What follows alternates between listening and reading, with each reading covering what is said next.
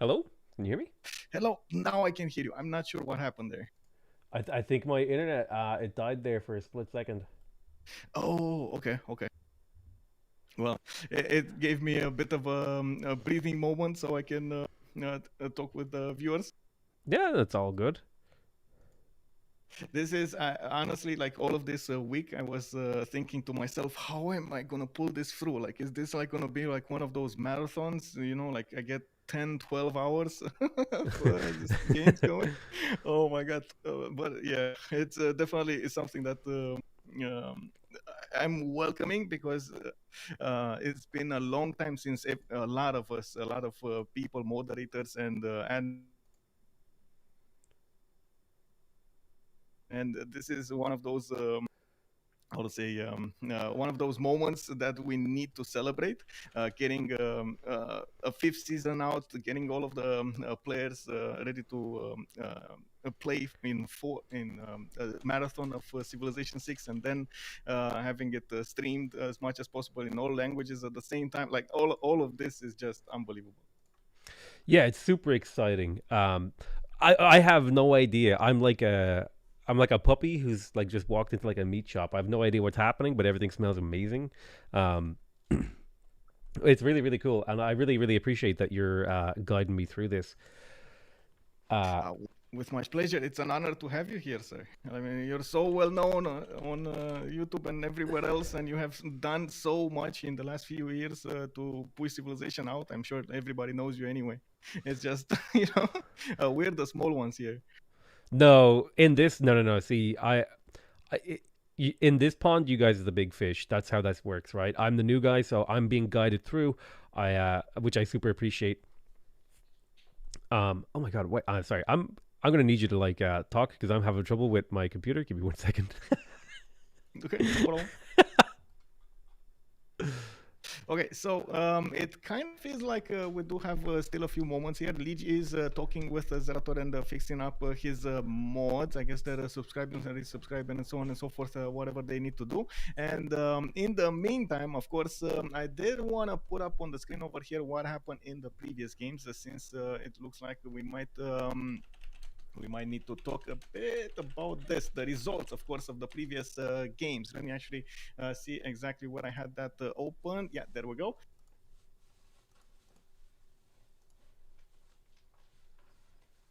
There we go. So we did have from the upper bracket over here in the winner bracket, of course. Before that, it does seem like, of course, Ulysses did get. Let me see. Where was Ulysses over here? Where did it go into the lower brackets? I think it was on the left side. I don't see it over here. Oh, there we go. So Ulysses was in a game with Quit Imperial, and they did manage to lose two games. That was in the quarter one, in the first quarter, week 5 and 6, and of course the last week of October, from what I can see. After going into the lower bracket, they did manage to actually punch their way towards this grand final. It is an unbelievable track record they did manage to pull off over here with a 2-0 against Disco Partisans. They went forward and, of course, got a win against 12 plus over here, the best team from the Russian community. And then we did have them going towards, of course, the round before the loser bracket and the lower bracket final. Civ Russia did manage to snatch a victory against Ulysses, but then Ulysses came back and punch, and of course did manage to get that win. In the lower bracket finals, Barking Gang showing up again, of course, dropping down.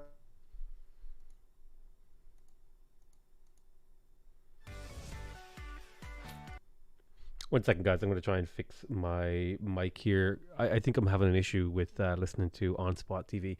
There's Twitch is making me listen to an ad while I go try to listen to his stream to see if it's just a Discord issue. Um,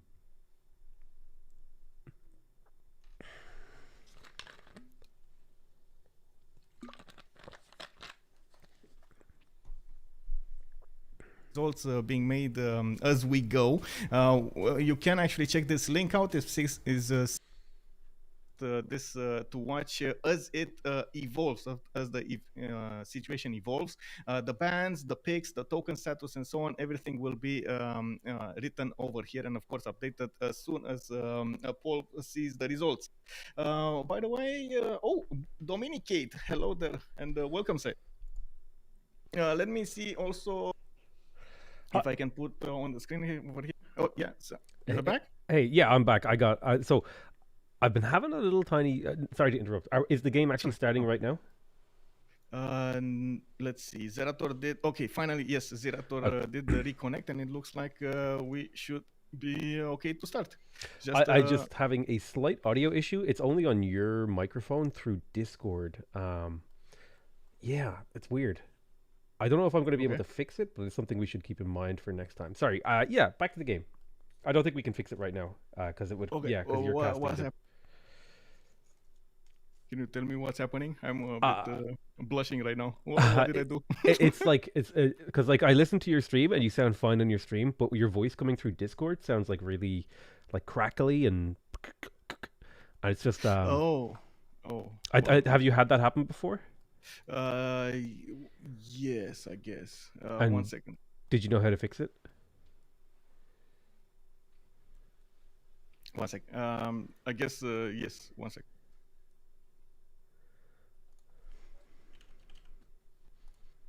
It's the Discord RTX because it's right now with the max. I'm watching the game, rendering everything and so on. So I'm just gonna switch from this to something else. Give me a sec. Yeah, no worries. I just thought I would bring it up because we're going to be here for a few hours and I don't want my people to hear crackling. I'm Yeah. sorry. I don't know. Is it better now? It's only gonna be probably on the left side. It's a tiny bit better, but it's still not perfect. But we'll just live with it for now and maybe look at a way to fix it for another day. Oh man, feel bad right now. It should be better. Come on, it should be better. Okay, I don't know why. Okay, sure. Anyway, Hey, coming back to the game because it does look like they did choose a map. It is actually gonna be tilted axis. Look at that. We're actually being how to say we're treated to a feast. yeah, exactly. They did go into the active ban phase. So how it goes, it's 6 bans and 3 bans for each team. Then we're gonna have 4 picks, then another 4 bans, and then another 4 picks. And this is all to actually counteract the advantages of being picking first. Yes, That's why we did that that. makes So sense. yeah, 4 civilizations did were banned and were taking off the picks over here. It looks like Japan is not going to be available. Maori is not going to be available. Also Spain and Norway. That's interesting because in single player, without the better balanced game, all of these saves are terrible. So, but they're getting banned in multiplayer.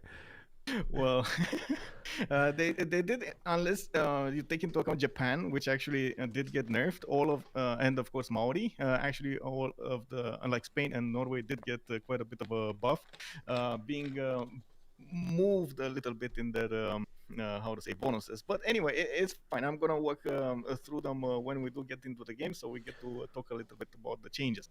Looks also, I do want to point out since this is tilted axis, you do see majority of the civilizations taken out are actually naval prone, like the Oh naval yes, base, no, that makes and sense. yeah, they are trying to get themselves an advantage, and it looks like Ulysses did manage to take advantage of that fact. Chuck is gonna go Joe the Third, Portugal over here coming up strong. Ooh, Portugal. Now, Portugal seems like a really, really powerful save because they get that extra trade route capacity. Now, the trade route capacity is slightly changed in the mod because it would be way too powerful. Instead, they get +1 trade route capacity per era, right? So this is going to Yeah, be a gold generating save. It's going to be paying for our unit upgrades and infrastructure and all that kind of stuff, right? yes, especially if it does get a neighbor to trade to. That's one of the prerequisites over here. Of course, you can trade with city states, but sometimes you just don't have any. So Yes. you're gonna see the players try to adapt to their land, and it is kind of a casino style save, but not on tilted axis. On tilted axis, most of the time you're gonna have that option. Also, I do want to point out Basil II got taken off. They didn't want to handle that possible crusade on them, and it looks like it got taken out as the sixth option.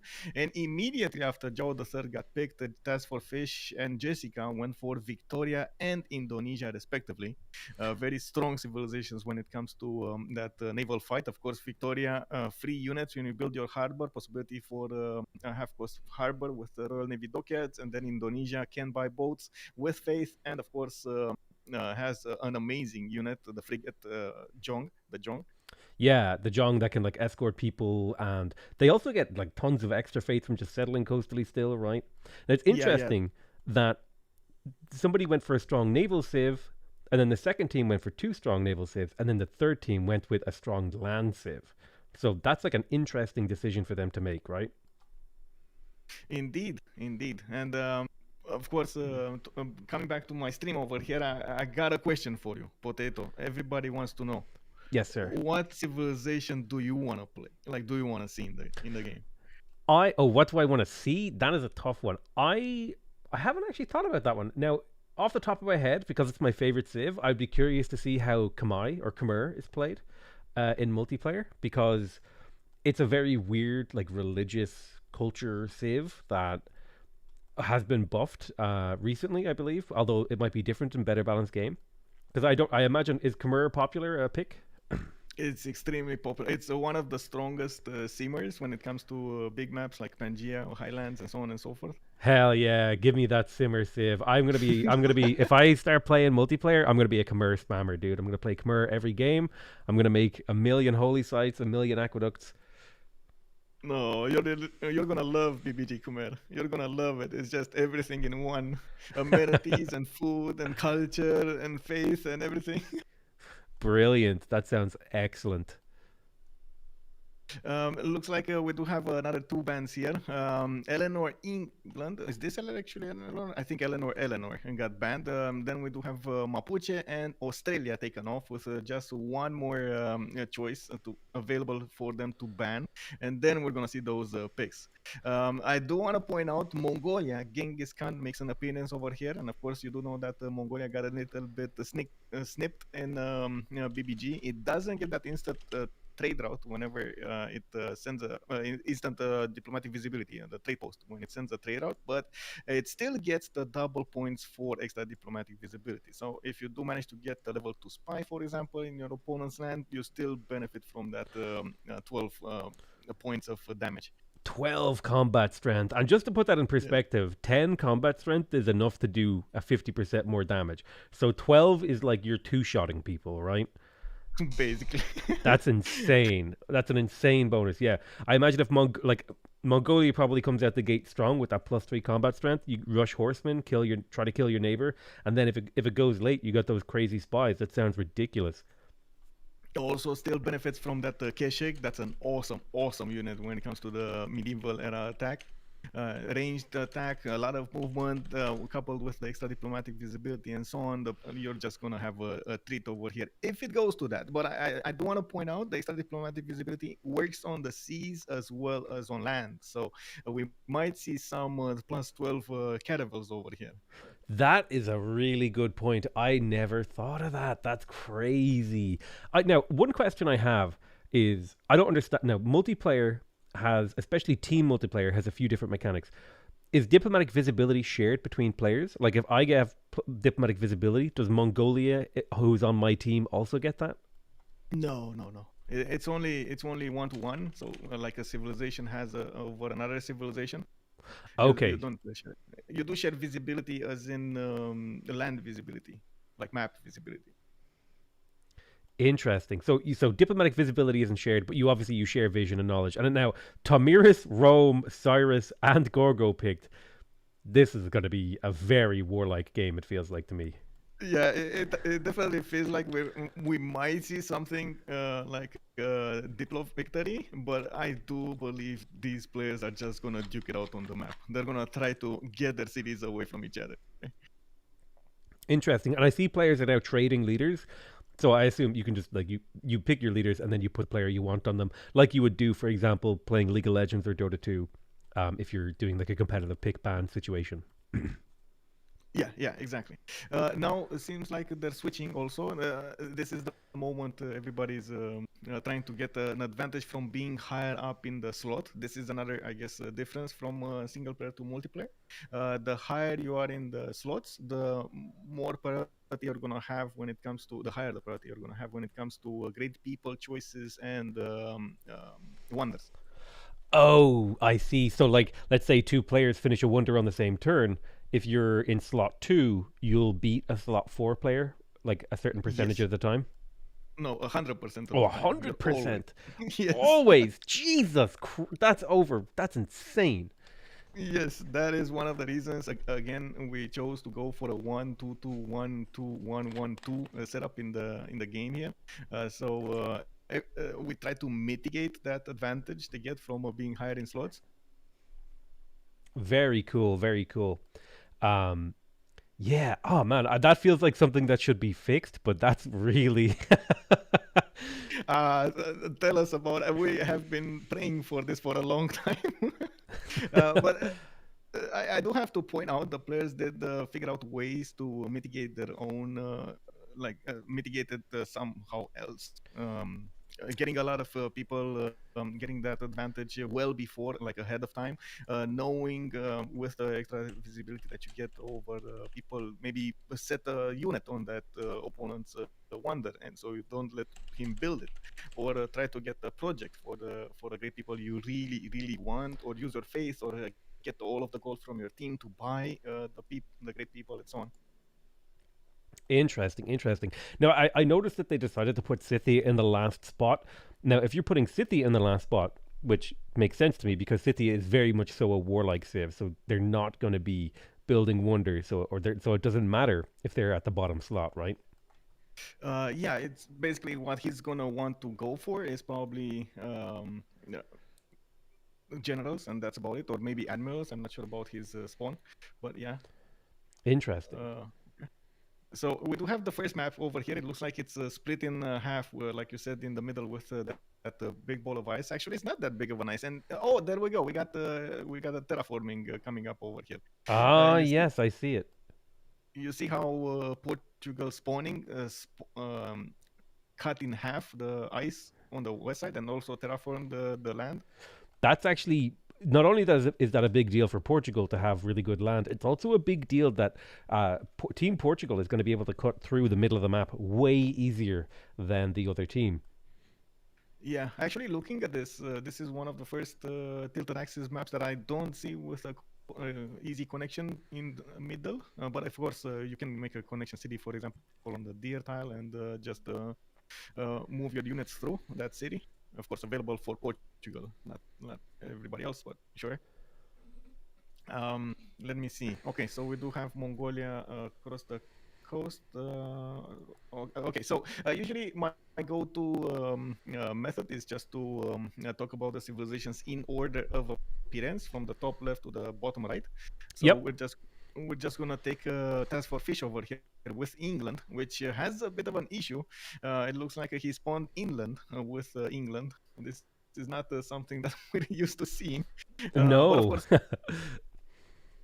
he has the option to move and settle turn two, which is not that big of a deal. He's still going to have freshwater settling on that 1-1 Yeah, to the bottom left. absolutely. And it's super important as England to actually settle coastally, right? Because it's a naval civ. Yes, and you do want all of the advantages from the Royal Navy dockyards and being on the coast, like building everything, like getting first of all higher adjacency for later on shipyards and so on, and the gold generation, maybe even for free inquiry bonuses. You know that juicy science that you get from the golden age. Absolutely, because in single player, if I spawned like off of coast as England and it's like two turns to walk away, I'll just settle in place if it's a good spot because he does have two tiles all around him. Like he would be perfectly happy there, but he I guess he prioritized that coastline settle so highly that he's willing to walk for two turns for it. Yeah, yeah.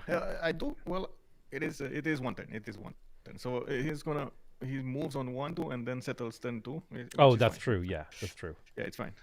But still, also another thing that I do want to point out, you're gonna see a lot of the players prioritize getting two bases over everything else, or maybe amenities would be higher than that in priority. But two bases are Yep. just the king right now. That extra, you can't believe how much the players do prefer having that extra little bit of time. You know, that one production, which gives you in total for the remainder of the game, what, 60 more production for 60 turns, or 100 production for 100 turns. Yeah. It's like, if you think about it, doesn't feel that much, but it is insane how much of a difference it actually makes. Oh, that's it. I talk about this all the time. It's the small advantages snowball you, right? Because if you settle on a 2-2 tile, you get your monument one turn sooner. That means you get 2 extra culture that you wouldn't have gotten. You unlock another civic a turn earlier. Yeah, exactly. And your tempo just goes much better all over the game. Okay, so it looks like Fish did move a little bit to the south here. We're gonna see him put his city on the coast. Let's go and take a look at the south here. We do have Noob 634, which is gonna be his ally. So it looks like it definitely is not gonna be a war between them. He has a civilization, a buffer civilization in front. Gorgo over here. Okay, well, we're gonna need to wait for Zerator to rejoin. Gorgo over here does seem like Noob 64 is gonna have a lot of gold generated. He already settled on something that's what, a cotton tile with 3 extra gold. He's working a 2-2 tile next to him, and of course he's gonna get to improve a diamond style to the west side. That's 6 extra gold that he can generate very quickly. That's a very good advantage over here. And of course, with Pericles', or I should say Greece's, not Pericles', Greece's a bias of hills, you can see how many hills he has around him. Rivers for fresh water and possibility to go on the coast. What I Um, do see, sorry, yes. sorry to interrupt you, but while we're on a pause, there's really good information about that. I'm also excited to see what he does with that diamond tile. Do you have admin access to this Discord? Could you maybe lower the voice quality of this channel and see if it helps Yes. resolve the crackling issue? Like, I don't know. Somebody suggested that to me. They said it fixed it for them before. Yes, one second.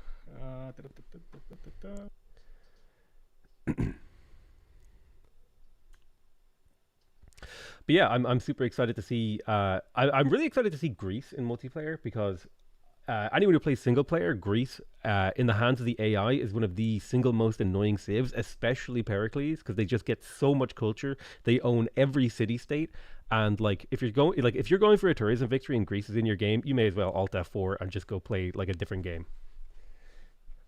Yeah, indeed. It's I did change the thing over there, but yes, every if you do manage to get that advantage, it is awesome.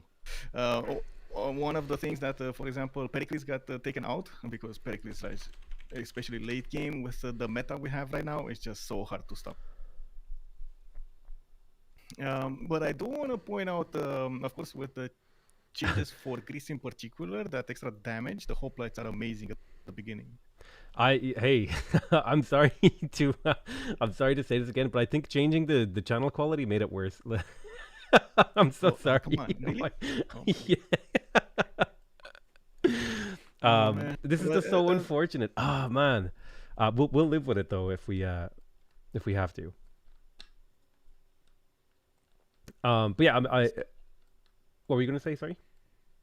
no, it's fine. I mean, I guess I can fix it with another microphone. Yeah.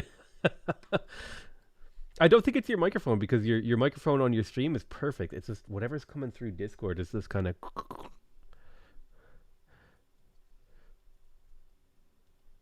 It's so unfortunate.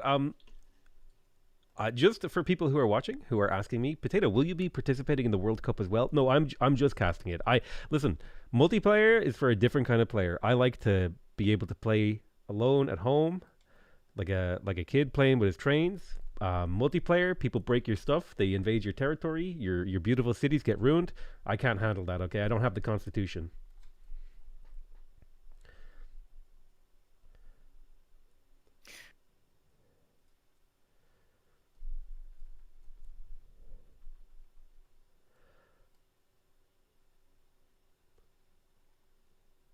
Okay, give me a second. Is Yeah, it all a good. little bit better now? No, No. Okay. I'm sorry. It's so weird. It's very weird. Have you co-casted with people before? Yes, but no issues there. But I guess they weren't streaming. They were just I was pulling the sound. Weird. So, but I did get notice at some point that I was cracking. But most of the time is because I'm rendering something. Not the game shouldn't interact with that badly Hmm. with the stream. Um, 1 sec. I'm gonna leave a bit over here the next spawn so we can talk about it. And let me put up my other microphone. 1 sec. Yeah, no worries. Sure thing. I'll also try and do something on my own end here. Um, Merci pour la cast, which I think it means thank you for the cast. I think that is the Rome player here thanking. I assume it's Zerator, who, if people don't know, is a huge French creator. He's part of the Francophone community. I'm not sure where he's from, but I think he is going to the. There's like a huge Civ 6 LAN going on in France, I think at the start of next year. And you can see the Rome player very clearly part of the French. And he is actually already immediately going for a settler here, already on 2 population, and it's only what turn is it? It's only turn 7. That is very interesting. He's already cranking out that that settler, and he has an entire city surrounded by not only chops but 2 production tiles.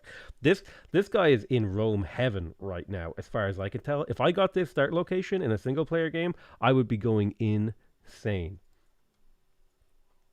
Now, he also has some pretty good strategics. He has that all important iron that he's going to want to probably rush for as Rome. Actually, Rome, it looks like he's got to pick up astrology. Now, that's interesting. I don't know if Rome is a sim city or a domination type civ. What?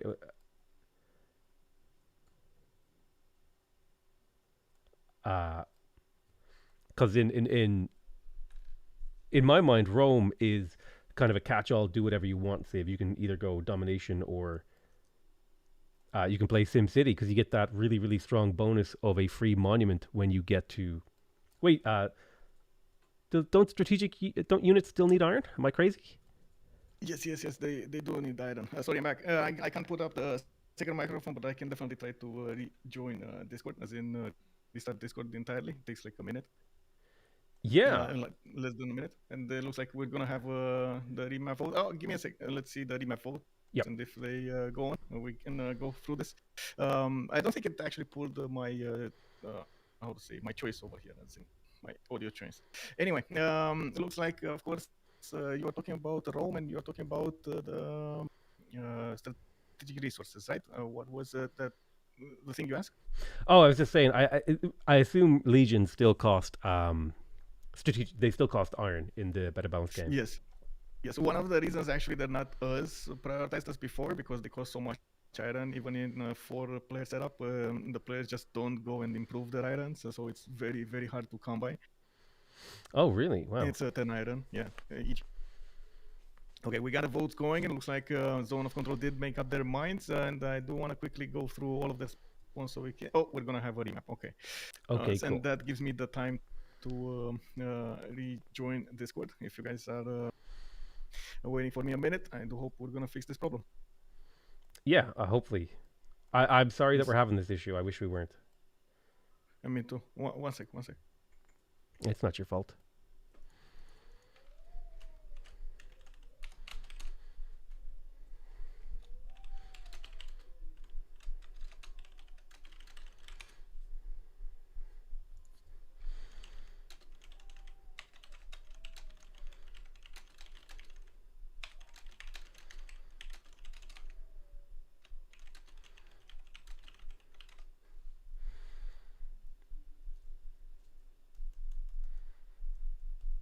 Okay, can you hear me? Oh my god, you sound perfect. You said it perfect. It's perfect. Okay, it's better. Oh my god, yes. Okay, whew. That It's actually it's worked. perfect. So I don't know what happened there, but yeah. Okay, I turned off RTX voice. Unfortunately, sometimes yes, it does cause issues. And, Hey, it's okay. Thank you so much for fixing it. My people are probably super happy with you right now. yes, I do have to extend my apologies. I guess this was something that we should have tried to see earlier. Yep, But this yes, is why you do test streams. So we're getting a remap right now, correct?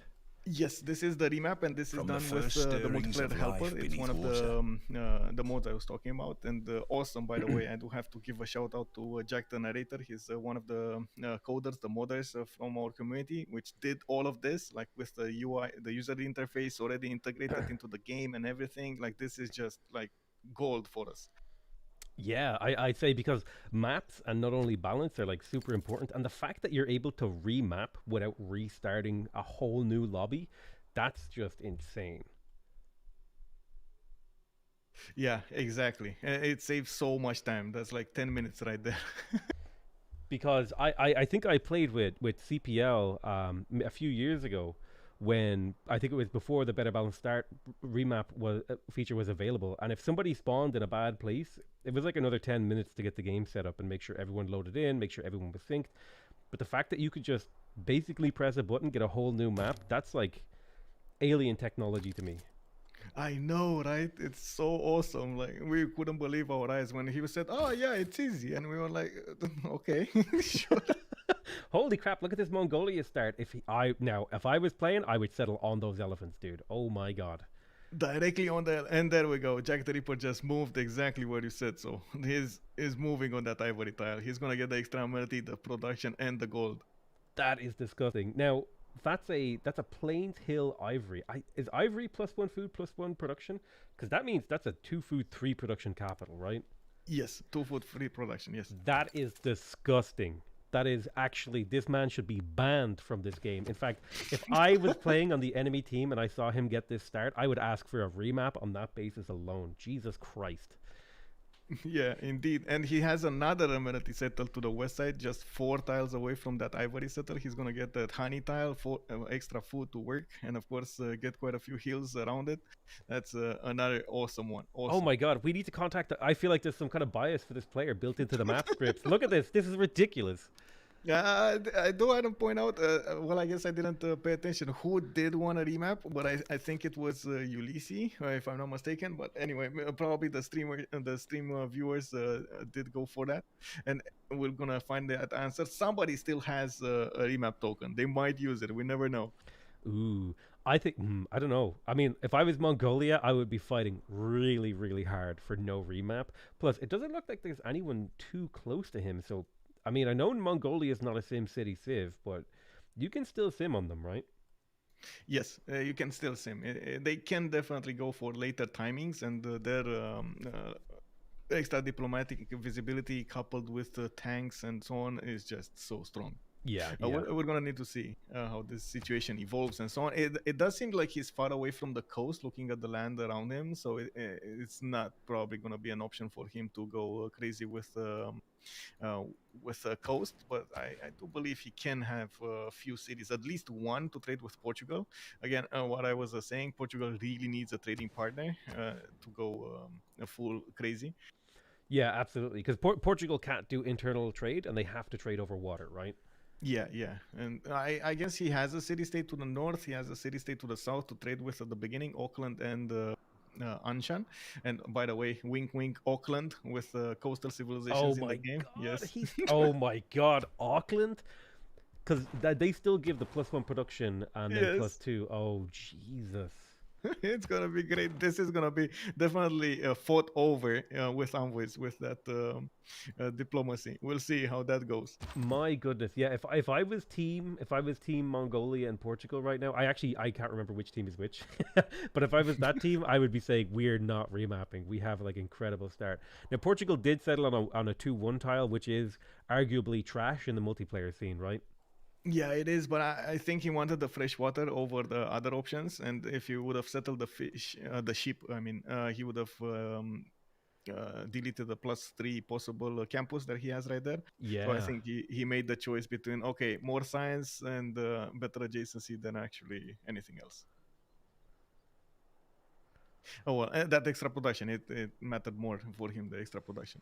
Let's see the others. What do we have in the middle of the land? Looks like Asticos is going to be here also. They're allies, by the way, Czech and Asticos. So Portugal does have somebody to defend him over here. There's not going to be an issue. The land is locked to the south, or I should say the sea is locked to the south. Yeah, there's going to Doesn't, need to be a canal city put there of some kind, yeah. right? I'd imagine if they want to get to the other sea or go through the middle. Yeah, the middle looks like it's gonna be quite. It's gonna have quite a few scenes of fighting. Indonesia is over here, Jessica 123, and can definitely do some kind of pressure through these one-tile chokes to the west side, and we'll see who's gonna have the biggest navy over here. I do think Indonesia has her own problems. You do see Persia to the north. Ulas over here is gonna play it, and he is definitely gonna try to stop Jessica 123 from focusing on the navy and focus on the land against him. Yeah, absolutely. I really do feel like this game, with the positioning of the players right now, it really does come down to what happens with this Indonesia player because they're in like a really key position. If they can control that central ocean, they completely control the movement of troops throughout the game. Yeah, this is going to be extremely important, and I'm certain that Jessica is going to be fed quite a bit of golden resources, so she can withstand all of that pressure from Persia. Especially, Sorry, yes. yeah, I was going to say, and is is Persia a brawling civ? They're really good at early aggression thanks to their Yes. unique unit, right? There are some changes for the unique unit. For example, it lost its support bonus, but it still has that ranged attack. And also, I do have to point out the trade routes for Persia do give you extra gold and culture. Yeah. Yeah. I'm playing a Persia game right now and I love that. When you get your internal trade routes going, it's so strong. Exactly, especially if you couple that with something like Magnus or Pingala internal trade routes. I'm not sure if you saw the rework on the governors. I've seen some of the reworks for the governors. I know that Pingala is now exclusively science, right? And then Yes, Moksha is more culturally based. Oh, yes. domestic trade routes give 3 science. Okay, I didn't see that one. That is Yeah, this one. what? What is this? What have you guys done to this game? That's insane. I Ah, mean, yeah, it happened. This is, I mean, it needed a bonus to counteract Magnus internals because Magnus gets this is the surplus logistics, the 20% growth in the city, and then the trade routes sent to the Magnus city get +2 food and production, and oh you my like god. increase that over districts and bonuses, and that is just so great. Wait, so if you make Magnus, you pop him in a city, and you build like your government plaza, your diplomatic quarter, you could get like +4, +4, even +5 food production from a single trade Yes, route too. That's yes, ridiculous, dude. That's insane. yes. And the players actually do. Some of the players do prioritize getting Magnus over everything else. Some of the players hate that option, and they still want to go for Moksha first, and so on and so forth. The culture, the tempo that the culture gives you is just prioritized so much. Really, because I would have thought that science was the thing that gives you tempo in this, right? Because you want to get that early workshop, you want to get that like +1 from apprenticeship, +1 on mines, Yeah, right? yeah. It's so you need to convert the advantages that you get from the cards that you open up through the Sea Victory and the governors. So basically, that's how Gotcha. you get the production back. Oh, Uh, I see. It's not that the cards are like the most amazing part, but getting those early governors can make a huge difference. yes, that's the biggest thing over here. Plus, governor plaza, more governors, and so on and so forth. Usually, the players already have like 5 or 6 governor choices well before how to say turn 45, 50, something like that. Interesting. And we are playing on online speed, so in like a normal Yeah, game speed, that would be like turn 90. 90. Yeah, yeah. Um, I do have to point out, Greece is all alone over here on the east side. We're coming up on turn 8, and just a few more seconds to go, and we're gonna see if they do want to remap this or not. Looks like Gorgo is gonna have again quite a few hills, a lot of fresh water, and an ally to walk nearby. He's gonna have Scythia to the south. It does seem like this is a east versus west type of a map with a few civilizations in the middle, while we do have. fish spawning in enemy territory. I do want to point this out. Fish over here with the city of Alpha. He's going to be next to Scythia and Gorgo to the northeast, where he does have this awesome civilization to play with. So, oh, yeah, there we go. We got There's the the remap. remap. Yeah, because it was I don't know about you, but this was looking like it was favoring the western side, right? It was favoring Portugal and Mongolia and stuff like that. Yeah, indeed, indeed. It fish over here coming up on the east side would have definitely kept busy both civilizations. He has that awesome ability to adapt to each of the maps very quickly, and you're gonna see, you're gonna love fish. Fish is one of the all-round best players in the game, and is he's gonna pull off some of those moves that we're not expecting. Oh, I'm excited to see what some of these players can do, especially, even just the unit micro is going to be way more advanced in multiplayer because in single player, you know, there's not really much micro. You're always attacking units that don't move and react, right? Yeah, or just keep your units fortified and they're just gonna die into you. Yeah, exactly. The AI will kill itself against you. I do want to point out, by the way, a bit of important thing about Scythia. You know that extra damage that it gets over wounded units? Well, Yes. it works on the seas. Oh, wow. Yeah, okay. Yeah. So Scythia actually has a lot more flexibility than you would normally give it credit to. Because I would have thought of Scythia as a land civ, kind of like Yeah, Mongolia, horse focused, but they can kind of play navy a little bit, I From the guess. first stirring and also as a cherry on top, the heal works as well. So if you kill a galley, Oh, you're gonna heal yours. that is crazy. I know one of you know how it is very hard to actually have that heal across the ocean because you just don't get that option unless you're in Yeah. allied land and so on. It's just with Scythia you don't have that. You just keep on attacking and try to get that heal off, get triggered. Yeah, especially between like promotions and getting heal on kills. I would say Scythia probably is the healthiest like naval pushing civ because your units just are never going to get low on health. Yeah, it's very strong indeed. So your enemy only has one choice. He needs to kill your units rather than let them heal themselves or go for the half shots. Like it's not worth to go for the half shots. You might as well just wait a little bit to get more damage on a unit. A triple attacking, quadruple attacking is going to be a thing all of the time. Okay, so on the new map, it looks like again we got a split in the middle over here. Looks like in the north part of the middle, there's going to be a connection from the west to the east, and the players might actually find themselves in some kind of naval situation. This is the map, by the way. This is the map. We're not going to have any more That's it. interruptions. Yeah, This all is the it. remaps are done. So this is it. Yes, Ride or die on this map.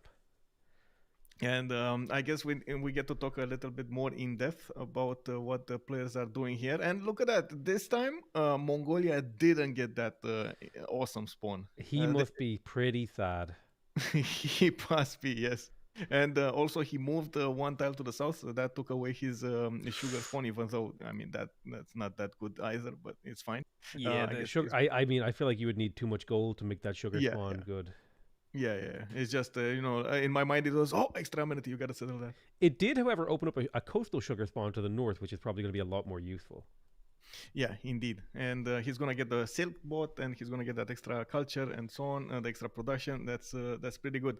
Looks like also he's at the moment next to one of his allies. It's gonna be Portugal to the southeast, and he also benefits from both strategic resources from the classical era, horses and iron that spawn next to his city. This is I have to get this information out there. This is guaranteed by BBG, but it's not guaranteed in the how to say rings. So basically, it's guaranteed around you in a certain radius, but Yeah, every spawn will be different in the first ring, second ring, third ring, and so on and so forth. So it's more expensive or less expensive. I see. So you might have horses, but you might have it in like tier 3 or tier 2. And if you move away, you might actually move it outside of your city. Yeah, which is kind of, you can imagine that is gonna put you back quite a bit, especially if you're Rome and you want to go for those legions. Well, I mean, you need your iron, so that's gonna be a problem. Oh, absolutely. I feel like early strategic resource timings between horses and iron, and like trading those between your allies is going to be like a huge part of any sort of brawler gameplay, especially for civilizations like Rome and Persia. Yeah, indeed. And we're gonna need to see how they're gonna get that goal going, and of course the uh, strategic resources going.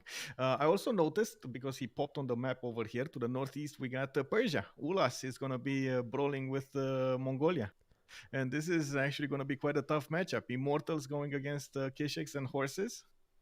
Yeah, I feel like ooh, I feel like I don't know who has the advantage in that one. Who do you think? I guess the Mongolian player does have the support of Portugal, which is I think an advantage, and I think he's in an easier position to forward settle Persia because Persia can't really back settle anywhere, can they? And they're surrounded by a bit of tundra and stuff. Yeah, that's what I was checking out here. This is going to be an extremely hard game for Ulas. I do believe the attack won't probably come at the beginning, but Jack the Ripper will try to figure out an advantage when he pops those Kesheks out of his cities. Yeah, So it's probably going to be medieval 40-ish turn. We're going to need to see if Ulas is going to be ready. I do have to point out that, of course, the players, if you do want to stop those Kesheks dead in their tracks, most of the time do go for pikemen yeah, I'd say with the pikemen fortified on hills are pretty good at stopping them, and then they just yeah pop them right. yeah that extra plus 10 that you get against cav units is just so good. But anyway, we're gonna need to see how the situation evolves. We might not see a brawl at that moment in time. We'll see. But I do know Jack the Ripper is an extremely aggressive player, and he's gonna try to unbalance his opponent as much as possible, or debalance his opponent as much as possible, actually. And there is what looks to be, is that a player in the water to the southwest, or is that a city state? The west, what Southwest. southwest. Oh, this one, Okay, Kagwana. it's just, I was like, dude, who spawned in the ocean? No, it wasn't a player. I was like, oh my god, this person got screwed. Never mind, it's a city state. That's fine. Yeah. Okay, so we got a city state there. We got a city state here. Portugal again doesn't have anybody to trade with. Actually, this is going to be quite a bit of a problem. Not even city states. He doesn't even have city states to trade with. And of course, Oof. it's going to take a while until he's going to find Caguana and break the fog with a galley or something. We're going to need probably Mongolia to get a city to the southwest and start those trade routes over there. I was thinking he might settle on that coffee to his west on the coastline. That looks like a pretty, like, I mean, it's not freshwater, but it Yeah, is good enough. yeah, it's good. Most of the time, the naval civilizations don't care that much about the freshwater because of the lighthouses. You Yeah, already lighthouse. built, yeah, you already build the harbor. You get the lighthouse extra to housing, so it's fine. And we need to see what kind of specializing building in the government plaza they will choose.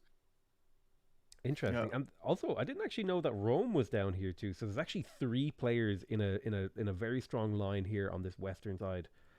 yeah, and it looks like it's three from one team against one from the opponents. So Ulas is again in enemy territory. We're gonna need to see how he's gonna fare against Jack the Ripper. But yeah, it's definitely gonna be what's here? No money, no fame, only pain.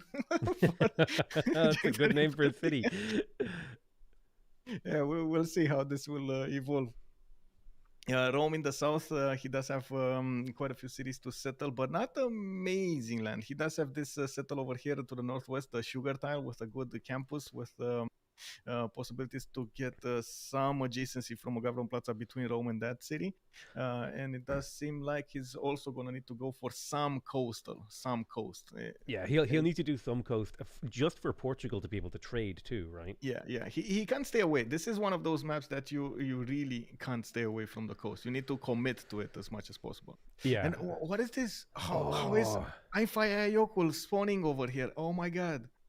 I guess I wonder if anyone has spotted that yet because I would like if I was single player, I would run a city over to there as fast as possible because that culture is insane. Yeah, this is just whoa. And when it's gonna start to blow up and increase all of those yields, this is just gonna be so good for whoever settles it. It's probably gonna be Rome. It does look like this mountain is stopping Portugal from getting a city there.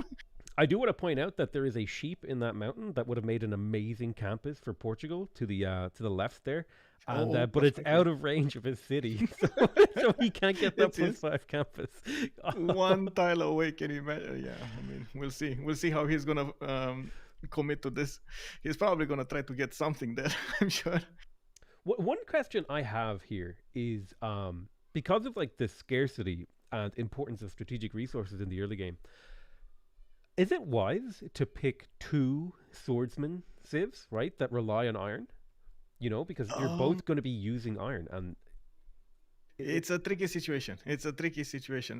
No, I wouldn't say it's wise, especially if they're unique units, unless they do have like half cost. For example, Congo's unique unit, it's 5 iron instead of 10 iron, so yeah, you basically build more for the same.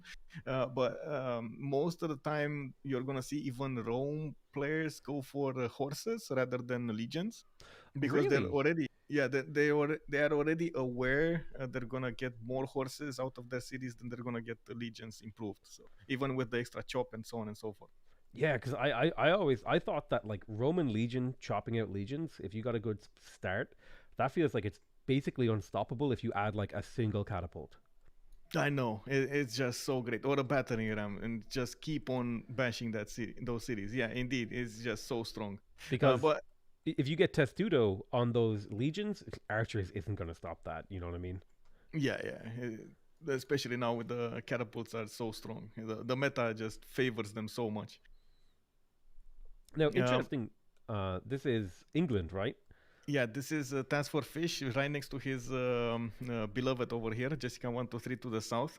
We do have them with a opportunity to trade on the coast. They're going to generate a lot of money. And And coastal trade routes are amazing, right? They're a lot. yeah, yeah, Everyone knows coastal trade routes because I think coast counts as road, which boosts the amount of gold you get from a trade route, right? exactly. And it does also seem like Indonesia did pick up that first pantheon with the faith that she's getting from the coastal settle. Ah, okay. I already love this. This is my favorite Yeah. pantheon in the whole game. I every time I spawn coastally, I just pick God of the Sea every time. Oh my god, look at this southeast.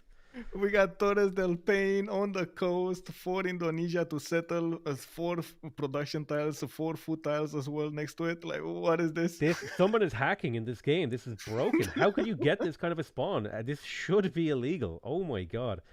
I've never seen that much food in production. That's the sort of food in production you see from a city at turn 200. Jesus. I know, and this is immediately Jessica saw that. She scouted it with a scout from what I can see, and of course she's probably gonna get the first city immediately to the south, probably on the banana. Get that extra era score, get all of that production and food going. I mean, the banana settle is cool, but I would go all the way down to that 3 food 4 production tile on the coast above the stone because I would just be like, I want all of those Oh. Torres de Pain So you tiles. want one amazing city rather than two on the wonder. Oh, Okay, got yeah, it. absolutely. I want like one giga city. That's exactly what I want. Well, we're gonna see what Jessica is gonna choose here. She does have horses. The iron is a bit further away than she would definitely want to get. It's 3 tiles away from the capital. That's expensive. We'll see if she's gonna get it anytime soon. Well, it Uh, will be, if she does settle the banana, it will be cheaper to get it from the banana city. That's the thing. yeah, yeah, indeed, indeed. It's 2 tiles away. Yeah, you're right. You're right. Look at To that. the This is east. why you bring me, because I remind you of things you sometimes forget. To the east, we have. It's Tordred with Scythia coming up with a builder soon enough. He probably went builder first. No, he did get a scout out at some point. He's behind friendly lines over here, and does look like he's also going to need at some point to commit to the coast. I don't think he can keep away from it. But this is one of those positions for Scythia in which definitely you don't want to find yourself in. It's backline simming Scythia instead of frontline brawling. Yeah, this seems pretty terrible because Cynthia only has the Kurgan, which is like faith and gold, which are, I mean, those are good yields, but it's not what you want to be getting from your tiles, right? Well, I got a surprise about the Kurgan. It was like we did receive quite a few complaints about it, like, oh, but we can't place them next to each other, and we can't find pastures, and so on and so forth. And what are we gonna do? And heals and so on. So now they can be placed next to each other, and they can Ooh, be placed on hills. So you're that gonna is a see, huge buff. yeah, you're gonna see quite a few amazing tiles over here for Scythia when he's gonna get those Kurgans going. That's exciting. So Scythia Sim, not ideal, but still viable, right?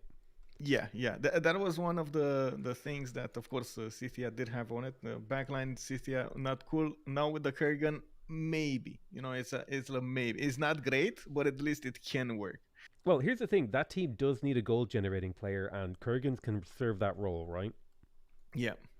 I also want to see. Let me see. Is there anybody over here as an enemy? So we got. There must be. No, wait a second.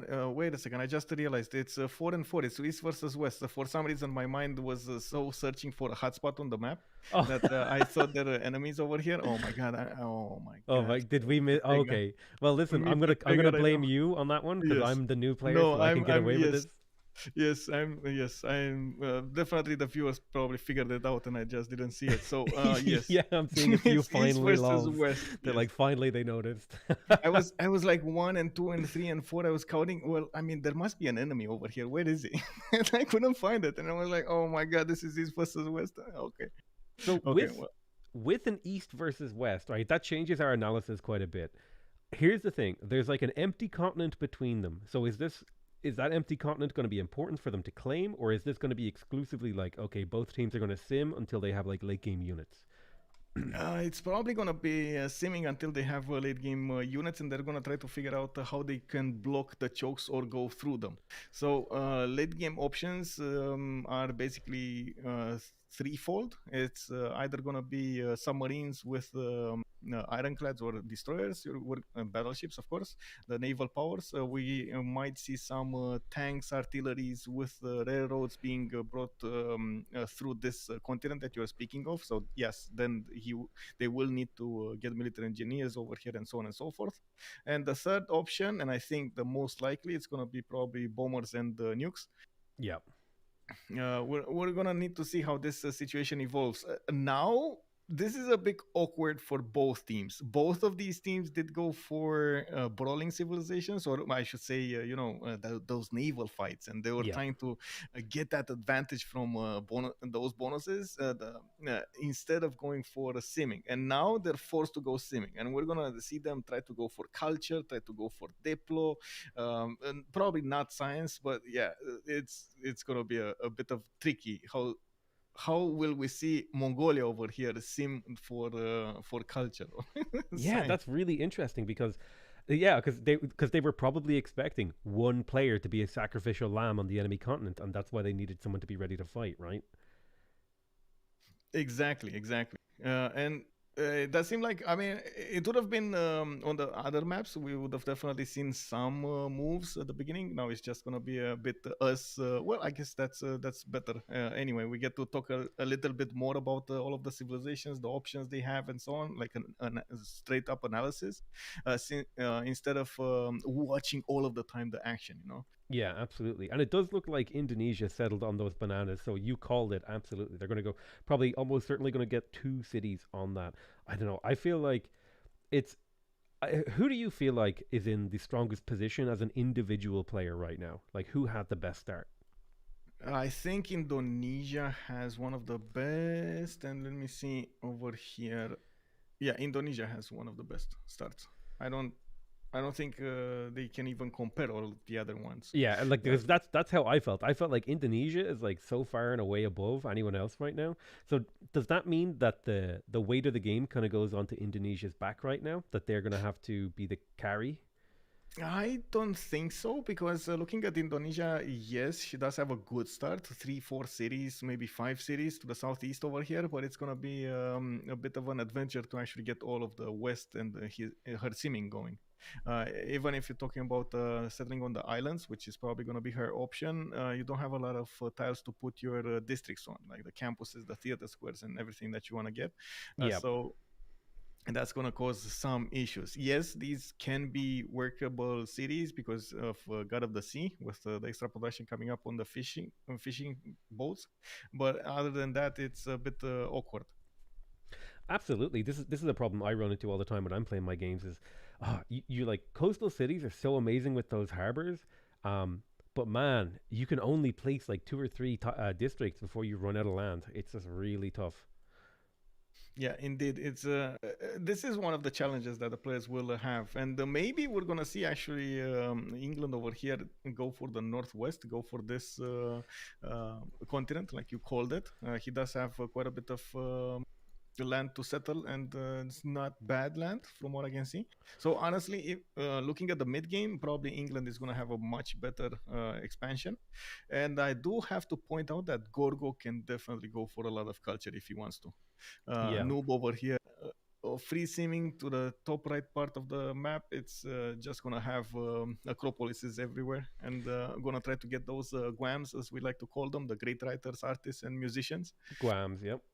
Now the interesting thing here for Gorgo, I just want to point out. I don't know if you've noticed the Fountain of Youth there. Now that Yeah, yeah. is when they decide to start working that tile, could have a big impact, right, on how quickly they climb up that tech tree. Um, Yeah, yes and no. So this is actually trying it out for a few times. Working this style is a bit awkward because you don't get the food, you don't get the production, right? So if Mm. you, for example, place a city there and you just keep it working, it's just not gonna grow, right? You need some other tiles around, worked first, so you can get the benefit from that for extra science and for faith. What Yeah, it you would can need do, like wheat and fish first, like two or three, before you start yeah. working it. Exactly, exactly. You need a lot of food to actually counterbalance this. You can get a free Pantheon though. That extra 4 faith immediately going for 12 faith for a Pantheon, on online speed. So basically, you're not gonna need to use the God King card, the +1 production, +1 faith. So it helps out in that aspect. Yeah, very true. Because like from my perspective, I see that tile, and in my mind, I'm like, okay, I see this, and this is like it's like a free district. It costs me food to work like the specialist tile, but it gives me Yeah. really, really good returns. So I would be looking to get like maybe a farm triangle in there or some other source of food, so I can keep working production at the same time. Because in my mind, I probably wouldn't work that tile all the time, but let's say I was going for apprenticeship, I would plug that tile in because the second I unlock apprenticeship, it's +1 production on every mine, right? Yeah, indeed, and it's definitely going to be something that even Greece will try at some point. But you can see that he's not spending that gold on the tile. He No, doesn't early want to work game, it. I think early game it's a trap, like you said. Yeah, he's getting more settlers out. They figured out their east versus west. So now, oh, by the way, we can switch points of view. By the way, let's see. So Oh my god, that is awesome. yeah, and also they took a city here for a fish, and they took out Yerevan with the help of Greek units and English units. And they took out Yerevan because A, Yerevan isn't a very useful city state, and B, having an extra city this early is a big advantage. Yeah, it's a bit awkward that it's inland, but I think fish can just plop one of those harbors out, and it's fine. 3 tiles away. Yeah, I Let's see think the other plus vision. it is off of fresh water, which sucks, but I mean, Yeah, they should be able to make it aqueduct. work. Yeah, yeah, it's fine. Even the monument, the free monument that the city built you, it's fine. And I'm not sure if it does have a granary or not. Let me see. Oh, it does have a granary, so Ooh, that's that's big. easy. Yeah, that's great actually. It's burning right now. You can actually see it. This But yeah, you can see the burning granary. But like you said, I do want to see the other team now that you mentioned it. Okay, let's see what their vision is. We got 3 cities for Persia going for builders right now, and of course the internal trade routes. We got Mongolia already putting that coastal city to the north and trying to get the vision. Portugal, 3 cities. Oh, look at those traders going towards somewhere. Where are they? Oh, they're going actually to Korakoro. Are they? Are they? Let's see. They are Korakoto actually. Wow. So that was so important to get those trade routes up that they rushed Mongolia to the coastline. Yes, exactly. So I mean that's a lot of gold. Looking at the yields, for example, over here we do have Chuck already on 21 gold a turn from those Gee. trade routes. Oh my god, he's going to be able to buy tiles, buy builders, buy traders. He's going to be so happy. I notice he's not actually going for more settlers right now. Now, why is that? Because he secured a golden age, or what is he? What's the thinking there? Um, I think he wants to chop a Dude, few tiles before he's gonna put down districts. And 1 second, I think I have a middle student over here. There we go. We need to mute the middle student. Yep, I just grabbed them. Yep. Okay, nice. Yeah, so at this point, usually the players go for 3, 4 cities and then start to settle down a little bit. Uh, it- because they need to build their monuments, they need to improve the tiles and then start chops going to improve more tiles. You're gonna see a lot of the players do prefer to wait a little bit for a builder or buy a builder to benefit from the chops from a forest rather than putting down a district on the forest and destroying it. Yeah, because that extra production is huge, right? You Yeah, pay 25, 30 production for a builder, but a single chop pays you back 20, 25 production, right? So that's like yeah, that's basically. profit. Exactly. So there's going to be a tempo over here for the players. They get a builder, they do two charges, then they chop another builder, and so on. That will be kept by quite a few civilizations for some time. Yes, Except Rome. Rome is a bit of a different beast over here because it does benefit from that monument. the free So monument that they get yeah, at Code of Laws, right? yeah, so the tempo is a bit skewed, but you do see he immediately settled. By the way, on Fire Yoko. This was like, oh, I gotta settle that. I gotta settle that. This is like candy, you know. Yeah, I mean, just look at that food yield. He's going to be able to grow that city so fast. However, the one problem he has is there's no fresh water nearby, so it's going to grow slowly until he has a granary and an aqueduct in there. But Rome does get a unique aqueduct, so he's getting even more advantages there. Exactly. He's already on 12 culture a turn. We got task for fishes at 11 culture, for example. And I'm not sure exactly how 12. he. Oh, he's also going to get more moksha implanted over there. 12 culture per turn on what is this, turn 25 or something? 25. Yeah. That is insane culture. He is absolutely Yeah. storming his way up through that culture tree. Yeah. I did also notice a wonder here. We got the Temenanki placed in Mongolia, and it looks like he's going to have this land. Actually, if he does manage to get the Temenanki with maybe some Liang, it's going to be unbelievably great here. Doesn't have a pantheon yet. Oh, he just chose it. It's Lady of the Reeds and Marshes. Oh no, that is And so strong. yeah, look at that. All of this land just got that extra production on it, and he's gonna get the extra from Temenanki. And it doesn't look like he's going Liang. He's going Moksha actually first. So we're probably gonna see some extra culture here rather than the extra production. So let me just ask here because in the Civilization 6 base game, has Lady of the Reeds and Marshes been changed? Yes, in the base game, I believe it's +2 production for floodable terrain or something like that, but it Yeah, doesn't it's include the like marshes. desert and marsh only. Whereas I think Oh, in does this it? Okay. it's all floodplains, right? Yeah, this is all floodplains, but only one production, and the marsh includes the marsh tiles. And yeah, I guess the Yeah, first so one it's a included the little bit marsh. less powerful, but way more flexible. Yeah, it makes this land amazing, right? It was so bad at the beginning, but now this can actually be viable. Very, very cool. Yeah, because my first instinct on that city was that it doesn't have enough floodplains to make Etamananki like super viable. But if Lady in the Reeds and Marsh works on non-desert floodplains, then this starts to look really good because he's got one, two, three, four, five, six floodplain tiles, which is quite a few. That makes it super viable. It is kind of sad because if he had moved down one tile, he might have had like 9 floodplain tiles. Yeah, I mean, when you open up the game, you just don't have that vision, and Yeah, then yeah, that's it. what can you Like do? What can you do? You make a because choice and we you live all with it. know the joy of like like you get like 20 turns into a game and realize that if you'd moved one city one tile to the right you could have had like an amazing thing and you just quickly reload and pretend nothing happened. That didn't happen, yeah. 6 more turns until the Temenaki is going to be finished here. Let's see if anybody else. There was a question here on my stream what kind of pantheons we have. So I'm going to quickly go through them. Lady of the Reeds and Marshes on the northwest of Mongolia. We got City Patron got its own Portugal.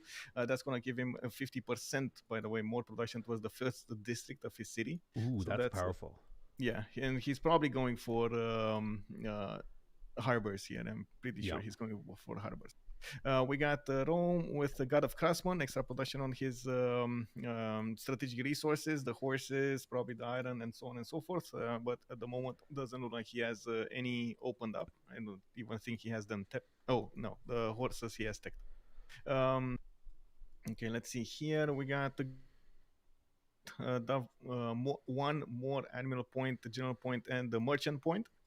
Looks Interesting. like religious settlements for Ulas, even if we were thinking that he's not going to have a lot of land to settle. He did go for that extra production towards the settlers, and of course, he's going to get more tiles around his cities. Yeah, because of the passive culture expansion, Yeah, right? yeah, exactly. With the new religious settlements in BBG, you get two extra tiles, just like Russia. You just settle the city, Oh, and you get two of them. that's pretty powerful. Yeah, it is. It is, especially if you don't want to spend gold. God of the Sea here for Indonesia, and we got the God of Open Sky for Scythia. He's going for that extra culture on the pastures. Very important, by the way. You just see that he's gonna try to keep already putting down those kurgans. Oh my god, those Kurgans look amazing in this mod. Two Yeah, food, one production, three gold, two faith. I would work that tile. yeah. I'm waiting for this one. This is gonna be two production and three faith and three gold, but it looks like he's probably waiting for that tile to be chopped, and of course get that extra builder. Yeah, I'd say jungles are kind of like a bit of a thing that players have to keep track of because you can't chop them until bronze working, which then also unlocks iron. And usually you want to delay iron so you can maybe place your good campuses because you don't want to get your campus screwed by iron, right? Oh, I agree. I can't say how many times I've seen +5 campuses blocked by iron tiles. That's the thing. If there's ever a question, like if it's like every time I play the game now, right? If I see a place that I want to put a campus and I haven't taken animal husbandry and it's like a flat tile, I'm like, there's a horse there. I'm not researching horse tech ever until I get that campus Yeah, down. You know what I mean? I know, I know. I actually was looking your streams a few days ago, and you're like, okay, I'm putting this here, putting this here, and you had that mausoleum pre-placed, Yeah. and then you were like, no, I'm not going. Well, that's what I need to take it for. Yeah, I totally get it. It's just it messes up everything, and that is the biggest problem. Oh, it's game ruining. Now I see they took the appeal pantheon on. Yeah. Oh This God, I is forget the the name of new it. Earth Goddess, and this is gonna give him one face for charming and breathtaking appeal tiles, which is a bit. I do have to say this is a bit has its pros and cons because when you're gonna start chopping, and this is 100% gonna happen at some point, Mm-hmm. you're gonna lose the appeal. The forest gives you the extra appeal over here. He doesn't have mountains, and this is gonna be quickly. Now to say going down as a bonus. Yeah, but even so, having that little bit of extra appeal early game because it's basically early game the appeal on tiles is so high that it's basically +1 appeal per population or +1 faith per population until you start chopping. Yeah. Oh, So I see a few problems. I'm sorry. I see a few problems. So we got two more turns, and the players do need their golden ages, and yep. I just opened up the window over here so we can see the era score. 5 players didn't manage to get the era score points. Ooh, that's is that normal? Like, how many people do you usually see miss it? Or like none. And it's like it's a very how to say it's a very big problem if one misses it from a team. Having a full team miss it, this is just not usually happening. Of Ooh. I do see. Okay, we do have one more turn. This is, you know what, this happened. They didn't meet each other, so the extra 4 points because they would have met each other, and of course declared war. And this would have tipped them over the era score threshold. So now Noob 64 needs to figure out a way to get his going. He's okay, getting a hoplite. Oh, it's not gonna be in time. He has one turn, and as you can see, the hoplite is 2 turns off in the city of Sparta. He spent that production into getting a settler instead of getting. Oh, okay, never mind, never mind. That's it. That's the war. They just found Oh, each other. oh my God, that is. How did they find? That's insane. That was like because it would have been huge if they hadn't met each other, right? Yeah, that would have been, oh my. So you can imagine all of these players especially benefiting from pen brush and voice versus not benefiting from pen brush and voice is just so big of a difference.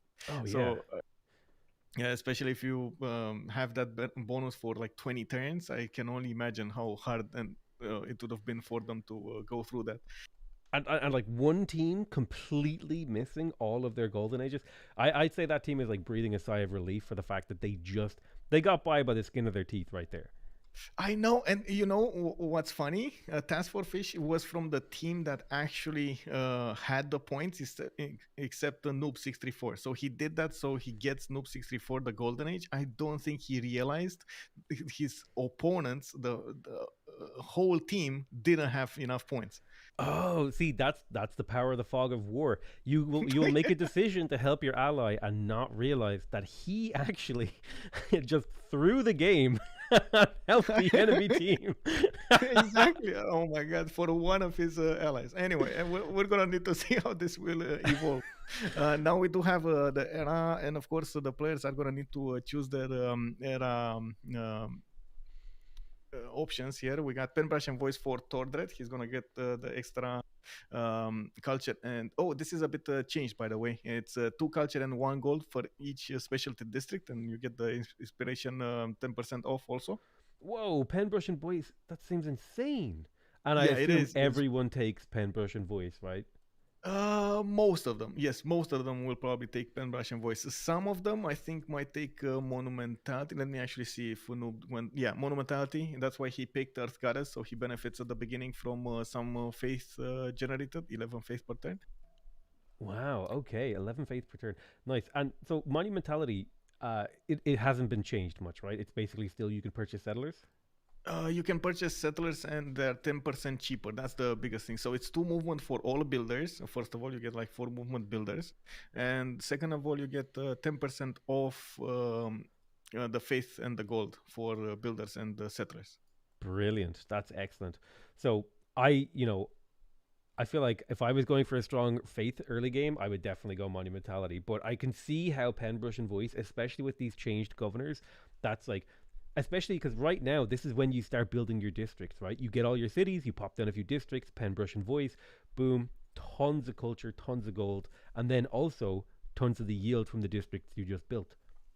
Exactly, exactly. And I do want to point out most of the time, especially in war situations, pen brush and voice is probably the go-to because of that extra gold that you get. So basically, you get like free cost districts, and you can sustain an army. While with the other ones, you just have gold problems. Monumentality, for example, is very, very gold problematic. Yeah, especially because every piece of district or building that all costs one gold, and there's not a whole lot of things that give you gold in Civ 6 aside from water and districts, right? Yeah. Uh, let's see. Jessica 123 did go for Penbrush and Voice, even though she's putting down quite a few harbors over here, already getting those trade routes going. I did notice, but I didn't speak it out loud. We got Cithia getting half of Torres here. It looks like uh, Tordred is going to benefit from trade routes to Indonesia. And I don't I know if I would let my teammate have half of Torres. I would take all. Dude, you're not having half. This is my Torres. Get out of here. Yeah, I think this was for trade routes actually, more than anything else. So they're probably gonna. Another thing, of course, to take into account is the gold that you generate with Reina. It's the 4 gold per turn for each foreign trade route passing through the city bonus. So Yeah. basically, if both of you put Reina in the cities and then just walk trade routes through those, it's just gonna make so it's gonna generate so much gold. I would And really appreciate it if someone would take a screenshot of this and then post that Bugs Bunny our Torres meme. yeah, Post that indeed. to the Discord. Okay, what do we have here? We got Task for Fish in a free inquiry. He did go for the extra science for his harbors and already putting those Royal Navy dockyards on the map here. He's on 22 science with 22 culture. Faith of culture coming up from his Moksha. He did insert it in his capital, and we got the connoisseur ability stepping in. Of course, plus 1 culture for each citizen with 7 pop city. Yeah, a Nice. bit Very strong. very strong indeed. It's one of the, I think at the moment is leading the way here. Look at Fish go. He's definitely figuring out exactly how he needs to play this, so he's in the lead. We got also Ulas on the other side with Penbrush and Voice, and I'm a bit surprised about his science. Oh, he did go for Magnus first. Okay, that's why he's going Magnus first in the capital, starting to get those trade routes between his other cities and the capital, getting Wait, those what bonuses is his going. science? Sorry to interrupt. What is his science? He's on 7 science and 13 culture. Ooh. Seven is Yeah, quite he low, right?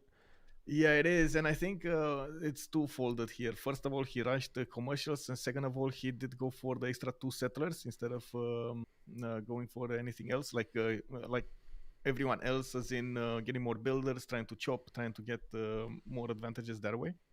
Yeah. Because I was going to say, because I feel like, culture seems like the big yield early game, but that doesn't mean you want to neglect science, right? Because this is Yeah, multiplayer. definitely. You fall behind in tech, you're behind one unit upgrade, and you lose a war. Yeah, indeed. I do have to point out something, by the way. You know how the district cost is related to you going and opening up the tech and the civic tree? Hmm. Uh, well, the players do sometimes prefer to stay low in both of those outputs and then expand at some point. Like they just explode at some point in the game with multiple cities. They already got like 10 cities, and then they start to put down campuses, commercials, and so on and so forth. Oh yeah, absolutely. That's almost exclusively how I play the game on deity. I usually don't even place a district until turn 100 in most of my games, and then when I have 12, 13 cities, it's go time. Yeah. There was a question here on my stream about the great animals, or I should say about the great people in general. It looks like we got England, of course, with God of War and Plunder getting 10 great animal points a turn. It's probably going to go through these like they're nothing. We're still at the 30 points for animals. And of course, there are like, what, three, four of them? Mm. Sorry, I was responding to someone in chat. What were you saying? What? This is We're actually watching tough. we're watching the great people screen here, and I was saying that England is going to go through the early animals like they're nothing, Yeah. uh, with 10 points a turn. Is, Let's is is see. there a particular admiral that like stands out that people like really want to fight over? Yes, actually, there are a few of them. The Gaius Tullius admiral, the one that gives you the core, or I should say, the fleet. Oh yes, it turns one of your boats into a fleet, right? Yes, Rahendra Kola, which gives you, or I'm not sure how to pronounce it. Is it Rashendra or Rahendra? Yep. It's the +3 admiral, and then you get the Santa Cruz Armada admiral, extra visibility admiral. I don't know how to Oh, the diplomatic what's the name. visibility admiral. Yeah. I don't think we have the diplomatic visibility. It's the Oh. extra visibility for the boats. You get like Oh, plus one one extra. vision range. Yeah. Yeah, yeah, that one, that one. I don't know what's his name. Well, I yeah, don't. there are Yeah. quite a few of them. In science, I don't see anybody making those campus points and the great scientist points. And of course, it's okay because Hypatia is not first. That's another one of those scientists that everybody craves for. Hypatia, Newton, and Einstein are going to be the ones that we're going to need to keep on watching. Absolutely. And it's interesting because not many people went for early campuses. I know Rome has two placed, but I don't know if he's finished them. But if Hypatia was there, he probably would finish them. He's actually building one right now. Yeah. But I feel like if Hypatia is the first great scientist, you prioritize that a lot higher, right? Yeah, indeed. And most of the time, you're gonna see players try to get a project out, like get a campus and then get a project, so he secures Hypatia, just like you Yeah. would secure like a general or something. Yeah, like you would Uh, secure a religion early game. Like if you're the last guy, you quickly drop down a holy site, you pop out a couple of projects, boom, boom, boom, you've got your great profit. oh yes, and look at this. We got Tasticos benefiting from all of that improved wonder. Hi-Fi Yokul exploded at Oh least two my times. god. Look at and, that. and I do have to say that Liang also got a bit of a facelift over here. Liang has been reworked almost entirely, right? Well, except the first one. All builders trained in the city will get the +1 build charge, but then you do get agriculture, +1 food on all of the city's revealed resources. So you can go tall if you want to, with a Very lot of strong. resources. And he used this Liang for the left tree, reinforced materials, +1 production for floodplain, volcanic soil tiles in the city, and also And the city cannot be can't be damaged. damaged. Yeah, yeah. Yeah, so basically he's gonna not be afraid about he's not gonna be afraid about Time Fire Yokul's exploding. Because I feel like if I was this player and I was like making YouTube videos about this tournament, I would like take a screenshot of IEFOKUL or whatever it's called, and that would be like my thumbnail. It's like, I got this insane mountain in multiplayer, dude. It's crazy how strong that is. Yes, it is amazing. It is amazing. And of course, I also want to point out the classic Rome strategy over here. He has a lot of cities out. He's trying to benefit from that extra monument, free monument from his uh, civilization leader's ability. And from what I can see, is now going for the campuses so he can get that pen, brush, and voice going. Uh, I do see him stopping a little bit, and we're probably going to see another expansion phase soon enough. The big problem here is the land availability. So he only Mm. has like I think two more cities to the east, a little island here that's I'm not even sure he's going to settle, and one more city to the north, and that's about it. That's where he's going to stop at 10, 12 cities maybe with the islands. Yeah, he doesn't have enough land to go mega wide like you would normally want to. Yeah, And that's Rome in a nutshell. You get as many cities as you can get away with, right? exactly, exactly. And if you don't need to make units, that's just going to be your priority for the rest of the game, getting cities out. Brilliant. I am curious. I see a lot of people pre-placing districts, but I also see that some of them aren't pre-placing districts. And now pre-placing locks in the price of a district. Yes. But it looks like, is that a bronze working thing? Can he not just harvest that yet? Wait. Oh, this one you're talking about the stone Yeah, because it looks like he or has this another one? two. He has another two really good, three really good campuses that he wants to place, or is he waiting for the harvest? I mean, I would say he's waiting for the harvest, but honestly, at this point, I'm not sure exactly. Maybe this is like a misstep, like a miss.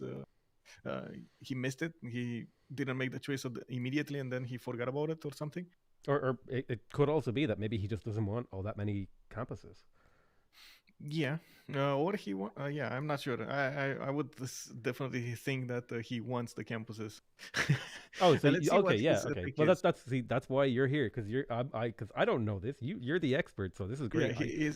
he's putting like he's already put down three campuses: Rome, Cume, and Achillea. I would think from Puteoli he's probably gonna try to get a campus also. He has this stone tile, but this is 100% you're gonna want to chop this way before you want to do anything in the city Oh yeah, or stone put chops a are just campus. insane, right?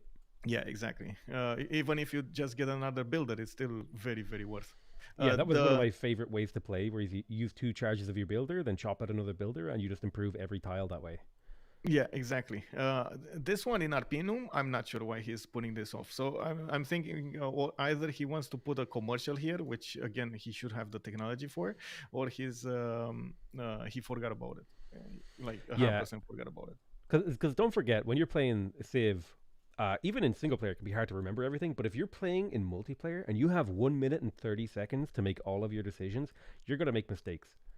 Oh, 100%. It's you're gonna see these players try to adapt as much as they can, and the experience comes so much into play in these competitive games because the players did a lot of mistakes in the past and figured out, okay, I'm not gonna do this. I'm not gonna do this. I'm not gonna do this. But I'm gonna do this because this always works, you know. Yeah. And See, I totally understand that, but I kind of because my problem is I realize that I make a mistake and then I just make it over and over again.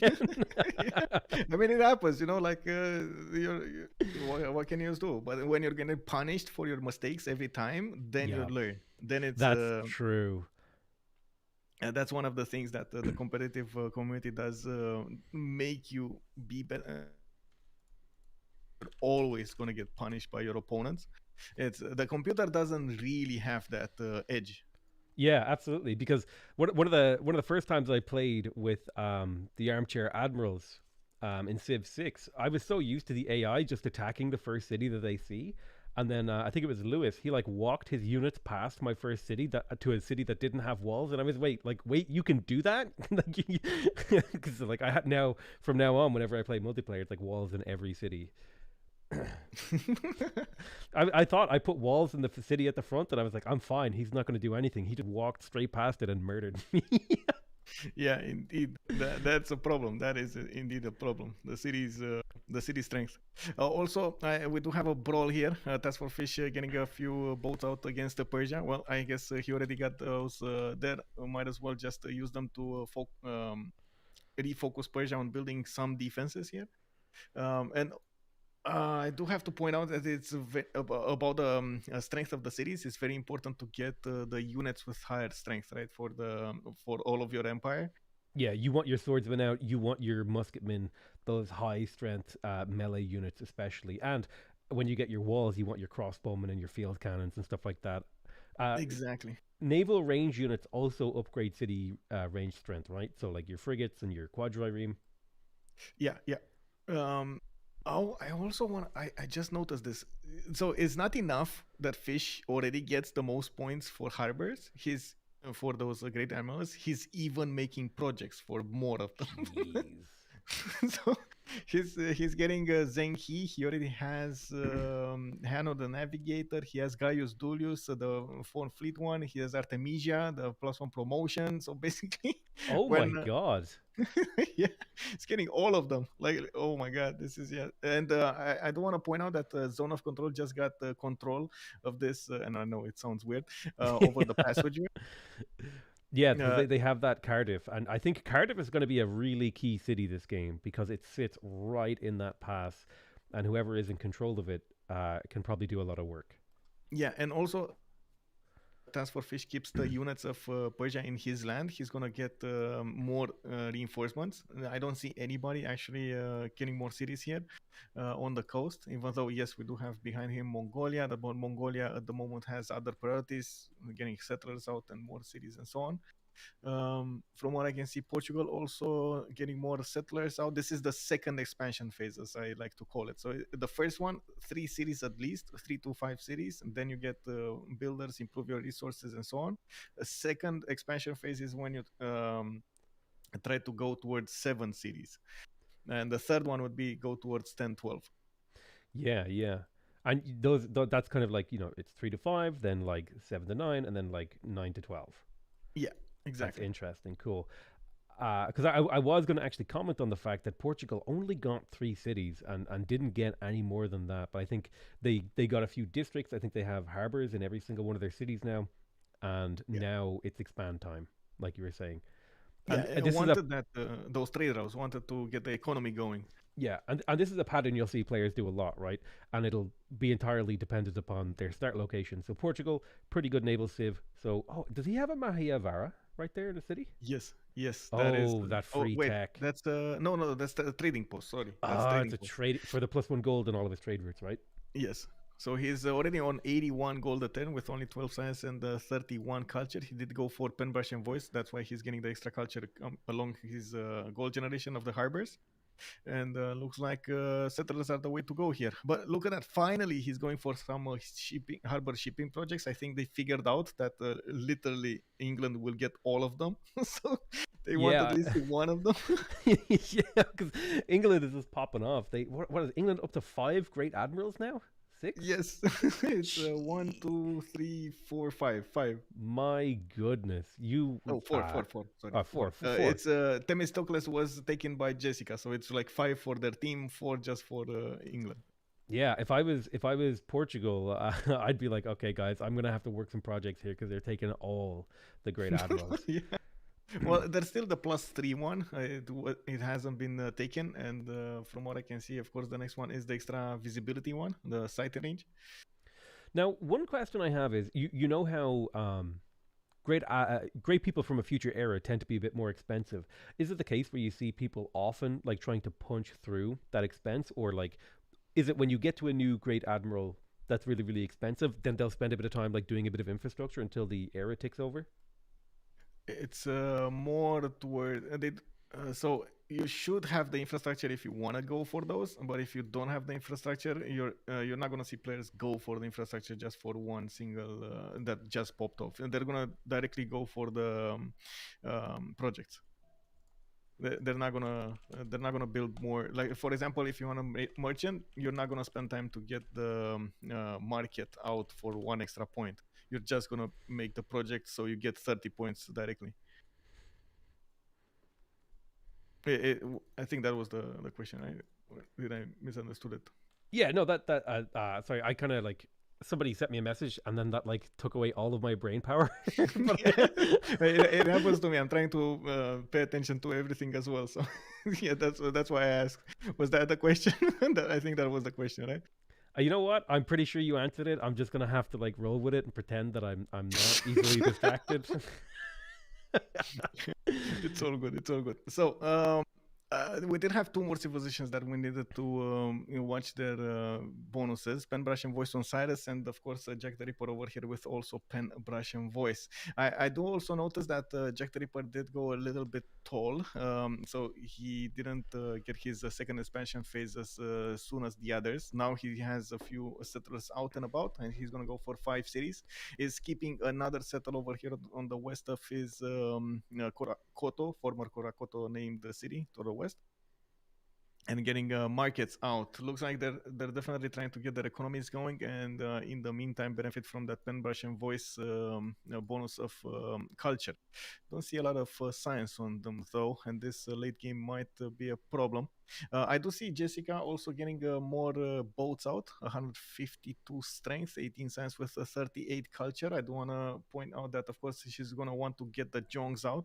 And I think they figured out they can go for some timings over here. Caravels plus Jongs are going to be extremely strong, especially if they couple them. So this is going to be quite interesting because, you know, Fish is right next to Jessica in real life. It's not only in game, but in real life. And they can coordinate much better than the other players. Yeah, yeah, because you can directly look at the other person and talk to them like immediately. Yeah, That seems like a pretty big advantage. That's why a lot of teams will in pro scenes like League of Legends and stuff like that, they'll have team houses because being in the room together completely changes the dynamic of how you play together.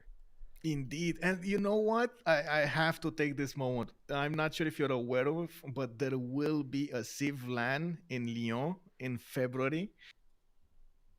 Have you Yeah, heard of it? I have heard of it. I have no idea how to say.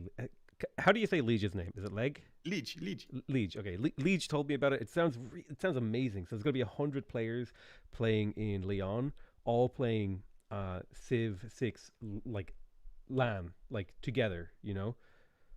Yes, I can't wait for that event. So I was actually wanted to ask you if you wanna pop in because it would be amazing to have everybody there. This would be like the first event with a civilization game that we had in so many years. I'm not even sure if we even had one in the communities.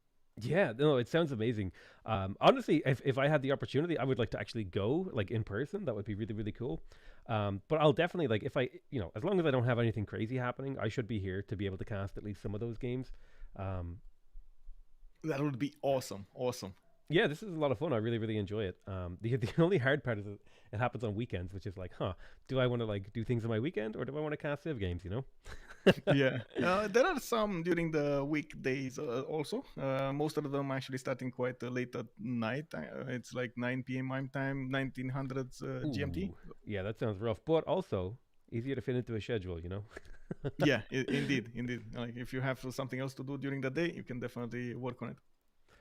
So, Uh, I don't think we've talked about Greece or Scythia in a while, have we? yeah, we didn't, and that's where I put my screen now. We got Scythia here with those kurgans. Look at the 1-3-3-3s over here next to those Ooh. two pastures. Honestly, there's part of me that wants this battle balance mod for my single player games. You gotta try it. You really gotta try it. I do see him also getting his second expansion phase finished. Pazerik, Chertomlik, Isik, Konsomskaya, Maikop to the north already placed, and he's getting some builders out to chop, and of course improve his land. Did go for his by the way, Gavron Plaza with audience chamber. This is another point that I have to talk a little bit about changes that we did to the Gavron Plaza buildings. Yeah, so it seems like a lot of people are going for audience chamber. I imagine that's quite strong at the moment. This is the toll play. So basically, you get like one amenity, three food, and then you get the three housing in the cities with a governor. And of course, you do get the -2 loyalty per cities without governors and +1 governor title. The thing is, this allows you to get at least one more district Yeah. in the cities with a governor, and of course, that actually can translate into a lot of bonuses. Oh, Um, absolutely. A +1 district, because normally in the course of play, you're probably going to get like maybe 3 districts that are useful before the game ends in a city. But yeah, it feels like with audience chamber, you could get 4, and depending on what that fourth district is, that could have a big difference in your game. indeed, and this specializes your empire. That's what we try specialize the empires as much as possible through with the help of the government plazas. Uh, Ancestral Hall, 50% increased production towards the settlers in the city. New cities receive a free builder awards one governor title. I think it was 25 in the base game, but I'm not so sure. No, I I don't think that's remember. actually vanilla. That's just straight. That is just so good that they didn't make any Okay, changes to it. I okay, am there we go. curious about the Warlord's Throne, though. Ooh. Okay. 25% production towards all naval and land military units reduces the maintenance cost of by one and awards one governor title. Also increases strategic resource stockpiles by 15. Now, I like this a lot more than the vanilla bonus because the vanilla bonus is a 20% production bonus across your empire every time you kill a city. But here's the thing, that only helps you if you're already winning. This helps you get back into a game. It gives you more unit production, it gives you cheaper units and more strategic. So I think this is way better for a multiplayer scene than, you know. Yeah, I agree. This is basically like the ideal option. You know, whenever you're going to be in a situation, you have to keep on fighting somebody next to you, and you're like basically on three cities, but you need an extreme army size, you're going to go for that. You're going to need the resupply rate, and you're going to need the gold to upkeep the units. Oh, absolutely. Because I'm pretty sure that -1 gold upkeep basically makes like ancient and classical era units free. And then if you Yeah. plug in the maintenance cost card for your civic, then even medieval units will be free, which seems pretty damn good considering the hardest part. I just got a Windows Defender summary pop up. Thanks very much, Windows. I appreciate that. That's a really good way to get me distracted and lose my train of thought. Thanks so much, Windows. What was I saying? You're talking about the maintenance card, the -1 maintenance card. Yeah, maintenance cost is a huge thing because again, there's not a whole lot of gold that you can get from working tiles in this game. You're going to be relying on trade routes and stuff like that. So if you can have +1 gold per military unit, essentially, that's going to give you some serious staying power in any kind of attrition war. Yeah, indeed, makes you live at least until the mid to late game. Uh, I do want to point out, by the way, I just found out that Greece got Colosseum here in his capital. Oh, actually, no, his second city. It's the city of Knossos. And by the looks of it, he's going to get 1, 2, 3, 4, 5 cities worth of bonuses. Or Athens, is it in range? 2, 4, 6. Yes, it is in range. So it's 6 cities bonuses for that Colosseum. Of course, you do get the extra 2 culture for each city center and the extra amenities that go along with it. Yeah, Which is Six gonna City Coliseum is like the perfect ideal. Yeah, I guess the 7 would be ideal over here to the west side, but he just couldn't take a city from Task for Fish. But 6 is amazing. He already is Noob 64 is on 68 culture with 22 science. Does need to catch up a little bit in the science, but that's how usually the Greases go. Yeah, because Greece to me feels like a save that pumps hard on culture and then quickly catches up in science later on. Yeah, Because they exactly. have those, I believe their theater squares are still half price. They do have to be built on hills, though, right? That's the downside. Yeah, yeah. I mean, sure. I'm not sure if it's a downside, but it is definitely something that you need to take into account. He did manage to get a +7 theater square Acropolis next to Knossos, next to that Plus Governor seven. Plaza. Yes, Those are the and kind of adjacency numbers you rarely see in this game. +7 is ridiculous. Wait, where is he getting all that? All... it's the Governor Plaza and the entertainment complex. And Oh my god, +7 is insane. Because in my mind, that's only a +4. What? um, it's the +2 base from being next to the city center. It's +2 from entertainment complex. Another oh, point that's from right. yeah. That's That's I guess the ridiculous. two ones you're missing, right, next to the city center. Yeah, yeah. See, it's been a while since I've played Greece. I guess I tend to go through phases where I play like a single individual civ, or like I'll go through and I'll play one civ and learn a lot about them. And like if I haven't played Greece in a while, I just forget how they work. Yeah, I know how it is. I also forget quite a few times the details. I mean, we're talking about 60 plus civilizations in this game, each with like vanilla and mods that update and so on. Sometimes you just Absolutely. lose a few details here and there. And not only that, but you're also talking about like 10 to 20 different unique mechanics that different civs interact with differently. Like, sure enough, district adjacency is one mechanic, but every civ has a different take on it. Like, Japan has a completely different take on it. Certain civs have bonuses. Germany takes different industrial zone bonuses. So it is pretty hard to keep all that on track. Yeah, indeed.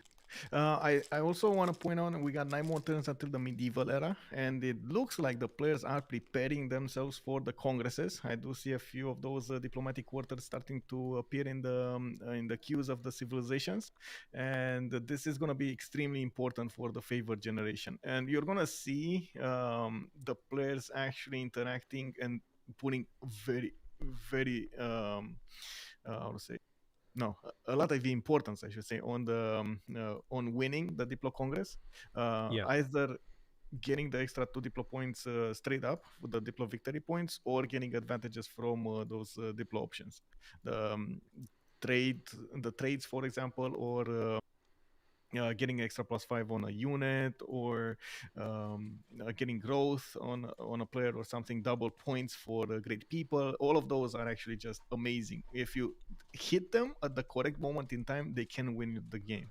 Oh, absolutely. The Diplomatic Congress is in single player, it's like it's game changing. But I imagine in multiplayer, where you can coordinate votes, and not only that, but coordinate across 4 empires to take advantage of such a bonus. Insane. Yeah, indeed. Okay, so I do want to check, because this is going to be a race. As we've seen a race for the era score at the beginning, we're going to see a race for the era score for the next era, for the medieval one. Looks like only Noob 64 did manage to get over the threshold with 55 out of 53 points. And he keeps on building wonders, by the way. He got pyramids, Colosseum. Now he's going for Stonehenge. So I'm this not is the sure. tourism player, right? He's getting that Yeah, early, yeah. easy tourism from wonders and the advantages too. And the Guams, you gotta take into account the Guams. Yeah, the It's Guams. only on 19 though, and this is another change that got made. I'm sorry for interrupting. No, I it's got all good. excited here. It's the great writers got snipped a little bit. I think in half, if I'm not mistaken. Well, you Let know me what's funny actually open. about that? Because the fastest game I ever did was back when great writers gave you 4 culture and 4 tourism from Great Works. So they were cut in half, and now in this mod, they're still so strong they were cut in half again, right?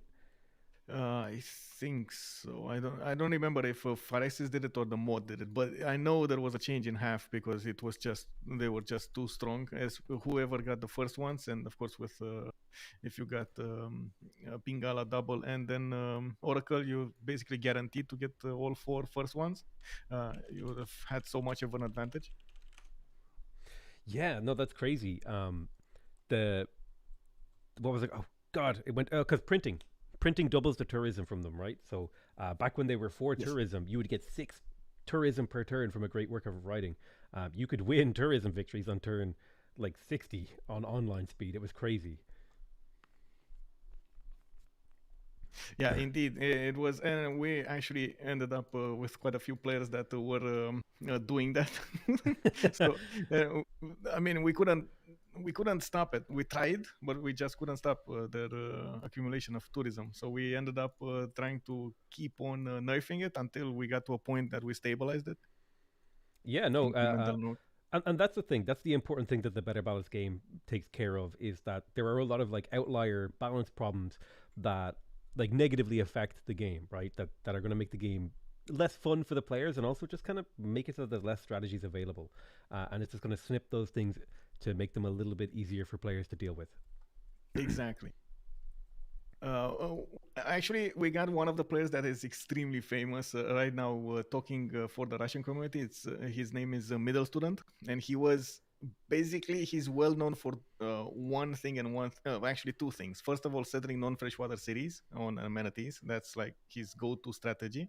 And second, he was the culture player. So if you caught him front line, he would still try to go for like a set build order, which always took him towards the monumentality and getting a lot of tourism early, and you couldn't stop him mid to late game. But if he was backline, basically it was a guaranteed win 1060. Yeah, like Jesus. it was, yeah, he had the build orders in such a like perfect way set up, in which he was getting that culture victory whatever happened. That's that no, that blows my mind because the thing about Civ is um having a build order seems like a really hard thing because every time you load into a map, you're presented with a different problem. You know, you might not have a resource that you really, really need for a set build order, But the fact that he could do that, even when he was on the front, when he wasn't a pocket player, that sounds crazy that he was able to pull that off. I mean, yeah, he would have pulled it off if they let him. As in, he would, if he was front line, basically, it was attack him or and kill him. Or And lose. most of the time, he would have died because he was still building wonders while he was getting horses next to his cities. Like he was so committed, you know.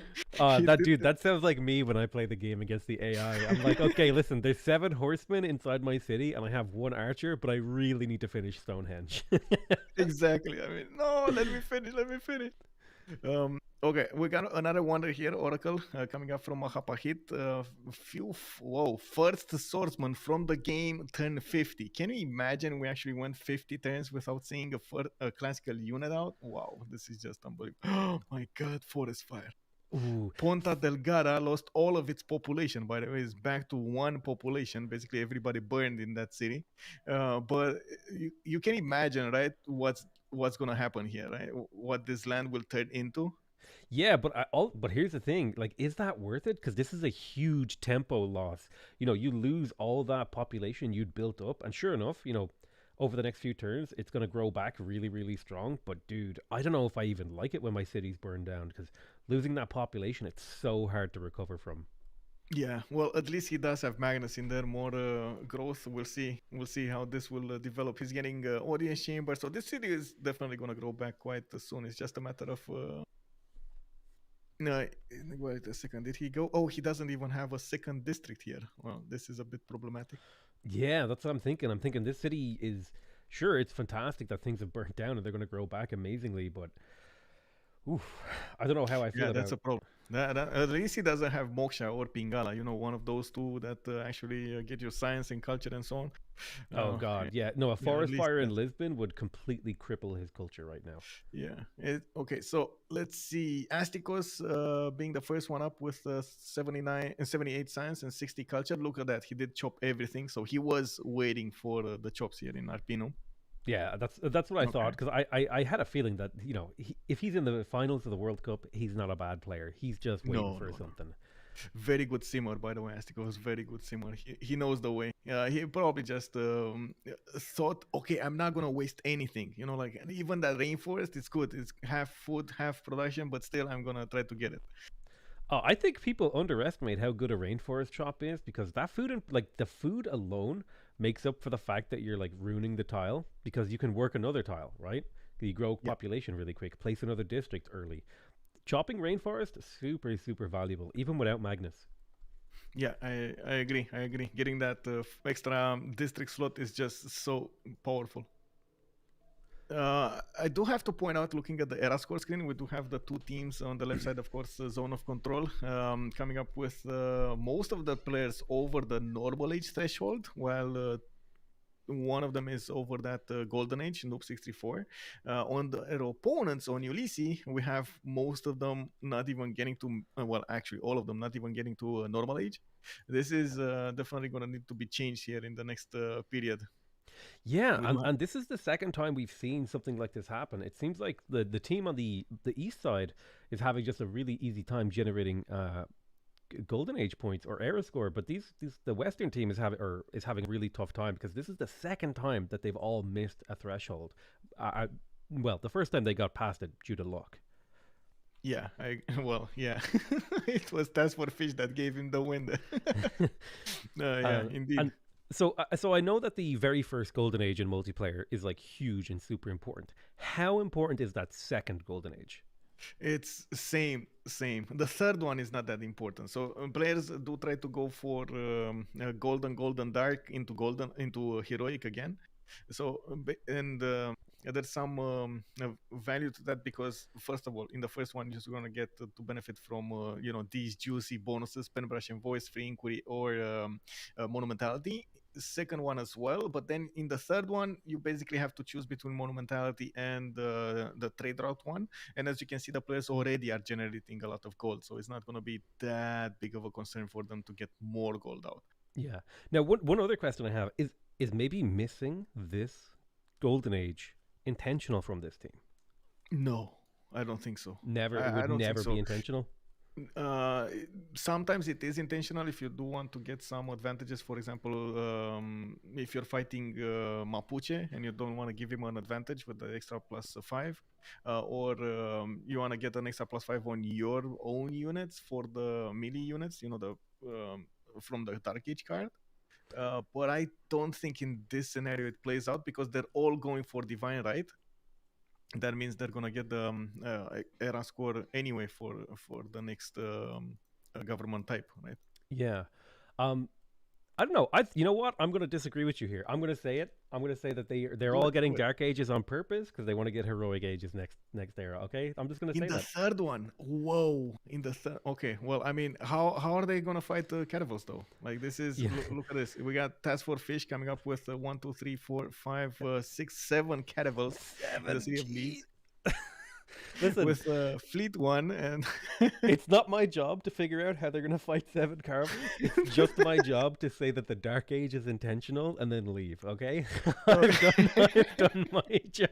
Well, the Dark Age card can definitely be an advantage here. So for Persia, it's gonna give him that extra +5 on his melee units, and that's gonna be a thing. But Persia, Ulhas is 1 point away from. Oh, wait a second, did he just get monarchy? I'm not sure. It's 40 out of 41. Looks like next turn we're gonna figure out if. Oh, he just got hang. So that's normal age for him. That's it. He cannot come back from this. He's not gonna have a dark age. So it's either right now because you like in this game being normal age is just the worst thing ever, right? It's like Yeah, it's either dark or golden. it's no one likes mediocrity. Like normal age. yeah. Pff, no, people want to see you either struggle or succeed. Nobody wants to see you just getting along. Let's be real. Yeah, I agree. Ulas is also 6 turns away. Oh my god, he just moved towards bronze working. So, oh my god, I'm a bit worried about what's going to happen here. Ulas doesn't have a lot of galleys out, and he's starting to build a few of them, but he only has 2 cities that can actually build them properly, and that means he's going to need the help of somebody else here. I do see Chuck to the west again. Jack the Ripper doesn't have a lot of them. And if he keeps on moving away from discovering caravel technology, he's just not gonna hit the correct. And they know about this, and that's Yeah, the it's thing. not. Yeah, he knows. This is so weird. I wonder what he's thinking. Yeah, this is. I mean, oh my God! Look at these caravel. Look at the damage against the galley. It's 70 strength caravel with the Rachen Dracula, with the +5 from an animal, with a military alliance. He's just one-shotting these galleys.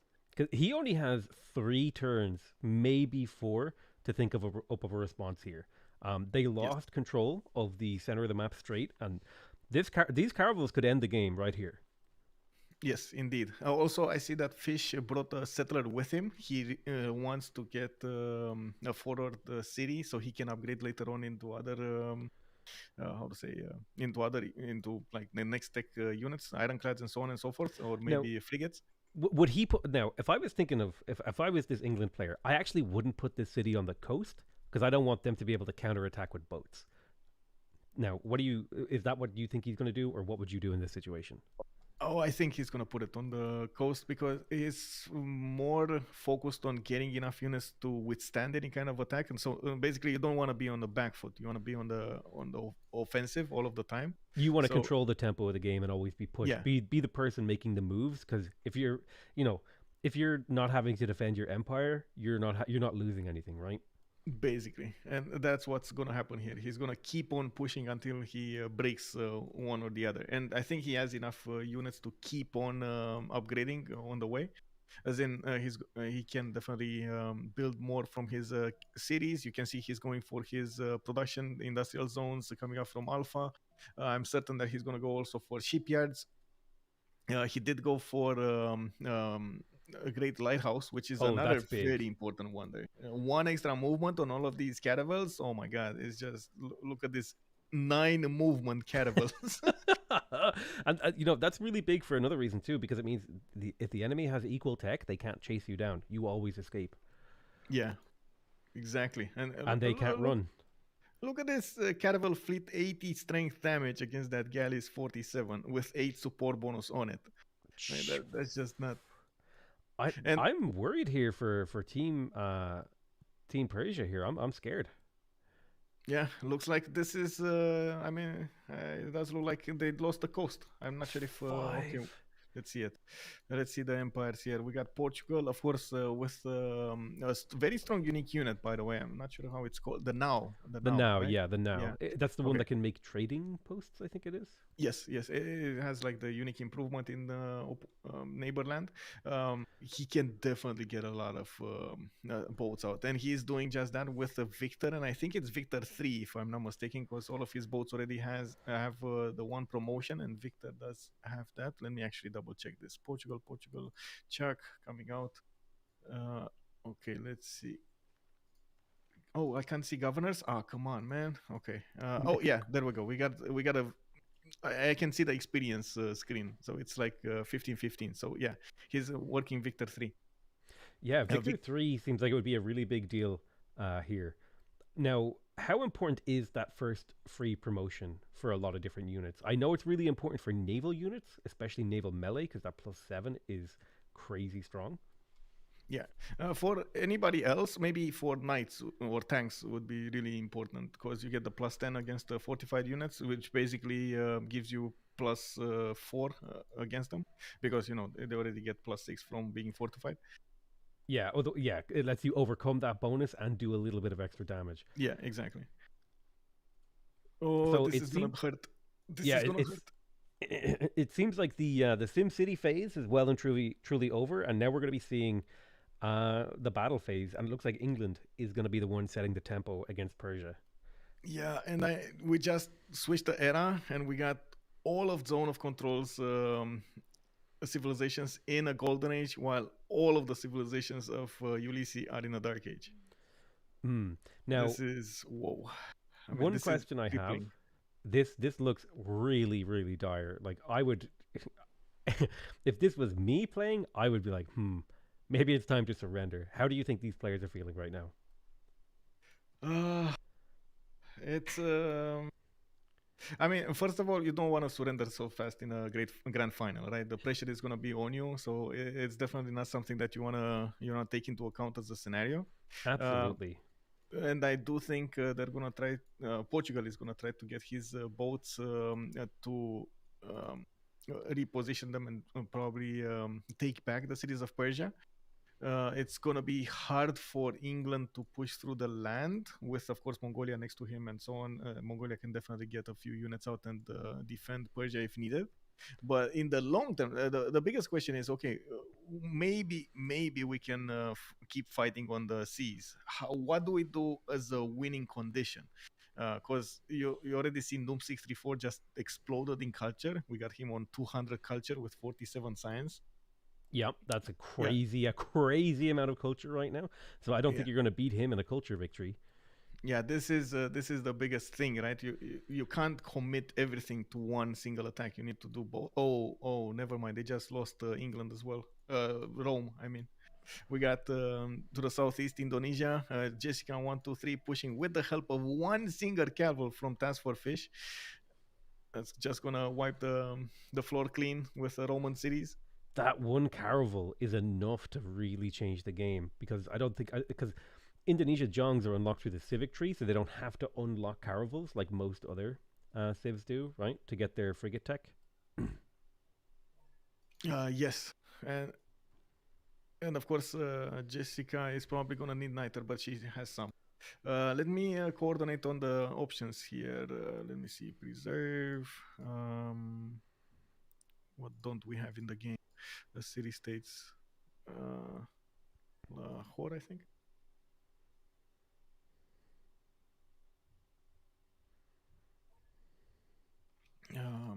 I think let's go for military because Lahore is not that big of a deal in this game, at least. Oh, I see. You guys are splitting the vote because the total amount of votes in a category will actually change the outcome. Yes, so we're trying to coordinate so we don't. We basically nullify our options. We did try to take it as. Oh, he wants himself. Okay, let me see. Okay, he wants this one to be on him. Sure.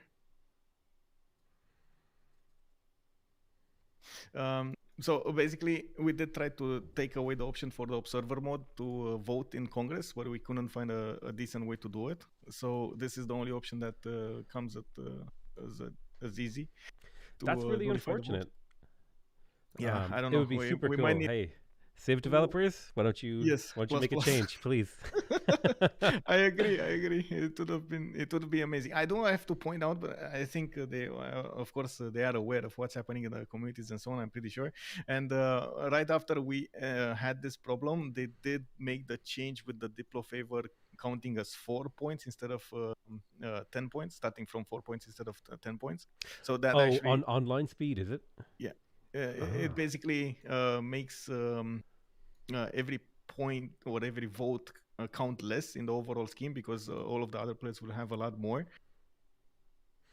that's cool because it was diplomatic's favor scaling the same way it does in normal speed on online Yes, speed. Oh, yes, it scales yeah. really fast. That's the thing. There were a few things like that actually. I believe on online speed it used to be that promotions, your units would like get promoted after attacking once, which kind of like unbalanced the game a little, right? Yeah. But they also changed that to more normal in the base game now, I believe. Oh, Theater Square production. Now, tell me about the consequences of this vote, please. So this is gonna be 100% towards production. So basically, you're gonna get more. Yeah, you're gonna get more production towards them, as in build them half cost. I believe that's what it translates into. Yeah, Uh, essentially half cost. Yeah, the immediate um, consequences is they can get back into the game by building theaters. So, for example, if they by a miracle survive the attack of the naval side, they can put down theater squares everywhere and just keep on getting that culture, so they can defend the culture victory. I The see. thing is, you do still need the extra population, so you can put down that theater square. You have the available option, and they are still being pushed by the civilizations that are not going for the culture victory.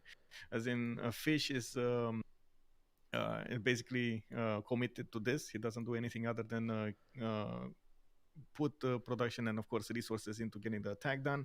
Jessica, the same, economy and attack done. Doesn't really care about anything else. And from what I can see, Noob is just free simming, while there's nobody free simming here. The only one that quote unquote could be free simming is Portugal, but Portugal will need to step up his game to get the nows. If he doesn't get the nows, it's just his allies are just gonna die. Yeah, they're in a really tough position because the person who you want to be simming is the only one who can save them from the push, right? Yeah, Man, that is I a tough spot to be in. yeah, I guess you can count also Jack the Ripper in on the west side, but I think he's gonna be needing to upgrade his units as well to go on the And look at that, everybody's going for a cartography, right? Everybody wants caravels. That's the concern right now. Even Jack the Ripper will need to pump out caravels. He's probably gonna chop quite a few of them. He did settle more cities on the coast, so this is commitment right here. They will need to fight this out. They can't move away from it. No, this is coming, and they have to. There's no escaping it. You are going to have Yeah. to fight on the water here. Um, I am kind of surprised that this team, as a collective, didn't suggest that one player has caravels ready because I it, I don't know much about the tilted axis map, but I would imagine that caravel pushes are like one of the go-to strategies. Yes, 100%. It's the especially when you need a naval situation. Wait, did he just GG? Oh my That's God, it. we got a GG. GG. That is the GG. Clean Oh sweep. my, That's it. It's over. Now, if you're that I'm team, how do you feel dumbstruck. right now? I don't know how to say it. I'm no, keep going, keep going. I'm shocked right now. Yeah, like how would you feel? Because like you guys, they had a really good game plan. They had really good empires. They executed really well. But then you just look and you see in the horizon 10, what is it, 9 caravels coming in to absolutely smash your empire to oblivion, and then you realize you're 8 turns away from caravel tech. That's got to feel really bad. Now, do you think they feel like they made a mistake, or did they maybe just get bad map luck? What do I you I think they didn't commit on the coast as they should have. So it's like I was saying at the beginning of the map. This is one of those maps in which So if you commit to the coast, you gotta commit fully. You can't go for the bottom three and like going for cav push when you're gonna need to go for the top three for calves. For caravels. So Absolutely. That's an important piece of information for maybe new viewers to multiplayer to have, is that almost all of your naval techs are on the top half of the tech tree. So you can't faff about and like dip down to pick up crossbowmen because you're going to be, 10 turns behind whoever's rushing caravels. yeah, I also want to point out sometimes even players go around apprenticeship to get to that cartography. So it's more important to get cartography technology with the pre-builds and upgrade than actually getting extra production to keep on building them after you got the technology. Really, yeah. It's It does feel like once you hit, I think it's Renaissance era, that's when it becomes better to like pre-build and upgrade. Whereas before that, like building is fine. yeah, exactly. And let me see. Do we have a post game chat? We might need to move a little bit in another channel here. I do want to see if, yeah, we do have a post game chat. So we're going to get a few interviews going. It looks like already Zone of Control is in the channel. You want to join me in the CWC server general voice? CWC server. Let me have a look. Yeah, I'll pop in there. General Voice 1, is it? Yeah, general voice 1. Okay, I'll see you there. See you. Yeah, apparently that's what's advertised. Hello, Potato. cool. Hey, hello. Hi guys, how's it going? How do It's you feel like you knew we were Good. talking about you. And we were Yeah, talking about who the casters were joining. we didn't know you'd be casting. Yeah, it's exciting. I'm glad to get to showcase that amazing game. Now, I'm not super up on which players are which. I think I don't know your names, but one of you was playing Indonesia. I think it was Jessica. That was me. Jessica. Yeah. Jessica. Yeah. Oh man, I saw that Torre del Paine, or however you pronounce it, and I was like, dude, that is the most amazing. I know. And you let your ally settle half of it. I would have never know, let I'm my so ally nice. settle. No way would I share that wonder, dude. I was begging. It was closer but to his please. cap, to be fair, but yeah, The trade routes between them are very good. it's true. Also, teamwork makes the dream work. That's how we win. If I That's denied true. that and he was really squashed, because I could sail off to all the little islands, and because I have fishing boats, I can settle pretty much anything. Whereas he didn't have a huge amount of space, so it did make sense to give him one amazing settle. I needed it as well after that first remap when I was settled turn 1 on Rorema. Yeah, I was very sad at the first remap, so the Torres on the third one was godsend. Yeah, a couple of you guys had on the different teams had amazing starts on those first two remaps. I was like, dude, like I think it was the Mongolia player, Jack the Ripper. He probably was like, dude, please don't remap on that second one. He had like the most incredible start ever. Oh, I'm so glad we remapped. We were 10 doomed. tiles from Persia. I'm very glad we remapped. Yeah, Immortals would have killed Indonesia if we kept the second map.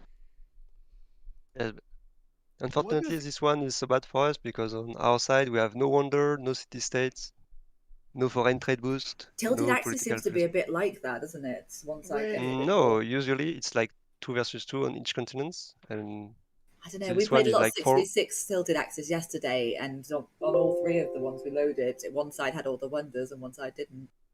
But on CFR we used to play this map not a lot, but quite sometimes, and usually it's 2 versus 2. But So we were lucky. this map generation wasn't great for us. The first one was because it was a Firaxis placement, was crazy. So two of Yeah. us spawned on wonders. Tordred was on the Fountain of Youth with his settler. Yeah, I was spawned on on that Do you game. know I we had all my got? in turn 3. Do you know we all got golden because we met Indonesia on the last turn of first era? Oh. And you declared war. That's why we got golden, because you declared war. Oh, Yeah, no way. but without wonder, without anything, without continents, we all didn't made it to the second one. So. But you did have Amphia Yokul. Rome did get that amazing wonder settled quite early in the third city, I believe. Yeah, the Volcano. Yeah. Tundra Volcano.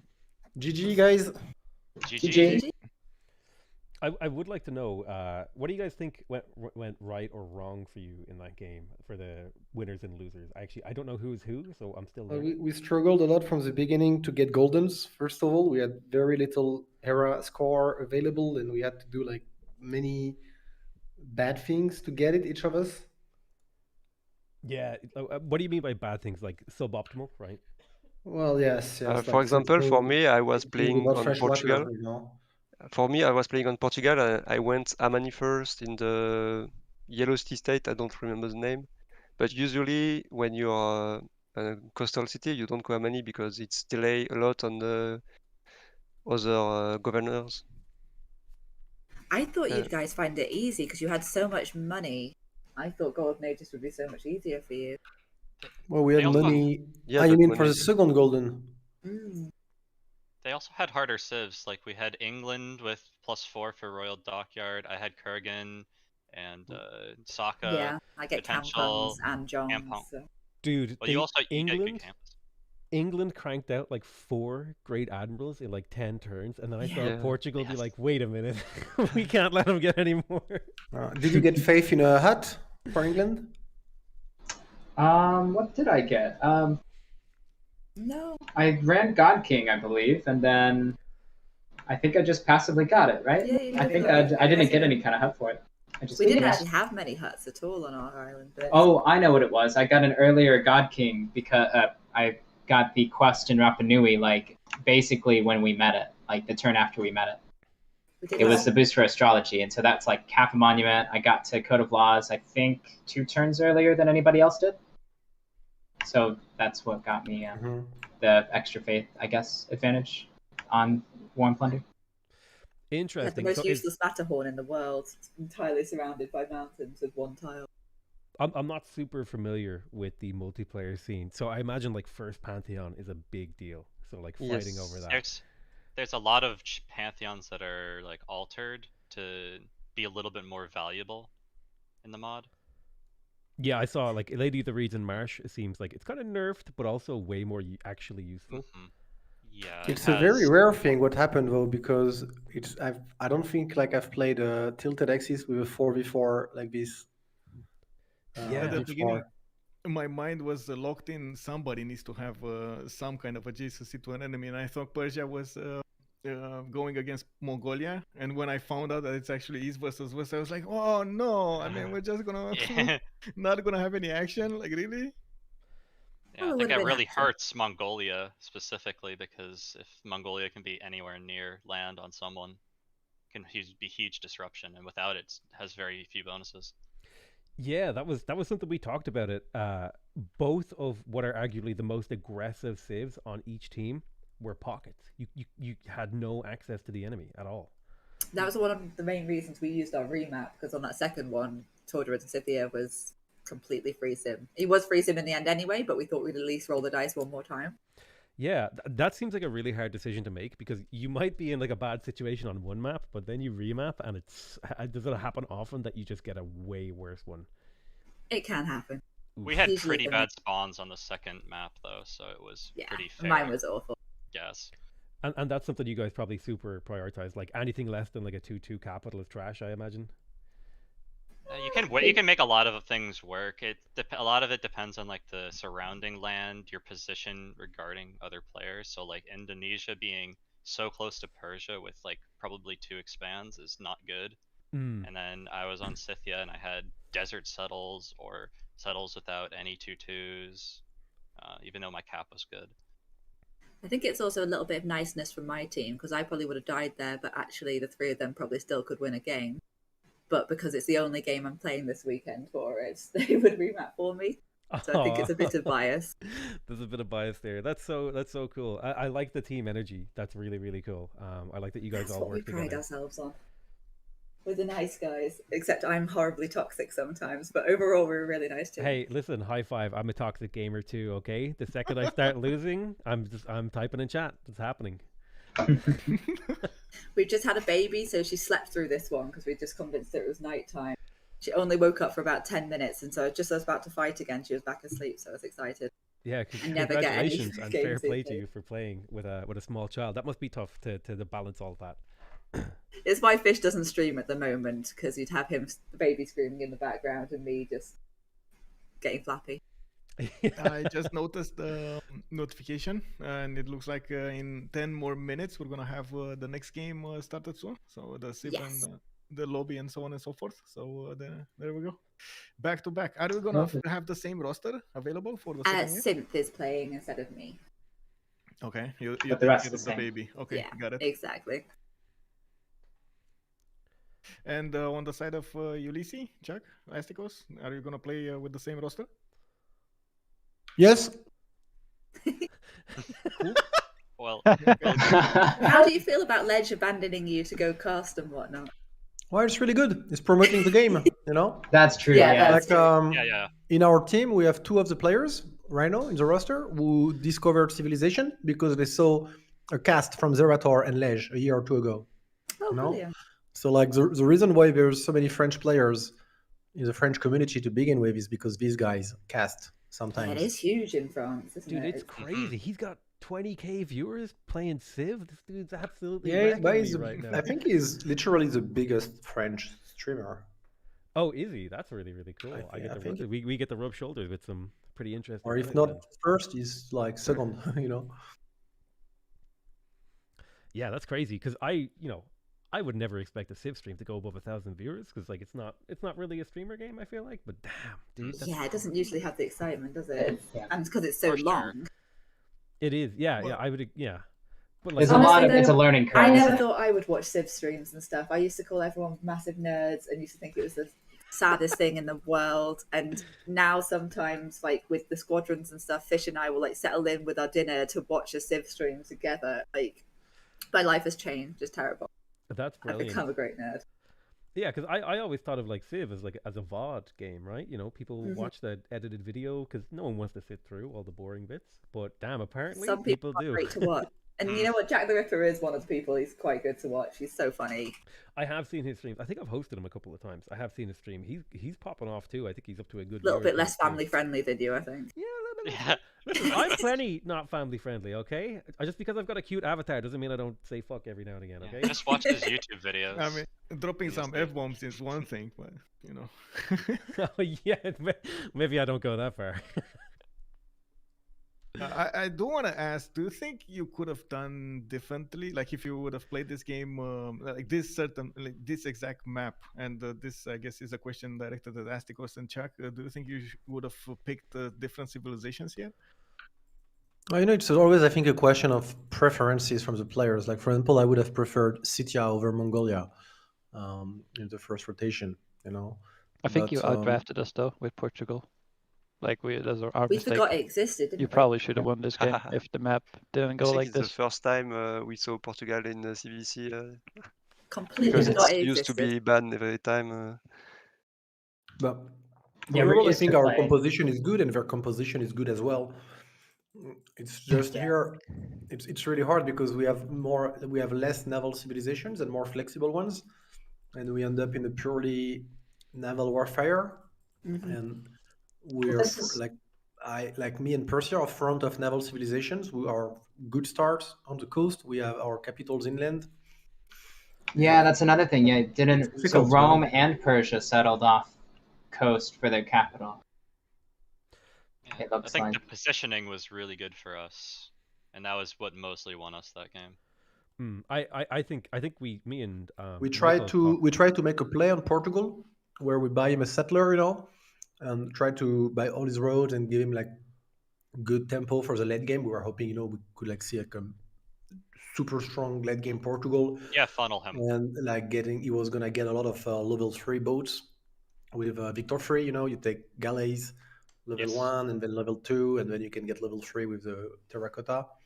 So we were trying to set up some things like this for the late game, but it's like when we started to see England at 8 admiral points, I like was very like- early on, and the turn 20, 25, I don't know, very early like city-state capture, you know, it starts to suck. You see, okay, the guy has a Pantheon, he has 4 ports, it's going to be gigantic pressure on admirals. You have to, like, I couldn't get one. Like, it's impossible for me. I don't have the production.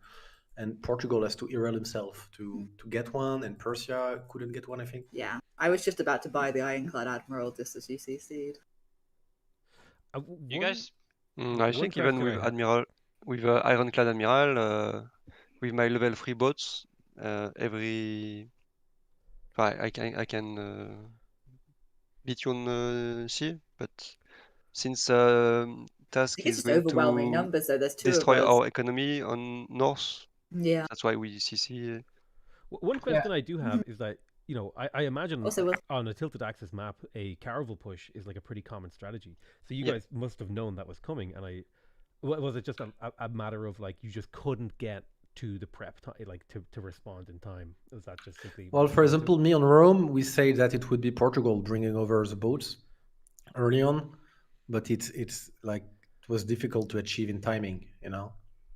Yeah, so it was like you knew what was coming, you just couldn't execute as fast Yeah, as you but needed also, to. you know, it's hard to tell how fast they're gonna come because here, like their naval civilization beasts we don't know are really fronting us. They're like really forward towards the middle of the map.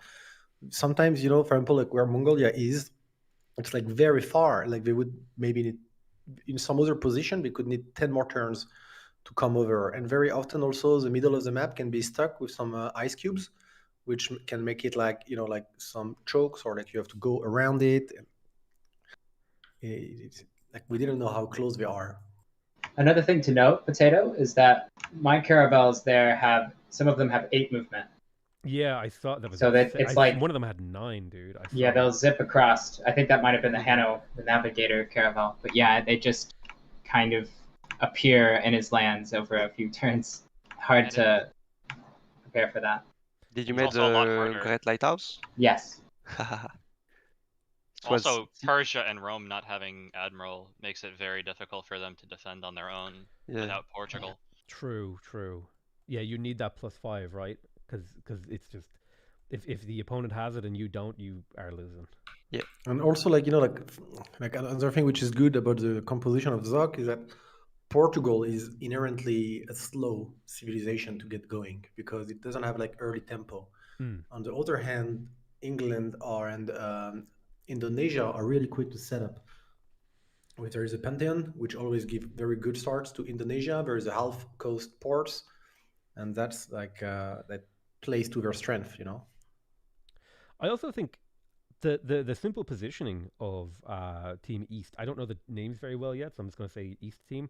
Like Indonesia and England had like perfect coastlines to just spam boats, like amazing. Whereas the other team, only really Portugal and Mongolia had good spots, and they're on the back rather than the front. Mm-hmm. So it was like, man, there's so much that goes into deciding one of these games. It's crazy. Yeah, I mean, I did load Zok position. I wanted to have a look, and I think like they have a lot more production on average than Persia and Rome. We have more chops and more hills, which is good. Yeah, I had a Magnus capital with like 16 or 17 chops. Oh, It was Yeah. just chop city every tile. Got all Tordred, my you were playing infrastructure. Scythia, right? Scythia, yeah. Yeah, I saw your capital and I was like, this Scythia player is gonna go insane. Those Kurgans, man, oh my god. Yeah, they're nice and buffed in the mod so that they like actually have a lot of production to them too. Yeah, they scale based really on your well off pastures. pastures. It's sick Yeah. as hell. I was even saying to Michael that, man, I really want those pastures in my game. Okay. But probably both teams need to go and talk out stuff Yeah, before the next game. It thank you looks guys like for your it's probably time. starting soon. Yeah, Yep, no problem.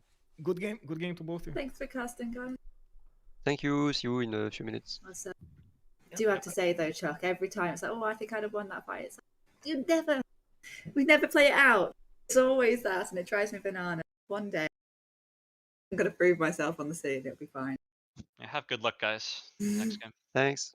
Good luck. Good luck. Have Have fun, fun. but not too much. Potato, we go back into our casting booth. Yeah, okay. Well, digital casting booth. Yeah. I am going to just take a quick, like 2 to 3 minute AFK for myself, just so I can, refresh myself. Yeah, no problem. In the meantime, I do think I'm gonna have to close the game and open up again, so I don't have that many issues. Yeah, I'll leave your screen running and leave your voice running, but I'll be muted myself. Okay. Wait, one sec, so I can open up the game so we can see the link. Oh right, a new stream. Yeah, it's gonna be a new stream. One sec. It will take just a few more moments.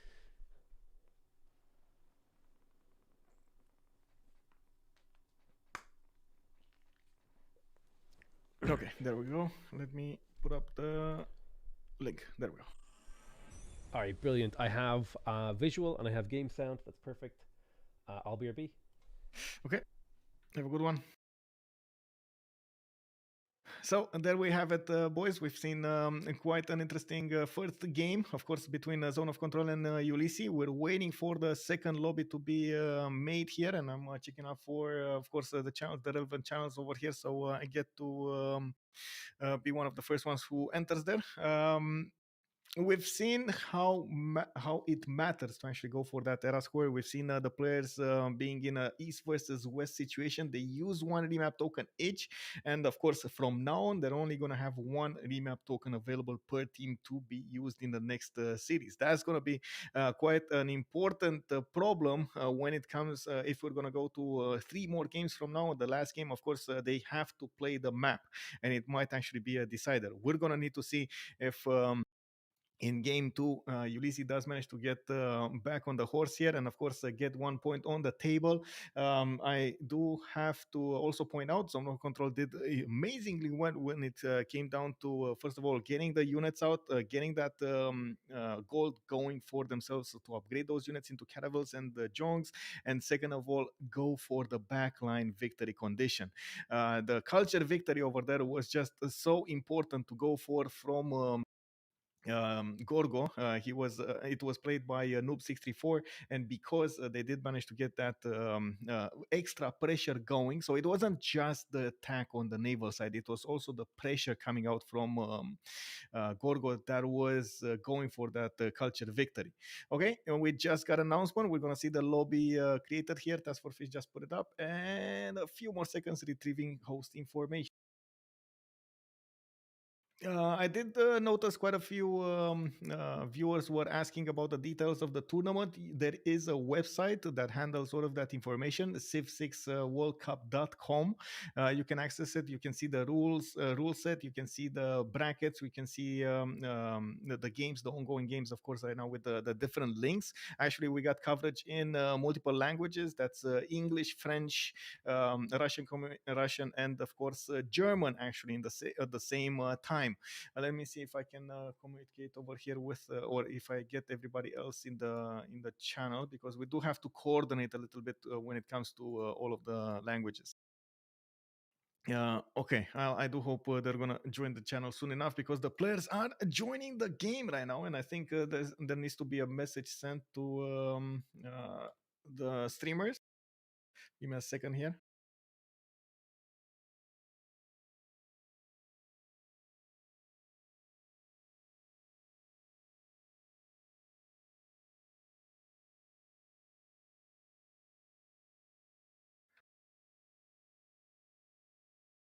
Okay, I'm gonna cover a few questions. If you have something to ask me, please ask me now, while I do have a bit of time available. So let me see if I can answer your questions here.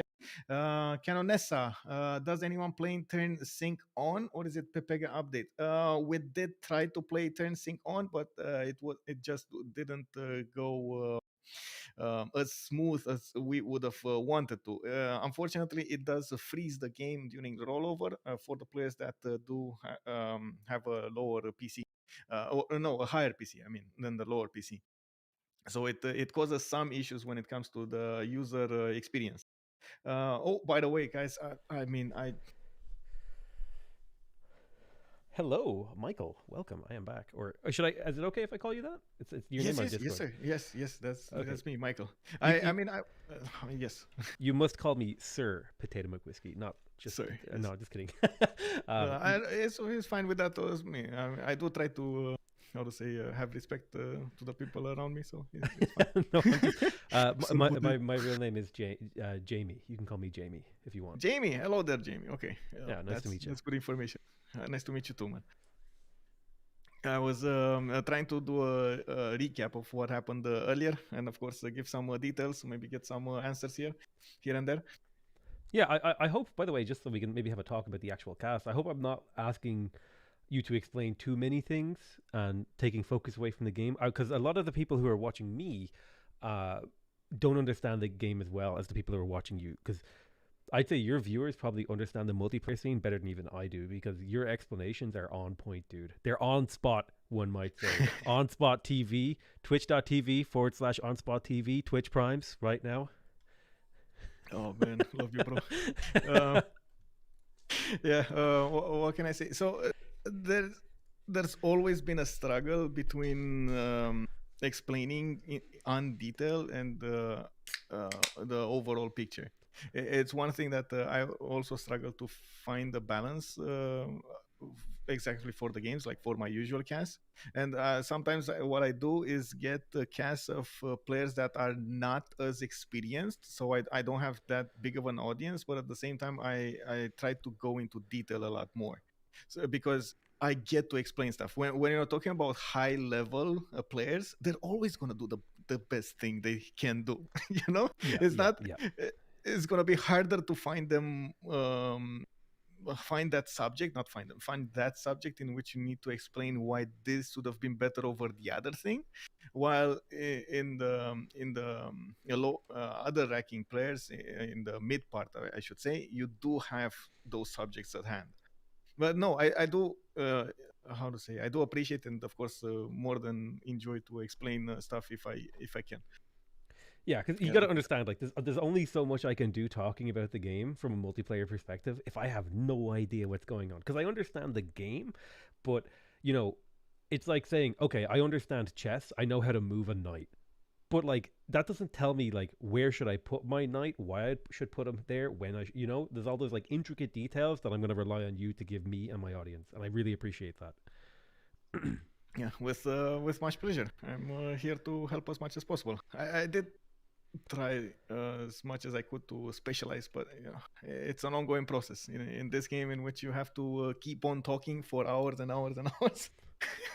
Dude, no, it's definitely a challenge.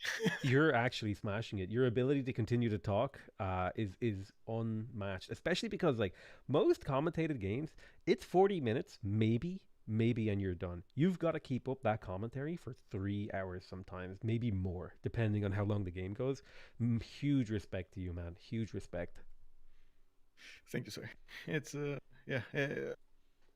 I guess it's more of experience than anything else, because I did try to focus my channel on just this, so I basically sacrificed my own game time, my own gameplay to just cast the games.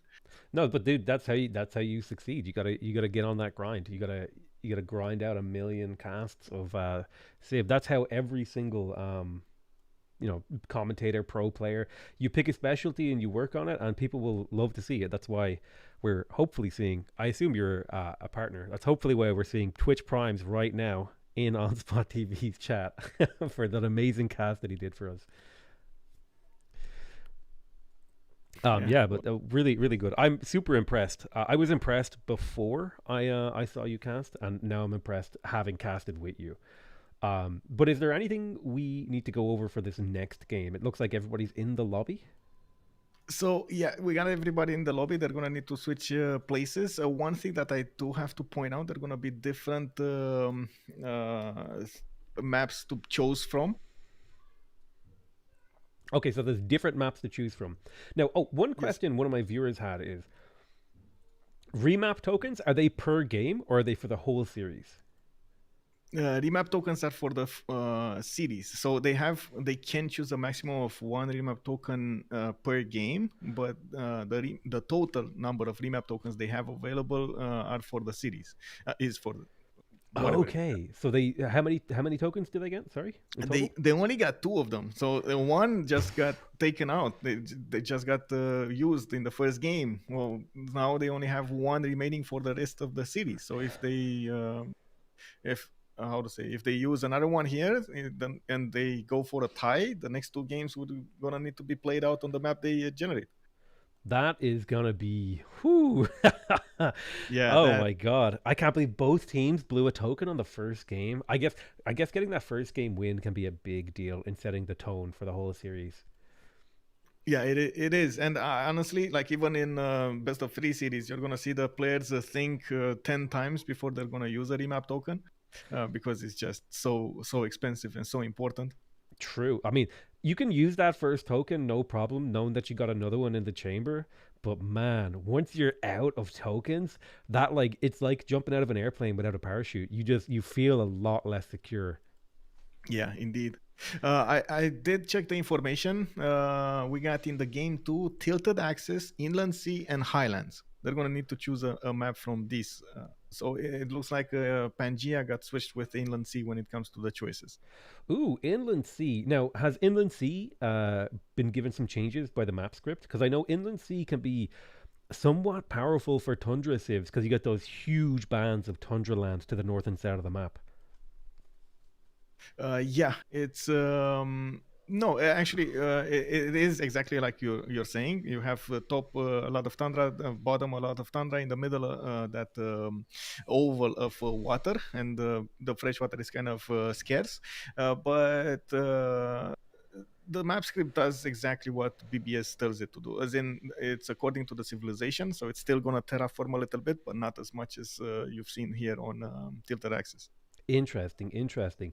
So if we were to see a map like Inland Sea, we might see a lot more of these tundra civs. People like Russia, like Canada, they might start. You might even see them get banned if we see an Inland Sea. Now, which map do you think is the most likely for these teams to pick after a tilted axis game?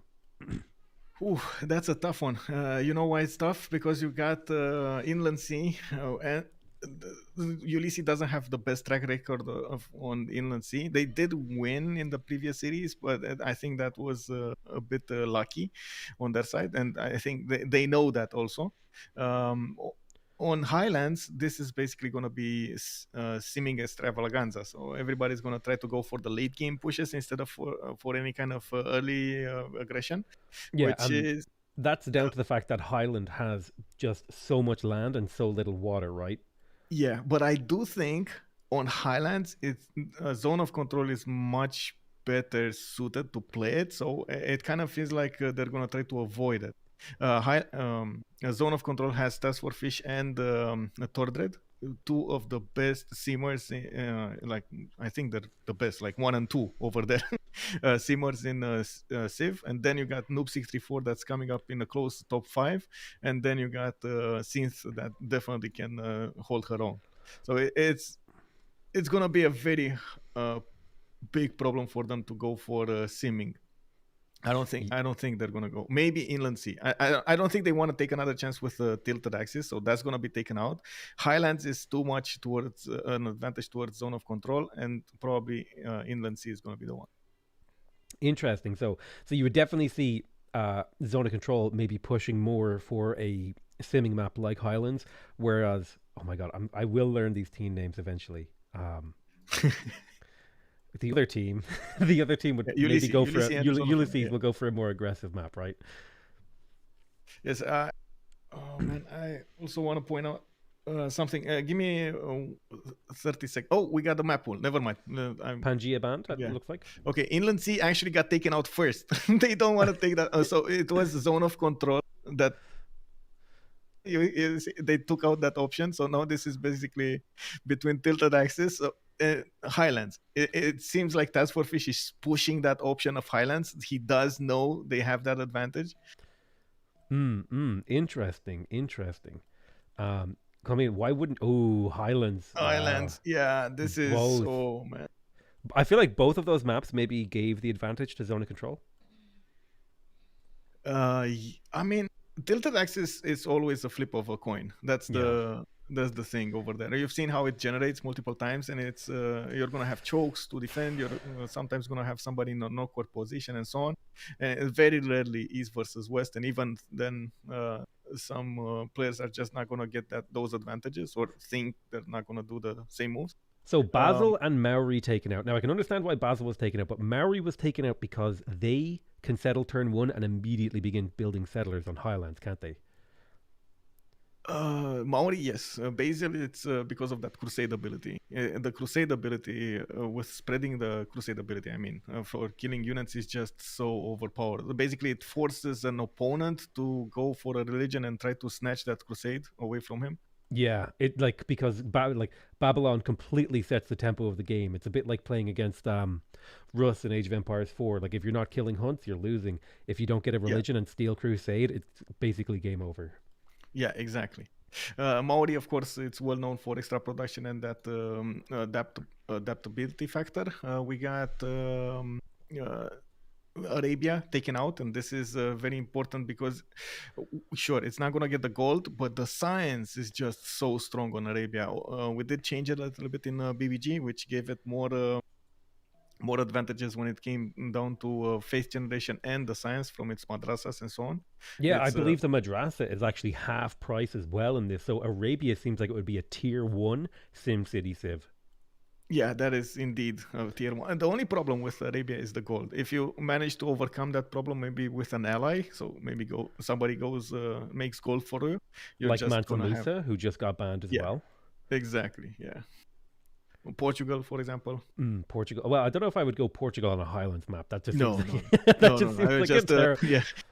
Now, I would have the impression that Gaul is a pretty strong civ on a Highland map. Have they been nerfed significantly? Because I think their mine culture was delayed in a few other changes. But Yes. is it possible we would see Gaul on this map? We do see a Cree.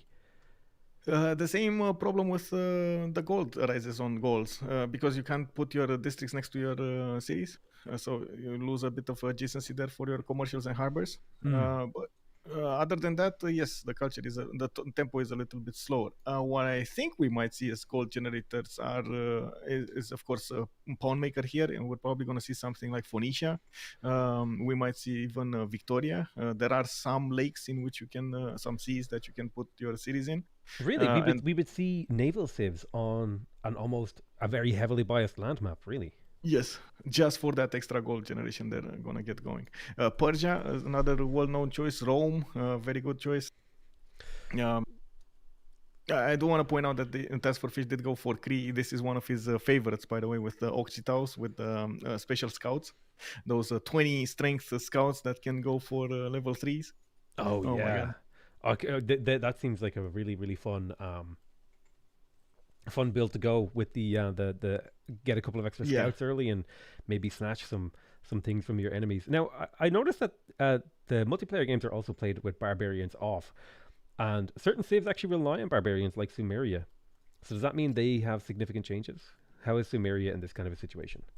Sumeria would be amazing. I'm not sure if they're gonna play. I mean, the thing with Sumeria is you usually want to use that bonus at the beginning to take out your opponent. So basically, what people do with players do with Sumeria is try to get 3, 4, 5 of those heavy chariots out and war cards, I mean, and send them across the map against somebody.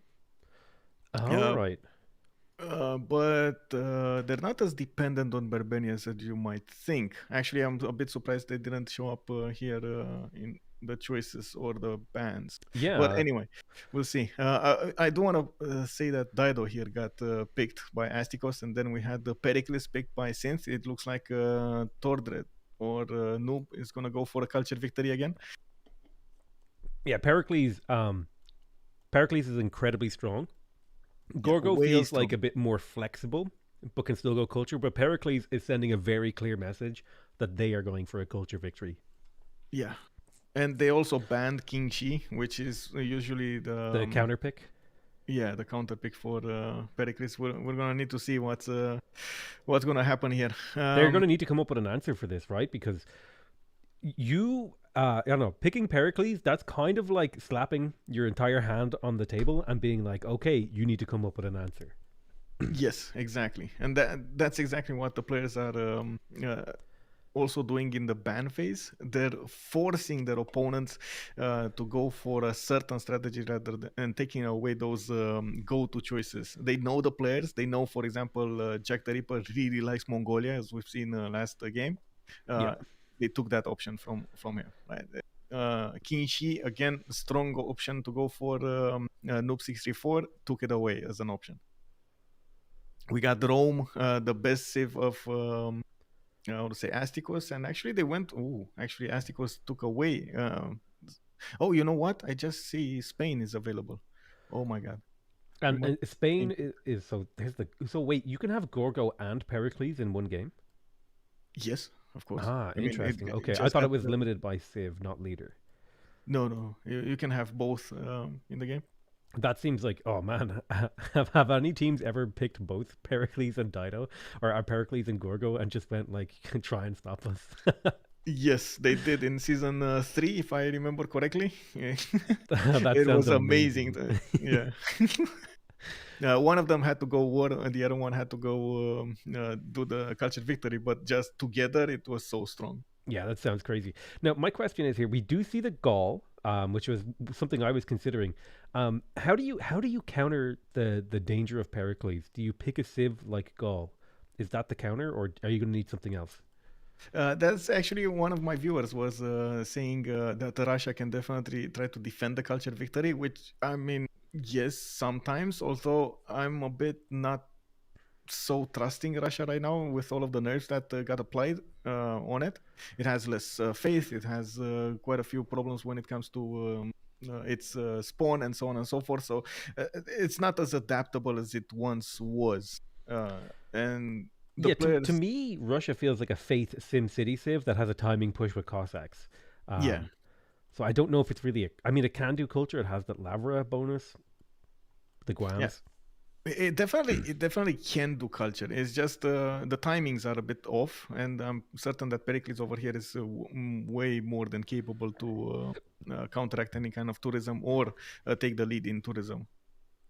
And there we go. We got Jack the Ripper going for the goals. You called it. They're definitely going to try to get that advantage from the extra culture on the mines and the production. We got Noob634 Philip II on Spain, Tordred going Lotaro, Mapuche, and Ulas going for Suleiman. Oh, you're going to love this. I was wondering if we would see an Ottoman because you were talking about needing a gold generating civ, and I was like, I'd say the Ottomans with the Grand Bazaar absolutely pump gold and super good at military. Yeah, that Janissary timing push is just going to be so important. If they do manage to get that going, that's the biggest thing. It's going to be neighbor dependent, right? If they do have an enemy. Yeah. Now, is the Spain pick a surprise, or was this something you would expect? This is something actually that I do expect, even though you do see that Spanish main treasure fleet bonus, the foreign fleets and armadas earlier, most of the players are going to pick it for its internal trade routes and the conquistadors. If you do manage to get the missions, like on a second continent, Spain just flies off. It's just so good. It's crazy, especially if you get into some of those like mid to late game diplomatic policy cards and the Casa de Contratación. If you can grab that, you're winning. Oh my god, you're just what about yeah, it's insane. What about Lautaro on oh my god, what is that? The Mapuche? Lautaro, yeah. This feels like a civ that it's like we're behind, like because the enemy got a golden age, but we can actually fight back. So is that kind of Lautaro's role here? Or what? Because I don't understand why you would pick Lautaro in this situation, is what I'm asking. So, one of the things that you need to know is Cynthia is a Lautaro main. She really likes Lautaro. Second of all is usually Lautaro has the awesome ability of just smashing through its opponents because of that +5 that it gets in against opponents in a golden age. Yeah. Which I'm on. If I have to say this, it got nerfed in half from the base game. And at the same time, if you're being caught in a simming position, the Shema moves actually make so much work. Like they can give you so many advantages. Yeah, because in single player, Shema moves aren't really very good until flight, but in multiplayer, where culture tempo is like nearly everything, I can see Shema moves being spammed.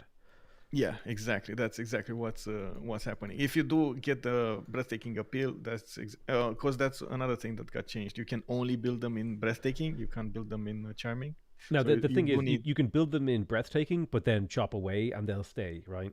Yeah. You lose the culture, but they stay. Yeah. Oh, really? All of the culture goes away?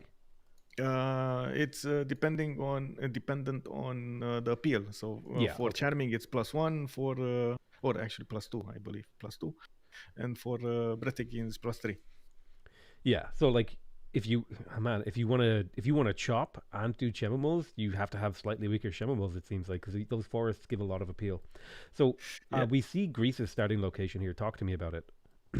Okay, so I'm pretty sure Tordred is gonna try to go for that 2-2 base on the east. It does look like he's gonna have a good adjacent campus next to Acropolis. Where his settler is right now. has an opening with iron and horses, and from what I can see, has a big problem when it comes to freshwater. This is something that we're probably going to see quite often on Highlands, and the land will actually force the players in a certain way or another, like a certain direction or another. Yeah, because Greece wants to be settling freshwater. They don't want to be settling coastally, right? Now, you might get a civ like Japan, like put a city on every tile around that lake to pump gold. But that's not what Greece wants to do, right? Exactly. Greece wants to stay inland, wants to get that culture going with the Acropolises. Tordor did it before, by the way, got the culture victory in a game in the series with the Barking Gang when they were in the semifinals. So it's not something that Tordor is going to be new to. From what I can see, he has the option, immediate option to go northwest on that river. But then when it comes to other options, south is just not going to be there for him. All the development is going to be so slow. So that only lives out to the east, which again, it's kind of far away. It's 7 turns to move, 8, actually 1, 2, 3, 4, 5, 6, 7, 8, 8 turns. And then on the 9th turn, you actually get to settle on the stone. That's a long time. That feels really bad. And also, because of the positioning of his first city, he's going to only be able to get one city on this freshwater. So I think that river to his northwest, like you said, is going to be really his only hope. Now, he might be able to get 2, 3 cities on that river. Yeah, we will probably gonna see him take that sacrifice and get a few granaries out. Build cities in non-freshwater for the granaries, because this is just not. It doesn't give you any other option, right? Yeah. Probably marble, probably stone here are gonna get settled. You already get an advantage because of the Acropolis. You basically put an Acropolis down, and you get that at the same time as a monument, and it's gonna generate the guams anyway for you. So it should be fine. It should be fine. I think one nice thing for him, though, is he does have a lot of high quality tiles in those bad no water areas. So he will be able to build his granaries like reasonable. We've all been in a position where you have... Oh, what's going on? Sorry. Lobby? Relobby, yes, because UI bug, and this is something that I need to explain. I'm going to close the game and start it up again to refresh my files. Yep, no worries. Stream in just a few seconds. With the better spectator mode, sometimes there's a user interface bug that happens. One of the players, if it clicks on something, but we couldn't replicate it that easily, just loses its whole user interface, so it doesn't have any more buttons, any more information, anything. It's just a map.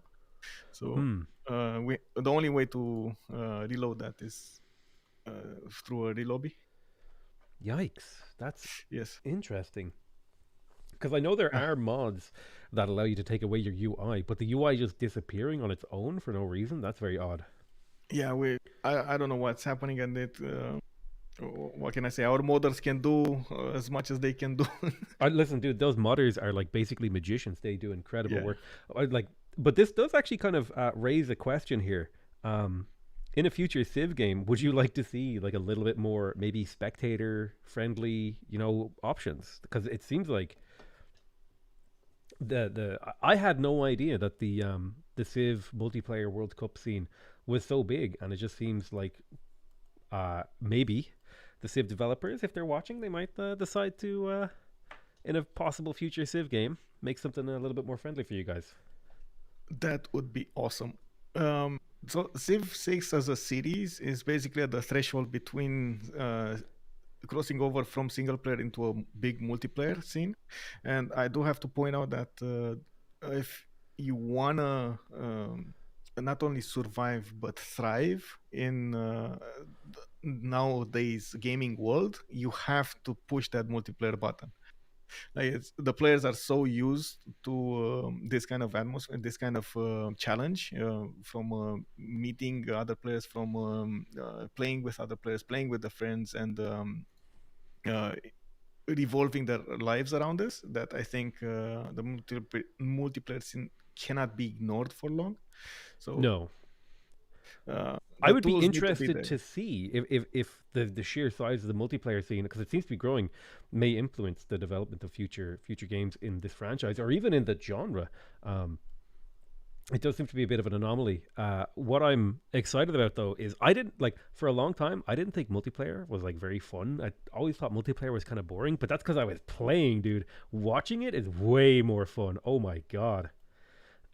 Yeah, it's especially high level. It's just so amazing because you get like all of those details, moves that you sometimes don't even think about. They're gonna happen, and it just hypes up, especially if you notice them exactly at the correct moment in time. Absolutely. And there's also I don't know about you, but I always like as a viewer of a game, I feel like I'm getting a mastery and grasp of the game from watching it. If I can start to predict even just like little things players will do, like, oh, I think he'll settle on the bananas, or oh, I think he's going to pick the gall, or, you know, all these like little predictions that, you know, you can make when you're watching a game, it really ties you in. It makes you feel like you understand it and are almost as skilled, obviously not, but as the players who are playing. Yeah, I agree. I agree. The only thing is, and that's the major differentiator factor here, you do still have to have experience at actually playing because of the timer. So the timer actually causes a few concerns.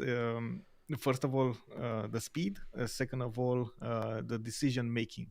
Yep. So that's one of the things that happens in other sports, esports as well. So, for example, if you take into account Counter-Strike Global Offensive, well, there you're gonna have the reaction time that you're gonna need to have. If you Right. don't play it, but you have you have the tactical knowledge, you have the mentality, but you don't have the reaction time, you're just not gonna be as good as a player. But you're gonna be an awesome caster. 100%. And the interesting thing here is Civ is traditionally seen as a fairly chill, relaxing game, but in this, you've only got 90 seconds every single turn. That's all you've got, right? I don't think it scales up, does it? We scales up more than 8 players. I mean, you know what?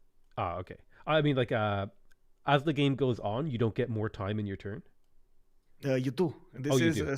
so yeah. Sorry, I got distracted. Like for a Hey, second there. listen, no worries. I did it too, so you're forgiven. Yeah.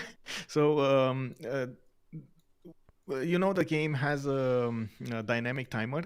Yeah.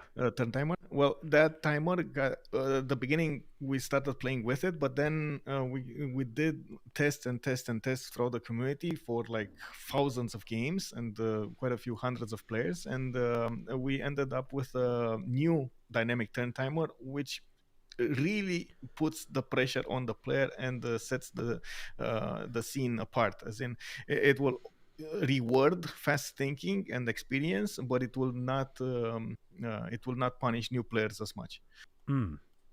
It's basically like an in between. Especially because, like, here's the thing: thinking about your decisions, that takes not only brain power, but it takes time. And every second you're thinking about a decision, that turn timer is ticking down, so that pressure is mounting. But I feel like if you're a really experienced player, you can get all your turns done really, really quickly. But also, the downside of that is, if you don't take your time to think about things, you're going to make mistakes. Yes, and that is going to be a problem the longer you take to make decisions.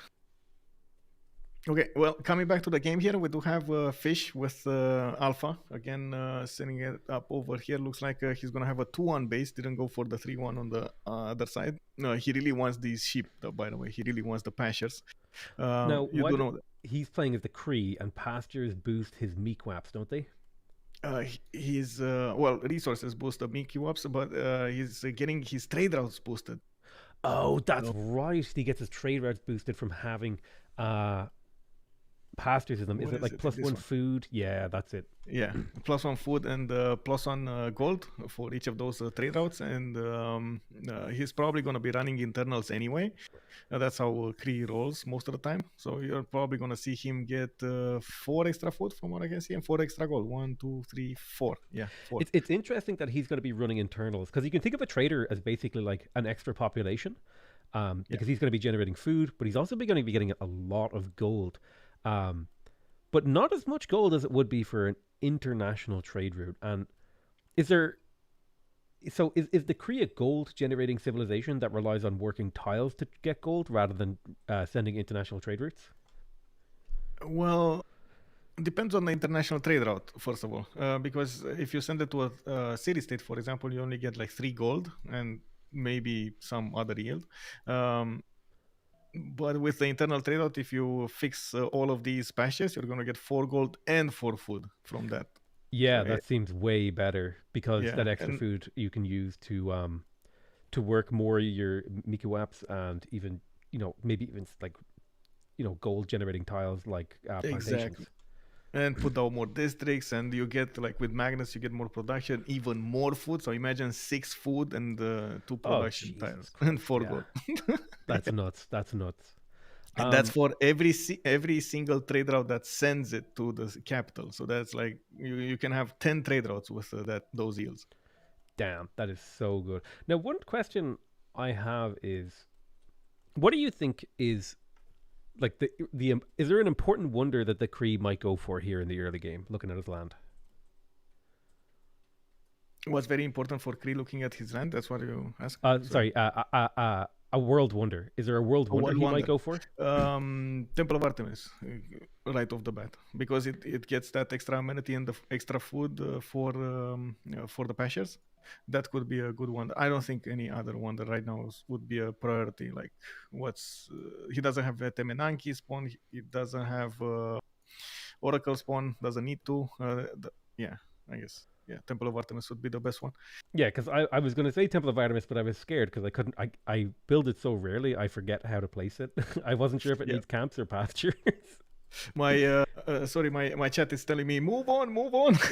Okay, yeah, I'll try not to slow you down so much. No, it's fine. I like the in detail, but they want to know before turn 8 if there will be a possibility for a remap, right? They want to know the information beforehand. They're excited.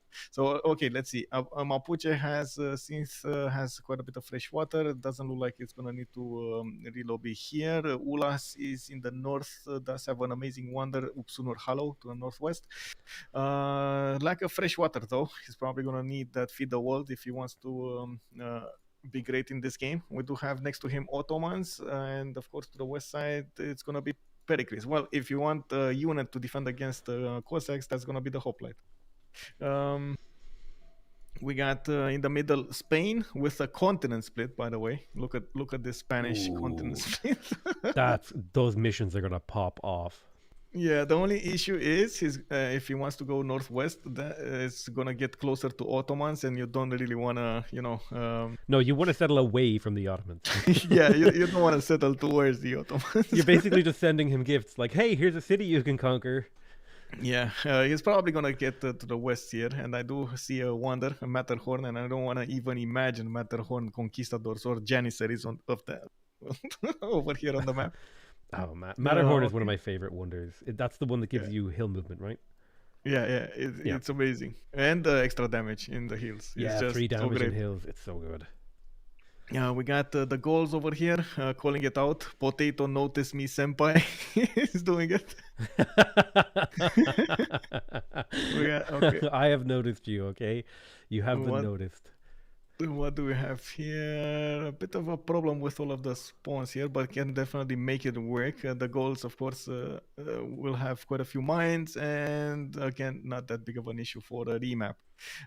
He will have adjacency to Spain, though, as a neighbor, and I do see also to the south Chuck. That's going to be his ally. So maybe some nice timings for tanks, but I don't think he's going to go for cuirassiers. It feels like he's too far away for even cuirassiers to walk through this. Yeah, it seems like there's a lot of distance between players, which usually says SimCity, right? Yeah. So who do you think? We've reviewed everyone's start location, right? We're at turn 9. There hasn't. Wait, have we passed the remap? Yeah, it looks like they didn't go for a remap. All right. Actually, now I think Chuck just noticed they forgot the remap vote. Okay. Interesting. How do you feel about this? Do you think there won't be a remap? I don't think they need to remap this. From what I can see, it doesn't look like either of them, especially like now that both of them forgot. I don't think. Yeah, like if you're forgetting to remap vote, you're happy with the map. You know what I mean? Yeah, exactly. Actually, there might be some information Chuck just revealed, right? They are thinking about it. Yeah, that's true. There we go. The Nays have it. So this is gonna be the map. Yeah, it's Highlands is not usually one of those maps in which you have a lot of remaps, just because there's a lot of land available. The players do have good land because of BBS and so on and so forth. So yeah. Oh, one question someone had: can the Kree actually build the Temple of Artemis? Can you build it next to pastures in the mod, or do you need a camp? Yeah, you need a camp, but you can build it. Yeah, you're right. He doesn't have a camp. He Oh, can get it rip. in Truffles if he wants to. Ooh, to he the might east. be able to get it. There was another question. Oh God, I forgot it. Okay, carry the show. Go. Never mind. Never forget No, my you're question. Oh my god, I'm gonna start blushing right now. I didn't notice the lack of a camp. Listen, it's okay. Oh, listen, dude, you're happens. doing 500 things a second, and you're doing a great job. You're allowed to make a mistake every game, okay? Yeah, one of the things that I didn't cover last time was the city state availability. We did see a few of them, and of course, Wink Wink Auckland was amazing there, but Yes. we didn't go through them fully. So this time we're gonna have Preslav with Kabul as the military city states. I do see Kumasi with Kagwana and Namadol with the culture bonuses. I see Samarkand with Zanzibar and Muscat, and I really want to see where the Zanzibar is. Okay, she's Yeah. right next to Pericles here. I feel like Zanzibar is going to be probably the most fought over one, because that's those. What is it? Is it 12 amenities that they give you, which is crazy. It's a lot of amenities. Yeah, it's not really 12, but yeah, it's a lot of amenities. I think it's like 4 or something. Oh, don't they give you 2 resources? Yeah, or am I misremembering? They do, but it just doesn't work as you might think. Oh, really? Oh, yeah. I don't know. I mean, I would have expected Zanzibar, for example, if you have like all of those bonuses, to give you like all of your cities to have like ecstatic citizens, but it just doesn't happen, right? With 12 extra amenities, you would expect even 7 pop cities to have ecstatics, but it's I think 3. It puts you to 3, so it's like happy citizens. Yeah, happy isn't great. Well, I mean, happy is good, 5%, because it's basically like getting an extra turn every 20 turns, but it's not. Yeah, it's not like amazing. Yeah. I think it's more about how the merit is spread around the cities, but that's a deeper subject that we would need to think. We don't have time for that. We're trying to cast a game. It's already turned 12. People are about to die. It's all happening. So who do you think is the most important scientific city-state here in terms of position and bonus?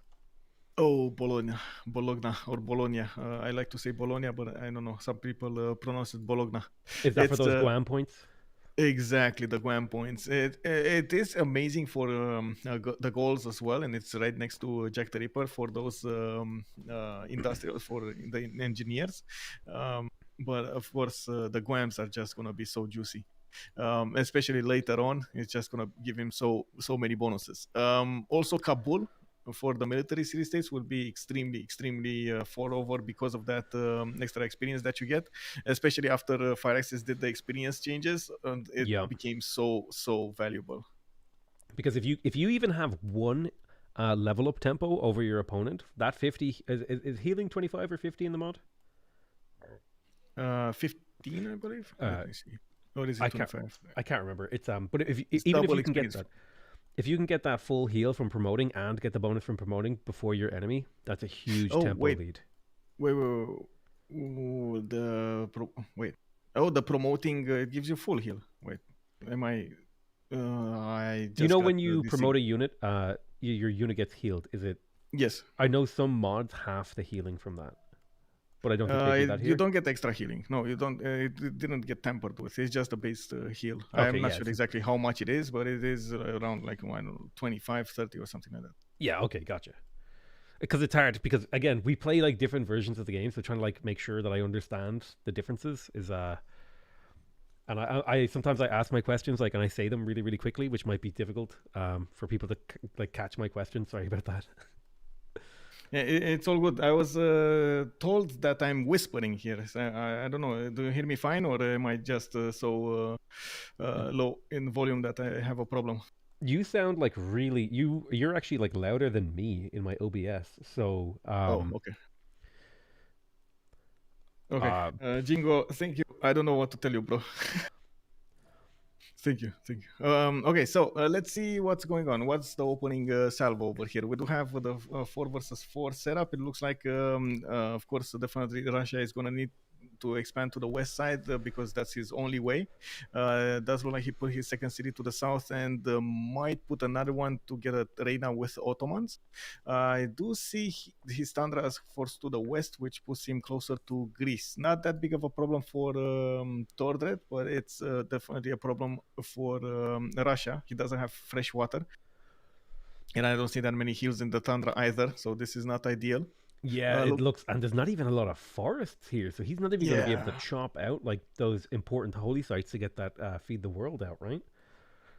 Yeah, it's a problem over here. I also was watching the Pantheon. He went for River Goddess, so he I don't know why he went River Goddess, because he only has this river, and I guess you can put another river here. You can put a few more holy sites here, but then all over the west side, he's not going to get that extra adjacency.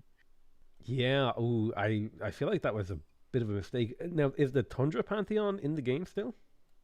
I think so. I wouldn't see anybody pick it. So yeah. Because I would have thought like this is just a slam dunk for a Russia Tundra Pantheon game. Oh wait, there's an important detail here that I have to mention. So the Tundra Pantheon got changed from giving you adjacency from all of the Tundra to only flat tile Tundra. Oh. So this, you can imagine, takes away a lot of the shine of Russia, first of all, and Canada at the same time. And then you have to work all of the other bonuses. So it's like, I don't know. Russia, as you can see, also lost its faith availability for all of the Tundra tiles. Yeah, that was like crazy strong, right? I mean, it was, but again, like all of those bonuses taken away combined does pose a few challenges for Russia in the long term. I'm surprised that they didn't simply lock that +1 faith from Tundra behind some sort of civic or technology, like they did, for example, with the Gauls culture on mines. Well, yeah, the problem with the faith was all over the game. You had the issue. So at the beginning, the extra faith for Russia's Tundra availability was giving it an insane tempo. So you basically were like on 7 cities when everybody else was on 4. Yeah. You had later advantages because of the available rock bands that you can buy. And of course, units during the mid game. So like all over the game, that extra faith was just massacring everybody else around Russia. If it has Tundra, that was the prerequisite. You have Tundra, you have nice Russia game. You know. Yeah, I can see that for sure. Well, I mean, it's probably for the best, because I even think without the faith, Russia is still like, it's not a weak civ.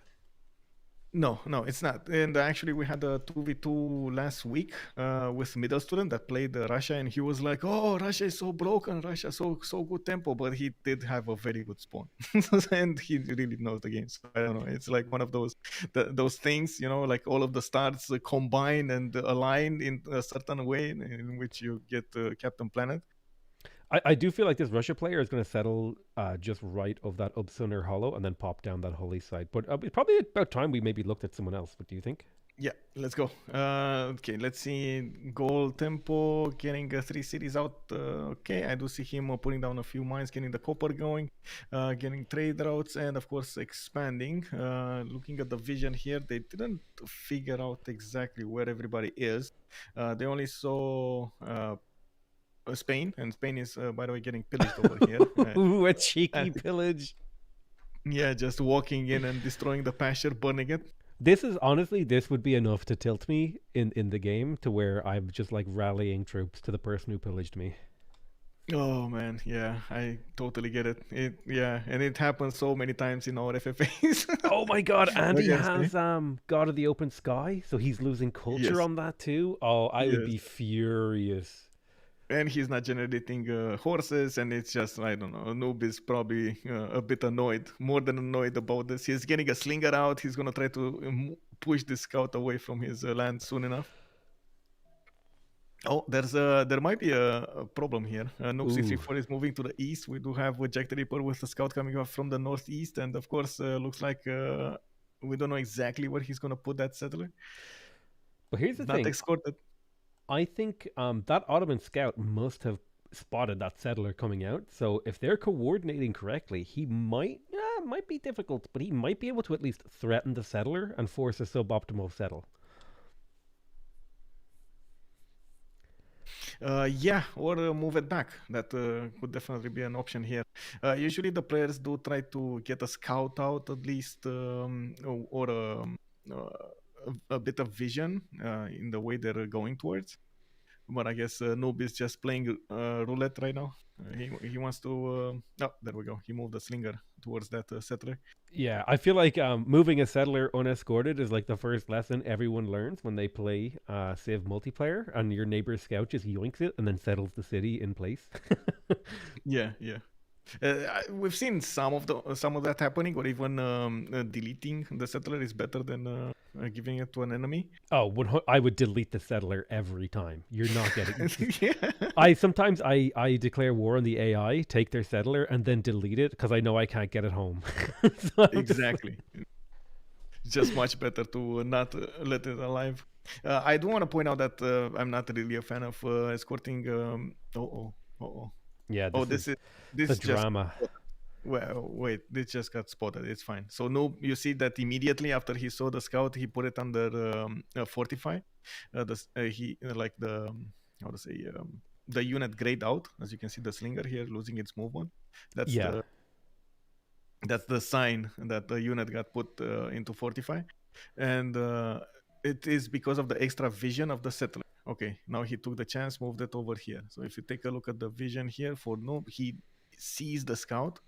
It's 3 tiles away, while Jack the Ripper does not see Spanish settler. Interesting. And now settlers have +1 vision, and they were on a hill, so they could see over adjacent forests, and that gave him. Yeah. Now, if there had been a couple of forests between him and that scout might have been able to sneak up. Yeah, definitely. It's also the scout is on the highest elevation. He's on a rainforest hill. Yeah. So yeah, it's getting spotted by everywhere. But I honestly was really hoping to see a settler steal, because that's like the perfect piece of drama to start one of these tournaments, tournament games off. Is just like, because man, could you imagine? I imagine it's happened all the time, right? Yeah, it sometimes happens. Well, not as much as you might think at this level, but it happens a lot, quite often. Yeah, like probably like a couple times a year, right? A couple more times a season. A couple times a season. Oh, yeah, man. it definitely happens. Yeah, it happens. Okay, so Phoenicia coming up with 3 sitters, going for more here, coming up from his capital. He knows he's free simming, so he doesn't need to worry about it. Actually has a bit of land defense to the south of Hong Kong. There's this water, and of course only 1 tile choke that you can go through with the units, unless you need to get ship building.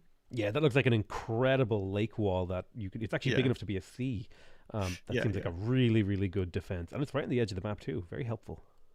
Yeah, indeed. I do see most of the players did go for 3 cities. A bit awkward that Task for Fish is waiting for his third to settle, but I guess he wants the fresh water from this side, from the northeast, and probably a connection city towards Mapuche. Yeah, for sure. He did get Pantheon, by the way, God of Craftsman. I see the extra production phase. Strong. One question I have is, whose position do you not like right now on the map? Like, who are you kind of worried about? Or is everyone kind of in an okay spot?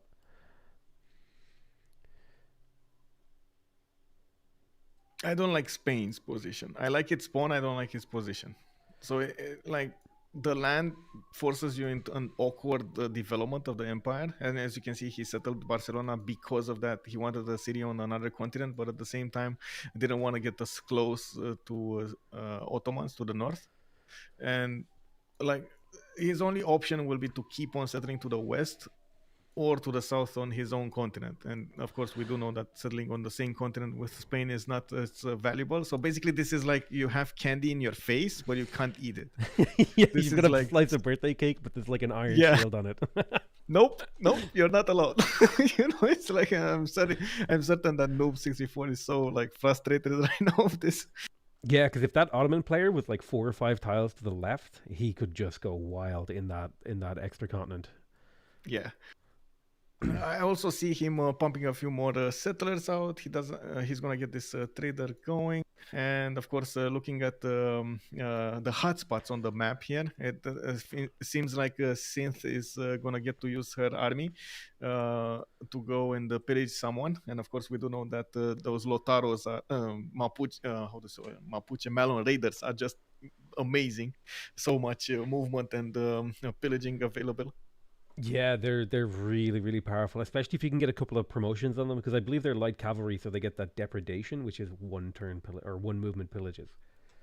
Yeah, exactly, and that's one of the things Synth really likes to do with Melon Raiders. Of course, that's why she plays Mapuche first of all. Yeah, since you could say they main Mapuche, right? Yeah. And how often, now just like a quick aside there, how often is it that you'll see targeted bans like the Mongolia ban for Jack, where you know someone on the enemy team plays a certain save, you just take it away from them? Oh, very often. Very often. Yeah, I'd imagine that plays into it a lot. How Yeah. about our friend here? Oh God, who's orange again? The goals. Gaul, Jack yeah. the Ripper, yeah. Jack the Ripper.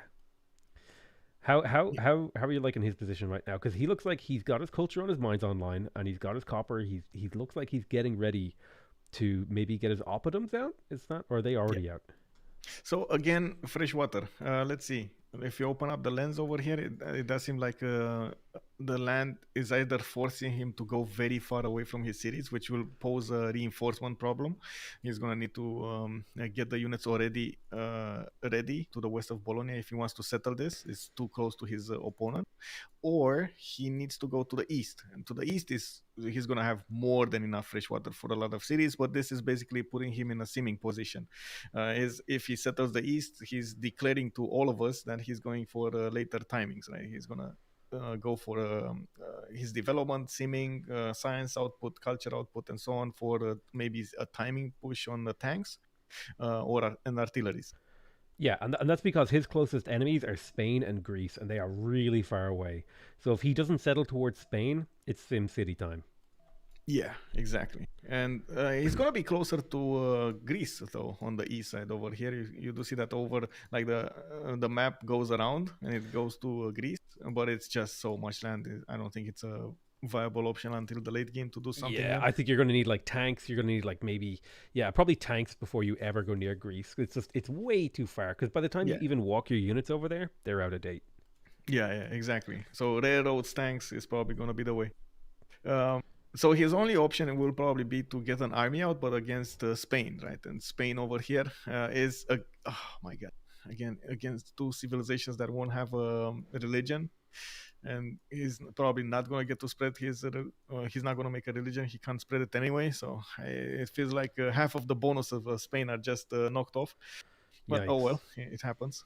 Yeah, that's kind of the roll of the dice, right? Sometimes you're in a bad position for one of your bonuses, and if you were to try to and the big mistake you make there is trying to force that bonus, your enemies will punish you for trying to force it. Oh, 100%.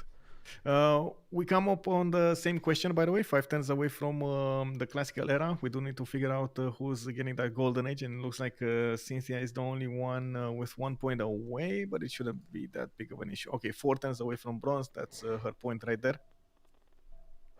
Yeah, so no worries about the first golden age here. Oh, wait, it's not. Wait a second. No, she's not going to get horseback. She's not. Or did she go for horseback?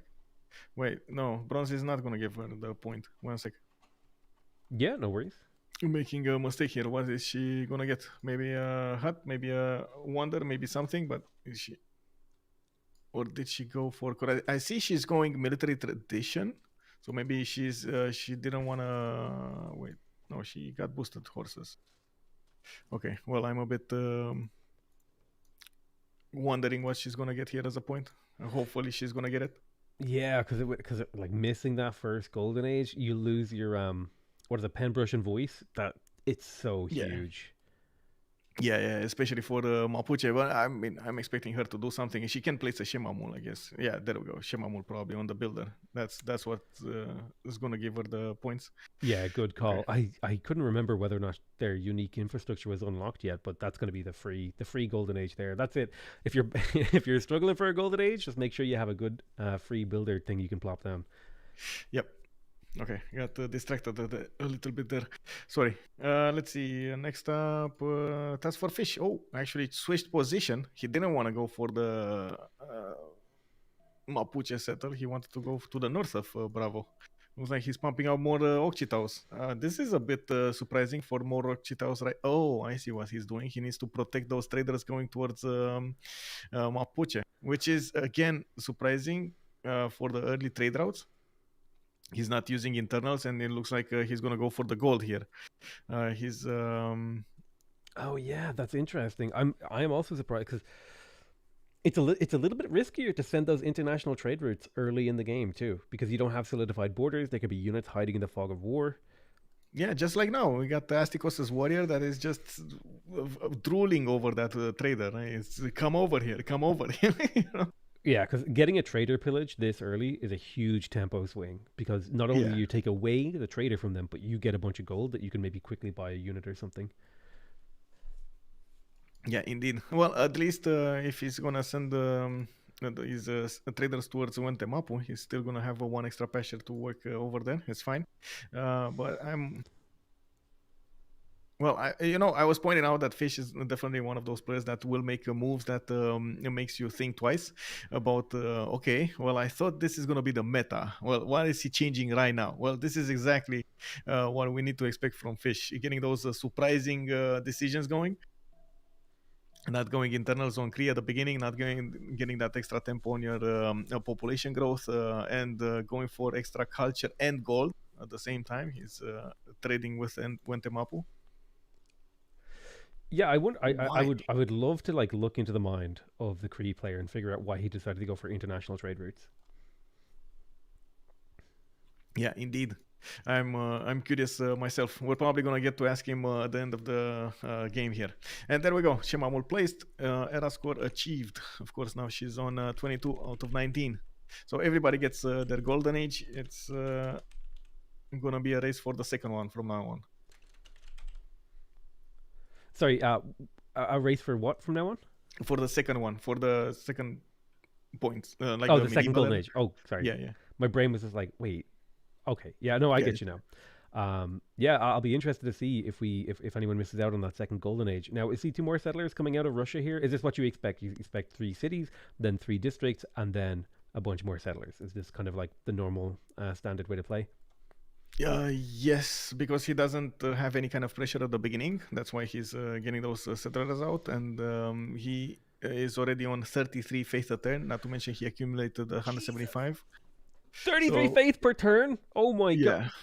What is he?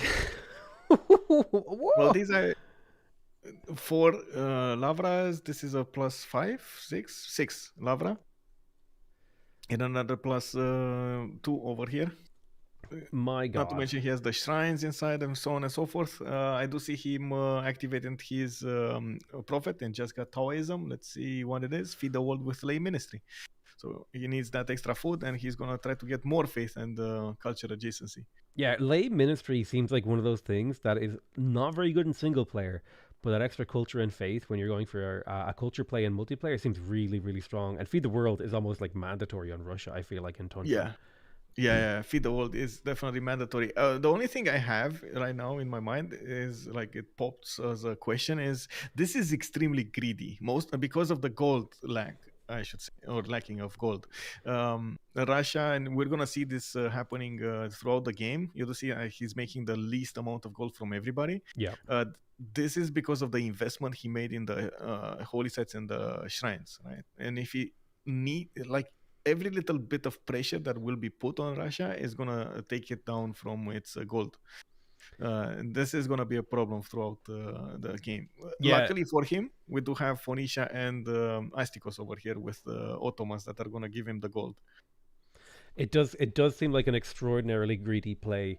Because usually I would take a safe belief like the +2 gold per city following your religion, but this is just he's all in on culture and faith, which I guess is a kind of a thing you're afforded when you have teams.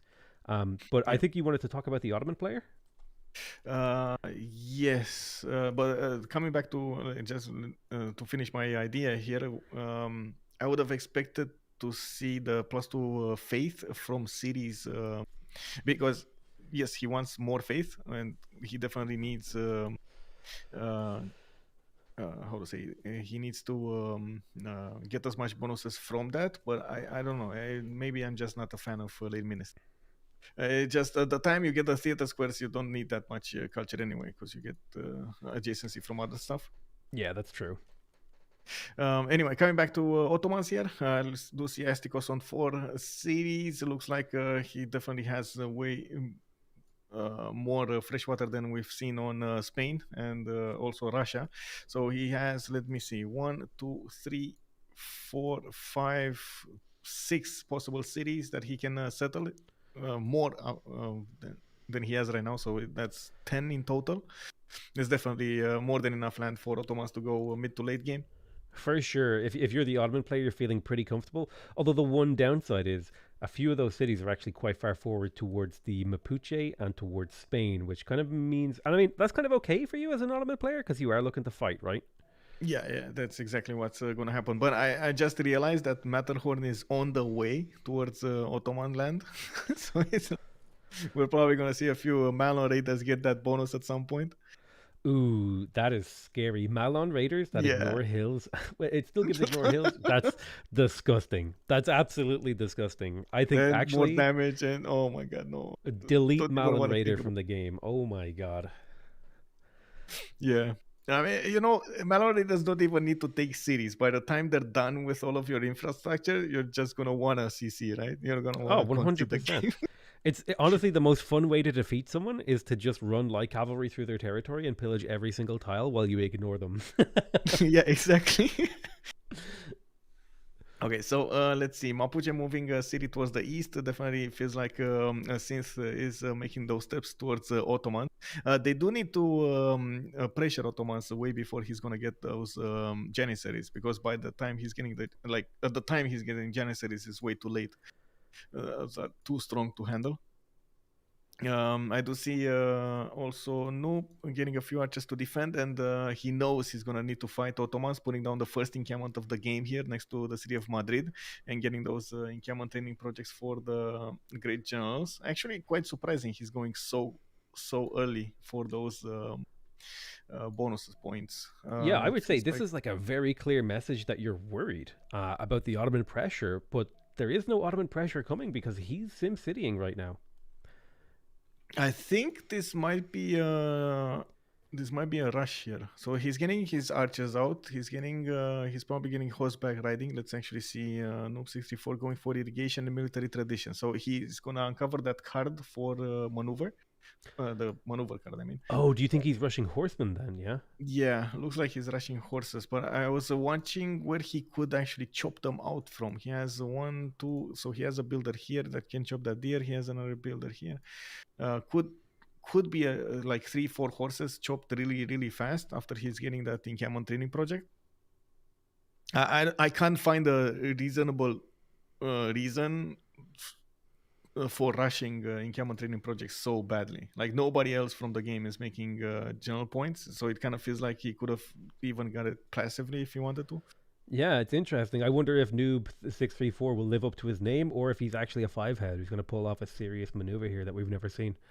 Oh no, he's he's a wolf in a sheep's clothing. You know, no, he's definitely a pro player, but he likes to call himself a noob. Yeah, that's it. So he can sleep into the weak player lobbies and then stomp on people. We all know. Yeah, basically. Okay, let's see. Phoenicia getting the sim going. Ancestral Hall, of course, going for a lot of cities here. Has so much land available on the east side, and this is gonna be amazing for Czech to develop his empire. And these on Highlands you get these one-tile lakes, which are just set up for even naval situations. You just put the harbor down and that's it. Right? You don't need anything else, just the harbor. Right? It's honestly perfect. You just throw the harbor down, you get your lighthouse, and then you pretend your harbor doesn't exist. Exactly. Okay, so, let's see. Does one real question I had about Dido? Does she? Oh, what's happening here? Sorry. Oh, this is I'll say a siege, not a siege, a hostage situation, right? The Ottoman warrior just got um, between the mountains and a few Occhitaus. Is not gonna get out of this. Yeah, it's. I think he's having his lunch money taken right now. Yeah, exactly. It's like send me 100 gold or I kill the warrior. So a little bit of drama there. Is it really important for him to keep that warrior? Or is this just like a little bit of cheeky gameplay to deny scouting and potential harassment on that settler and the infrastructure to the left there? No, he really doesn't want to get scouted. And second of all, I think it's just to keep away the warrior from being annoying. Oh my god, that's an expensive buy here. Task for Fish just spent 180 gold on an Occhitao.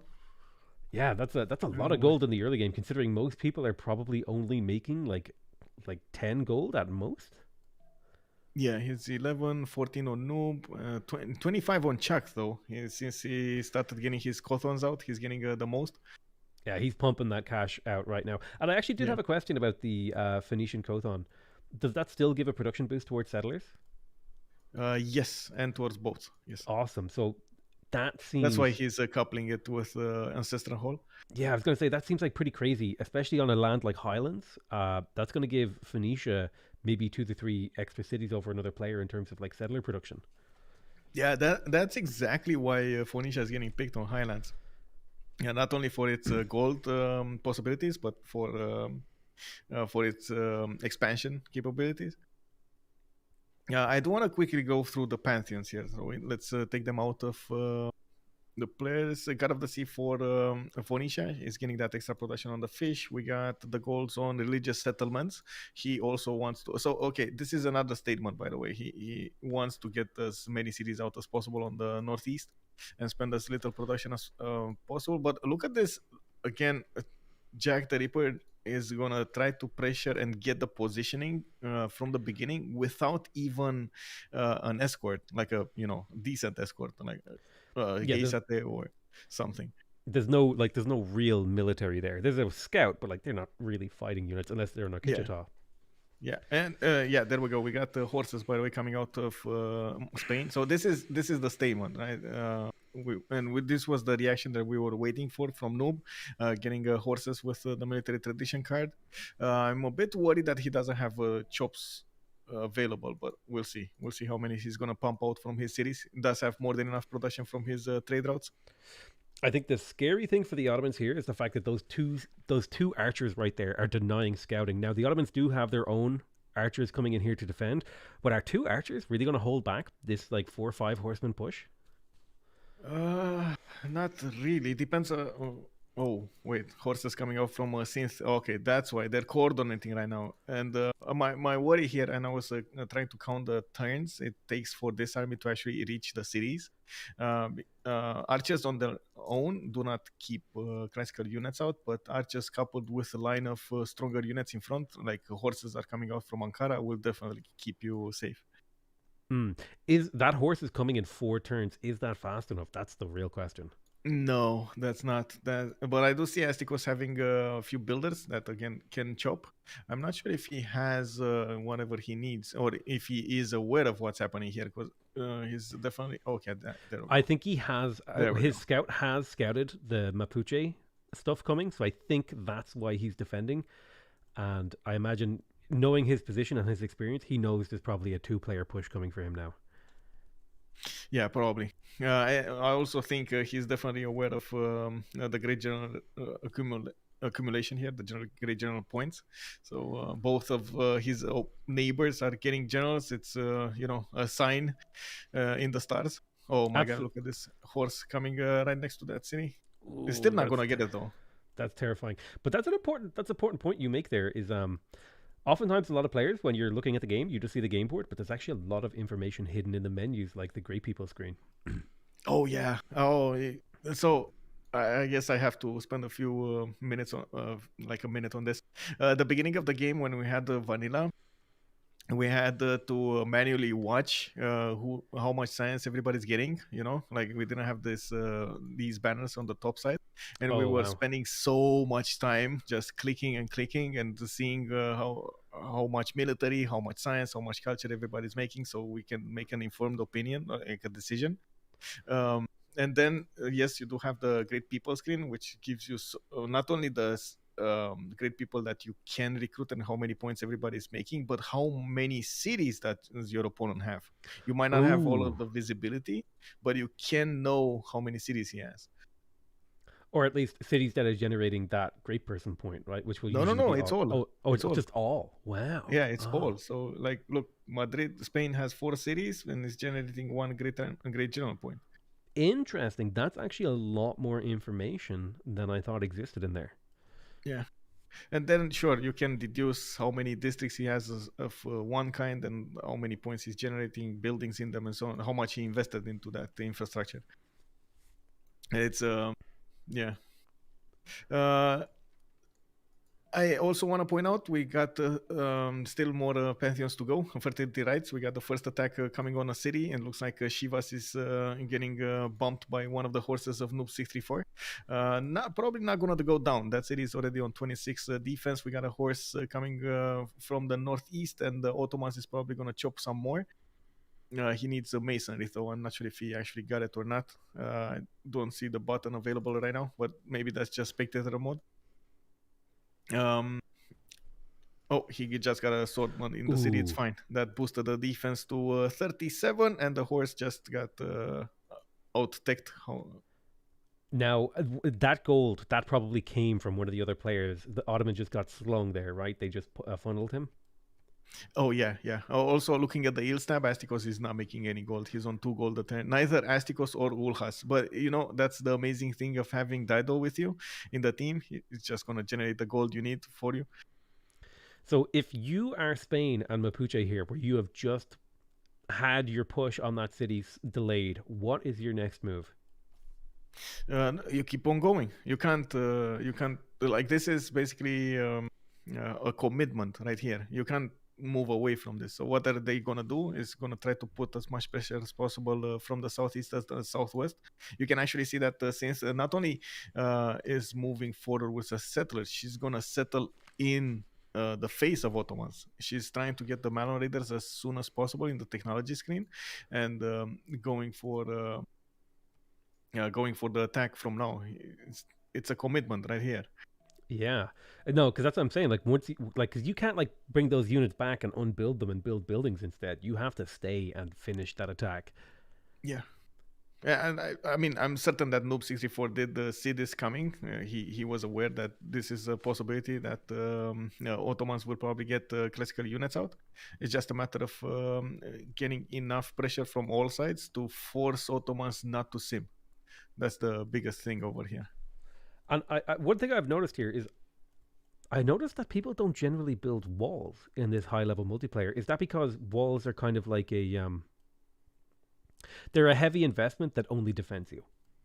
Yes. So units basically, if you're pressed, you need to build walls, right? For example, a caravel attacking a walled city, it's not going to do as well. But that's just a ticking time until somebody's going to get a frigate. The same can be said about the walls in cities. It's just a delay until your opponent will get catapults or trebuchets or whatever it is. So you're better off getting units that can potentially counterattack if you win the fight. Yes, and not allowing your opponent to get next to the city. So this is a bit of a problem for Astikos because there are already 2 tiles, and you can see that Noob doesn't want to give them up. That can be used with horses to attack the city center. Oh, that's true, because tile control is probably a huge thing, because that dictates how many units can hit a city in a single turn, which forces your opponent to have no reaction. Yes, the only lucky thing here for... okay, there we go. Actually, Noob... yeah, okay. So that was a last move, first move right there, wasn't it? He tried to do a last move, yes, on Noob 634, but yeah, didn't. Noob was on the buttons over there, and he did manage to get it out. The only thing here, lucky for Ottomans, the city cannot be put under siege because of this one tile lake. If Yes. Spain does manage to get shipbuilding, that's gonna be different, but I don't think that's gonna happen. Yeah, that's one of the most frustrating things when you're attacking a city next to a one-tile lake is you absolutely cannot put it under siege unless you put a unit in the water and then that unit is weak because it's embarked. And then you just start Yes. losing units in the lake. It can really tilt you. Yes. What will happen here is, and you can see it slowly evolving, the situation is they're going to build a wall to not let any reinforcements from the north. A wall of units, not of actually stone.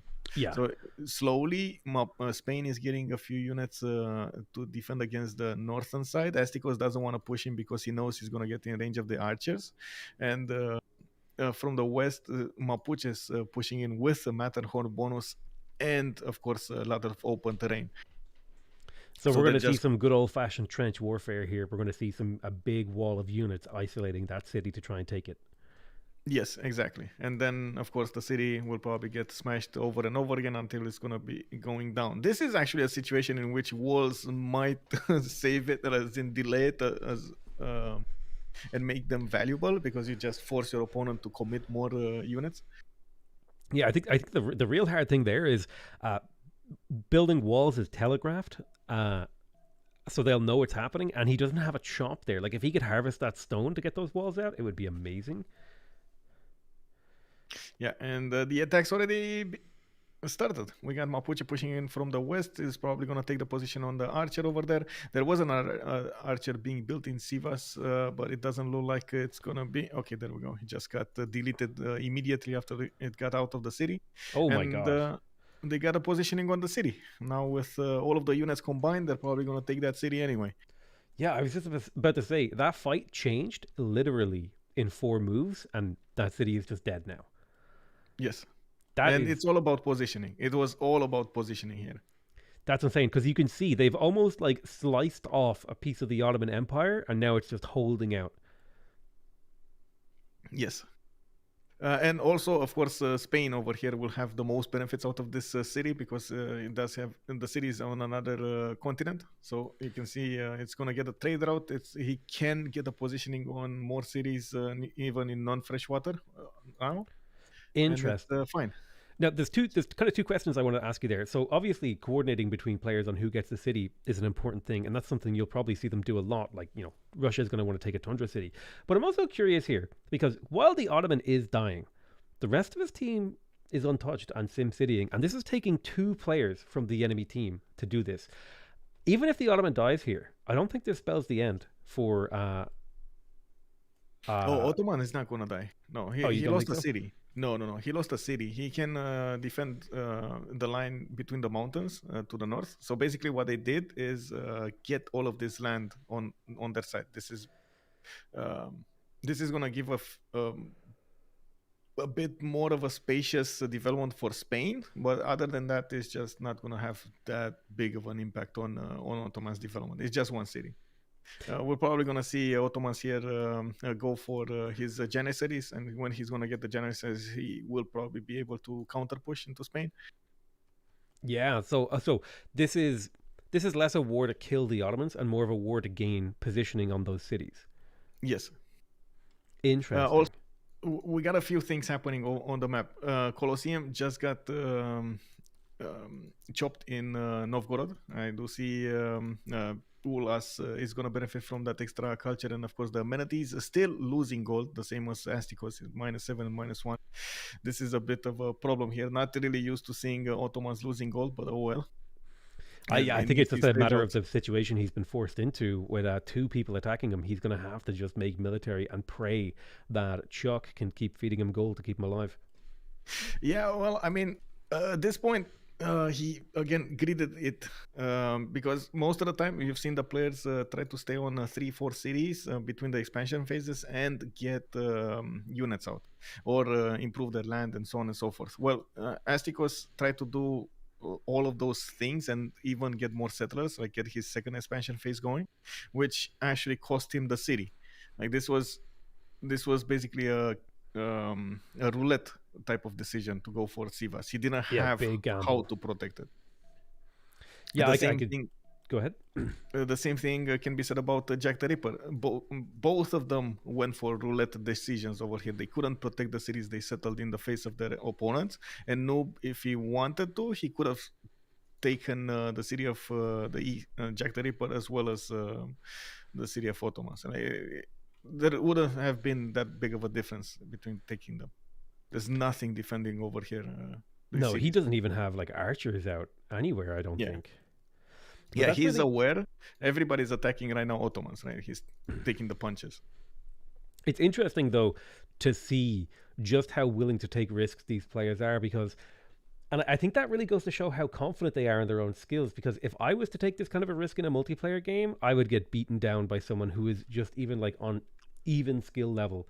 But to be at the top of your game and be able to take a huge risk like an invasion like this or forward settling people, that shows just how confident these players are. Yeah, experience comes into play here. Most of the time, you're not going to see them take that, big risks. They're going to try to take smaller incremental risks. But this is like Aztec. I wasn't honestly expecting Aztecos to go full on like this with the city to the south as close as he did to both of his opponents. But he did it and he got punished for it. That's the thing. You have to be careful. If you are going to take a small risk, the other team is going to try and punish you for it. Yeah, exactly.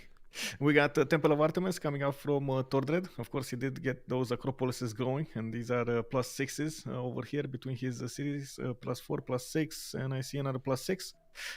He started to get a little bit of science. He's on 20 science and 52 culture, by the way, still going with a few units to the east side. And of course, he did get that city, Pergamon, to the southeast and started settling non-freshwater. Like, this is the thing we were talking about at the beginning. Unfortunately, he's kind of forced to go non-freshwater here. Yeah, but I think settling non-freshwater later in the game isn't quite as bad as being forced to settle it early in the game. Would you agree? Yeah, I agree. Especially after you do get, for example, now he's getting his Acropolises. It's fine. He's still going to get the option to aqueduct the cities next to the mountains. He's still going to get the option to get the granary going and so on. There are multiple things to consider. True. It's also a lot less punishing if you do have a unique district that's half price. That's going to help a lot. 100%. Let's see what Kree is doing here. Getting commercials. I do see him placing his government plaza in such a way in which he's going to get extra bonuses for campuses as well as theater squares. This is going to be an awesome theater square here between by the way, there was a race from what I can see, or I guess Task Force Fish tried to go for Colosseum, but couldn't make it. There's no other reason to get an entertainment complex other than go for Colosseum.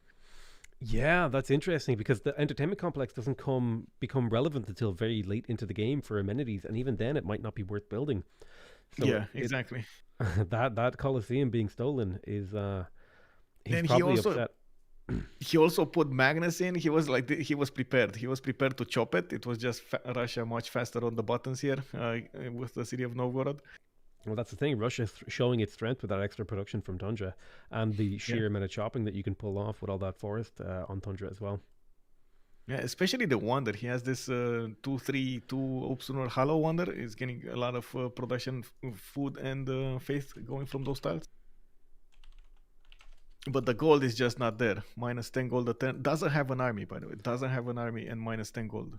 Yeah, that is spooky. To not have an army and have like 0 gold. And the interesting thing too, I think Greece might be sending horsemen at him. Yeah, slowly but surely they want to take Zanzibar. I think that's the problem. Jack the Ripper is holding Zanzibar, so that's definitely a city-state that they want to take away from their opponents. I don't see this as that big of a problem for Russia, though. Only 3 horses here, no general, but it's still gonna force him to get a few units to defend. Yeah, but a few units to defend when you're -10 gold, that is... Oof. Yeah, indeed.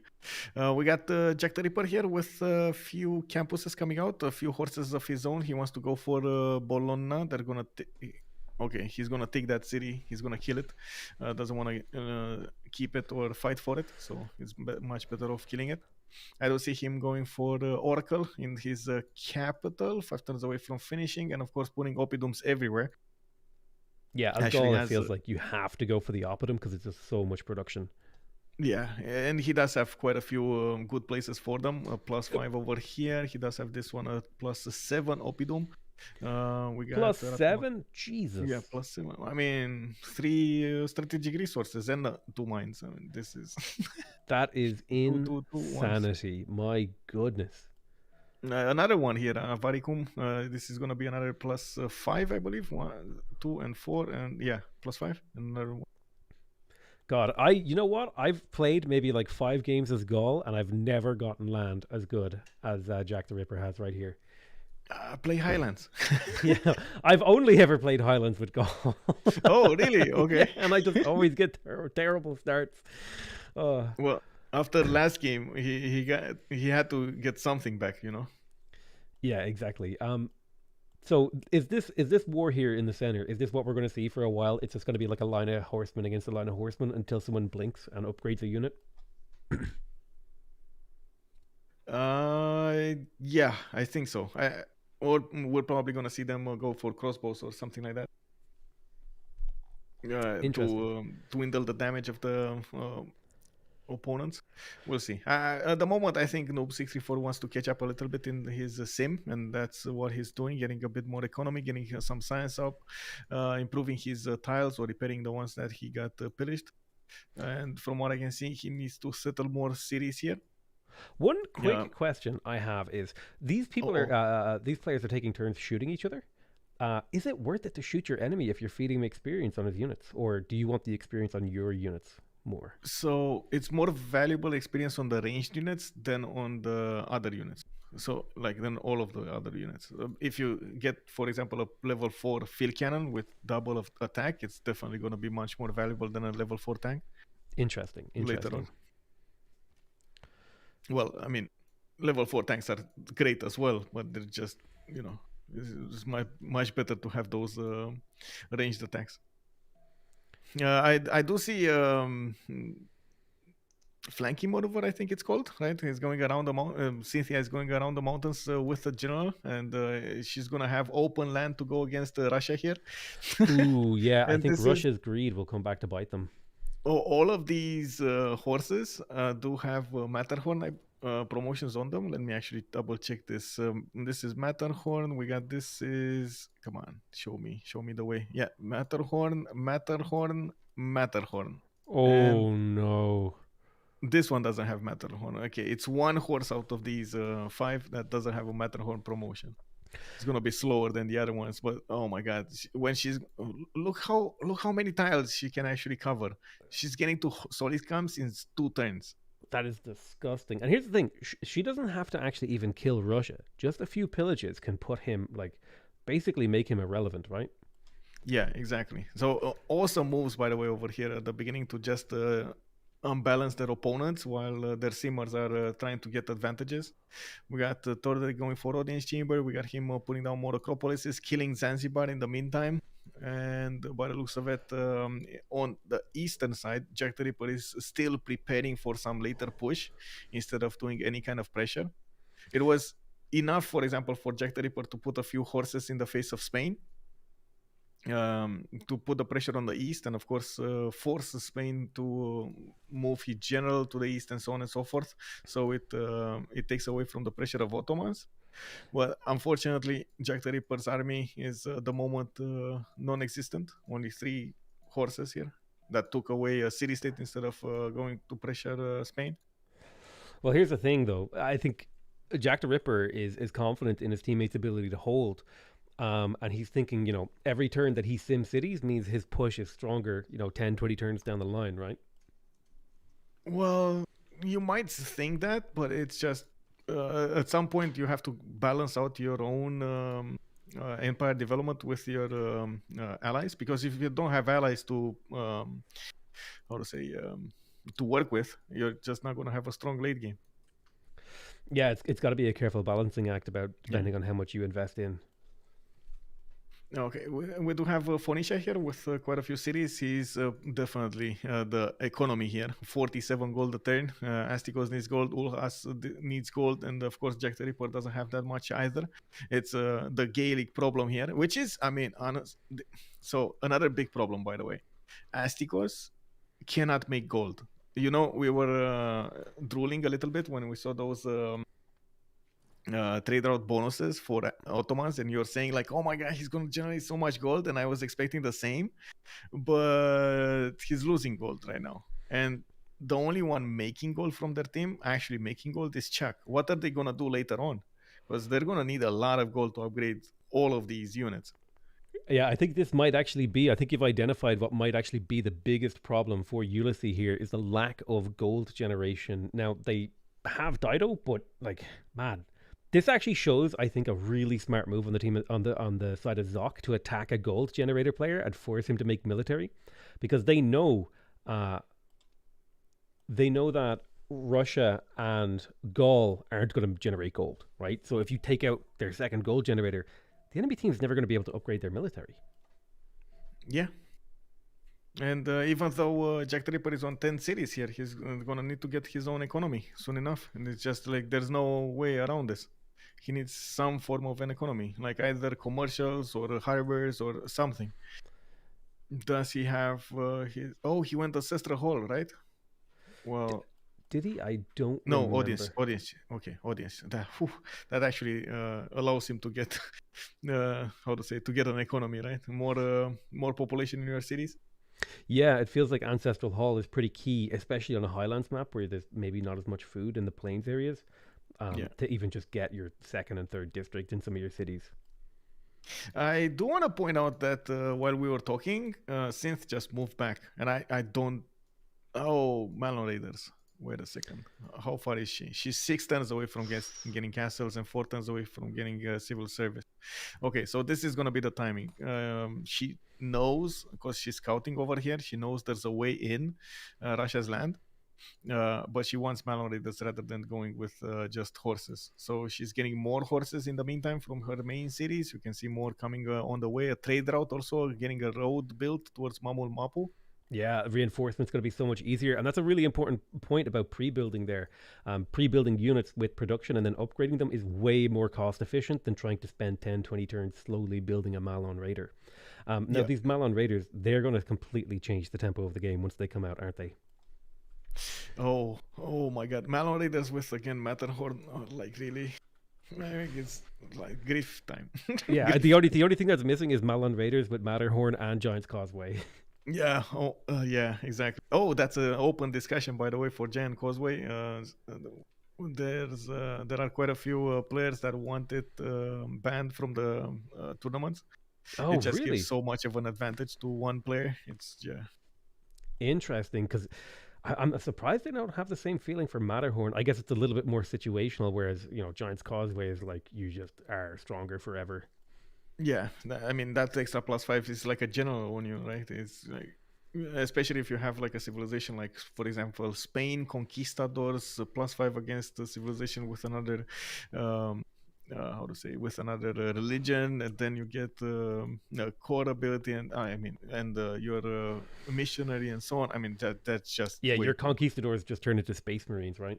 Yeah, I mean 110 strength units, like really, bro. Yeah, it's like you're gonna need giant death robots to take down these conquistadors. Yeah. Okay, economy being built here by Kree. I don't see his outputs. I do see his outputs. He's on 34 gold a turn now. That's for fish.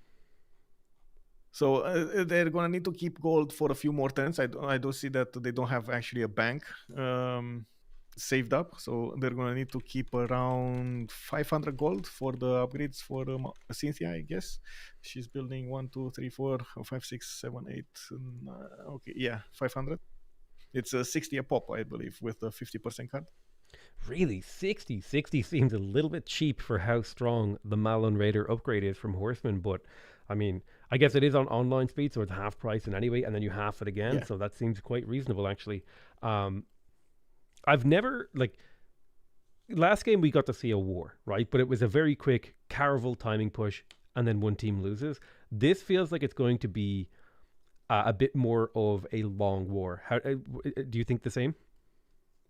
I mean, I hope so, because like looking at the defense of Russia, for example, if those Malon raiders get in, they're going to take cities, not only villages. Yeah.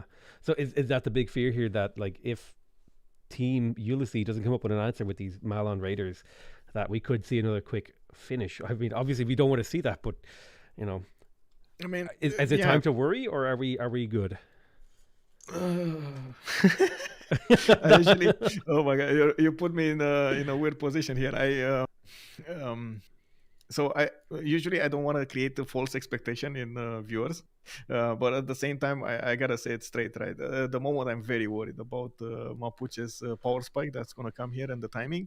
Last game you said it correctly, right? We had a surgical strike with those caravels at the correct timing, and it was definitely a bit of a mismatching timings from Team Ulysses. They did try to go for. They thought they're safe, and they thought nobody's going to push them, but actually, Zone of Control pushed them exactly at the moment they were weak. So it kind of feels like that it's going to happen again. And if we do count the turns here, it's what 8, 9. I feel like Russia might be able to come up with an answer here themselves, because they have the Cossack, right? I don't know how far away they are from very far, very far. That's the Cossack is like 30 turns from now, 20 to 30 turns. What about pikemen as an answer? I that could be an option. They're not too. Pikemen could be an answer, but okay. So that's why I said count the turns. It's 10 turns for these Malon raiders to actually get to the city of Solicams. All of them upgraded with Matterhorn and next to the city of Solicams. That's gonna be the first attack move. Either a pillage or taking the city. We got Ulas 3 turns away from getting apprenticeship. If you look at the trees here, we got apprenticeship over here. Military tactics is top 3, so he needs mathematics, and then he needs military tactics with units pre-built in the correct moment in time to defend. So it's spooky, but not impossible. Yes. The problem is economy, and at the same time, if you take a look at the long term, as in, okay, what can his allies do in these 10 turns to actually delay this attack or save them, right? Save, for example, Ulas's attack or Ottomans. Because, I mean, it's not going to be only Solicams in range. Bursa is just 1 turn away from getting taken over. If those Malon raiders get their Matterhorn bonus, is just what? Matterhorns are 6 movement with the general, and she already has a general. Ooh, yeah, it's starting to become a little bit scary. But I mean, there is always Jack the Ripper sitting in the back there who might be able to come up with an answer. So Jack the Ripper's development screams late game. So this is his whole empire development right now is gonna be towards at least cuirassier time, at least. And that's, he's on 29 science, 42 culture. To put it in perspective, he's now getting apprenticeship and civil service, and apprenticeship is here, and you have ballistics over here for cuirassiers. That's like a solid 20-30 turns away. Yeah, exactly. So what he needs to do to actually get more infrastructure out of this, he needs to put down campuses, he needs to get his population high enough, he needs to get an economy going, because his allies are just not going to afford anything, and he doesn't have an economy, and basically settle for that later on timing. So he cannot affect this. He cannot affect this at all. This is just not going to be a possibility. If Spain, for example, plugs this choke, he's going to need crossbows and knights and so on to actually push through, which, again, I don't think it's going to happen. So that's it. This is all on the shoulders of the Ottoman player and the Russian player here to dictate whether the Clash of Titans may or may not, be a good one. Now, how about Greece? What's Greece's role going to be in this next phase of the game? That's sure. So Tordred is going for both culture and expansions right now. He's got 3 more cities, took away a city state and settled 2 more. So that puts him on 2, 4, 6, 7. I do see him having a decent economy. 12 gold is not bad. 29 cents. 98 culture, by the way. Is going to be on cores soon. Yeah, and that's when things start to get scary. Is like because even 1 or 2 cores can like swing a fight. Yeah. Also, I got a viewer telling me to watch out for the production boost over here on apprenticeship. Yes, indeed, the production is going to be quite important. How is he going to use that production? That's the biggest question. Yeah, that's going to be like a 30% production boost in his cities that are working mines. They're going to go from 3 Yeah. production to 4. I think he's 1 turn away. This is going to be quite important here. Food is the biggest stopper for him because he can't place like. Another thing with the oppidums is they take away that ability to go for early campuses in a pen brush and voice situation. So it's just your tempo is going to be a bit off towards production, and you need to somehow get that going. It's either going to be early units or it's going to be very late units. I don't think you can go in between that that easily. That's the thing about the Gaul. I feel like they have amazing tempo, but there's like this weird gap in the middle where after you get your oppidums up, you either have to go for the late game or for right now. And it's very like and like if you go for that late game, you can't change, you can't switch because you don't have the districts. Oh, I'm a bit surprised about what Synth is doing. She's very how do you call it right now? I think anxious, or some would call it she has ants in her pants. She can't stay still with the horses, so she moved them back to get them promoted, right? But she didn't have enough patience to get them promoted, and I don't think they have the gold right now. But they're keeping gold, so it doesn't seem like she could stay in the cities and then move back all of those units to the north. So the threat of the Malon Raider is slightly delayed, which is going to swing things slightly in the favor of the Russian and Ottoman player, buying them time to get out their critical infrastructure and potentially more units to actually hold off those Malon Raiders when they come. Because when it comes to attacking, timing is everything, isn't it? Yeah, I agree. I don't really think these horses can actually hold Malon Raiders. Of course, since Russia doesn't have a Defender of the Faith and he doesn't have a general, that's an extra plus 13 in hills that those Malon Raiders benefit from. You can imagine that is quite a bit, not to mention the extra tech they have over, right? They're courser replacements instead of horses. I'm excited. Yeah, I don't think like here's the thing. This is I'm gonna like fourth wall break here. I haven't been this excited to watch a game of Civ in a long time because normally for me watching a game of Civ is kind of a relaxing experience. Watching someone build a really satisfying city or empire, kind of like Jack the Ripper is doing here. But when you've got a team game, there's so much tension because every player has a role, and not only that, every player has decisions to make that are in tandem with their teammates, but could completely swing the game just like that. And it's like right now the game feels like it's on a knife edge, and it all comes down. It all comes down to what the Cynthia does. I feel like, or Synth. Yes, I do believe right now the game is in Synth's hands. And of course, her ally Task for Fish to give her the gold. It's very important to actually benefit from that gold income. The thing is, from what I can see, their synergy is much better on Zone of Control than it is on Ulysses. Yeah. And I do have to point out that their major player, Liege, is now casting rather than anything else, but rather than playing. But at the same time, they have very strong players to begin with. It's just Liege usually, like he is the team captain, and usually is the one that it's the glue of the team. It's very, very important. But again, I think he wanted to do the casting because he had trust in his team members to be strong enough to handle this great grand final. That's why he recruited them in the team in the first place. Yeah, absolutely. Liege is, for people who don't know, maybe in my community, Liege is one of the coordinators for the Civ World Cup, which is now on its 5th season. It's the 5th one, I think. Is it seasons or? Yes, fifth season. Yes. Yeah. And so he's been a major player. He actually, I think he's friends with Zerator, who's also casting the French version of this. So I believe he's also like an incredibly strong player. So missing him might give this team a disadvantage, but at the same time, maybe he's better served casting games because he can drive a lot of hype and give other players a chance to shine. Yeah, I totally agree. He has been doing an awesome job on all fronts, getting the word out for the Civ communities, improving the game, playing the game, and being basically everywhere. So it's like one of the most valued members of the community, I would say. Oh, dude, he's the reason why I'm sitting here casting. He just sent me a message, and I was like, okay, I'll try. I like great.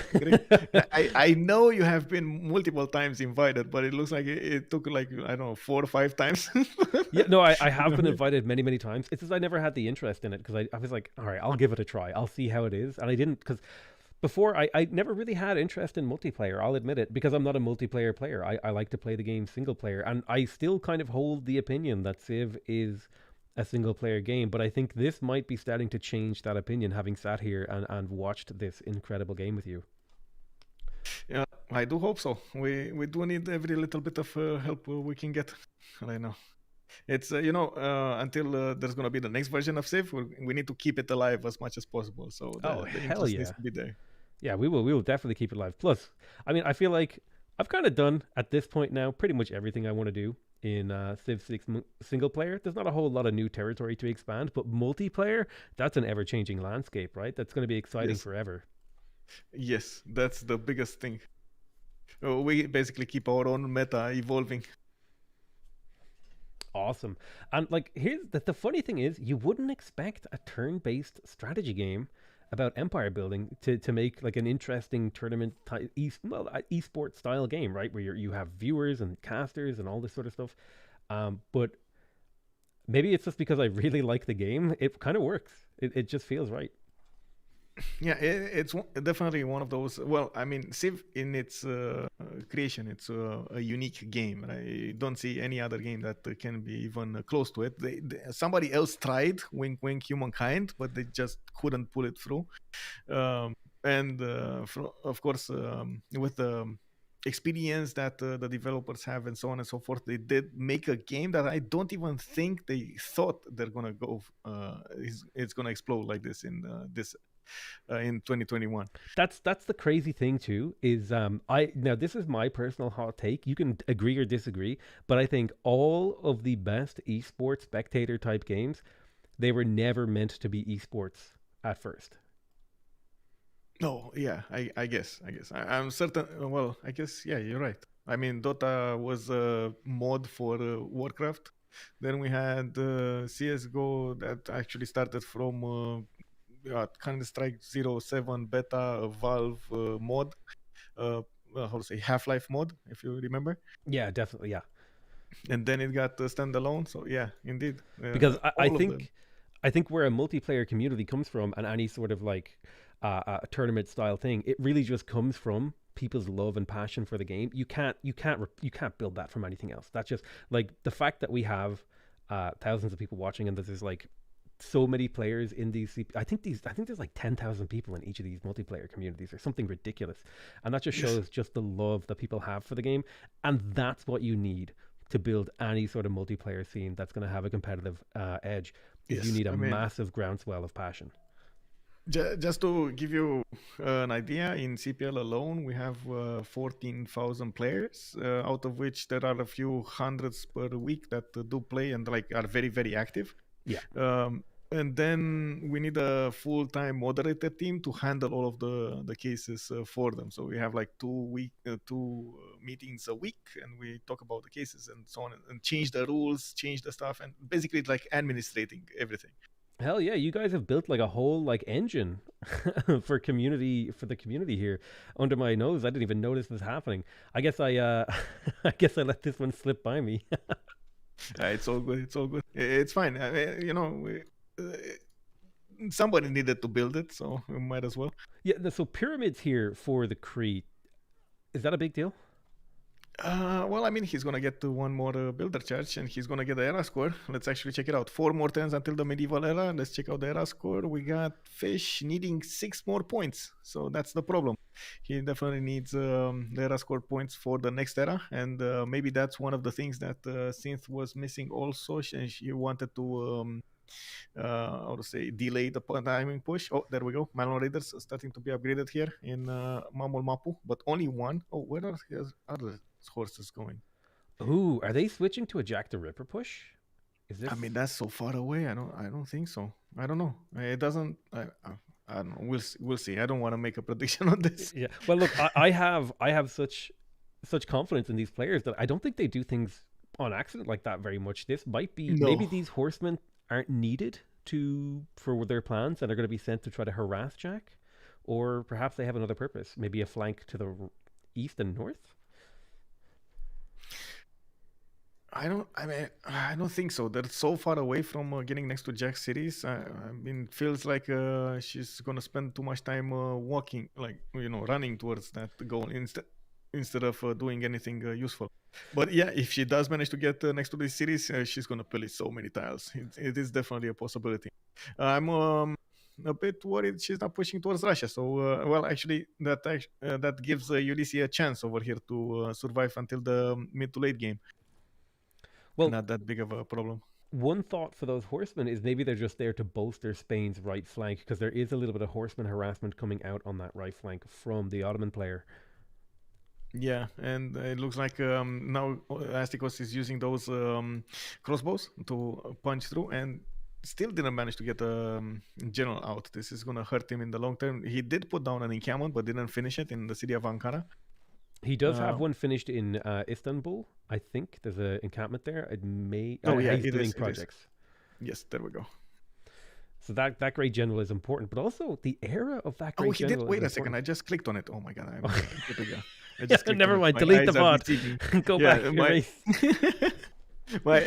Oh my god, my eyes are deceiving me. What can I say? All right, guys, I want you guys to take a drink and make a clip every time that OnSpotTV makes a mistake, and don't do it when I make a mistake. Oh no! Rubbing it in, man. Rubbing it in. Okay, so third expansion phase for Tordet, coming up with more cities to the south. Looks like we do have Task for Fish with I think. Yeah, there we go. Very good economy. 85 gold a 10, 40 census, 69 culture. Looks like he's doing a little better than Jack the Ripper, but of course Jack does have those extra points for production. On 12.6 grid engineer points a 10 already. 2 turning a commercial, by the way, from his capital. Jeez. So this is where the economy comes in. He's on the ball. He's recognized that he needs to help the Ottoman player with gold, I assume. Yeah. And Ulas as well. Like this is like Chak at the moment cannot withstand both of them. Like keep them up with gold, even though he does have 83 gold per turn. It's just not enough to upkeep everything and keep the upgrades going. Yeah, I can imagine him just like screaming, "Quick, Jack, make gold, please! We're dying." Yes, make gold. Not something that not something that Jack is well known for. Yeah, Jack, a very singular player. He kind of, what's that? You want me to make gold? I'm making more. No, give me 60. Zones. I make gold. Give me 60. Yeah. I do think having I like that the players have personalities. I'm looking forward to getting to know some of these players. I think Jack is probably one of the more well-known players. But what were you going to say there? Yes. I was just checking out the score. It's fine. So we do have Jack on 64 out of 65. Jack did manage to get 71. This time I see everybody is making it to that golden age except Task or Noob. Okay, Task probably needs to get this theater square. Oh, he's gonna chop it. Okay, so he has it in the bag as well. It's just that nice adjacency. Yeah, this is gonna be what, +5, +4. Yeah, +4. That'll give him the 2 era score that he needs to step. Or is it 3? Well, regardless, it should be enough. Regardless. Yeah, it's more than 3. It's fine. So yeah, coming back to players, definitely Jack the Ripper is a well-known streamer. We do have Noob64, a well-known player that started streaming as well a few months ago. Task for Fish is also well known for actually writing a book on Civ. Wow, what? Tell me. Yeah. Wait, hang on. I want to know more about these players. He wrote a book on Civ? He did like a few years ago, like 3 years ago, I think. He did write a book on tactics and how to play and so on and so forth. I'm not sure Oh about the my links God. though, but definitely I we need can to. find that out. Yeah, I need to look that up. So, tell me about the play style and personalities. Like we've talked about Synth and their desire to play Mapuche, and that's like their. I wouldn't call them a one trick, but it's their like comfort pick. Where did that Malon Raider go, by the way? Oh, it is going east. Yeah, it looks like she is going for the goals. Oh my God, Jack the Ripper is gonna be so mad. He's gonna scream. Can we tune into his stream just as he like slams his desk? Yeah, I don't know, man. I don't know. Plus 18 right there. But I feel like, listen, you made the right choice asking me to be on this stream because I made the 5-head call that nobody expected, that those Malon Raiders are on their way to Jack the Ripper. Yeah, I mean, this might be a triggering point, right? The first one out of the previous game was Jack the Ripper, so we might see him top this favor. Because, especially in a team environment, you don't really want somebody telling you, like, every few minutes that, oh, we're going to lose this, or we need to do this, or we need to do that. You're always going to try to have a positive attitude, and some of the players do try to keep it neutral. Yeah, that's a really important thing for team morale.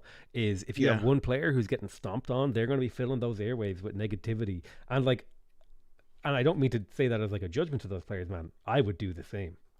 No, I mean, I totally get it. It's just, and you see this in other esports as well. If they play multiple years together, they're just gonna know to shut up or when to shut up.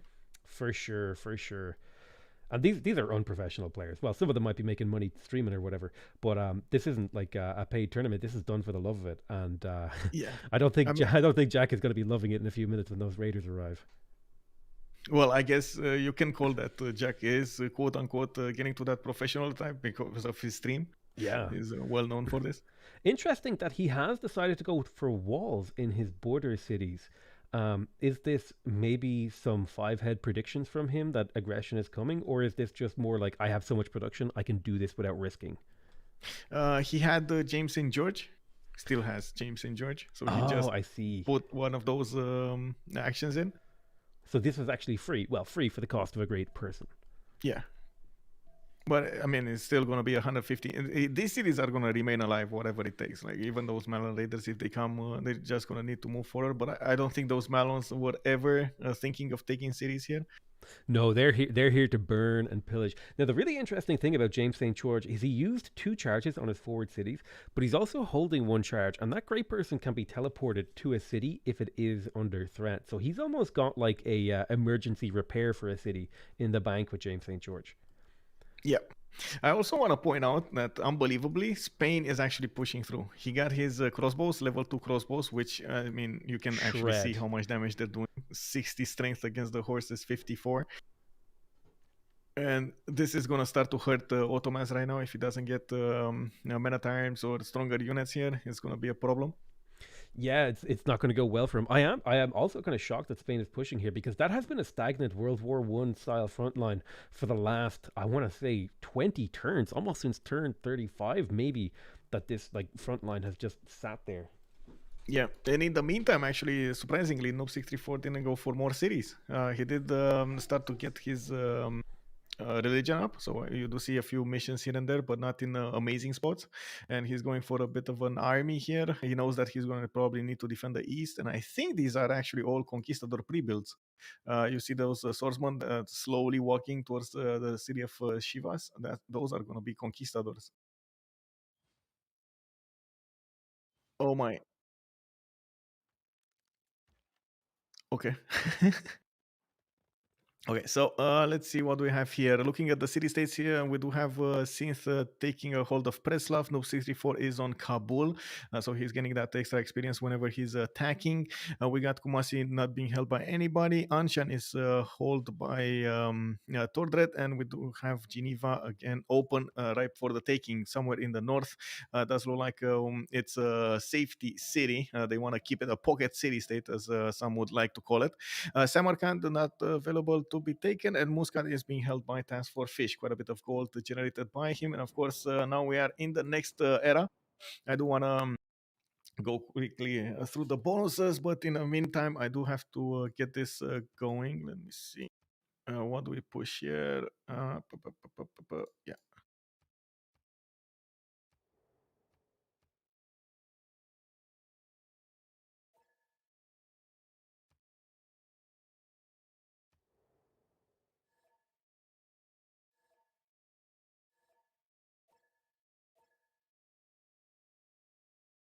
Okay, we are just picking stuff out of the blue here. Let's see. Admirals doesn't look like it's gonna be a race anyway. So I mean, Chuck is gonna have first dibs on all of them. So yeah, there we go. He's gonna vote A. I'm gonna vote. He's gonna vote B. I'm gonna vote A. And the first one was for new districts with culture bombs. Okay, it's fine. Let's take a look also what was happening here in Chuck's land. He's definitely preparing for some late game, and of course still getting that gold. 52 science with 80 culture, 69 gold in the bank right now. Does look like we got campuses, more campuses coming out of his cities, and he wants to take Namadol. Actually, he just took it over as a city state, Suz, and that's fine. He's going to get a lot of culture coming out from that. Looks like, yeah, 80 culture. That is just amazing for all of those Cothons next to the coast. Looking at the war here, it definitely feels like Noob 64 is trying to push Ottomans to the brink. We will probably see Ottomans here get to those Janissaries at some point. Military tactics, divide right to 1, and it looks like he keeps on getting those admiral encampment training projects. He's going to want more great generals, isn't he? That's why he's pumping those out. Yeah, you need the Renaissance ones, and the next one is the Renaissance one for the Janissaries. That's probably the reason he's getting another one. But I mean, it does feel like also at the same time, Janissaries are not as close as you might think. I don't know. Maybe I don't see his technology side, but we'll see. 32 science with 29 culture does feel like it's a long time for Janis. I mean, to be fair, he's done a good job, but like he's in a tough spot. He hasn't been able to Sim City. He's just, is he even building infrastructure? Only the diplomatic quarter. Now, the first World Congress happened while I wasn't here. Could you recap me just super quick? Yes, it's Dido's getting no growth. We got great engineers double points. Okay, sure. I mean, I'm not sure how much it matters right now. Torder just gained 2 Diplo victory points on Greece. And we have to take a look at the era scores here. Let's see who is in a golden age. Everybody's in a golden age. Okay, that's a big difference from the first game we've saw. Absolutely, that first game we almost saw an entire team miss a golden age. Only there was a very slight throw from one of their enemy players after he declared war on them. Yeah. Go ahead. No, go ahead. We got Chuck on Pen Brush and Voice. Jack is on Pen Brush and Voice also. Astikos Pen Brush and Voice. Ulas Monumentality, his second Monumentality on Russia. Synth is Pen Brush and Voice. Noob 64 Pen Brush and Voice. Fish is in free inquiry right now, trying to get that science from his commercials. Okay, and Tordred is Pen Brush and Voice. My one question here is for that Cree player. Does he have enough commercial hubs with high enough adjacency to justify what he's gone for here? Let's see. These are +4s, right? +4.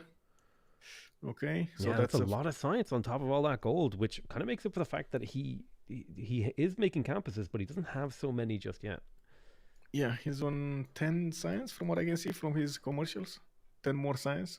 It doesn't feel like it's incredibly strong, but I guess at this moment he wants to get every edge that he can develop. I also saw that you wanted to check on those Malon Raiders just north of Spain on their way to Gaul, I think. Yep, there we go. We got a first one. That's a victim, but that's going to die anyway. Well, we got the Malon Raiders. Oh my god. Oh my god, the speed. How do you catch these units? Now, interestingly, Russia did get the Corsair, and that's going to be a much better defensive unit against the Malin Raider compared to the regular old horseman, correct? Yes. Can you imagine if all of, like, this basically is like a wrecking ball, right? If Synth pushed at one point with every strength she had, she would have broken through Ottomans and Russia at the same time. The fact that she chose to have her army between moving on the east and moving on the west, actually, I think took away all of this shine. And we do see that she got spotted over here. Jack the Ripper did have a Gesate between Spain cities and his cities. You know, that means he's going to get an army out. Interesting. I can't help but feel that this is almost like a greedy military play. Just split up your army, right? It's almost like, because the safe thing to do is keep all your military in one point and punch through with like the force of 1,000 suns. But splitting your military up is almost like spending 30 turns building districts. It's kind of, it's saying that you're trying to get more value from each military unit than you otherwise would, right? Yeah, basically. The thing is, you also get something in return by doing this. You're going to force players that otherwise they wouldn't have thought they're going to be in danger to think they are in danger and not be as safe as, or not treat themselves as they would when they were safe. Get armies out, get more walls out, get maybe one encampment, two encampments down, and so on and so forth, which might be a thing. I don't think it will actually matter that much for Jack here. Okay, so it's not quite as simple as I said it. There's a little bit more complexity to it, but that's why I rely on you so much, and I super appreciate you being my co-caster, because you're able to fill me in on the bits of the game that I don't understand, because this is like seriously high-level save that we're watching. Yeah, well, there's a psychological factor that you have to take into account here whenever you play, because how AIs are gonna do, right? You're always gonna get to predict AIs because that's their nature, right? Yeah, humans are chaotic and unpredictable. Yeah, and a Malon Raider showing up at the wrong point at the wrong time, that could tilt someone. Especially if it gets like 6 pillages off or something. But anyway, this is not going to go anywhere because she didn't have like this. She missed the timing. She missed the force she needed to. And she also spread out her units as far and wide as possible. This is just not going to go anywhere. These are wasted units. But the interesting thing is it doesn't feel like she missed the timing by much. Like, no, 4 or it's just 5 3 turns. turns. Yeah, that's it. But that's what makes the difference between you winning and you losing. That's it. 3 turns can change a game. And it looks like the Ottomans and the Russians have been given a stay of execution on those Malon Raiders, and they have masterfully defended against this aggression. Oh, there we go. Let's see. Eel stab. Looks like we got a... Oh, never mind. Somebody was calling out on my stream that Jack the Ripper passed everybody in gold income, and then I switched, and he's like on 1 gold a turn. He's above like, zero. Okay, well, yeah. I mean, he got an army out, and that puts him more.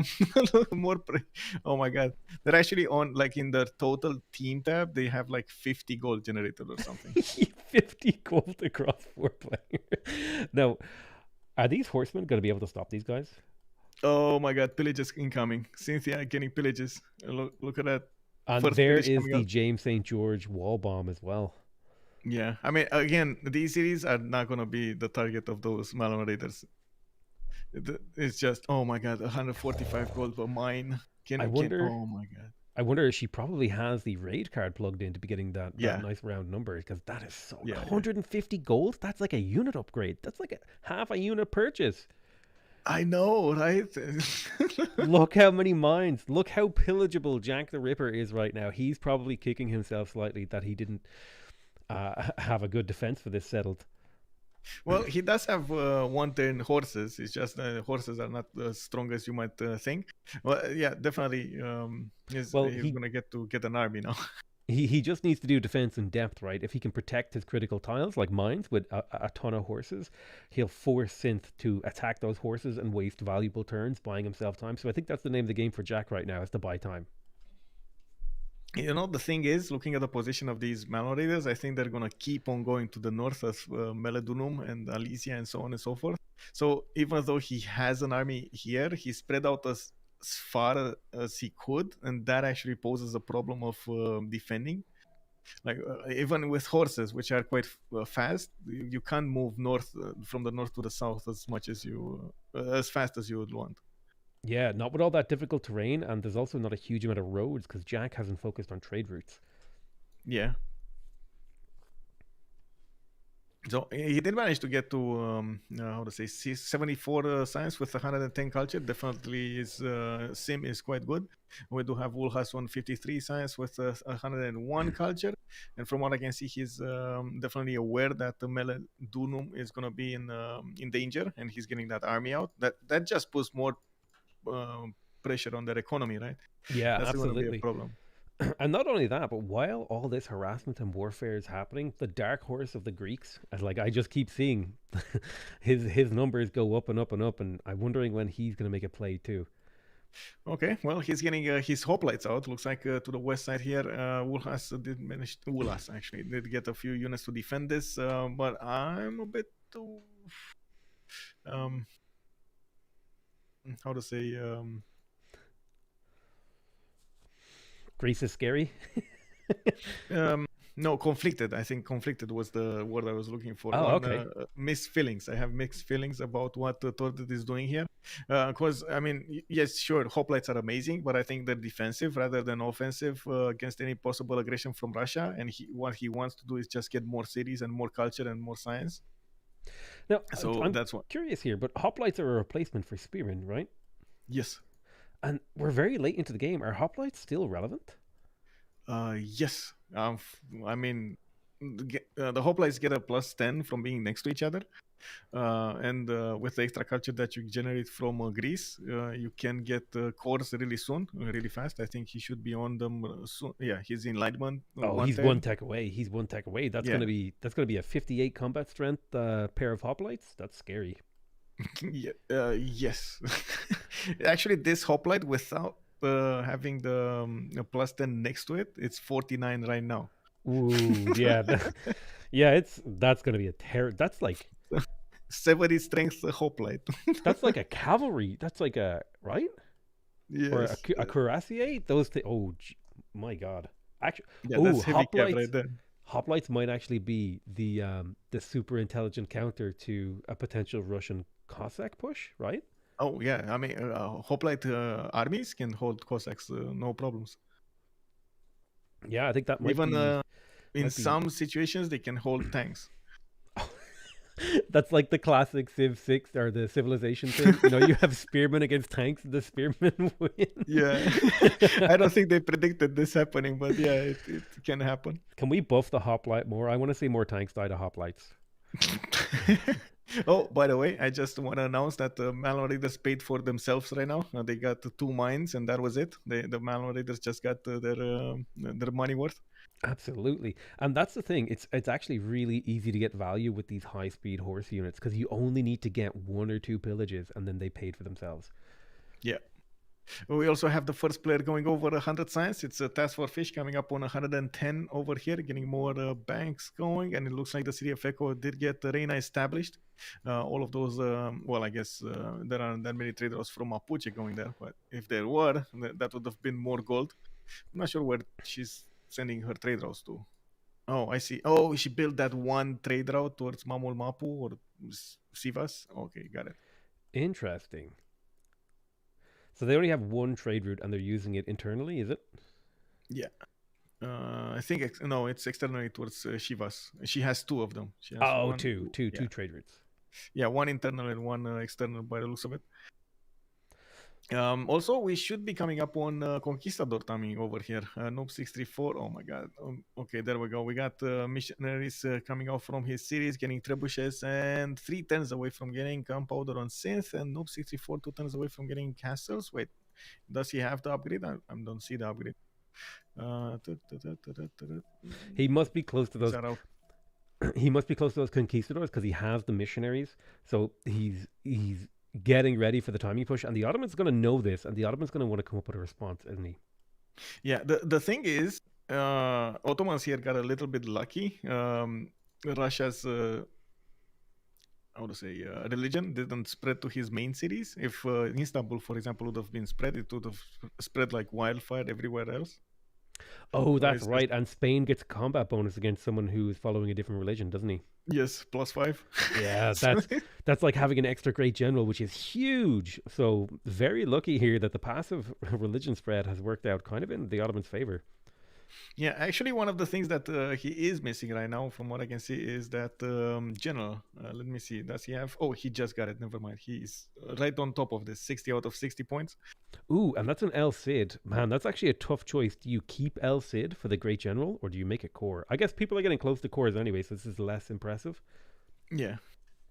I think most of the time the players will go for that +5 rather than a core for more units. It's bigger. Yeah, because a Numbers. Great General can affect like 12, 18 units at once. Maybe more Yeah. realistically, like 5, 6 at a time. Whereas one core is Oh. +10.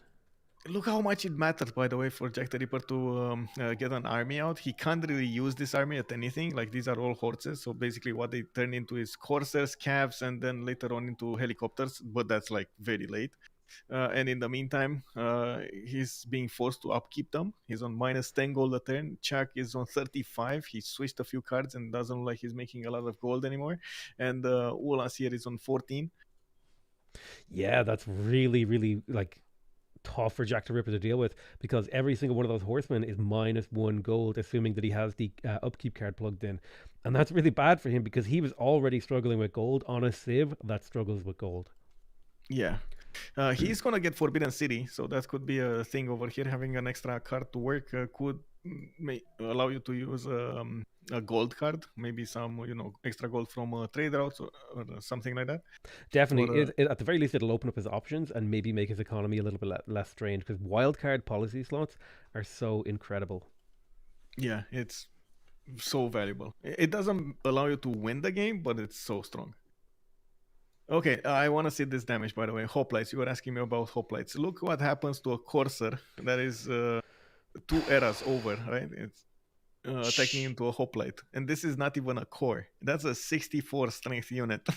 Okay, I never respected how strong hoplites are. That is disgusting. Okay, that is an absolutely that needs to be deleted from the game. Firaxis, whoever makes the mod, delete hoplites right now. It's actually illegal. So you get like what? Plus 345, +5 military alliance, +10 next to another hoplite, 6 support bonus, and then another +10 against a cav unit. My God. Let's see, where is he gonna get his next turn nationalism? So he's gonna core these up as well, get an extra +10 on them. And one small little nice thing about nationalism too is it makes your units cheaper on average because they're -1 upkeep cost compared to having 2 of the same unit. So nice little eco bonus as well as a military one there. Yep. Looks like Trabzon is getting under attack by one single Marlon, by the way. It's just getting poked and poked and poked, and it doesn't look like it's going to get walls anytime soon. It is I going to believe still there is a Treb assisting too. Yes, it is a Treb assisting as well. So this city might actually go down. No, it's still 2 turns away. Does this? Yeah, it expanded its move. Ooh, I don't know how I'd feel about this as the Ottomans, because if that city flips, that's a frontline shift. I mean, we've already seen the front line actually massively shift. These crossbowmen from the Spain doing serious work. I think the Ottoman is pulling back to his central core, and Trabzon may be left to die, actually. Oh, he is going for walls. Never mind. The thing is, I'm not so sure how far Astikos is from his own Janissaries. Janissaries should be able to keep at bay all of these armies. He is pre-building swordsman, so he is preparing to go toe-to-toe, I feel like.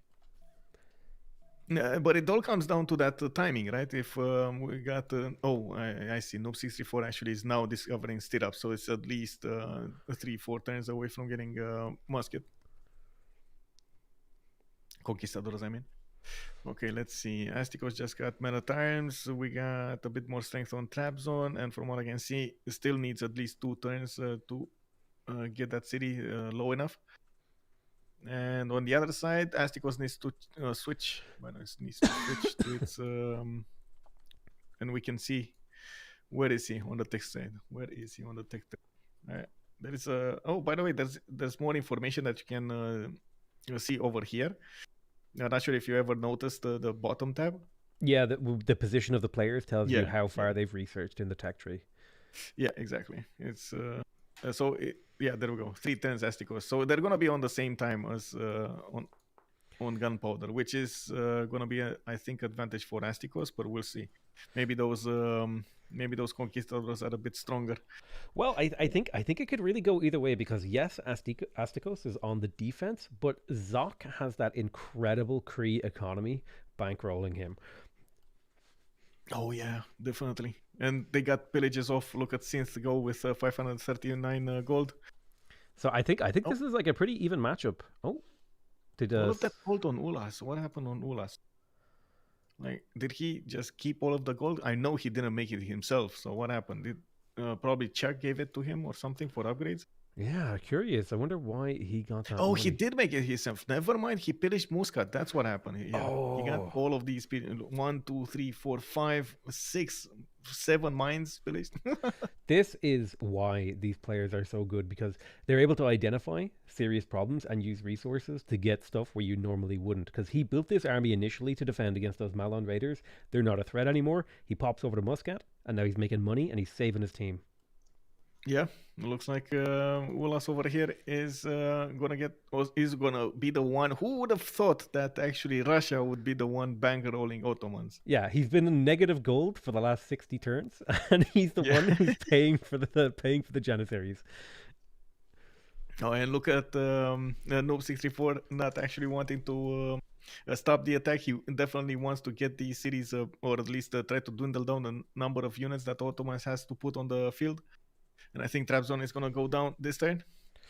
Yeah, that's really unfortunate. One turn, and those walls would have bought him at least another 2-3 turns before, and that would be Musketmen or Genocide. Interesting that they decided to destroy the cities, considering they kept the other one. Is that just down to the loyalty, and at this point it's just about doing damage to the enemy? Yeah, it's as much damage as you can do is good damage, so might as well use the resources that you have at hand. Let's take a look at what happened here. Look how the 3 Malon raiders forced Jack the Ripper build 1, 2, 3, 4, 5, 6, 7, 8, 9, 10, 11, 12, 13, 14 horses. 13 horses for 3 Malon raiders. Yeah, that is incredible value from Synth. In the end, even though Synth didn't get that many pillages off, I think this damage to Jack the Ripper's economy is enough to have made this 100% worth it. Because these guys are going to hang around here and be a threat for the next at least 10 turns. Yeah, and I do want to point out that I mean, at the same time, I don't think Jack the Ripper is going to get that much value out of these horses other than stopping these Malon raiders from coming through. But at the same time, it feels like his overreaction to this is, how to say, also because of the grand finals. I wouldn't see him do this in a normal game. You know, it's just a lot of pressure right now being put on the players. That's it. We were talking about players taking risks earlier, but I think when you're this deep into a series and maybe this deep into a game, your tolerance for risk goes down. Yeah, exactly. He already took the risk with his expansions. Right? We were pointing that out at the beginning. He took a big risk coming to the southwest. Well, if he would have started losing cities right here, right now, because of a few Malon raiders, you can imagine that would have been so hurting their morale. I do think Jack is going to be a super key player heading into the is this like we're heading into the mid-late game? Is that how would you describe this? Yes, this is the mid game right now. We're like passing through medieval era, going into the Renaissance. 10 turns away. It looks like players are getting closer to the mid part of the tech tree. Like we're about to discover metal casting, gunpowder, ballistics, and so on. This is the mid game. Late game we call after tanks, steel, and planes, bombers, something like that. Excellent. So things are going to start changing because all these early game units that have a little bit of low mobility and static, like roads are going to get upgraded. All sorts of high tech units are going to start coming out, like cuirassiers, field cannons, bombards, these sorts of units that can define the Renaissance era and industrial era. That's going to change a lot of these front lines. And is it going to be a question of who blinks first, or is it going to be this attritional war until someone figures out some other kind of victory? Most of the time in these situations, it is all up to the backline players. So the frontline players can only use incremental bonuses, like little bonuses over time. And you can see them being at the same moment, getting to the same technologies. For example, the conquistadors and the janissaries. But the Yeah. backline civilizations, like for example, Kree over here, will need to go for some kind of big brain move, some kind of like planes attack, some kind of push with tanks and so on, because he can't afford to stay away from the game. Sometimes it's somebody pushing culture victory. Sometimes it's getting a naval attack. Sometimes it's bombers. Sometimes it's nukes.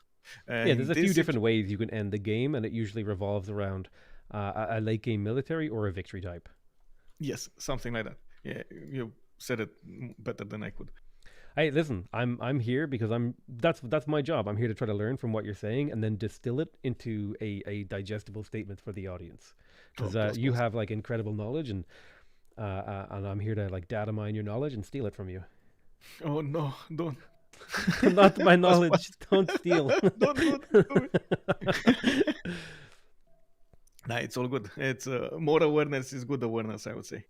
Yeah. From what Knight's I coming see out. here, yeah, Knight's coming out from Mapuche. From what I can see, economy is a major factor here for Kree at the moment.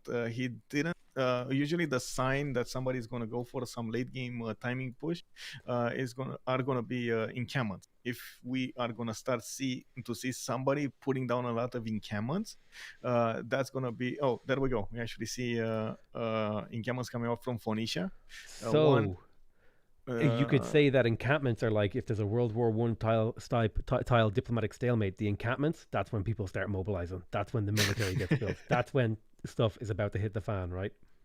Yeah, the thing with the encampments, BBG offers you resources, and one of the most thought out, like how to say, searched resource in the game, late game, is oil, right, for the tanks. So BBG gives you 1 oil a turn from military academies, and not only you get the opportunity to build those armies, you also get the ability to upkeep them with oil. So you build them faster. They can be upkept with oil, and at the same time you get armies. So it's just all in all how the meta has changed after that update. We do see encampments being used, while before this nobody was building encampments other than just one for the projects. That's it. Yeah, because now that extra oil at the end of the encampment tree, that is actually a really clever way to make them relevant, because oil is so important for that early late game stuff. Like pretty much every unit uses oil. Well, at least all the units you want to be using, like, you know. Yeah, thanks. And there we go. It just replaced another encampment. We're watching as this infrastructure is being built here in Phoenicia's land for those tanks. And also see those roads being made as well by those traders being sent out preemptively, so they have a really nice reinforcement line. Oh my god, it's Janissary time. Okay, I wanted to see this. It's 80 against 78 on the defense. And that unit isn't fortified, I believe, is it? No, it's not. The Janissary. No, it's not. And we got some attacks with the Corsairs. I've seen, by the way, one single Malnorator. Just the pillaging over here. This is like when you're playing StarCraft and someone sneaks like a zealot into your mineral line, and you're like, just get him out of here. And you're like trying to micro the front line, and things are just going really poorly for you. And look at that shift entering. Synth just walked over that river, and we did have Woolhas get a few courses out, but not in time. But it's fine. The Malnorator did manage to get another pillage off. This time it's just faith. But oh wait, was that a mine or a stone? It was a quarry, so you get a big chunk of faith. Yeah. The important thing though is it also ruins those tiles because it removes all of the bonus yields. So it's probably not a big thing short term, but over the long course of the game, a small debuff to that city is just going to hurt. Yeah, it's going to hurt a lot. Not to mention the extra resources that your opponent is going to benefit from. Yeah, and you also have to spend worker time, builders, repairing all those tiles to get that value back. Pillaging seems like it's pretty incredible. I know I talked crap about pillaging for a long time when I played this game, but pillaging, it's pretty good. Oh, you actually didn't think pillaging is an available option? Or? Yeah, for I think for the first 2 years of the game, I thought pillaging was bad, or maybe it was 3 years. Oh, okay. Well, I mean, yeah. What can I say? I mean, to be Oh, fair, back then when you pillaged, you got like 10 signs. yeah. Oh, look at this. We got a level 3 crossbow. That's of course gonna get the promotions for to be level 4, and it can do 77 against the Janissaries 80. Ooh, that is pretty good. It's gonna be a while before he gets him leveled up. Yeah, it is definitely. And I also wanted to say that from what I can see, of course, these are kind of going toe to toe, the Conquistadors with the Janissaries. It doesn't look like either of them can push successfully. And I think actually it's an advantage on the Janissaries because they get an extra promotion. So, Ooh, so and there's a heal sitting in the bank there. exactly. And you see that Asticos is not using it. He doesn't want to waste that heal. He wants to use it at the correct moment, so he saves a unit. Well, I think this is again a stalemate. They got a few things out, but not a big thing. Oh, another man. How did this one get through? Like, What wow. is Synth teleporting these around the map to like be in the They're perfect so place at the fast, perfect man. time? It's ridiculous.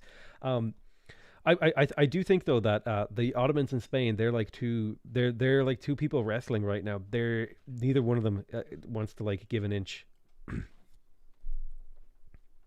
They're perfectly Exactly. evenly matched.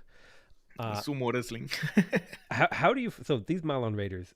This has got to be extremely tilting to have these things inside your borders, running around, damaging your tiles, and not only that, but forcing you to use brain power on like this random ass unit just running around causing issues for you. Yeah, it's so annoying, and probably one of the things that Jack didn't want to handle. That's why he built so big of a horseman army. But just looking at the gold right now, it's a bit of a problem. Not to mention their stats. Like looking at Asticos, yes, he's gonna stay alive, but he has like minus 36, so he's putting a lot of pressure on his team. And then Science 57 with a 34 culture. Doesn't seem like it's gonna go anywhere. While Noob 634 in the backline with only 5 cities did manage to get his stats up, 80 and 80 with 37 gold. It's definitely hurting the team. Oh, I big think those numbers missions. coming out, by the way. Look at Task Force Fish's gold per turn. This is gold per turn. That's like being able to buy a high tech unit every 2 to 3 turns now with that kind of money, and potentially upgrade a bunch. Now he hasn't started dropping encampments, so it doesn't look like he's ready for aggression yet. If Dido is dropping encampments, will the Kree have time to respond when those units do come? Let's see. Kree. Yeah, that's going to be an issue. No, he doesn't look like. And from what I can see of the position of the Phoenician encampments, they're going against Spain, and Spain might fall here to tanks. I don't think he can get enough units. Kree here, I'm not so sure exactly what he's going to do, honestly. Like, he's going to need at least one extra population for his encampments to be available. And second of all, of course, he does have the goal to do whatever he needs, but at the moment it doesn't look like he's making any move or plan. I mean, he is in a very strong position, but my question is, like, Dido has flipped that switch, and if they haven't noticed it, then maybe Dido might be able to strike back and save the Ottoman player, because I do think the Ottoman is kind of slowly being strangled out of this game. Oh yeah, it's definitely being strangled. The thing is, I'm not so trusting it's gonna be an option to save Ottoman. Yes, you can kill Spain, but at the same time, it looks like Mapuche is going to be the one who's going to pick up the slack. And it's far away. Like you're talking about, okay, with the science. So let's check out Chuck over here. Chuck is on 180 science with 132 culture. He's in a pen, brush, and voice. And of course, we're just a few moments away, 6 turns away from switching the era. This is straight up science. This is not fake, right? It's not free inquiry science. This is a lot, 180. Yeah, this is just raw, pure. I'm making science. Like, yeah. Look, I see universities going down in every city as well. Yeah, of course, he knows that he's gonna need to go as fast as possible towards technology, but he just started going ironworking. Ooh, so, that is the sign of a very, very greedy build when you're on turn 73 and you don't have ironworking. Yes, so all of this bottom three is gonna need to be discovered, and I don't think he actually has field cannons. Or let me actually check. Does he? What's he? This he has the Corsa. Yes, where's his archer? Archer. No, he doesn't. So he doesn't even have crossbows for archers. Yeah, that's a lot of tech he's going to have to punch his way through. Because that bottom half of the tech tree, it doesn't feel like a lot of technologies, but it definitely feels like a lot when you're rushing for an important unit like a tank. Yeah. Oh, cores on Spain. Wait, he actually got boosted to nationalism? Like, really? Wait a second. Use exploration 110. Or did he use El Cid after he got a second? Oh no, he has I two. thought that, but he has two of them. So it's like, okay, sure. I mean, this is the moment those January promotions come into play. Yeah, big time. I was not expecting the conquistador cores here, and that might be the thing that puts the pressure back onto the Ottomans. And it really does feel like the pressure has switched back and forth this entire game between these two players.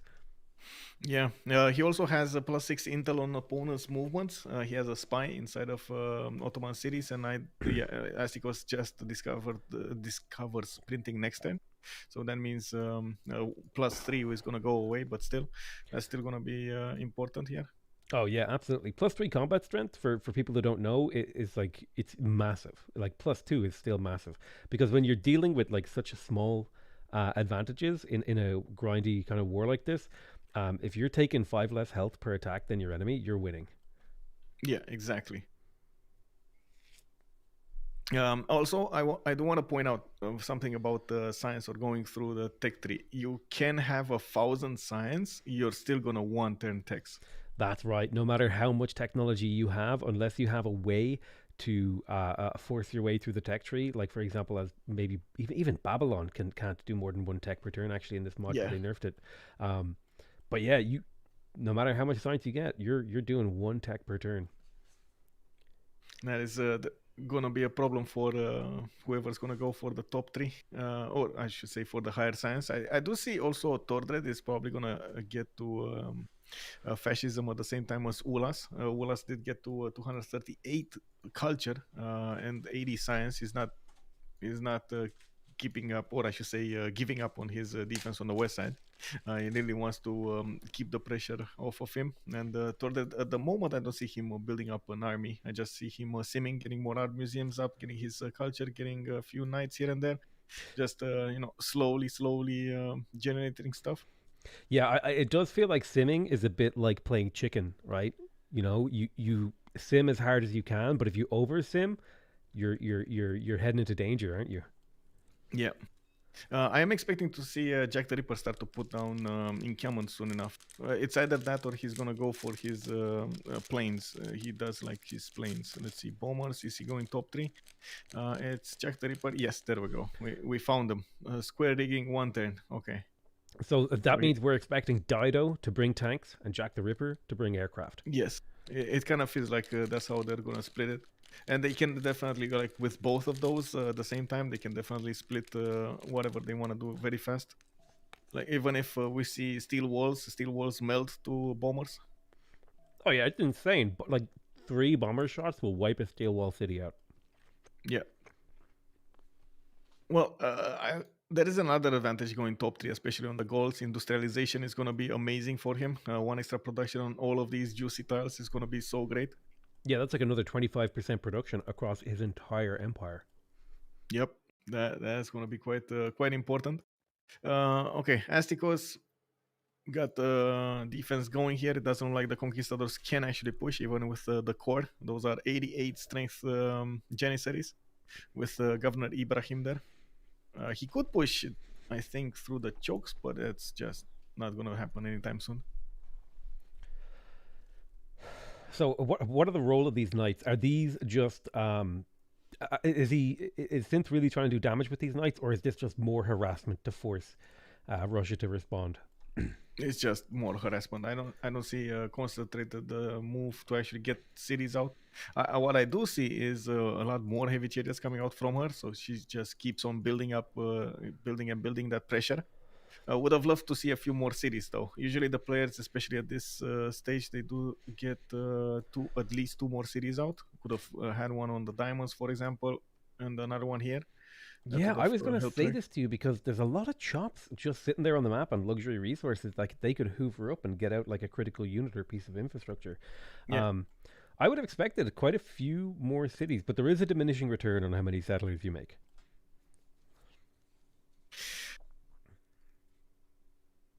I guess at this moment it's a pressure plus. Oh no! Wait a second. Is this spy? Yeah. Okay. I got distracted by the terracotta army coming up next time from Small. I think there's pressure plus. How to say? Being tired right now.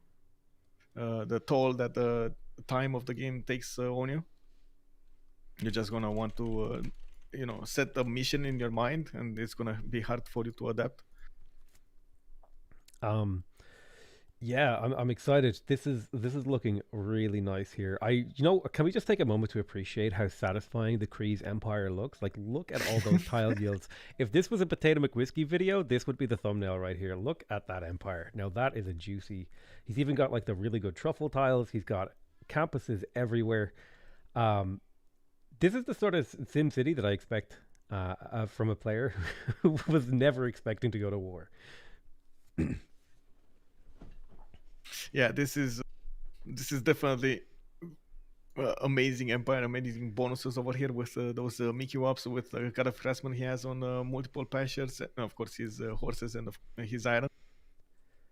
Now he's gonna need to do something though. I don't think he can keep away from the next level from the tanks and the late game technologies. So he needs to do something. It's just a matter of when he's going to start doing something.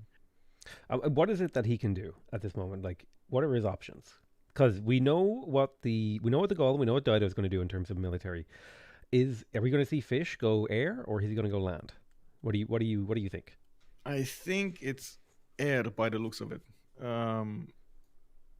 The main problems with tanks is he needs to put down those encampments, and at the moment I don't see him having the necessary population to go for that. Yeah, he went very heavy on production, right? Yeah, exactly. So it kind of feels like he's going for planes. What he could do is get another expansion phase going with 4 more cities on the west side. He can definitely put down encampments from those cities and chop them. Oh yeah, for sure. There's a huge amount of chops out there to the west that he could just like crank out those military academies. Yeah. Well, I mean, we might be surprised next turn. I'm actually curious if when he's going to get to 13 population, what he's going to do. This is going to be the sign, right? You're not going to get to 16 pop here, but you're going to get to 13. So let's see what is going to be his next district. Yeah, I am curious if he's just going to like completely 5-head move us and drop like a random economic district and just like, you thought I was going to go military? Yeah, or entertainment. Yeah, or something like that. Well, he already has an entertainment plaza actually, because you can get always more. I'm not sure if that's a good idea.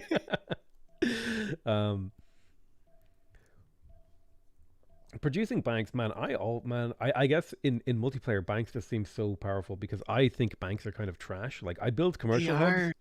I mean, in the base game, they're really bad bang for buck, right? You get like 5 gold and that's it, not even an extra trade out or something. Yeah, maybe with a couple city states, isn't it? Yeah, in BBG it got changed, and now you actually get more gold from the trade routes that are passing through that city, and you get. Oh, that is so good! That is so good. Yeah, and more gold from the trade routes to the city and from the city. You see. That is really, really, really powerful. That is so nice because the bank did feel kind of so like a little small adjustment like that. That's enough gold for me to want to build it. I know. Okay, there we go. 13 pop. Let's see. Fish needs to do something. He has the tiles available for him. He can put down a district. Is he keeping this district? By the way, is this a district for a slot or what was this? I wonder what he would put in there. This could be Ruhr Valley right there. Oh, is that what you think? He might be going for a Ruhr Valley. I mean, that city does have the coal and mines. Well, he can't see the coal yet. He put down a theater square. Okay, no, I mean, yeah, that's... Okay, I need to stop saying things because every time I say something wild, the players do it. I mean, yeah. What can you say? What can I say, man? What can I say? It's I feel gonna like be they're interesting. listening and they're like, okay, how do we troll the commentators? We're going to do the absolute worst thing ever. Well, I She's don't saying know. that. Okay, no problem. I do the opposite. Yeah, no, I don't think getting a theater square is the worst thing ever. He may be realizing that maybe military isn't the way to win, and he has to pump culture. I mean, he didn't start to get those Diplo points, or I should say, they did start to get those Diplo points acquired through the first World Congress, with 2 points coming up on Tordred. They might be eyeballing that victory. Nobody's gonna take away Tordred's empire anytime soon with his science and culture. God, It's that almost culture is 200 science and insane. 300 culture. So he's getting to fascism, he's getting to tanks. That's not going to be a problem for him, and I do see him actually getting that infrastructure going. I think he's going to be the powerhouse in the next eras. Oh, that's by right. the looks of Greece it. has declared mobilization. We're on the countdown to extinction now. Yeah, and I think Cree is just going to be the bank. So this is why he built so many banks. This is why he's probably worried about more civics and so on and so forth, rather than putting down encampment. He's just at the moment the bank of the game. He wants to get to those super late game cards that give you a ton of gold. Actually, I say that, but then, when we were seeing a Task Force Fish on 240, now Noob 64 is 228. Like, what happened here? Did he just give away all his gold per turn or something? Possibly, I'm not sure. He must be handing gold away to someone for some purpose, because it must be going to Greece. It's 157 on Tordred, and Noob is 227. Okay. Yeah, strange. Oh, Spain! Look at that Corsair, enemy Corsair. He managed to get a few, God, a this few is villages so off. infuriating. This is why we need that the zombie mode, so you can build those traps that damage units when they stand near them. Yeah. Okay, let's see. Tordred first field cannon. Okay, so something is brewing over here on the west side. Tordred is starting to build up an army. I see his oh my god, look at the trade routes coming between him and My Cree. goodness. One thing I also noticed here is one of the city-states is looking a lot fatter than the other ones, and that is usually a sign that they're fighting over it. That scientific city-state in the middle of the map, I think it's Bologna? Or Anshan. Yes. Yeah, people have been fighting over that. Look how fat those borders are, and that tells you that this is a highly contested city-state. Tordred with 30. Now, Amani is probably doubling those. Jesus, Tordred. Still, they fought over probably for 13 points or something, because Jack the Ripper did put 12 in there, so yeah. That is incredible. Pericles and Anshan with a big fat Amani. He's basically just put a giant pin on the map and said, come and take this city-state off me. The thing is, Pericles is one of those civilizations you like Tamar, right? You can't really fight it over city-states. Yeah, because there's no chance. It's so hard, and it's getting so many bonuses for keeping city-states. And oh my god, look at that! Level 4 field cannon. This is gonna help him punch through, right? Oh, absolutely. This thing is going to start shredding. Now, these units are pretty highly defended. No. I'm sorry. Oh my god, he went for the garrison promotion on this one. He didn't go for the double shot. Oh, that's right, because that my guy was God. sitting in that encampment for so long, and garrison is one of the most efficient. No, this makes me slap myself, and I feel like he wants to do that too. But he has a level 5 here next to it. Never mind. This is okay. This is He could actually combine those and get the best of all those bonuses, although because when you merge units, they merge promotions, although I don't know if that would be worth it. You're probably better off merging them with like brand new fresh field cannons, which is I think what he's going to do. Yeah, he does have 2 fresh ones. Okay, so sorry, I got distracted again. We can talk about you were talking about Greece, I believe, right? Oh yeah, you wanted to talk about Greece getting their first field cannons out and stuff like that. Yeah. Sorry, I got distracted by how fat that city-state was on the map. Okay, so I think Noob is gonna get his way on the city of Ankara. It's just a matter of time. Too much power on the field cannons. Yeah, that is just terrifying. The fact that he's got double shots and he's combining them now together, and he has 3 extra. Oh my god, he's got 2 double shots. Jesus Christ! Yeah, and this is why you don't want to give ranged units promotions because your units are not gonna defend themselves. Like they can't even attack back. Yeah, so, but I mean, sometimes you just don't have a choice. You have to sit there and tank them for like 4 eras and slowly get killed. Yeah. I didn't wanna check if encampments are starting to come out of the Gaelic cities. Let's see. Okay, one encampment here. Just one. Well, I mean that's not gonna be enough. Damn, he is simming harder than anyone, and I think the only the risk here is he over simming. Or is he like smarter than any of us here, and he knows exactly what he's doing, and he's getting ready for a push. I'm leaning on the over simming part. I'm leaning towards he put 3 more cities than he needed to for this timing, but at the same time, I might be wrong just because of the how to say what his opponents are doing right now. I was expecting a different outcome from Mapuche's war, like the push on Solikamsk. It would have definitely changed the tempo of the game if 3 cities would have fallen here from Russia. Oh, absolutely. I think the Ottoman player has done an incredible job showcasing just how you need to defend yourself. You need to just fill every tile with every possible unit you can. But this is where that tide slowly starts to break, and the Spanish grind is just going to like eat away at that front line. Yeah. Oh my God, +5 Congress. We got somebody's going to get +5 or something. Ooh, what do you think? What would be the +5 that changes the game the most here? I think heavy calves for Mapuche's units, because if you go, or maybe ranged might be actually the one, because field cannons. I don't think melee is gonna do anything. Let me think. By the way, with oh, people want to see siege get buffed up, and that might be the deciding factor.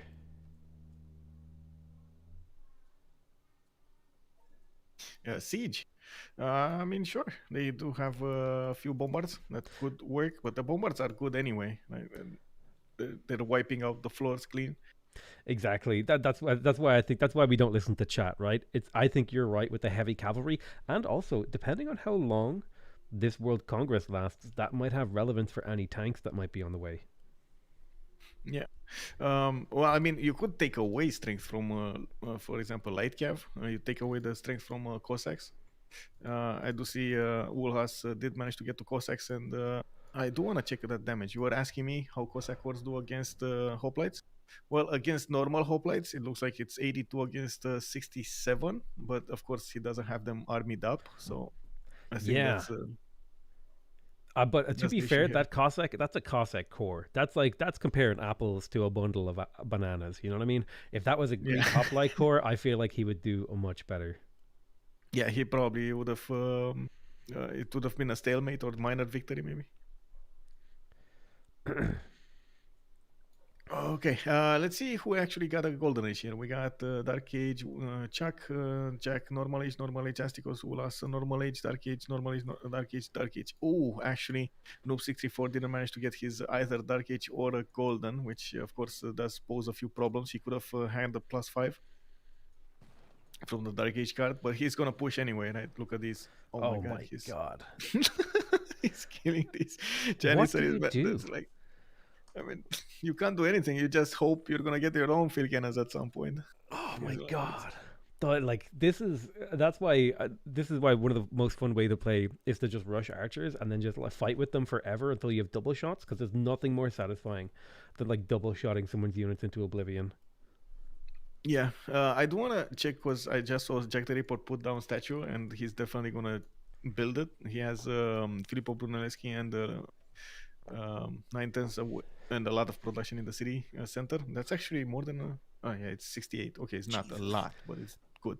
Is this him going for a diplomatic victory, or is this a block? Is he building this to block it from another player? Good question. Very good question. Unfortunately, I think it's a block because Tordret already got 8 out of 20 Diplo points, and that means he won this Diplo Congress. It's Pericles, right? He's on their team. They're gonna have a lot of influence over the city states that can translate into a lot of Diplo favor generated. Well, that is the goal coming in clutch here because their production level lets them absolutely steal this wonder easily. I don't Yeah. even think Greece has started it if they are going for a Diplo.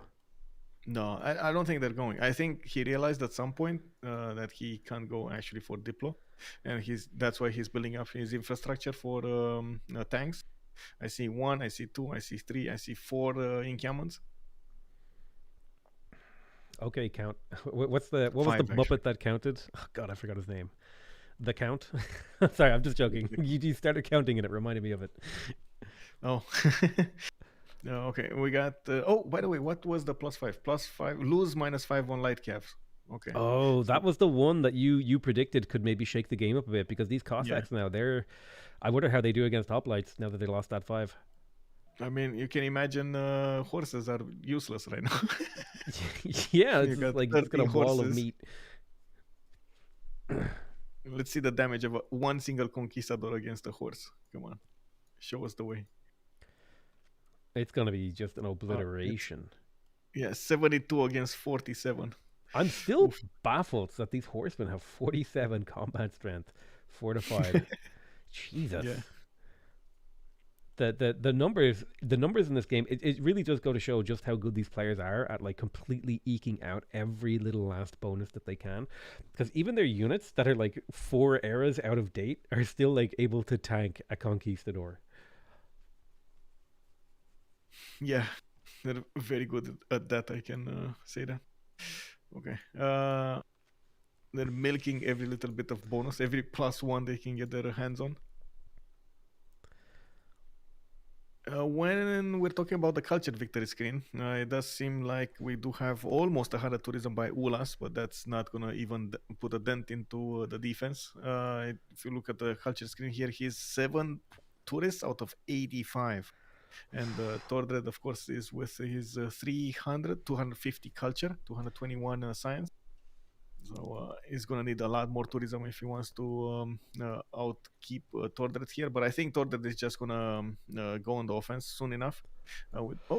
Hoplite Core. Hoplite Core. We can check Oh, the this damage. is important. This is like more important than anything else on the map. Yes. 77 against 72. That's an ancient era unit, by the way. Literally available on like turn 20, and it's tanking a extremely late game unique unit. That's incredible. This is the spearmen versus tanks debate. Okay, spearmen win. I mean, hoplites, not spearmen. Hoplites. Listen, they carry spears. They're spearmen units. All right, I'm just gonna say. Okay, let me have this dream. Okay. I mean, one of the dangerous pushes at the beginning of the game is a hoplite push with the Gorgo. Oh yeah, just so incredibly powerful. If I see hoplites, I just Alt F4 to be honest. Oh really? Oh okay. I mean that's yeah, that's a bit chaotic. It's game over. I have not prepared. It's because I'm a greedy player, right? I don't build defenses. If someone comes at me with hoplites, I've lost. Oh, okay. Well, I mean, especially these hoplites, like these are. Ulas is actually gonna try to poke in a little bit, maybe snag a unit or two, maybe take away the knight. Yeah, actually didn't go that way. Now that was a lot of damage that just pumped out from that field. Like, man, the reaction time of these players, because I think he got like 2 attacks off before I even blinked. Yeah, it's I mean, again, reaction time. It's unbelievable. Experience and reaction time on the players. Imagine these players have some of them more than 10,000 hours in the game. Okay, listen. I only have 3,000 hours. 10,000? Yes, 10,000 hours. I think. Let's see. I'm pretty sure that qualifies you for like Civ, like a Civ PhD or something. Yeah, I think so. Let me actually double check. Let me see. It's like, what did you major in? It's like I majored in Civ 6 and I have a doctorate.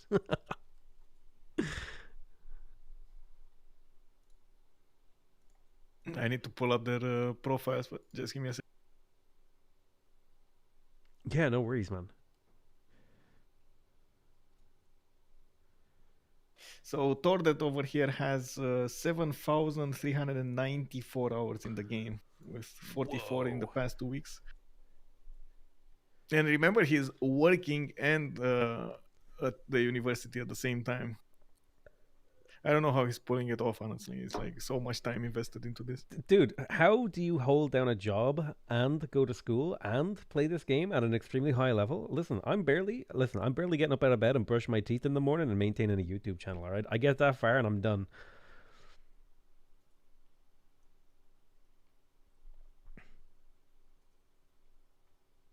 Okay, let's see. Fish is on 8,581 hours.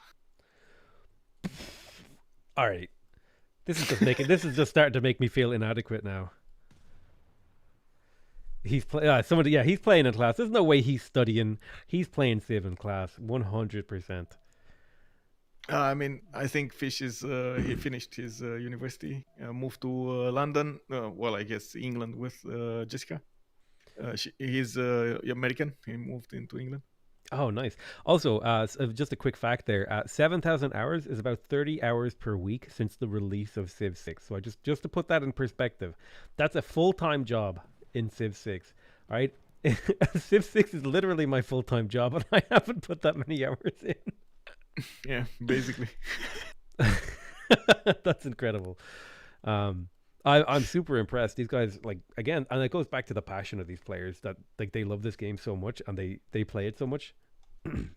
That's one of the things that baffled me as well. Like, sitting with them for years now, it is unbelievable how much passion is being poured into this game, and you see the frustration on them every game. Like they want to get that experience going. They want to get that win going, whatever it takes. Sometimes they cross the lines to do it, but we need to pull them back a little bit. Yeah. So I just saw a levy on Muscat there. I wonder, why would you levy Muscat? Would that be for era score, or do you want to save the units? I think it's just era score. I don't think he can do anything here anyway. I mean, that series 65 strength, it's gonna die anyway, whatever it happens here. He wanted to milk it a little bit. Maybe, let's see. No, it's not happening. Cuirassier 72 strength, Cossack 88. Not gonna happen. Yeah, no, there's no way. I don't. I think that's just like I wasn't sure what's happening because I'm starting to get a bit of a grasp of how the game works and what's being done here at the multiplayer level. But I still have questions, the occasional time. Yeah, a Barbary Corsair. I imagine that was. Sorry. I'm actually surprised of this move as well. I wouldn't have thought one extra era score would have mattered for. Well, I guess it didn't cost that much anyway. Like, it's like what, 60 gold or 70 gold to levy a crossbow and a musket. Yeah, it's not much to levy those two units. The Ottomans did crank out a Barbary Corsair for what I assume is era score, and Yes. possibly I think, do they have a ranged attack too? So that might help them on the defense. They do, but look at the damage. It's 60 against 100. Okay, you're actually helping your enemy because you're giving them XP. What is this? Yeah, this is you may as not well gonna heal. go. You may as well heal them when you attack. Oh, that's incredible. But this is actually just a matter of time until they get next to the city. They just need to power through these frontline Janissaries, and it's just not even at the moment. I don't think not even level 3 field cannons from Ottomans. A matter of time. Interesting. I don't think. I also don't think Barbary Corsairs get combat strength upgrades. It's mostly like pillaging stuff. So. Wait, they turn into submarines, right? Oh yeah, that's right. They do turn. They turn into submarines, but they don't get like combat promotions. I don't think. No. Yeah. They're nothing. And also, he's never gonna get to submarines with 57 science. No, like if this is a submarine play, it's the most optimistic submarine play I've ever seen in my life. Yeah. He's screaming out while falling, "I'm gonna get there!" We do see coal power plants coming up from Jack here. Now, is he doing this just because he has high adjacency and he wants to pump hard on production? Probably, and of course that extra adjacency coming up from the Oppidum is gonna give him that production anyway. He has 4 right now, and I don't think he's using the double. Or actually, is he? No, he is using the double. Never mind, because this one doesn't have any stone next to it. Can we take a moment to just have a look at the amount of production that he's making? Is that something we can do in his yields? So let's see, 74 in cap. We got second city with 56. Ratumakos is Actually, these are not extremely good. We're gonna need to see him go to 100, 150 if he wants to pump out tanks in a good enough number. It's good, but it's not as good as it can be. I mean, I'm impressed considering how many cities he has and how much production each city has as well. Yeah, it's good. It's good. We'll see. It's gonna actually change quite a bit in the next 10 to 15 turns when he's gonna get more stuff going. But we'll see. I'm excited to see that. So these horsemen, they're just a drain on his economy. Do you think you could see him maybe try to do something like a helicopter play, or are these just sacrificial horses that exist to prevent the pillage? Like, is there a way he could find a use for them in the late game? So helicopters, yes, could be a thing, but he could also delete them if he wanted to. That says a lot about how much you care for these horses. It's like, is it possible that these horses have a use? Just delete them. Just get them out of here. I've seen helicopters actually make amazing work in the previous game they had in the previous series, Ulysses versus Barking Yang. They managed to get a game going in which he was taking on cities with them, like trying to. One of them was nuking, and the other one was taking cities with helicopters. Yes, they're very, very fast and useful. At this point, my main worry is more on the economy side, like you were pointing out, because like if he doesn't get the economy right now, his ally Chuck is not going to have enough economy to, first of all, upgrade his own army, second of all, upkeep his army, and third of all, help them all out with gold. Like -9 gold a turn with 300 science and 228 culture, it's going to force you to either try to pillage your opponent and get the gold from that, or hard build every tank that you can get. And probably that's why he's going for more production. He's going to need to hard build all of his army. Because don't forget, those late game tank armies, those take like 5, 6, 7 gold per turn each. So his gold is going to go super negative when he does go for an army. And I, like you said, I think pillaging is going to be his only way to survive. My also worry is he is 100% going tanks. He's refining 2 turns. He's probably gonna get steel after that, and then combustion. That means since they don't have the gold on them, tank upgrades are just so insanely expensive, especially if you upgrade from heavy chariots. They're gonna need. He's gonna start hard building those tanks soon enough. And one other thing, he doesn't have a general. Like he only has 1 single encampment. Ooh, I hadn't even thought about that. The lack of a general, that's so much combat strength that he's missing. Yeah, he's probably going to try to project soon enough. The generals are starting to appear of the industrial era and modern. So that's tank. The tank is modern, right? You get tanks. 270 points, though. That is an awful lot that he needs to generate in order to pick that up. That's going to be a while. I think tanks are going to be here long before he has his great general. Well, there should be like 6 of them available, right? 3 for industrial modern, and 3 for modern, and whatever is the next era. What is it? Information or atomic? Yeah, that's true. He will have a good chance, but I think the tanks will be fighting without a great general for quite a while. Yeah, I'm not sure about the timing here of how he's going to play this out. We'll see. I'll trust your sense of timings because you understand the game a lot better than me for multiplayer. The thing is the first attack will be over here. It looks like Tordel is much better prepared with his infrastructure and production to get an attack going. Not to mention they have a lot more gold available for them. Like look at this gold per turn. Noob on 192, Task on 156, Tordel on 190. He's getting his military academies. He has oil coming up from even underneath his encampment, by the way. It's 2 oil a turn from there. So I think overall, he just needs to get a good general for the tanks, and he's going to probably start attacking Russia. Putting more pressure on an already weak economy might give them the what they need to topple over the enemy team. Yeah, it might be the straw that breaks the camel's back, or the handbag that makes the buckaroo buck. It looks like we have lost a city.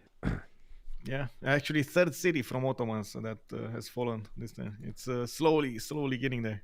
Yeah, this is what we kind of mentioned earlier. Is this is the grind that the Ottoman is slowly being ground down into a nub, and he probably knows that his time on this game mode board is running out, and so does his teammates. But he still has to cling on for as long as possible, so that his team can come in and win the game. Would that be correct? I assume. Yes, that is correct. Sorry, again. No, all good. I could see like your mouse moving around the screen, so I'm like, okay, I need to talk because he's like doing something off screen, so that he. Sometimes I'm checking messages on Discord, so I don't. How to say? I'll tab really quickly, so I don't miss somebody for like a moderator telling me something that I need to do or not to do. Yeah, no, it's all good. It's all good. Okay. Okay, Morning Cannon's coming down. So this is definitely going to be Jack the Ripper's go-to strategy here. He needs those tanks. I don't think he's going to be planes anymore. He Is needs that a the tank. one-turn encampment? Yes, I mean, he's going to one-turn everything now. His Bologna is... How much production is this? It's 54.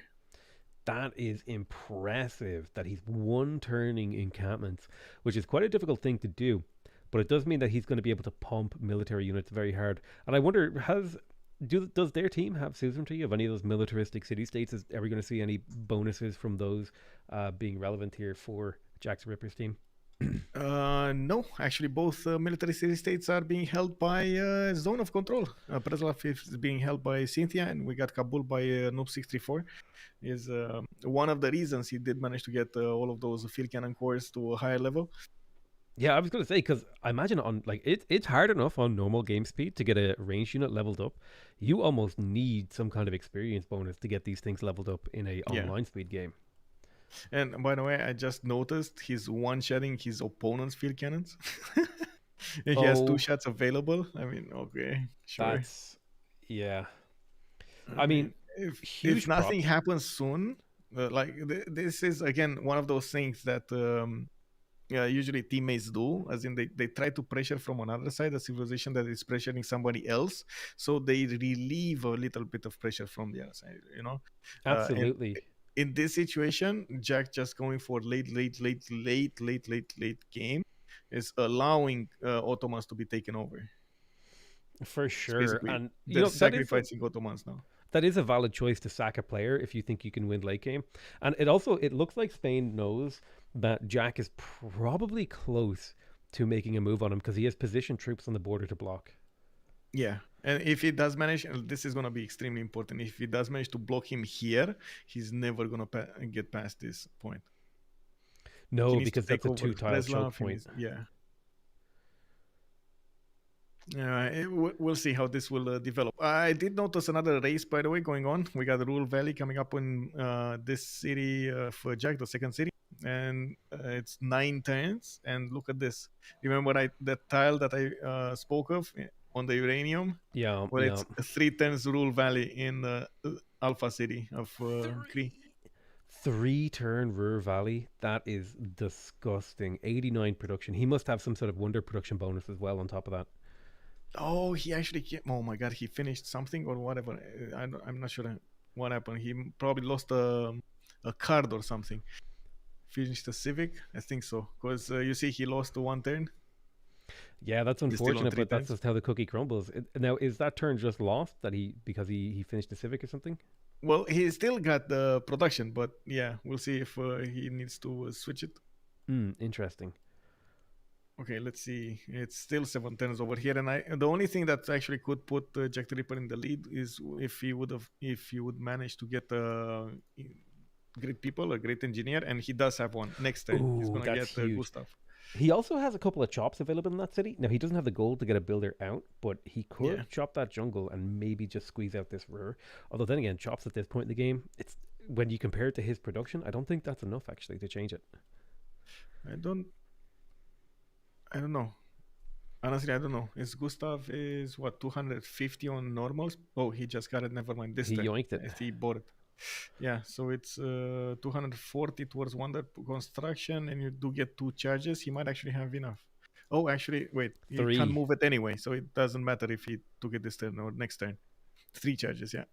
He's got 3 because he got that mausoleum, which is my favorite wonder. Actually, it is the best wonder in the game. Shout out to Jack the Ripper for picking that up there. Appreciate you, buddy. Plus.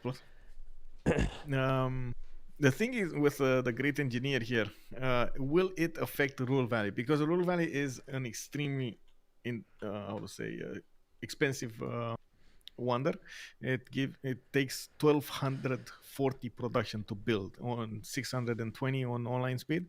So it's still gonna be at least 2 charges necessary here, and he doesn't have time, right? He doesn't get to build it this turn, and from what I can see, it's 3 more turns until Alpha is gonna get to build it. Can he spend 2 charges on that one? Do you think? Ooh, I wonder. I imagine. I don't think he's going to get it, and I'm ready to tune in to Jack the Ripper's stream and watch him smash his desk in real time as he misses the Ruhr Valley and gets 1 turned on it. This is one of those moments in which you need to watch who's higher in slot. Yeah. Oh yeah, absolutely. It's Task for Fish 1 slot higher than Jack the Ripper. No. This is going to be legendary. I do hope someone in chat goes to his stream. Oh no, and, okay, there we go. Okay, he actually will get it. Okay, he's 2 turns away and 2 turns away. Oh no, it changed again. It's 1 turn. Oh my god. Oh my god, look at that. I don't know what happened. Again, Task for Fish probably switched a few tiles or something, but he got that extra production for the next day. Oh no, no desk is safe this day. That's gonna be man, I would love to be a fly on the wall and see, because it is the most frustrating thing in the world to have a wonder taken from you when you had a brilliantly executed plan like Jack has right now. Well, I mean, sure. Right? It's frustrating. I mean, he invested something. But I can say the same about Fish, right? He invested quite a bit into this. Yeah, that's true. How many times did he wait for this tile? Like he literally built everything around it so he could build Ruhr Valley over there. That's right. He spent a long time. He has had this Ruhr Valley pin placed, although he can't actually place pins. He's had this pinned down in his mind for a very, very long time. Yeah. He's also going for coal power plants and that economy. Oh, there we go. We start to see, by the way, cuirassier armies coming out from Tordred. These are gonna turn into tanks soon enough. He needs the text though. Rifling 1 turn, ideology in 3, so he's very close to fascism. Yeah, fascism is one of the big end game trigger points, isn't it? Because that has so many war bonuses. The extra +5 is just so important. The same can be said about Mapuche. Look at that. She's actually trying to put a bit of pressure on Ulas, so he moves those units. Very important. You see how they're tearing apart Russia's defenses. They know Tordred needs a little bit more time. So Synth is going to try to get a push going against Solicams, get a few pillages, and force Russia to defend here, reposition his units. Yeah, this is incredibly high level coordination to be able to just, and like, here's the thing, these cuirassiers, this isn't going to like kill a city, but it's just enough to where he's going to have to respond or lose a large portion of his economy. Yeah. Not to mention give a lot of gold. Look at that. Look at those cuirassiers just pillaging everything. Oh my god. This, honestly, the new pillaging mechanics that they put into the game, it's my favorite thing in the entire world. Jack lost it. Oh no. No. This is Ruhr Valley right here, man.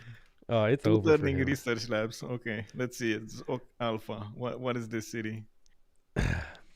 132 production. This could actually be a very significant development in this game, because if I was Jack right now, I'd be pretty tilted that I had this wonder stolen from me, and it may affect me for the rest of the game, because the amount of he could 1 turn tanks out of a city with Ruhr Valley, and now he's lost that to someone else, and oof, and think of the investment he put into that. It's tough.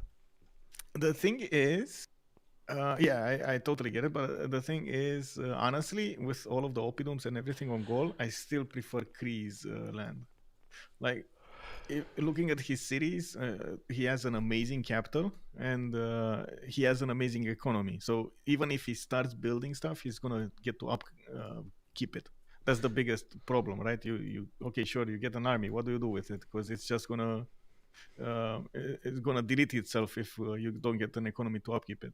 and he's on minus 38 gold per turn right now, 300 cents, 241 culture. Like, they don't have any more gold.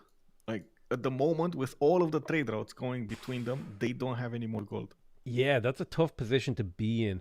I guess that's one of the big advantages of having a Cree simmer over a Gaul simmer, is that the Cree is just always going to have a lot more money, because the Gaul, you almost have to make those industrial zones, those oppidums, because they're so good for the Gaul. Yeah, and that's such an early tempo switch. And if you don't get the correct land to go for higher population, so you can put down more commercials and so on. And of course, the commercials are not going to be as powerful. It's just, so taxing on your development. That's correct. But he does have, I do have to point out, he does have 771 total production throughout his empire, while Kree has 420. 420, the magical number, but 773 production. That's a scary amount. Like, he's gonna, when he makes his move, when he starts building his tanks, I think there's going to be a literal flood of them that may be difficult to stop. I mean, sure. I think. You disagree? I mean, I've seen quite a few games in which, yes, playing on the edge actually worked. So that's why I'm reserving right now my judgment on this. I just usually don't like playing on the edge. But you got to play on the edge. It's the most fun way to play. You got to balance on that tightrope, you know? Yeah. Well, what I do see is Ottoman's dying. Like, this is just, he lost most, like, look at this. He doesn't have any more units. Right? He had like 20 units here, and he couldn't kill even a few of the Spanish units. Yeah, and here's the thing. This Ottoman player, he is 100% dying, as you said, and when he dies, that flood of conquistadors and double promoted field cannons, that's going to be knocking on Russia's door. Yeah. Also, it does seem like we got a settler coming out of Erzurum, actually. This is one of the tactics that the players are using to, some players call it Cockroach City. Basically, you try to stay alive somewhere in a corner of the map. This is like when you're losing in Age of Empires 2, and you box select all your villagers and you run them to every corner and you just cockroach it out and try to stay alive. I love it. Yeah. Incredible. It's the thing is, keeping alive the military alliance can mean and of course getting some Diplo favor for the Congress can actually mean the difference between your team winning or losing. An extra +5, it's amazing. That's huge. So in this game, flying your barracks away into the corner of the map actually has an implication on the outcome of the game, because that +5 combat strength from the military alliance, if he fully dies, that's just gone, and that would be a huge loss for his whole team. Yes, and exactly. You're so smart, because I never even thought about the Diplo favor thing as well. So I actually love the cockroach strategy. I'm kind of rooting for the Ottoman team. I know I'm supposed to be like fair and balanced, but I really want the Ottoman player to win. You want to see that happen? Yeah, I if I see a cockroach player, I want to see him win. Yeah, I know how this. I mean, most of the time the people will want to cheer for the second runner-up. Oh well. Finally, Tordet is starting to army up all of his units on the northeast, and I do see him hard building. Oh my god, these are a lot of artilleries, by the way. Bombard army is just waiting to be upgraded. We got him on, let's see, Tordet 3 turns away from steel, and I think he already got his oil going. Let's see, army. Yes, he's on 17 oil right now. He is pumping oil as we speak. I also see Jack getting oil, Chuck getting oil, and taking a look at his cities. He's getting his military academies, and now he's hard building with Assyrian army. So he is aware that he's gonna need to get first of all an economy going, and second of all his units out. This needs to happen. I'm curious, is he building the Patala Palace as well for that extra Diplo slot? Yes. Yeah. Okay. Yes. Looks like he's definitely trying to deny that diplomatic victory point.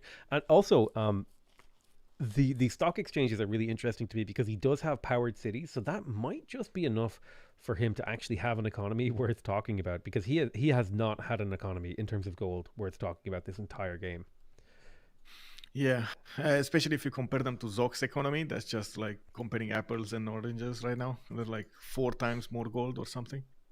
Yeah, it's really interesting to me because whenever I'm playing single player, I like having a really strong gold line is one of the most important things for me. It's why I often like almost all of my trade routes will be international. I'll like sell things to other players and stuff like that. But that's obviously not something you can do in a 4v4 tournament. So it's a really interesting how you play changes when you just change those variables um, compared to single player. Yeah. I am actually curious what's he gonna do. I mean, he's gonna get a lot more gold from the stock exchanges. The stock exchanges got some love also. Let me put it up over here so I can show you. It's +4 gold for each trade routes and +2 gold for each trade route. Oh, that is coming and going. fantastic. Yeah, that's really, You, really good. These are the kind of buffs that these buildings needed. you also get the +1 gold per building and then another 12 gold when powered. Oh, wow. And That's really, really good.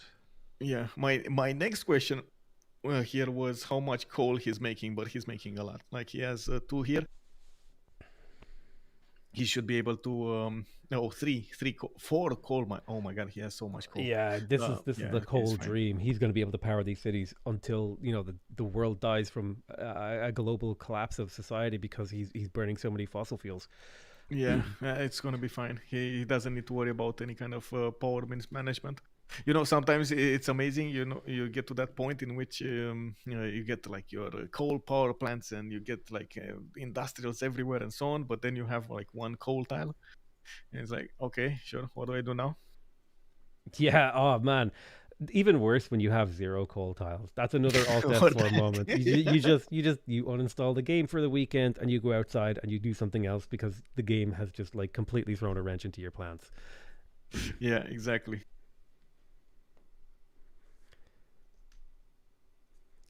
I do have to point out that I want to say Jack looks like he's going for tanks. It doesn't seem like he moved back to the top 3, and I don't see Dido as actually moving top 3 either. Like if you take a look at his tech side, we got Dido on scientific theory. Well, actually, wait a second. That actually is before radio here. He wants balloons. Yeah, balloons are really good. That +1 range is quite powerful. Oh, indeed. So he is going scientific theory. He wants flight and then radio. Okay, we'll see.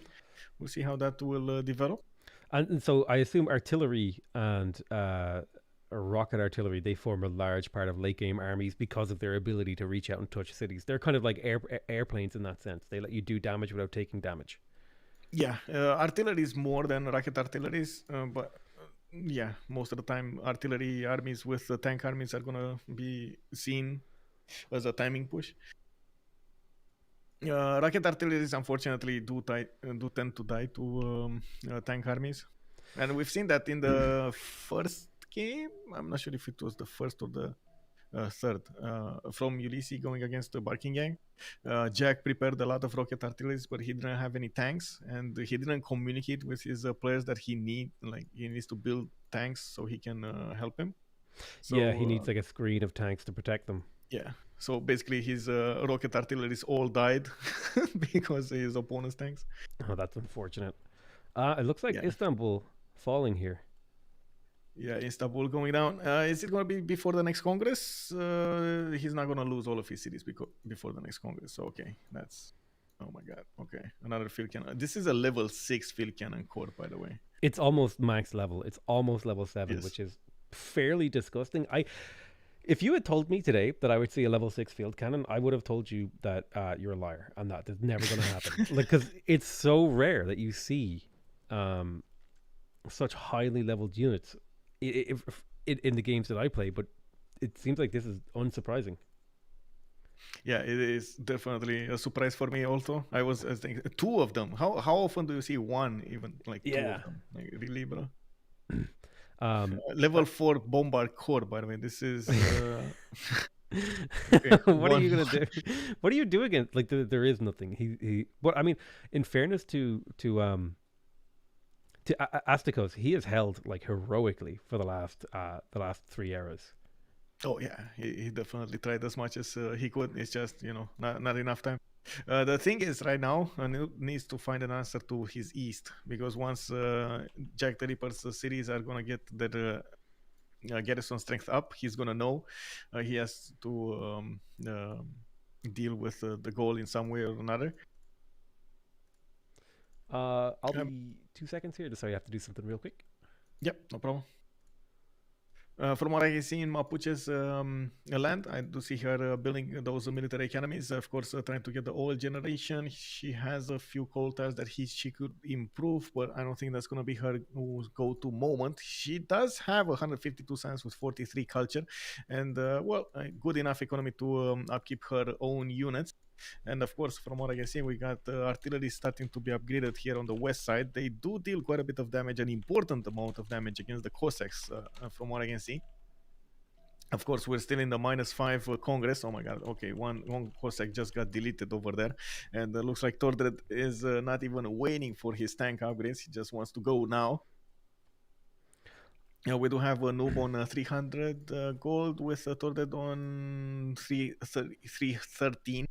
Looks like they're also making around 500 gold between them, and of course we don't need to see how and what Kree will do here.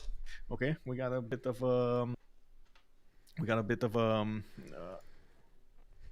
oh, okay, we got a crash here.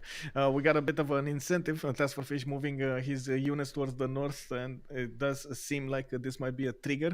We might see him go for his own tanks, or maybe this is the triggering point. Hong Kong getting a few calves out. Okay, so they have been fighting a little bit here, trying to put some pressure on Greece and maybe the cities of Kree.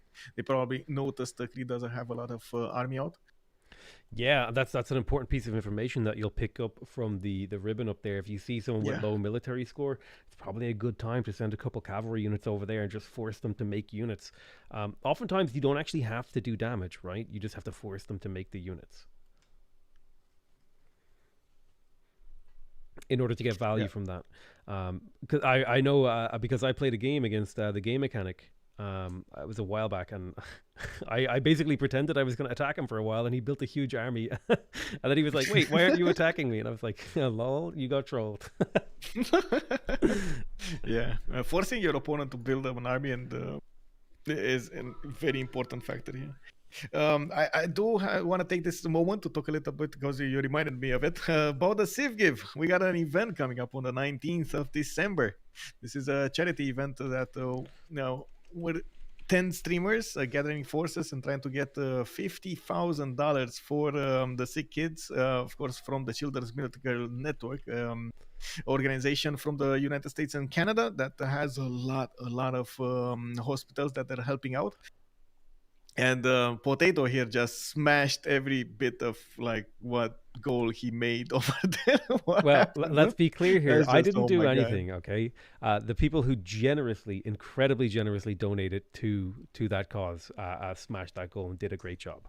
All right, let's be clear. I'm not taking credit. That wasn't my money. I mean, indeed, but you did smash it. You were like, okay, I just streamed for like 3 hours and poof, it happened. We're like, all of us were like, okay, what do we do now? We're like, come on, we gotta get there. We put a lot of pressure building up right now. It's all for the better, though. It's amazing. I honestly had my doubts last year when I was approached by Moises. He was talking to me about the Civ Give, and I really loved the event and the idea. But then I'm kind of new to streaming, and I didn't hold these kind of events. I didn't know what to expect. Yeah, and you didn't think it would be like successful or interesting or whatever, because it's kind of like, I don't know what this going to go. Like, it's a bit like, because I was kind of the same way when Moises approached me. I was like, I don't know what this is about. Yeah. I mean, but then I was like, you know what? I'm not doing anything. Listen, I'll say yes. And it turned out that it was like a really fun and incredible thing. So, moral of the story: say yes to things. Yeah, indeed. And I do have to point it out, Moises is doing an incredible job at organizing this, like getting that timetable going for like our marketing and contacting people and so on and so forth. That's like kudos to him. It's unbelievable work. Oh yeah, I'm always like, cause I'm like an unintelligent ape when it comes to organizing events. So if someone can successfully organize an event and get everyone coordinated and singing from the same prayer sheet, well done, Moises. Absolutely incredible. Huge props to him. Yeah, indeed. Well, I do see tonight, right? We're gonna have that safe draft, and we're waiting to figure out exactly what the civilizations are we gonna play, and then we're gonna leave it to our communities to actually pick those civilizations. This is gonna be interesting. Are you expecting some surprises there? My community is gonna make me play Georgia. I just know it. I just know I'm gonna be forced to play Georgia, and it's fine. I've accepted my fate. I know what's gonna happen. That might actually be going to 100 games, 100 days, 100 games, man. He really loves Georgia. God, I hate. I don't hate Georgia. It's gonna be a race. It's fine. gonna be a race. I gotta tell you, it's gonna be a race. That's true. It's true. Please let him win. I don't like playing Georgia. It's not my. It's weird though because Georgia is a cultural civ that has like religion built in, but it's not my tempo. It's not my playstyle. I much prefer other kinds of cultural and religious civilizations. Yeah, I agree. Well, I mean, with the ability to pick, how to say, so many city-states and keep them, you might get there. I haven't played the Tamar base game in a long time. I honestly don't remember all of the bonuses. Oh, that gives me like a huge advantage over you. All right. Although then again, you're like way better at the multiplayer scene of the game than me, so I really hope I don't spawn near you because I'll get absolutely dumpstered by you 100%. I'm how to say, I'm a panda. I'm just how to say, I'm not attacking people. Even last year, I was made to play Mongolia, base game Mongolia, and I didn't kill anyone. I don't like it. I did bully Moisos a little bit. He was next to me, so I mean, he accepted trade routes for Mongolia. He needed to see what happens. Yeah, I do feel like there is a bit of joy you get from bullying other players in Civ games because they're stuck there for like 3 hours and have to deal with the fact that you like took one of their cities or pillaged one of their tiles or just did something small and annoying, not necessarily kill them. That's a lot of fun for me. Just just being like a gentle bully. Yeah, gentle bully. Yeah, a gentle bully. We do have, by the way, the safety settler of Astikos, the cockroach city, moving westward, and looks like it's just passing Geneva right now. And he's gonna try to get behind Jack the Ripper's wing over here. That's right. The fledgling has fled the nest and it's heading over to Mother Bird Jack to hide underneath, inside his nest. So yes, the Ottoman player, his main contribution to the game now is those crucial votes and the military alliance that he provides to one of his teammates. Yes, basically, because I mean his economy is going to go down. We do have his cities going down soon enough, and it looks like Russia is going to be the one who's going to get pressured here. We do have Russia getting his own cuirassiers, building up a few Cossack armies, and from what I can see, of course, Tordet started upgrading his own artilleries with soon-to-be tanks. Let's see, tech side we got. Oh, actually, Tordet going topside. Wait a second, he moved away from tanks. Maybe he's waiting for somebody else to boost tanks. One question. Sorry to kind of interrupt your train of thought there. I do have a question. It was with regards to alliances. Do players always do military alliances, or do they sometimes sneak in like a cheeky research alliance and trade with each other?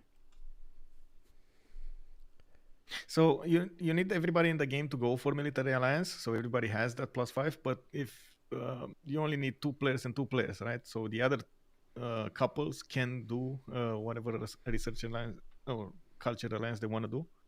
So, for example, it's going to be Chuck with maybe Russia, or no, not even Russia, Ottomans that has a military alliance, and then it's going to be Gauls with Russia that has a military alliance. So it's going to be open for Ottomans and Russia to get their own something like culture or research, and then Gaul with Dido. Gotcha. So because you can only get is it 3 alliances in a 4-player game?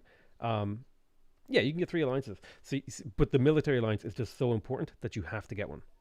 Yeah, that is basically like a must have. Interesting, cool. I'm also seeing a few Cuirassier cores coming up over here for Noob, and of course those are going to keep on pushing the advantage against the Ottomans. And on the east side, I think he did notice the 90 strength garrison defense on those Gaelic cities. So yeah, there we go. We got a few cuirassiers coming out. I think he's going for quadrims. Oh, actually, by the way, this is a interesting move. He's probably going for battleships. He wants. These are defensive battleships, right? Yeah, these are defensive battleships. So battleships are basically like how to say, a very good option to defend against planes, and Because they have against that AA strength, right? yeah, the AA strength is just amazing, and especially armadas. And you know that Spain gets them early, so it's better. Very, very. Oh, yeah, that's true. That's true. They do get armadas early. Yeah. So battleships are kind of like artillery, but with built-in anti-air, which I can see absolutely why they're so powerful. I'm not so sure they're going to help against a lot of tanks, though. But that's something that at the moment the goal is refusing to build. We'll see exactly when he's going to get there. Jack is going chemistry, so more science. Not really committing to the attack here. Yeah, it also looks like he's picking up the boost for democracy by picking up those sewers. Or else he just really wants the housing? Oh, the sewers got also changed. You get an extra amenity from them as well. Oh, that would be a lot more powerful for sure. I always thought that was the best way to buff them. They just need like +1 amenity and boom, they're a useful building. Yeah. It's 2 housing, 1 amenity. And it kind of makes sense, right? You do get a bit more happiness because you don't have... Yeah, you're not up to your knees in poo-poo. Yeah. I mean, I would consider that as a day without it, with less amenities if I had to go through that. So this Spain-Gaul front, so why is Jack not going for military? Because I would have thought we would see him cranking out tanks at this very moment by now. I would have thought as well, but it looks like I think the economy is the one stopping him. So look at Ulas, -70. They need to keep pumping gold on Ulas. So he just, like the pressure that's coming on him basically forced their hand not to allow Jack to keep building. That's the problem right now. And again, economy making them setting the tempo over here, which is a bit tilting the game towards a zone of control with such a strong economy. Interesting.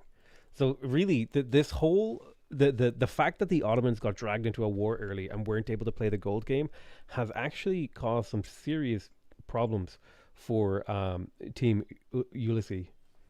Yeah, this is, I guess, the reason the players do want to go for flexible civilizations instead of one trick pony civilizations, or specialized civilizations, as some would call them. Yeah, one trick makes sense. We do see tanks coming out now from Russia. There they are. Yeah, tank armies, and it looks like Tordet at the moment is not ready for this. He didn't go for it. I'm not sure what he's doing. Let's see, Tordet flight. He's getting flight? Like, really? He already has steel. He has his RTs. He's going flight as well. Yes, he wants balloons. That's why. Balloons. Okay, I was thinking the exact same thing, because that +1 range makes a really big difference. Yeah. Another thing that you have to take into account is the generals. Let's see the generals. Did the goal pick one up? Because if he didn't, that's basically, you can't. Yeah, he didn't. So he did. No, that's a merchant. That's the 3. Never mind. It looks like one. Yeah. Yeah. And tell me this. So that might actually be why Gaul are not going for military, is because they didn't get a great general. Well, no great general, no goal to upkeep. Like, nothing is lining up in the stars for him, unfortunately. So he can't get this going. He's going for research labs here.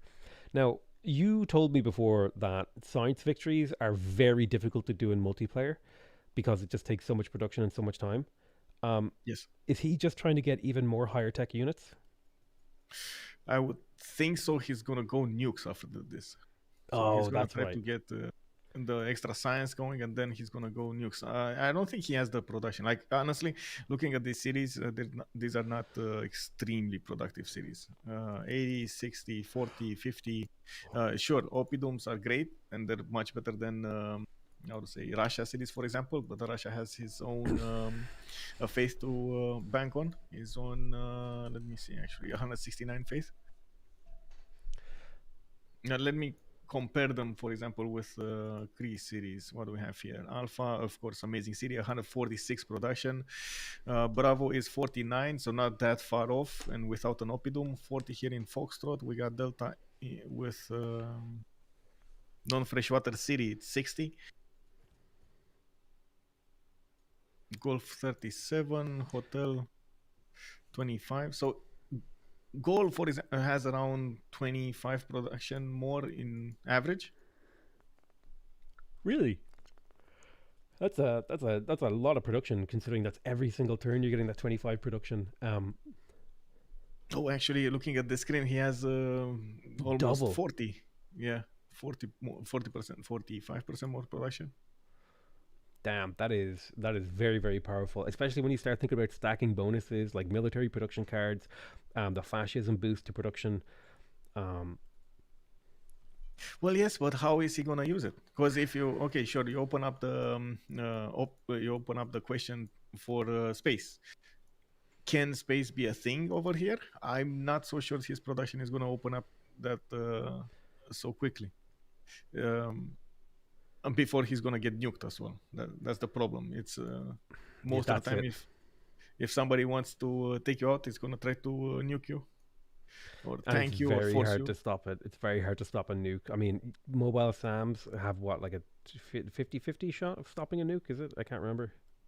I don't know. Well, I guess I can say that nukes from submarines, armadas, are always gonna go through. Yeah. And well, I mean, there's no submarine armada here, but there could be.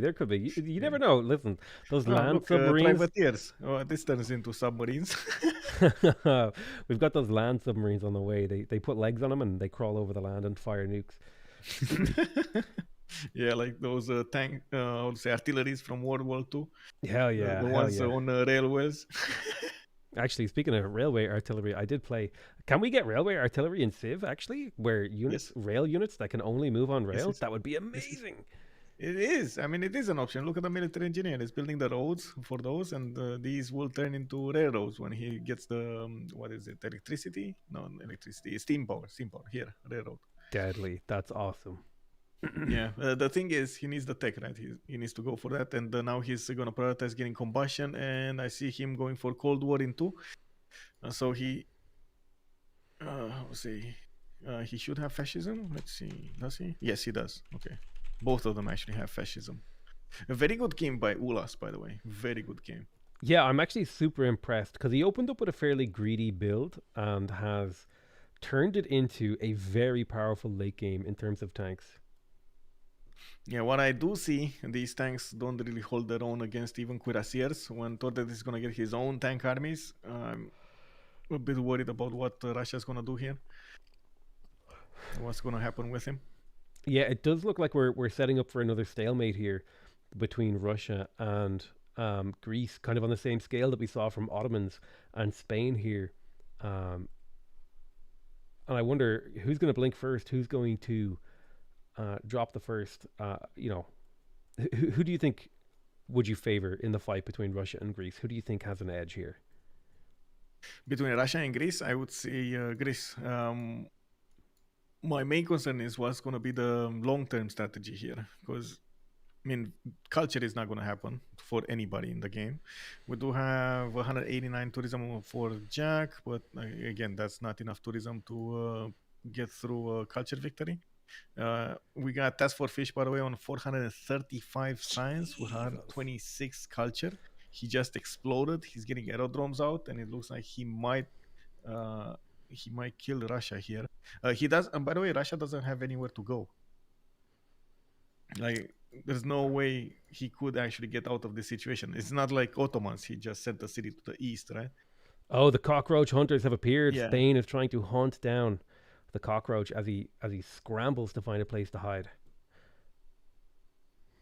And it looks like we got a comment here in the stream chat. The Sideless Rafan is telling me Ulysses' plan is Jack going to space. He's trying to go to space. Genuinely, I need to stop saying things because this is the third time that I've said like an unlikely strategy and they've gone for it. Let's see it. There's no option, no other option for them, right? So he's gonna need more than 700 science. He's gonna need all of that production he can grab onto, and we're gonna see if he's gonna get the projects done. I do have to remind that you actually need to get smart materials, and you need the late game projects going for terrestrial laser. Oh That's yeah. an insane amount of science if you get unlucky. Like if that spawns like the last tech, that's so bad. Oh yeah. The positioning of extra Yeah. of whatever it's, I can't remember the name of it. Yeah, Off terrestrial. I world don't or know. terrestrial Whatever. something. Yeah. Yeah. The positioning of that changes the game massively.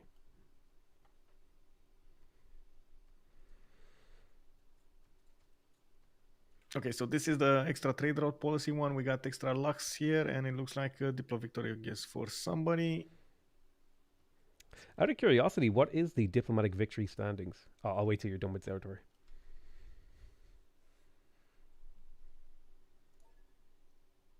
Diplomatic victory standings. I think it was 8 for Tordred, and then we do have 6 for Jack the Ripper.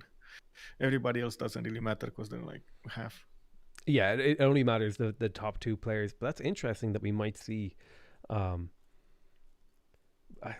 likely is it that we see like a race for a diplomatic victory?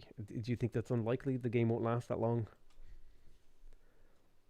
I mean, at this point, turn 99, getting a Diplo victory would mean 3 more congresses fully win, like 4 points each, which I think it's extremely unlikely.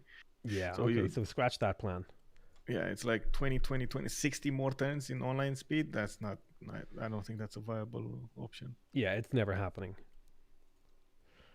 That Statue of Liberty, actually, you see how much it matters that it got snatched? Absolutely. It delayed the diplomatic victory by 50 or 20 turns, rather, which buys them time to maybe go for a different one. Oh, Kilwat, man, my second favorite wonder. Yeah, amazing. Although, I'm surprised that Team Zoc didn't go for Kilwa earlier, considering the domination they've had over these city-states. I guess they just got other plans to go for. I'm actually surprised I see anti-air guns coming up online from Greece. What is he gonna do? Like, these are extremely expensive units. Yeah, it looks like he's units. maybe is he just trying to hold out? Maybe they have another plan, or is he trying to just build like the death ball push before he shoves it at Russia? I don't know. I don't think he's worried about any kind of attack from Russia. He's probably worried about the West here. Maybe Dido, maybe planes coming up from Gaul at some point. But yeah, I think at the moment Fish has this, we'll see. He did lose like 150 science or something. I'm not sure from what. Maybe cards, because they just went into another era. Let's see. Oh, look at that. We got Tordred heroic. We got Kree heroic. We got Phoenicia heroic. We got Golden Age. Interesting. So those are important. Which kind of age are they in? Have we checked that recently? Like the types? Chuck is 2 arms with Heartbeat of Steam and Reform the Coinage. We got Jack on Reform the Coinage, more gold. We got Asticos. And now, by the way, Chuck just exploded in gold generation. Is on 454. We got Asticos on normal, dark normal, synth dark normal on Spain, Task for Fish heroic, Heartbeat of Steam, Reform the Coinage, 2 arms. Toward that also Reform the Coinage, Heartbeat of Steam, and 2 arms. All of those 3 options.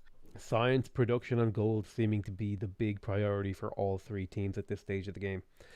Yeah. Now the gold income is actually on Ulysses team, and this might be a good moment for them to put some production into tanks, but it doesn't look like they're doing it. Let's see. Phoenicia, for example, is in a prime position to get that production going. Yeah, Phoenicia is doing amazingly well. They have like generated probably the most gold out of any player this whole game, possibly. Yeah. Yeah, it's crazy. Let's see. Total tab. He's on. Oh, actually, wait. Noob 64. Can you imagine somebody being in a position generating more gold than the Simmer? What? How is this possible? How is this part? That's insane. I don't know. Well, I mean, now Chuck is gonna go forward, right, with his income, but since still Noob 64 turn 100 had more gold generated than Phoenicia. Spain is ridiculous, dude. Oh my god. This dude was on the front line fighting the entire game, and he had a better economy than almost anyone. Jesus.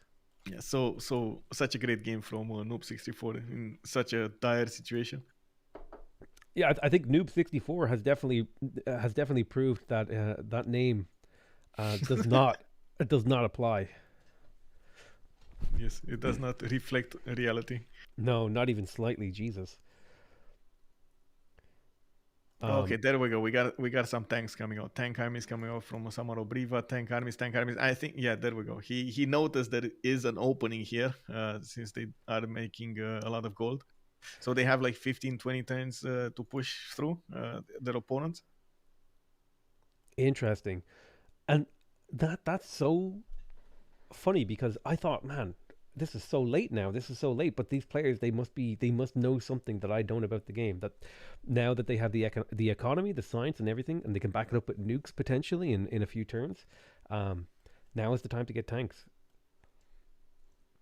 Yeah, and I see Tordert getting his own tanks here. Looking at the damage, it still feels like Russia has the upper hand here. Of course, not taking into account the artilleries. We're going to need to see how much damage these artilleries can do against Russia's army. What makes you say that Russia has the upper hand? Is it just the sheer number of units? No, it's the damage points. It's 117 against 128 tank. Oh yeah. So and that is with charge. So yeah, that's a bit of a concern here. I do want to point out, by the way, Ulas didn't fortify his units. Oh, that's a good point, because if you fortify against enemy tanks, that actually gives them a combat spread boost against you if they have that first promotion. Yes. Very awesome. Very good play here from Ulas. And I only know that because you taught me that. I feel like I've learned so much watching this game at you. Honestly, some of the tips that I've learned here will probably go like a little bit into my single player play. You're gonna see, I think, a big improvement. Yeah. Absolutely. I do see also some spies coming out from Greece over here. Does look like he's getting more artillery armies. This is the moment that players are just getting used to spamming armies out of their cities. The thing is, the economy for Task for Fish just disappeared. I'm not sure what happened. Oh, I see what happened. Is canceled any international trade routes. They canceled fish. So basically, all of those trade routes that we were seeing were coming out from Cree and going to the north. They just went internal now. Yeah, we need to get on Twitter and try to uncancel fish here, because his economy is in the deep sea at this moment. So he's going to be growing really fast. That does not make up for that goal, does it? Yeah, I mean, internal trade routes at this point in the game are just not making any viable sense. I guess you can put a trade route and work them, but like the trade route Civic. But when you're talking about straight up gold, it's just much better to send them to your allies. Yeah, so that is a huge tempo swing, I feel like, for this late game, and that might be like we were talking about earlier. Do you think that's why they pulled that off, and now they see an opportunity? They smell blood, so now's the time to make tanks with Jack? Yeah, 100%. They're gonna try to use this advantage. Like at this point, even if Tordet has quite a bit of economy, these units are not gonna get to their whole upgrades, their full upgrades, and it's gonna delay this attack. Might delay it long enough for Russia to muster up more defenses here. He's getting his war department going, getting that ability to heal, getting more production to his well, I guess a heal from taking down units, right? So very important to have. If I remember now, is War Department changed in the mod? I'm not so sure, actually. I know I had it open up at some point. Let me see. Does it? I assume it still gives the same. I think it gives. Oh my god, I have to look this up now because I use it so rarely.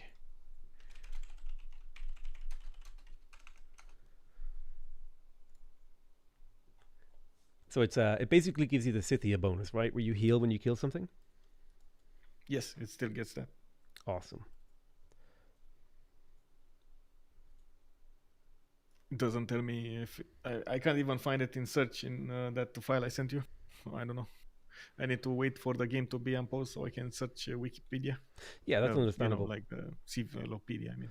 Now, one question I have here is, did we have a DC? Is that why we're paused? Yes, Ulas got a fire access crash. I see.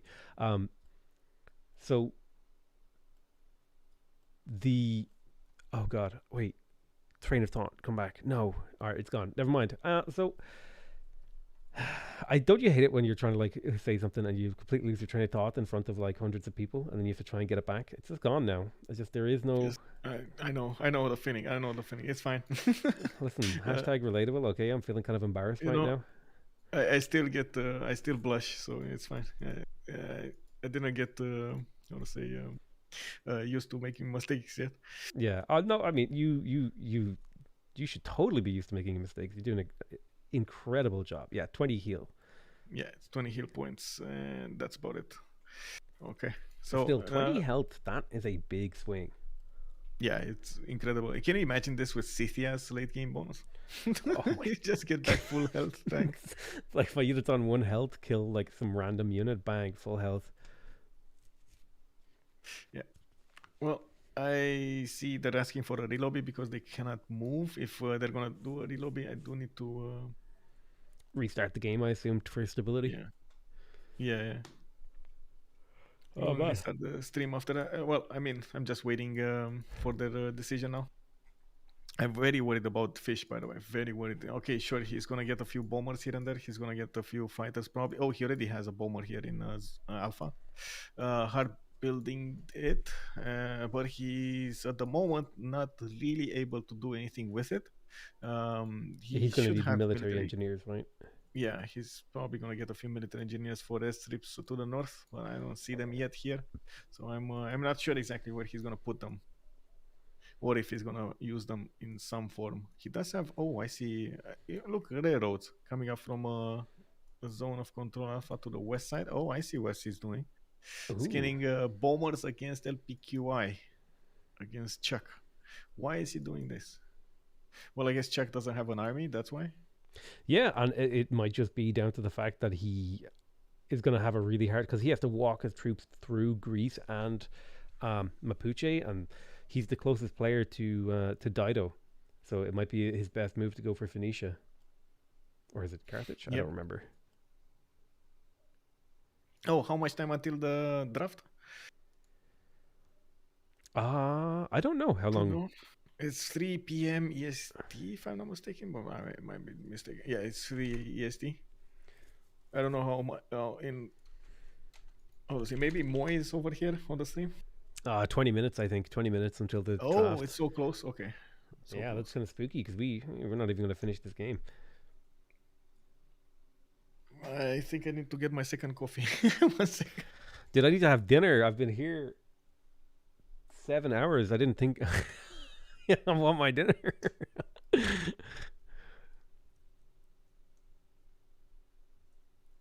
What do you get for winning? I'm not sure what the players get for winning. I'm super impressed about with these players' ability to play at this level for this long. Okay, there we go. Sorry about that. Yeah, no worries. I was just gonna say, somebody asked me, is there a prize for winning this tournament? No, we actually try to. I personally try to mail a few companies, actually more than a few companies, but nobody noticed the communities, and we didn't have that much, I guess, marketing power to them. Okay, that's BS. All right, I'm gonna help you out. I mean, that would be amazing. I will throw my shoulder behind the Civ multiplayer English community. One thing I was going to say is I'm super impressed that these players are able to play at such a high level for such a long period of time. This game has gone on for 4 hours now, and they had another game before that. Oh yeah, I mean, this is basically like their normal days. They're gonna play games back to back quite a few times, quite a few days in a row. So this is they got used to the marathon type of games. Yeah, that's kind of insanity to me. because like if you think about it, oh god, I've lost my train. It's getting late in the day, and I'm having trouble remembering what I was going to say. I got the same problem. If we just laugh, it'll seem like we're commentating.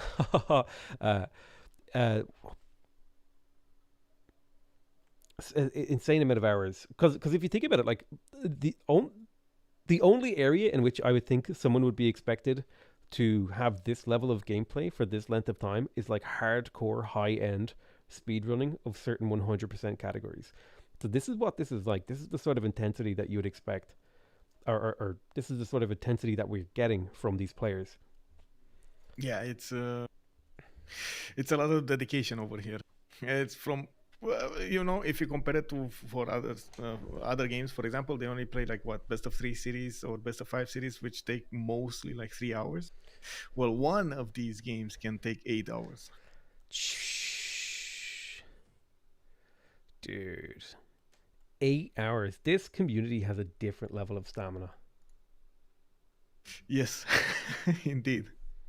Well, it's one of the things that I guess does help is the fact that Civ, sure, it doesn't require you to have that level of intensity that you need to click at that particular second all of the time. You click always, but it definitely has its own pressure points, or I should say hard points, especially when you're talking about thinking ahead of time.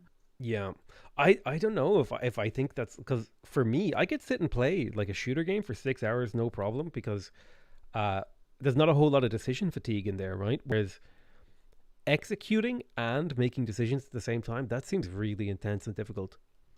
Well, I mean, it depends on what you're thinking of decision making. I can give you a few readouts of CSGO decision making that is taking a toll on you, and you have to do it a split second. It's not like here that you have a few, maybe sometimes a few turns to do it. That is true. That is true. I would say a full round of CSGO is probably on par with how difficult it is. This is game 3 of the series, correct? 2. This is game 2. Game 2. So we didn't have a game 1. This is they're playing for the 3rd point, but this is actually game 2. Gotcha. And how did they? Did the winner bracket get a free point? Yes, that's the correct. I see. That's an interesting way to do it. Just reconnecting here, so I have a connection to every one of the players, and that's another thing that sometimes you need to do when joining the lobby. You need to figure out if you have connection to all of the players open. Yeah, I've seen that happen a couple of times where someone has a red marker, but it's actually like 5,000 ping or something, or 0 ping, and it's being weird. Yeah, basically you need to not have, pay attention to not have 0 MS or gray. If you have gray, actually it might desync the game, so it's a problem. That's why you see players leaving and joining and leaving and joining. Yeah, interesting. I would love to see those kind of stability issues and connection issues fixed for this game, because I think those little things are like barriers that they just frustrate the player, they frustrate everyone involved, and it's something I'd love to see fixed. No, I totally agree. Most of us in the communities do keep our fingers crossed that in the next Civ version, like in Civ 7 or something, we're gonna have a much improved version of multiplayer, and including this multiplayer stability. I mean, here's the thing. If Civ 7 comes, I'm not even sure you guys need to move to that game, because this game, if you've got a thriving multiplayer scene, why don't you just keep it here, That's a good question. Well, I mean, first of all, how are we going to keep the Discords? Because the infrastructure is already built, and I can guarantee you most of the players will want the latest toy, so they will probably invest in Civ 7. Oh, that's true. I mean, I will definitely be playing Civ 7 because there we go. I will as well. So, like, if all of the content creators move towards that, I mean, it's just going to pull everybody towards that. No, I was just thinking because there are a couple of like games like StarCraft Brood War, like that's still played, even though it's like God knows how old now. I mean, we still have Civ 4 being played, and it's a thriving community. We have Civ 5 being played, and they really like it. But it's just not at this level. I'm pretty sure Civ 4 is like still in one of the top like 100 most played games on Steam. I could be wrong. Yeah, I'm not sure about that, but it is definitely has its own audience, I would say. Well, maybe not 100 anymore. Maybe back in the day it might have been close to that. But I know it's still popular.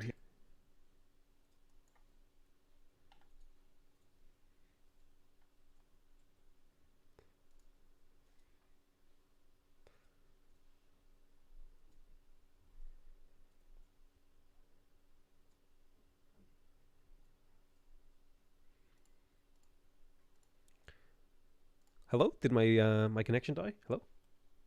No, sorry, I'm banning people because I'm getting spammed with selling stuff. Oh, yeah. No, they were hitting me too. All good. All good. Really? Okay. Yeah, they're really annoying. I never understood why you would be lying yourself by doing this. I think it's the same reason people cheat in video games. It's you get the sense of accomplishment and the social status from the thing without actually having to achieve or struggle to get it, because you know the reality is if you're going to succeed in a lot of these areas, a lot of it relies on luck. So if you could spend money or cheat your way to overcome luck, then it seems like an attractive proposition for some people. Yeah, I guess you're still lying to yourself. Yeah, I mean, like, yeah, exactly. But I think a lot of the people who do like those view botting things, maybe they don't have the best perspective on life. Yeah, I guess. Okay, so let's see tanks against tanks.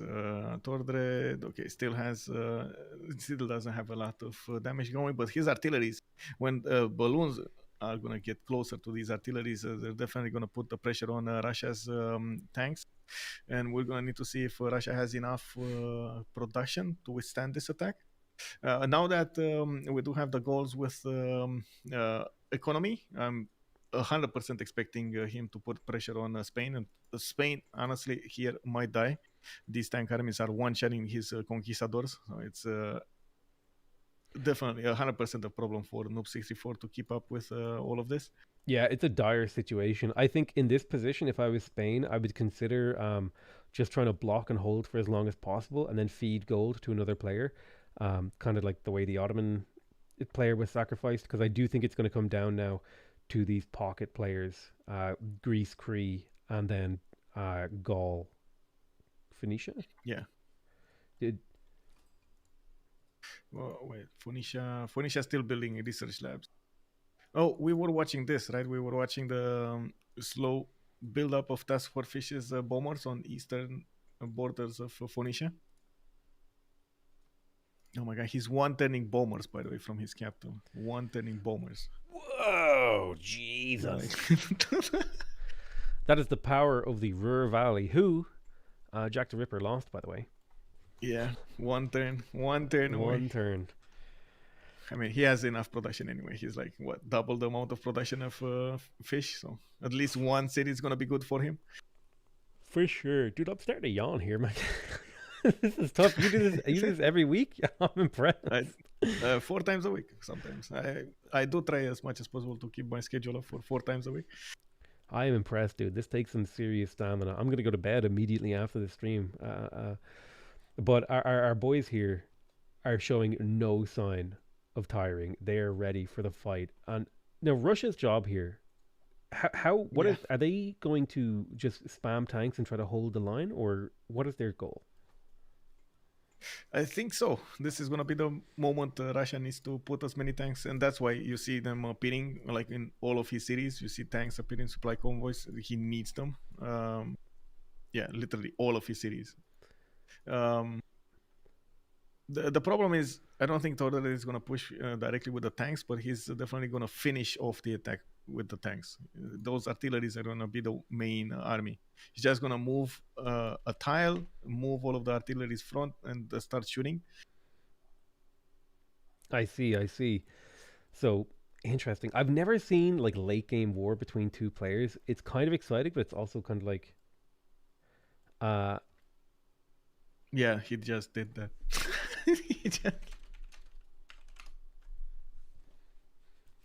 Man. The old brain fog is starting to settle in here. Let us shake it off. It's all good. How about the Mapuche? Because I don't know what Mapuche does right now. I assume they're in a support position. Like, how is their economy? What's their role in the game right now? Is my question. So they did get their own economy. She got a bit more science and still struggling with the culture, which is usually not how Mapuche advertises, of course, with those Shimamuls, but only got to build one. Um, didn't put down more cities. This is something that really surprises me as well. I would have definitely expected a lot more cities. She did have cities to go for on the east side. From what I can see, she did manage to build up a cuirassier army pre-built for tanks, but unfortunately, the second they lost their economy, they lost the ability to upgrade all of these into tanks anyway. So it's not only the lack of tech that she has, it's also the lack of. Oh no, she even has the tech. She just doesn't have the gold. Never mind. Yeah. What might happen here, while Tordel is going to push Russia, he's probably going to get quite a few pillages, and this might actually allow them to upgrade those tanks. Ooh, yeah, the pillaging might be huge. Have you ever seen a player realize that they might not be able to prevent like their empire being pillaged and like unimproving their tiles? Unimproving tiles, no. The only time I see unimproving tiles is if the players want to go for national parks. And that would only be exclusively for the amenities or for a tourism game. Yeah, tourism game, not a minute. No, they wouldn't. Maybe I didn't see. I didn't consider that, but most of the time it's just tourism. Yeah.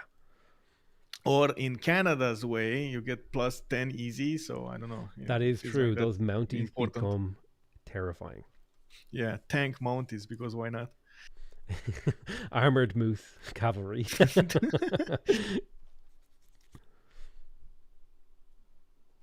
Okay, so the shells have started to rain down on the Russian tanks. It's still going to be a while until the strength is going to go down. And of course, we're going to need to wait for those artists to get more bonuses on them from the upgrades.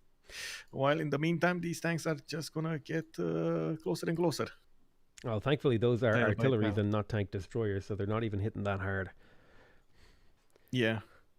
Maybe we should bring in tank destroyers into this game, although I feel like that might shake up the tank meta a little bit too much.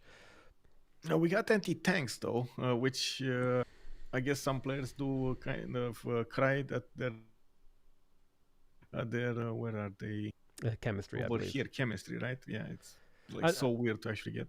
And do people use? Because I imagine there's like maybe 3 or 4, maybe like 3 or 4 units per era that see a lot of play. Do anti-tanks ever see play?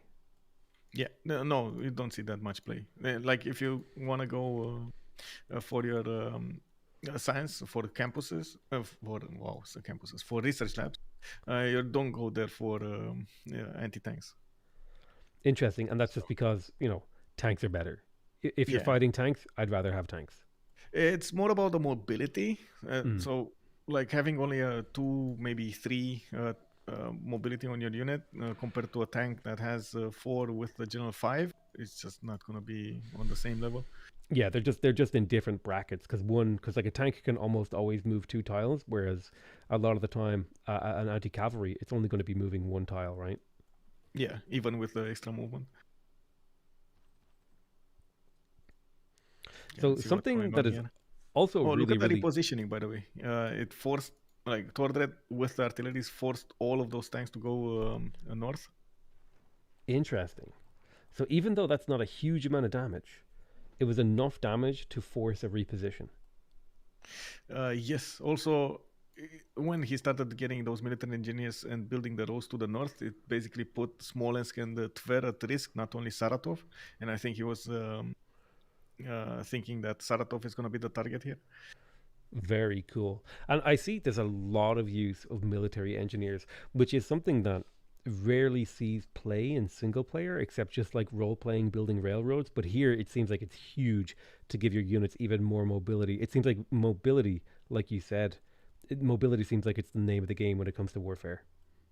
Yeah, speed and mobility, yeah, indeed. We do have, for example, Fish getting these railroads to the west side, which honestly, at some point for his detriment. But we'll see. Especially if we're gonna see tanks coming off from Phoenicia. But no, never mind. We got the Manhattan project coming off from Byblos. You know, in my mind, whenever I see someone building railroads to somebody else, I think, I mean, sure, but those railroads can be used on the other way around. You know, That's like, true. It's yeah, like basically you build a, didn't build to me. This is my railroad now. yeah. And right now, I still think that Phoenicia has the upper hand when it comes to science and culture, like and gold, like 317 science, 225 gold. It kind of feels like, honestly, we're gonna see a win here from Ulysses at this point. Is that They how you're couldn't, feeling? yeah, they couldn't, like this last World Congress. I think tipped the scales into Ulysses' favor. I mean, I might be wrong if we go to the next Congress and they lose this and they lose also Russia. But I think by that point, Gold should have more than enough army to go for this, like kill Spain and then go through Mapuche. Yeah, it is crazy just how much of a big swing that was. I will say to you, I think we have to do like this draft thing now in like 1 minute. Oh, 1 minute. I mean, I can't do the draft, but I did give Moy my like a set choice. I need to keep this going. All right, I'll have to pop in and do the draft, and then I'll pop back if the game isn't over. Okay, sure. Yeah, I kind of wish I could stay, in all honesty, because this is so good. I really want to see the end, but I'll just scheduling conflict. I'll be right back, or I'll be back. No problem. All right. Hold on. I gotta go. Unfortunately, this game went on a little bit too long. Hello. There he is. Howdy, howdy. Hello. Hello. Not you, Siri. Oh. Hello, cow. Hello, moon. Hello, cow. Jumping over the moon. Scooch closer, children. Don't make me tell you again. What? What's going on? There's a reference going right over my head. I can feel it. Yep. If it goes over Sassy's head, then like for sure it's going over everyone else's head. Saturday Night Live, okay? I used to watch. I feel Saturday so Night loved Live. already. You and Zoe are on like a wavelength that like you guys just know like what each other are talking It about was at really all times. funny. So. We did that interview. It was just like we were like blah blah blah labyrinth blah blah blah. This is the draft for the Civ give. I kind of wish I could stay and watch the tournament, but we got to do this because it's important for charity and stuff. Exclamation mark extra life for the charity, by the way. Streaming the thing, so yeah, he might just be getting ready to transition over. I was just telling my chat why we switched away from the other stream. Okay. Well, tell her we're about to go live right now, so just FYI, just keep yourself unmuted. It's fine. Just know everybody here. We are live. No more swear words, folks. Get them all. No, you can't even get it out of your system anymore. Too late. It's too late. No. Yeah, it's too late. It's too late. Okay. Are we all ready? Can I get a thumbs up from everybody if you're all ready? Be easier than everyone just like saying yes. I'm gonna assume Potato, your thumbs are up. Yeah. How do I look at this event? Click. How do you what? Oh, I was like, how do I look at the Discord like stream you guys have up? Here it is. Oh, click on the word live on the voice chat. There it is. Like you're joining it again. Yeah, I got it. I can't turn my camera on, so rip. But you know, I'm here in spirit. Okay. All good. All good. You're normally a no face guy anyway, so it's totally fine. I'm mysterious. Okay. I'm nervous, but we are gonna go. I believe live. in you. What am I gonna say? I don't know. I'll figure it out. Hello. Yeah. Hello. It doesn't work with my headset. Do you want to do a round of greeting where everybody does just like we do on the Civ show? Yeah, we're just gonna go straight into it. So I'm gonna say hello, I'm Moisas, then Zoe, and then we'll go in order of the cameras. So Sarge, Bose, Foibles, Peppermint Butler, Sassy, TGM, Van Bradley, Potato. Cool? Yes. Yep. And then you can proxy for and I'm also on spot. You have a fedora? Yeah. Get that fedora. I do not have a fedora. I'm sorry. Okay. I got one, but that's not going to help you if you're over. Send it to me right now. Through Amazon. I'm sure it'll be here in time. Okay. Let's go live in 5, 4, 3, 2, 1. Hello, everybody, and welcome to the Civ Give Draft. I am one of your hosts, Moy Sauce. Raising Zozo. Cheers. Sarge. How's it going? I'm Bose. Foibles or Commander Barbarossa. I'm Peppermint Butler, PB. I'm Potato McWhiskey, and I almost forgot that it was my turn. Sassy? Oh, it's my turn. Hi, I'm Sassy. I'm the game mechanic. Hello, everybody. I'm Van Bradley, everyone. We are very excited to have everybody here for this draft. This is only part 1 to the whole Civ Give festivities, and last year we never streamed this, and I if you remember correctly, I forgot to record the audio. Yeah. So What we're already happened? doing better than last year. Good work, everybody. Yay! Way ahead. Well done. So we're going to go right into this. We are going to explain the rules of the draft here really quickly. So as I transition over to this scene really quick, the rules are as follows. The draft order will be randomly selected at the start of the draft. Zoe has 10 cards, and he will shuffle those, and whatever name comes up first, you will be first, and second, third, so on, so forth. There will be 1 round of bans. Okay. So everybody gets 1 ban. There will be 3 rounds of picks. The order will be in snake order. So it goes from 1 to 10, then 10 to 1, then back to 1 to 10. After the draft, players can ask to trade or buy other picked civs for an agreed upon donation towards charity. Today only. This only happens today, and it happens after the draft. The max price that somebody can set is $100. So if Bose wants to sell Germany to Peppermint Butler, he may have to pay, or somebody may have to pay, up to $100 if Peppermint Butler really wants Germany, and if Bose is willing to sell Germany. Are the rules clear? Yes. Yes. Crystal. Yeah. What about Thank you very the super secret? No, the rules are clear. What super No, secret? I'm not. Can There's I have nothing the super rules in secret. writing? I'm having trouble. I just Sorry? No, I'm just joking. I said, could I have the rules in writing? Attorney. I a actually contract? posted it. I posted it somewhere in our server, so you can find it if you actually need a written part of that. It's like a treasure hunt. Yeah, it's somewhere in there. I'm in Anyway, the upside down. we're gonna hand it over to Zoe here to determine the draft order. By the way, I am representing OnSpotTV, so I will be his choices. So, take it away.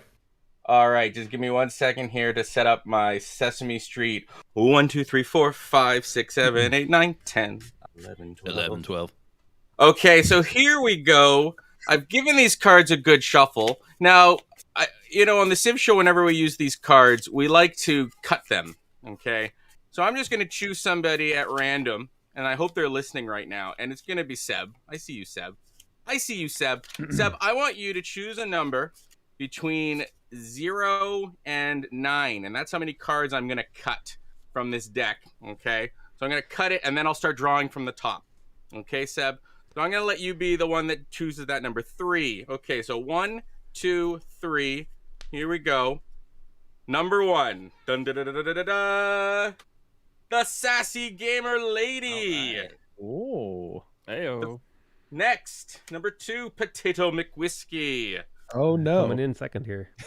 Number 3, the Game Mechanic. Oh, good lord. I beat the game mechanic. That's I all I like did. this. Like the order of release there. It's rigged. Totally rigged. Rigged. 100 games, 100 days. Number 5, Van Bradley. Number 6, Bosius. Number 7, yours truly, Raising Zozo. Leaving OnSpotTV at number 8. Number 9, Peppermint Butler. And of course, going last is a lot like going first in some worlds. Foibles, number 10, Nice. That is our order for the draft, ladies and gentlemen. So, the first round, we're going to do some bans. There will be 10 civs total that are banned. Once it's banned, obviously, it can't be chosen. We got our little dinger there. There you go. You got Moy's thrown up on the screen there. So, Sassy Gamer Lady, I know you have been thinking about this all week. You are the first one that gets to ban a civ. Pray tell, what civilization will you be banning? Okay. The person I am banning is Korea. Korea! Uh-oh. Trouble. Banned! All right. Tato McWhiskey. Who will you be banning today? Ooh, that's a tough question. I would say that I'm gonna ban Mongolia. Mongolia. Now, yes, which I guess because of the leader thing. Sorry. Oh, do I have to pick a leader? You do have to pick a leader, yes. I will ban Genghis Khan. All right, the Khan himself. I'm gonna like butcher how to spell Khan. Oh, Yay. well. Mongolia, Khan. Banned! Ban Hammer. All right. Game mechanic could change the world. Literally. Potato picked my ban. Mm-hmm. That's exactly where I was gonna go with it as well. Gosh, this is such a hard choice because there's so much strategy between like, do you just ban somebody you don't want to play, or do you slice off the top of the head of where you want to be playing? And I think that is what I'm gonna go with. So we're gonna go ahead and ban the Khmer. Yeah. How dare you? Hey, that was on my list. Yep. No, I would Good be very pick. surprised. Pick Very, ban very first surprised pick. if he ended up. All through. right. Yeah. Just double checking that I Sorry, don't Jay. butcher this one. Okay, very, very good. Poor Jay. Poor Jay. Khmer. All right. Banned! 100 games, 100 days. I never played them, but I'm gonna ban them. Bull Moose Teddy. Uh-oh. Ooh, I thought about that too. I can't believe you've done this. Oh my goodness. That may have been a preemptive declaration of war. Wow. All right. Ban Hammer. Bull Moose. Banned. Van Bradley. With 100% confidence and conviction and true to form, I will be banning French Eleanor. Wow. From Wow. That's bold. All right. Banned French Eleanor. All right. Bosius. I know someone did you a disservice. Maybe think about what they would not like to see banned. I'm just gonna go ahead and get it out of the way, even though we should be expecting. I'm just gonna ban Germany right now. Oh, yeah. All right. It's a personal ban. No Germany. Wow. Who are you targeting with that ban? I don't know. Definitely not my top 3 bans were all geared at PB. Definitely not. No. No. It's just because of the memes I sent you. I knew it. Yeah. All right, me. Whew. I had a few things I wanted to see banned, and some of them already been picked. So let me just look at my list here. Wow, yeah. Let.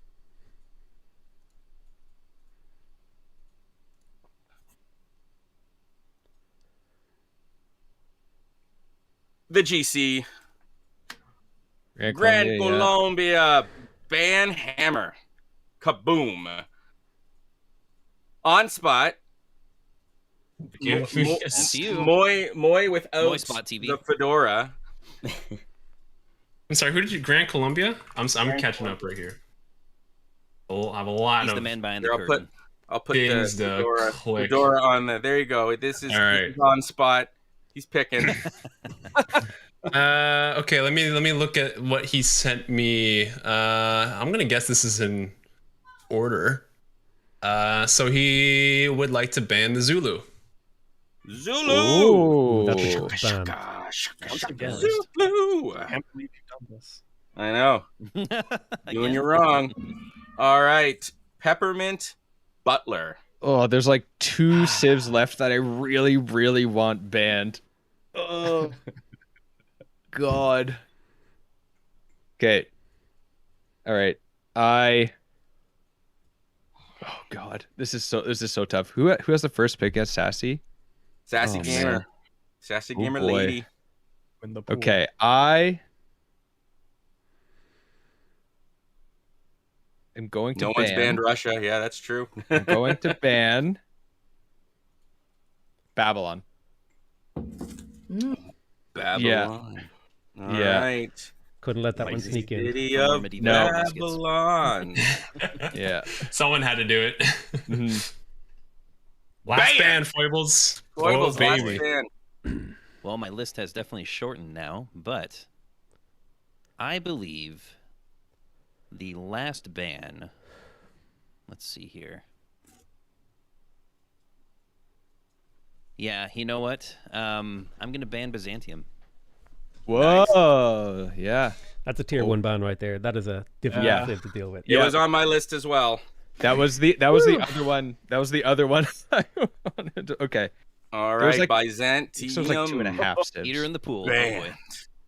All right, so wrong one. this is interesting. So our final bans, we got Korea banned, Mongolia as Khan banned, Khmer, Bull Moose Teddy banned, French Eleanor's banned, Germany, Grand Colombia, Zulu banned, Babylon banned, Byzantine banned.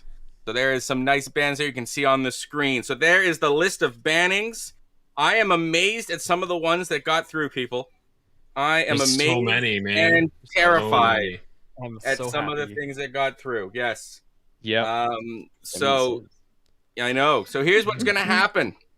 It's a snake draft. Sassy Gamer, you are up. You are going to choose a civilization, and then we'll proceed in order to 10. And then Foibles will get to choose 2 civilizations, and then we'll go backwards. Okay, so All this right? is the one I'm gonna play, or This is so. In the end, everyone will Okay. have 3 civilizations that they can possibly play. Between Okay. now and next week, we're going to do a week where the community is going to throw you donations to throw votes your way. Okay, so right now the going rate is I think 1 vote for $5 or 3 votes for. Yeah, they'll say which of the 3 your community wants to see you play. And it's just an extra opportunity to have a little fun, involve the community, and do an extra bit of fundraising too.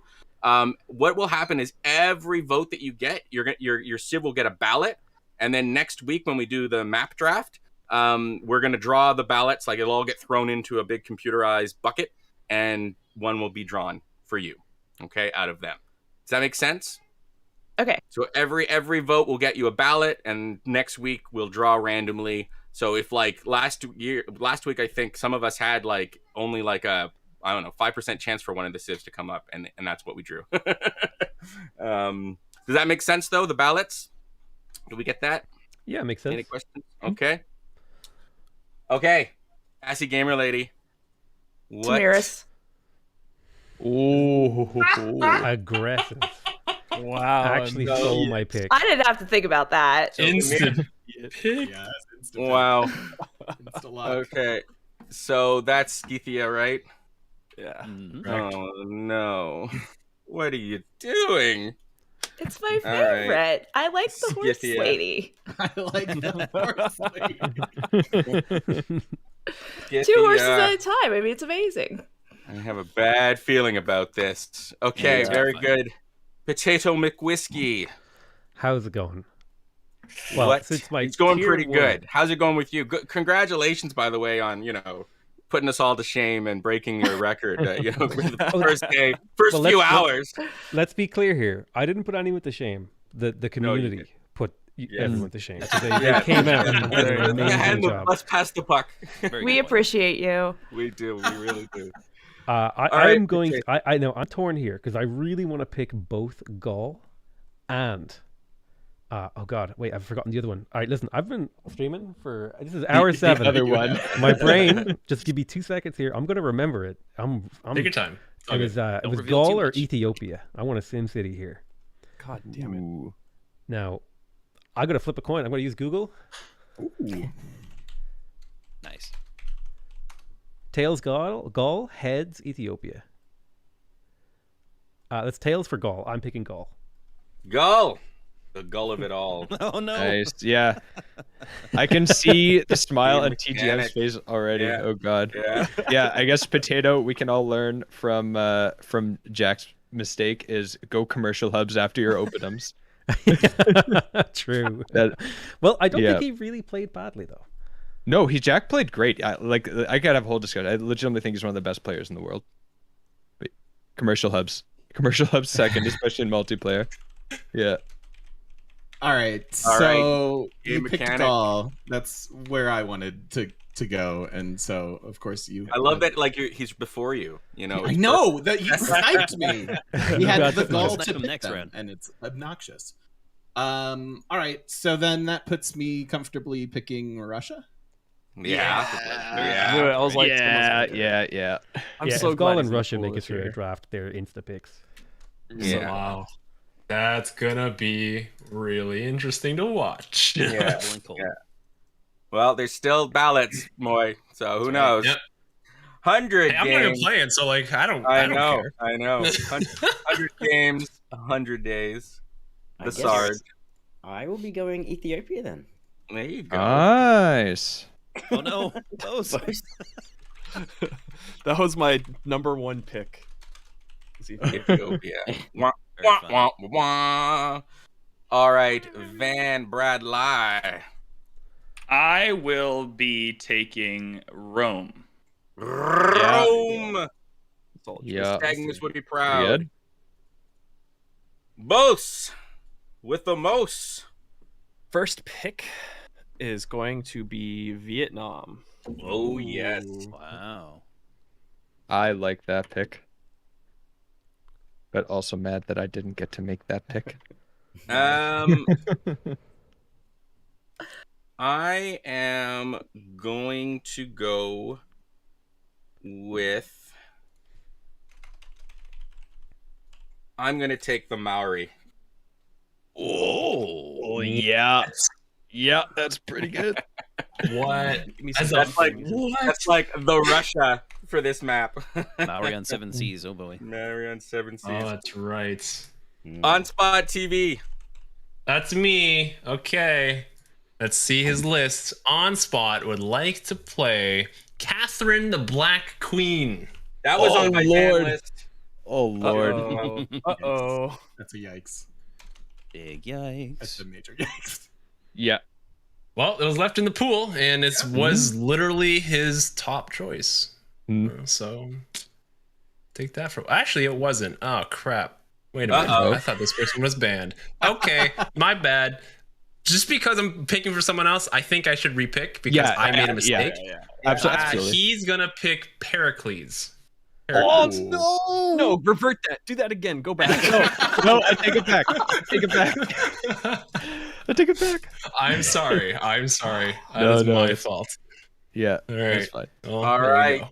Peppermint Butler. Peppermint Butler. That's me. So Pericles has been picked. Rip. All right. So I would like to pick. Oh, it's frozen.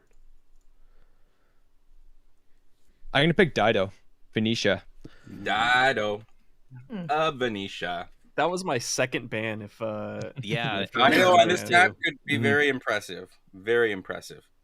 Foibles, Girl. you get to choose last, but that means you also get to pick first.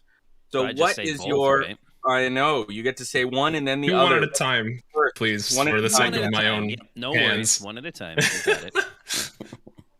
Well, my very first pick is going to be Qinshi Huang, China. China. Hey. Oh, that's a. Oh yeah. I was wondering if I could sneak a late China pick in, but nope. Who knows? You're going right back to you, right? That's Like, right. but yeah, late Oh, would be yeah. the last round, right? So- Yeah, Right Foibles after gets me. 2 picks here. Yeah. All right. I So that's do. the pick for the last round. Now we begin the second round, opening up with number 10. Foibles, what is your pick? My next pick is going to be Spain. Nice. That was on my nice one. Yeah. Once I was the king of Spain. Now I eat humble pie. Peppermint Butler, number 9, going back in the snaking order. Yeah. You get another pick. I'm going to pick one that I thought would for sure be gone at this point. I am going to pick Japan. Japan. Yeah, Japan's another one. TGM's like, dang it. Yeah. That was my next lined up pick. Yeah. I'm upset right now. Oh, don't give PB Japan, guys. What are you doing? OnSpotTV. That's me again. Okay, well, big shocker. Catherine the Black Queen. No way. He wheeled it. There we go. All right. Yeah. Didn't end up mattering. Here we go. Australia. Oh, wait, that was you? Oh, dear. Shoot. Yeah, that's my pick. dear. Oh, God, Australia. I thought you were going Australia. That was, man. All my God. picks. It's me. All right. We're gonna go with. I'm gonna go with the Inca. Nice. Yeah. Sag. Inca are beautiful. Van Bradley. Middle, always in the middle. 5 and 6, you'll always be right in the middle. We're at the kind of awkward part of the draft where there's like a few kind of niche options that I think would be fun and a few still quite good options that are available. Oh, man. I'm really struggling with this one. I am going to go with... You know, chat wants to see it. Someone's got to pick it. I'm going to go with Portugal. Yeah. Portugal. Nice. Hey, all of my second picks have just been wiped out. Oh, no. Every single one. That's the problem with going second. Yeah. Below the A and B of available civs, you'll find the face you're looking for, Moy. I see your little X looking all over the place. Dude, I'm struggling. I'm not gonna lie to you. Yeah. Man, you picked Portugal? Okay. Wow. Okay. 100 games, 100 days. Right now you've got Ethiopia in there. Who is your second pick? I think I'll go Canada. Oh no! That was on my list. Nice.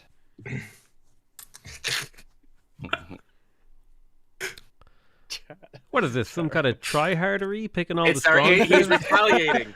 He's retaliating. I chose his country, so he chose mine. I understand. Game mechanic of the Russian right. Federation.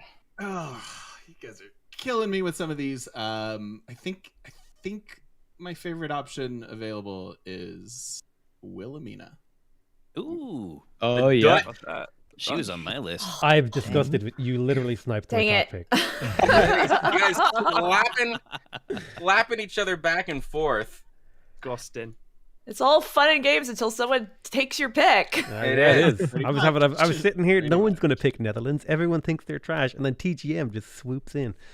I know. Polders. Hey, you guys can Everyone swap thinks they're golf for trash. Netherlands, maybe. Golf for Netherlands. I'm just saying. Yeah. They're not trash. They're good. They're just boring. Yeah, well, yeah. Snooze fest. Maybe that's a better way to phrase it. Is it my pick? Potato McWhiskey.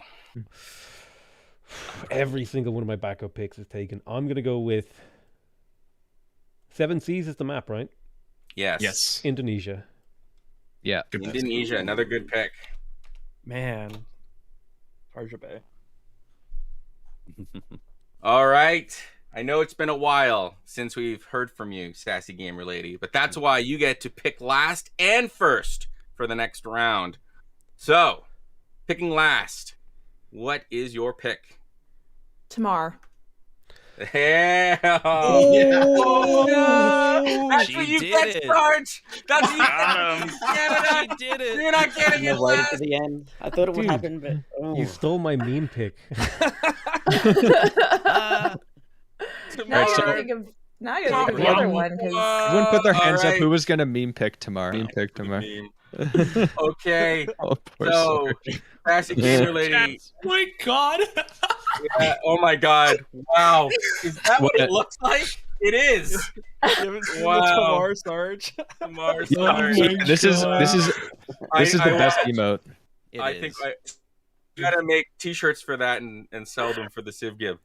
Okay, Sassy Gamer Lady, you are the first picker for the last round. Your final one. It's Your so tough choice. because somebody took Wilhelma. I know. Oopsies. And I do it again. I know. There's still a lot of good saves left over, though. Okay, this is a good one. Yeah, I don't think she's been banned yet. Was Jadwiga banned? Polish? Oh, nope, she is there. Poland is good to go. I will take her. Tonight we invade Poland. All right, SARS, very right. good. Back to you, Potato. Music. Chandragupta. Oh. Okay, this something's going on here. Wait a minute. Wait, what did he say? Gupta. Chandra Gupta. El Chad has arrived. He didn't have to say. He cleared his throat like he was so confident. That was a power move, by the way. Hey, this guy doesn't have a plan for Chandrapucha, or whatever, however you pronounce his name. Like, that is insane. Chandra Gupta? Listen. Yeah, him. You may have elephants in your future, okay? Be prepared. Game mechanic. Wow. Did he take your last pick? But it's very difficult to choose at this stage. There's still a lot of good torn civs. Yeah, there are still a lot of good civs. I think I'm gonna surprise people by not picking a civ here, which means I think I'm going with. No, I can't do it. I can't do it. Why not? Oh, so hard. Just do it. Come on. Nike. Just do it. For the kids.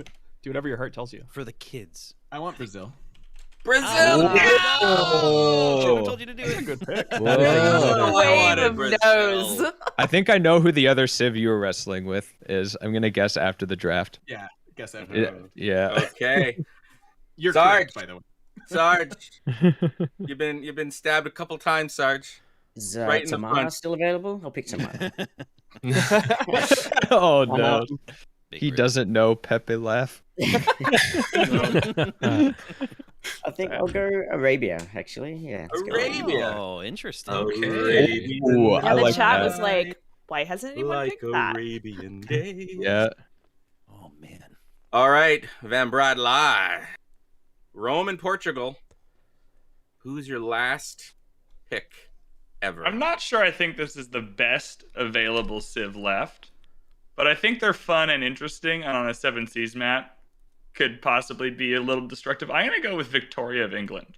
Oh, Ooh. Fantastic pick. Fantastic pick. yeah. That's who I was gonna pick if she got to me. Absolutely unreal on 7 Seas. Well, Where's Tomb Raider Bosa's- at? Tomb Raider will back me up. Tomb Raider. Can I play a Sucretact modded Civ? I'll allow it. No. I'm gonna do it. No one did it, so I'm gonna do it. I'm gonna pick Alex as my third one. Oh no. Alex! Oh boy. Industrial zone spam incoming. Have a war Almost save in the through. pocket. It's always good. At war with everybody at all times. I like my hippie boys. Yeah. You know what? He's still there. My man, Mansa Musa. Nice. Mali. Very niche. On spot. Very niche. Love that. Give me a moment to catch up here. You picked Mali, so let me go pick Mali. And then put an X on Mali. All right. Okay, let me go through. Wow, this dude, his top 5 haven't even been picked yet. Egypt. I'll pick Egypt. Ooh. It's my waifu. Egypt. Nice. Peppermint Butler. Oh god, is that me? Last pick. You've already got like last- 2 super powerhouses for 7 Seas. Oh, Can you get one more? Wilfred got picked. Sorry, my. How about your handsome man, you know? Mm. Gilgamesh. That's okay.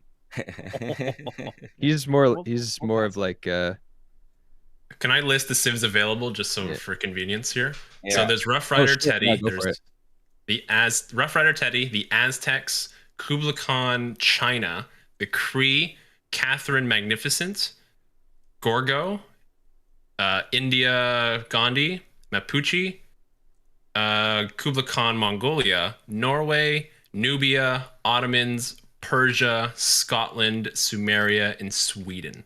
And Malthius, I think. I don't know if you said Malthius. Yeah, Hungarian too. And Hungary. I'm sorry. Yeah, Norway might actually be pretty sick on a 7 seed.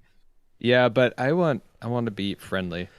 Yeah. I think if I pick Norway, everyone's gonna And vote there's for England it. Eleanor Make too. it- She's available. Oh yeah, England Eleanor Yeah. still available. Mm-hmm. I would like to call in the surprise wildcard ban. Where's this coming from? Maya's available too. Maya, Yeah, I think I missed Maya. Lady 6 guy, yeah. I know you're a I'm big going Maya to guy. pick. Yeah, I do love me Maya. It's between two civs for me, but I think it's going to be.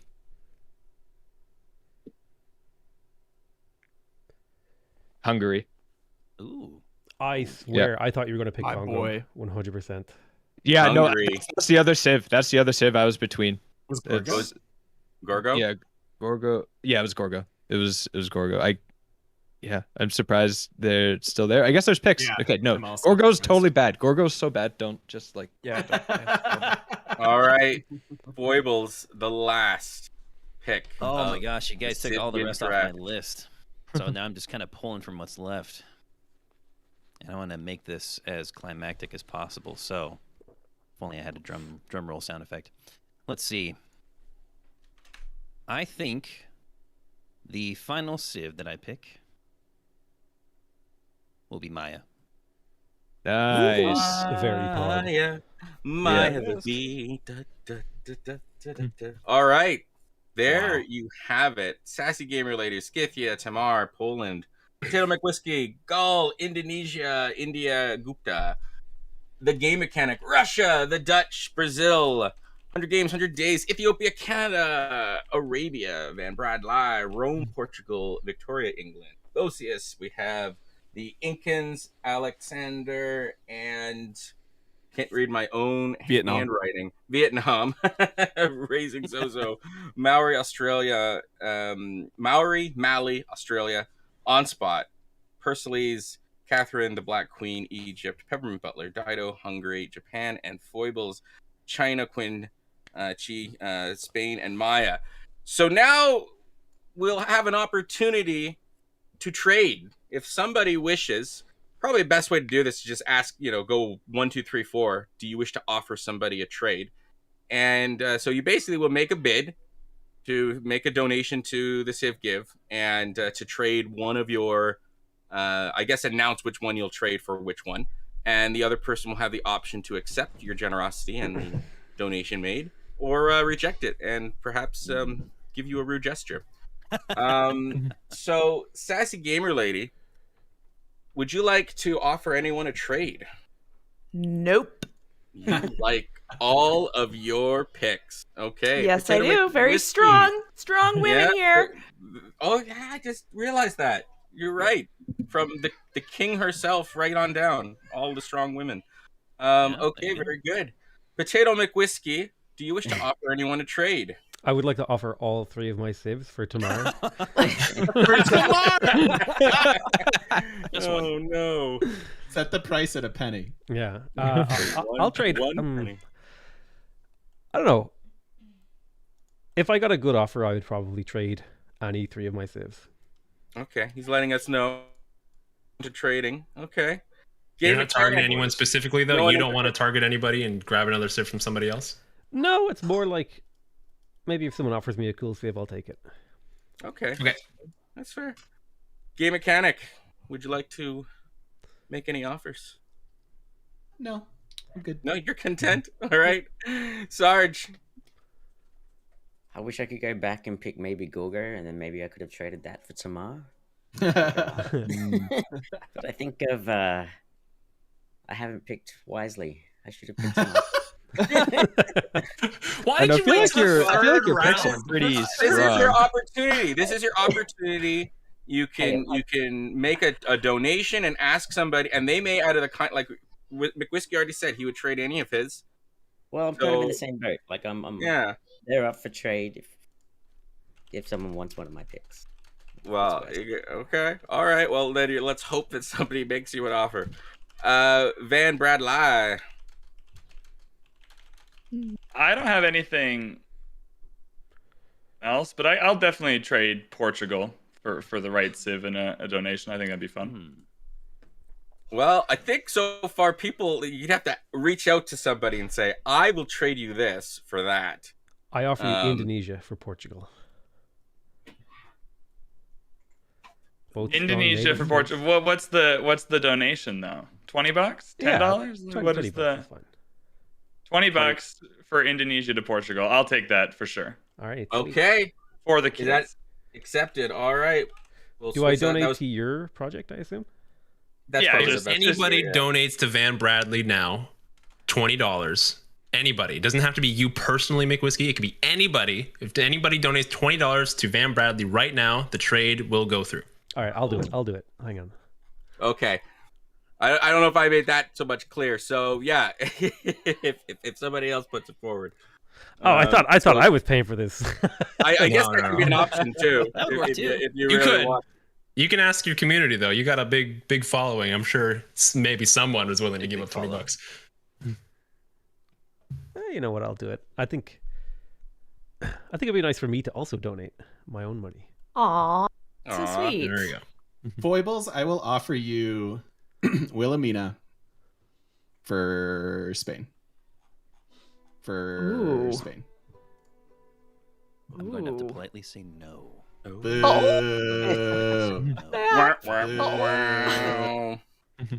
Both. My top two were China and Spain. Yes. Do you want to make any trades? Offer any trades? No. No. All right. I'll make it. I'll throw this out to the community. I'll do this. Okay. Detrimental. It'd be detrimental in that I like the choices that I've made. But I'll throw this out there. If we want to do like a 25 donation to the Civ to the Civ show, I will offer Sarge that we trade our homelands, Australia for Canada. Yep, I'm down with that. If we can get a $25 sponsorship from somebody, I will make that trade. So I don't know what the time period for that is, but yeah, to the Civ show. Well, that's the account that until the end of the stream. Till the end of the stream. Or to Sarge's. That's fine. It's to whoever I'm offering Sarge, right? So $25 to Sarge, and we'll trade Australia for Canada, so that we'll be representing possibly. We can probably easily have two. That part of that donation is you'll get a handful of votes. You get a handful of ballots, right? Sarge, let me know when you get a donation. Okay. I think people are asking for the donation link. Yeah, they're asking for donation links, guys. Can you link your own? It'd be easier if everybody linked their own. Maybe I'll set up a thing for that. Oh man, you're making me do work. God. I just saw that Van Bradley got a donation, so that trade has gone through. Yay. Right, trade has gone through. Excellent. Right, the trade desk approves the proposed trades from the team. I welcome the trade and the donation for the kids. Thanks, Potato. Hey, does it matter which we click? Not really. I would say either do it for this one, at least for Canada, for Australia. Either do the Civ shows one or 100 games. Go 100 games. 100 games. Yeah. Do his. I just linked it in the chat as well. Sorry, $25. $25, and we will trade representing our nations. We might, like, if they're picked in the end, we may have to dress up as our guys. I don't know. We'll see. Right, Sarge? Boast, did you say something to Sarge, Boast? Yeah, I said Sarge refresher page. Oh yeah. Okay, so that's a possible trade. I'm going to put that's very likely. Okay, it's gone through. All right, there we go. All right, so Australia. On spot. I don't know how to do that. On spot is not here. Honestly, happy with who he's got. Probably not, but I will, for the sake of trying to satisfy his top 3, I will offer Egypt for Rome. Egypt for Rome. Egypt just for the hell of it. Van Bradley, Egypt for Rome. Absolutely not. Yeah, all right, I'll give it a go. Hey, don't talk bad about my waifu, sir. Whoa, no. Cleo's Or how great. about this? How about this? I'm just not trying to tread on your waifu. I'm just trying to appreciate the boundaries we've already set up. And I don't want so we're gonna stick with Rome. What about this? Egypt, Cleopatra for Georgia Tamar. Oh wait, are you asking me? Yes, because I am offering you a very powerful lady for another very powerful lady. No. No? No. I see. Yeah, I would have sold it to you, Sarge. I would have. I tried. What do they call it? Diamond gloves or what's that term? Diamond hand. Is Cap Circle actually offering $100 donation for something? Any hodlers in the chat? Hodling. I'm still holding. Okay, Peppermint Butler. You want to make anyone a trade? I am extremely happy with my picks, actually. But there are 2 civs that caught my eye. Is there anything we could do to make you less happy about it? Because that's what I would like to do. Bring this level down, okay? There's a lot of things that could make me less happy. Okay, the 2 civs I'd be interested in are Gaul and Victoria. But I imagine Potato wants to hold on to Gaul. I've got He said he'd trade any of them. Yeah, I've got Dido, Japan, and Matthias. Get out of here. What is this trash? All right. Let me think. I see they're all great saves. I don't like to play them. Fair enough. Absolutely fair. I respect that. VB, what are you interested in for Vicky on your side? I'm going to be perfectly honest. I'd be totally willing to trade Victoria. I'm just not sure to you because I'm going to get nuked in like 10. Okay. There's gonna be some hoarding of early resources happening. There's gonna be some industrial zones going down, and that's what got me last time. Okay, but it was. I'm gonna say no to the Victoria trade. I'm sorry, BB. I knew it would come back to haunt me.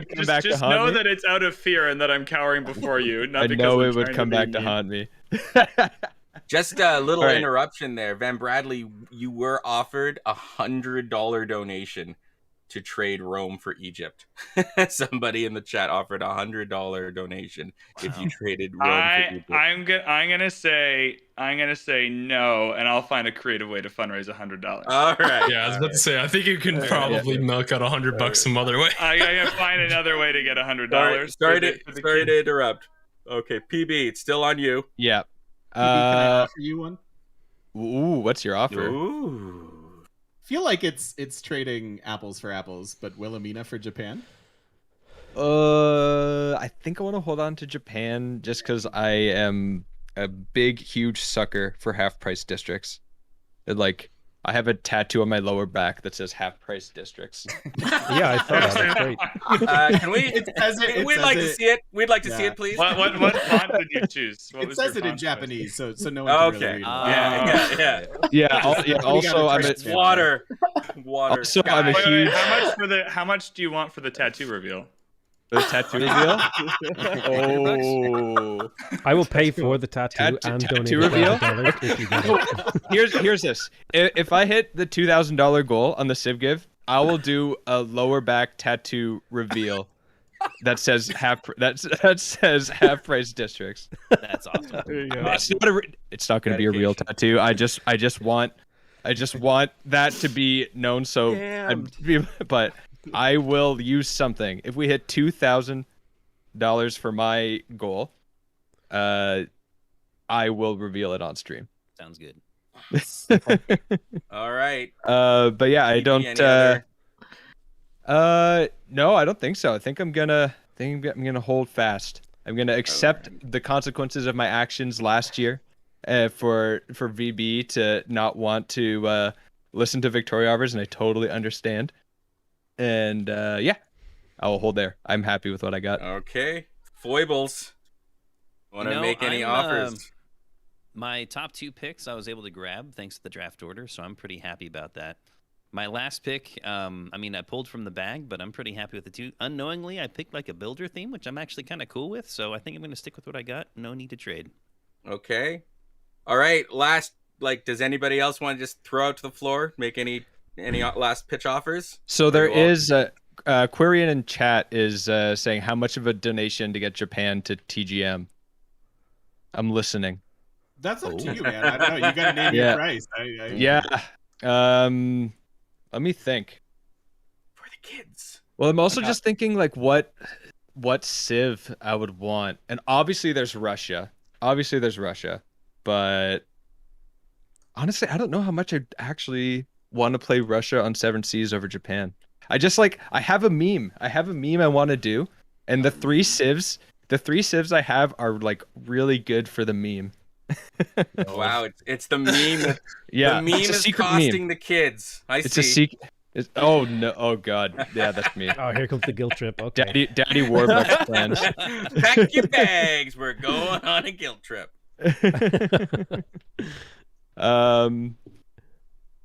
Yeah, I think I got a whole cat. What would it cost? Well, it depends what civ is coming back my way. This is for Wilhelmina, I'm guessing. I'm so terrified of Japan with both Russia and Japan, though.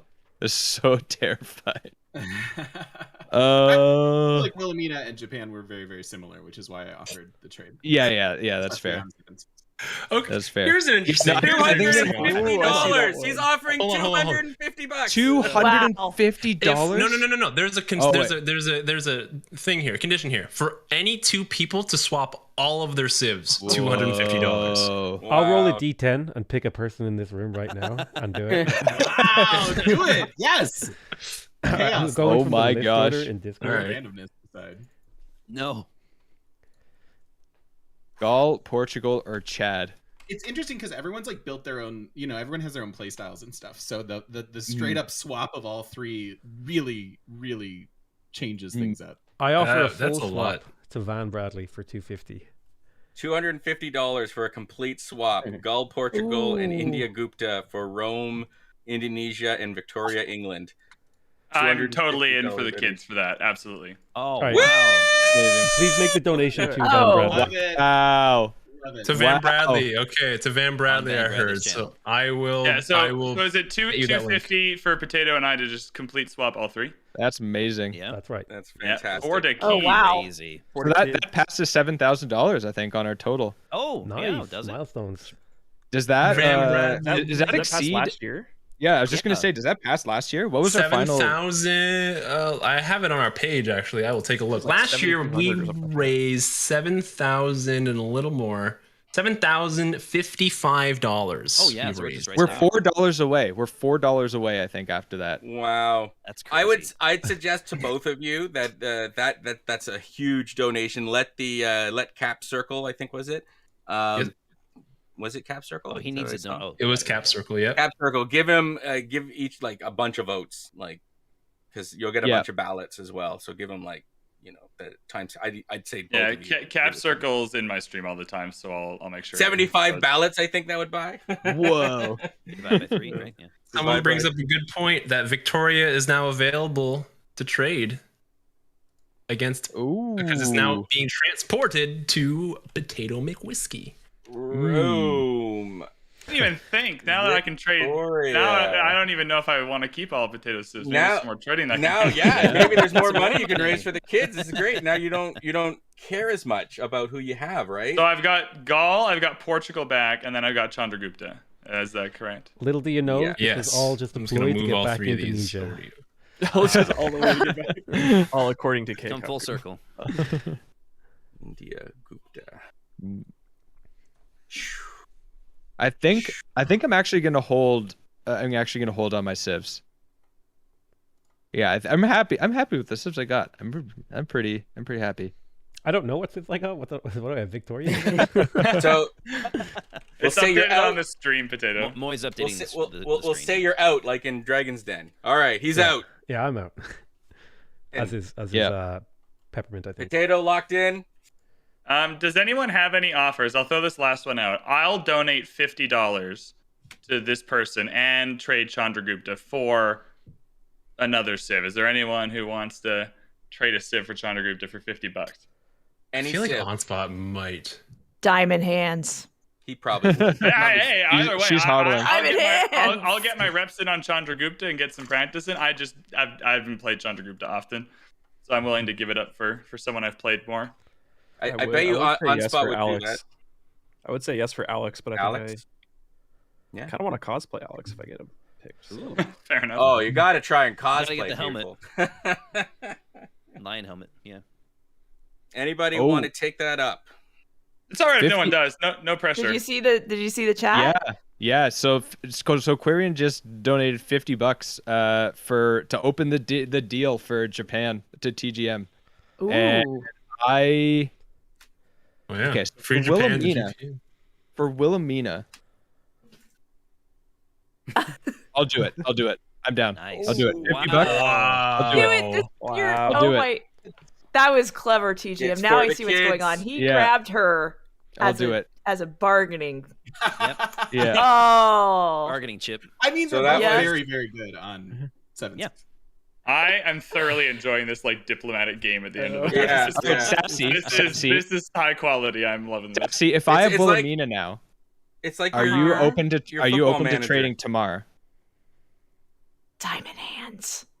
You're hodling? Man. Not even for Wilhelmina? Diamond hands. Who would you? Okay, what would it take? What would it take for Tamar to get off of your hands? And if you had a choice of anything on the board, absolutely anything.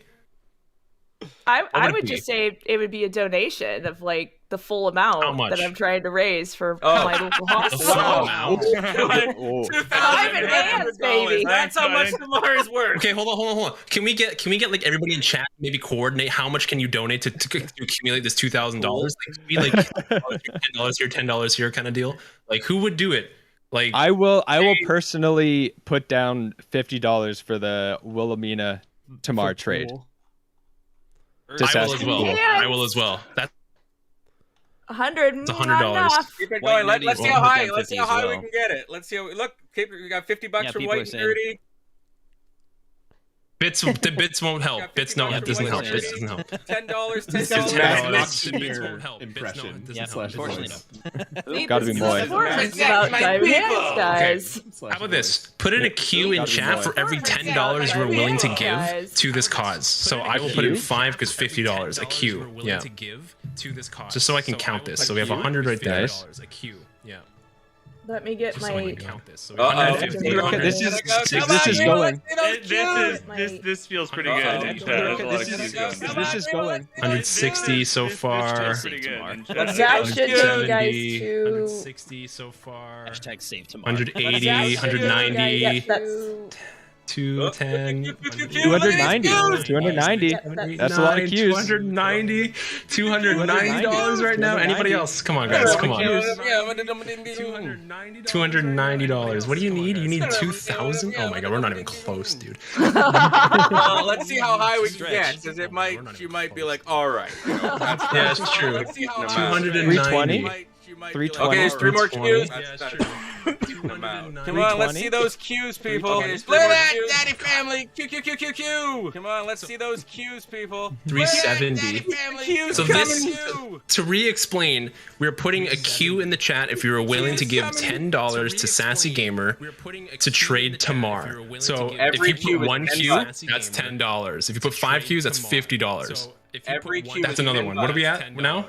Yeah, and there's Sassy's link. There's another Yeah, queue. perfect. There's another queue. Keep them coming. Queuing it up. Yeah, and there's What are we Sassy's at? link. I'm lost count. There's another queue. You're the counter. Come in. Queuing it up. PB was counting.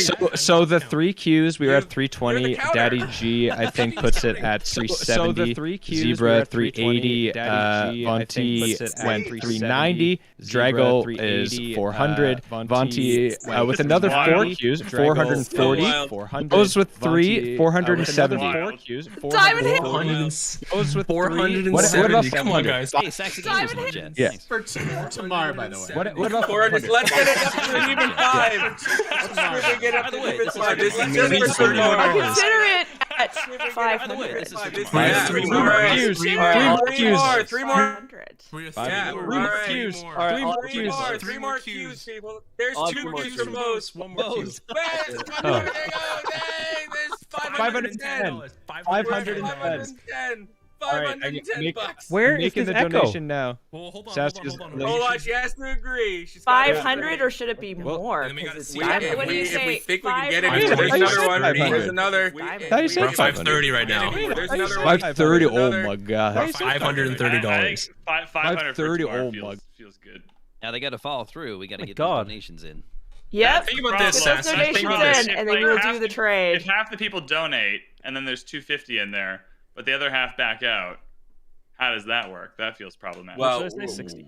we're gonna That hope. feels problematic for the people who committed. If not We're gonna everyone. hope that they don't. Nah, I'm gonna take your word for it. Yeah. I mean, I would hope. I think we just have to trust, right? We got to trust the community that it's for the kids. They're gonna Well, give. Civ the fans kids. are the greatest fans out there, right? Of course we Think Yeah. about True. how They're the many greatest fans in children gaming. you're saving with this $500. Think about.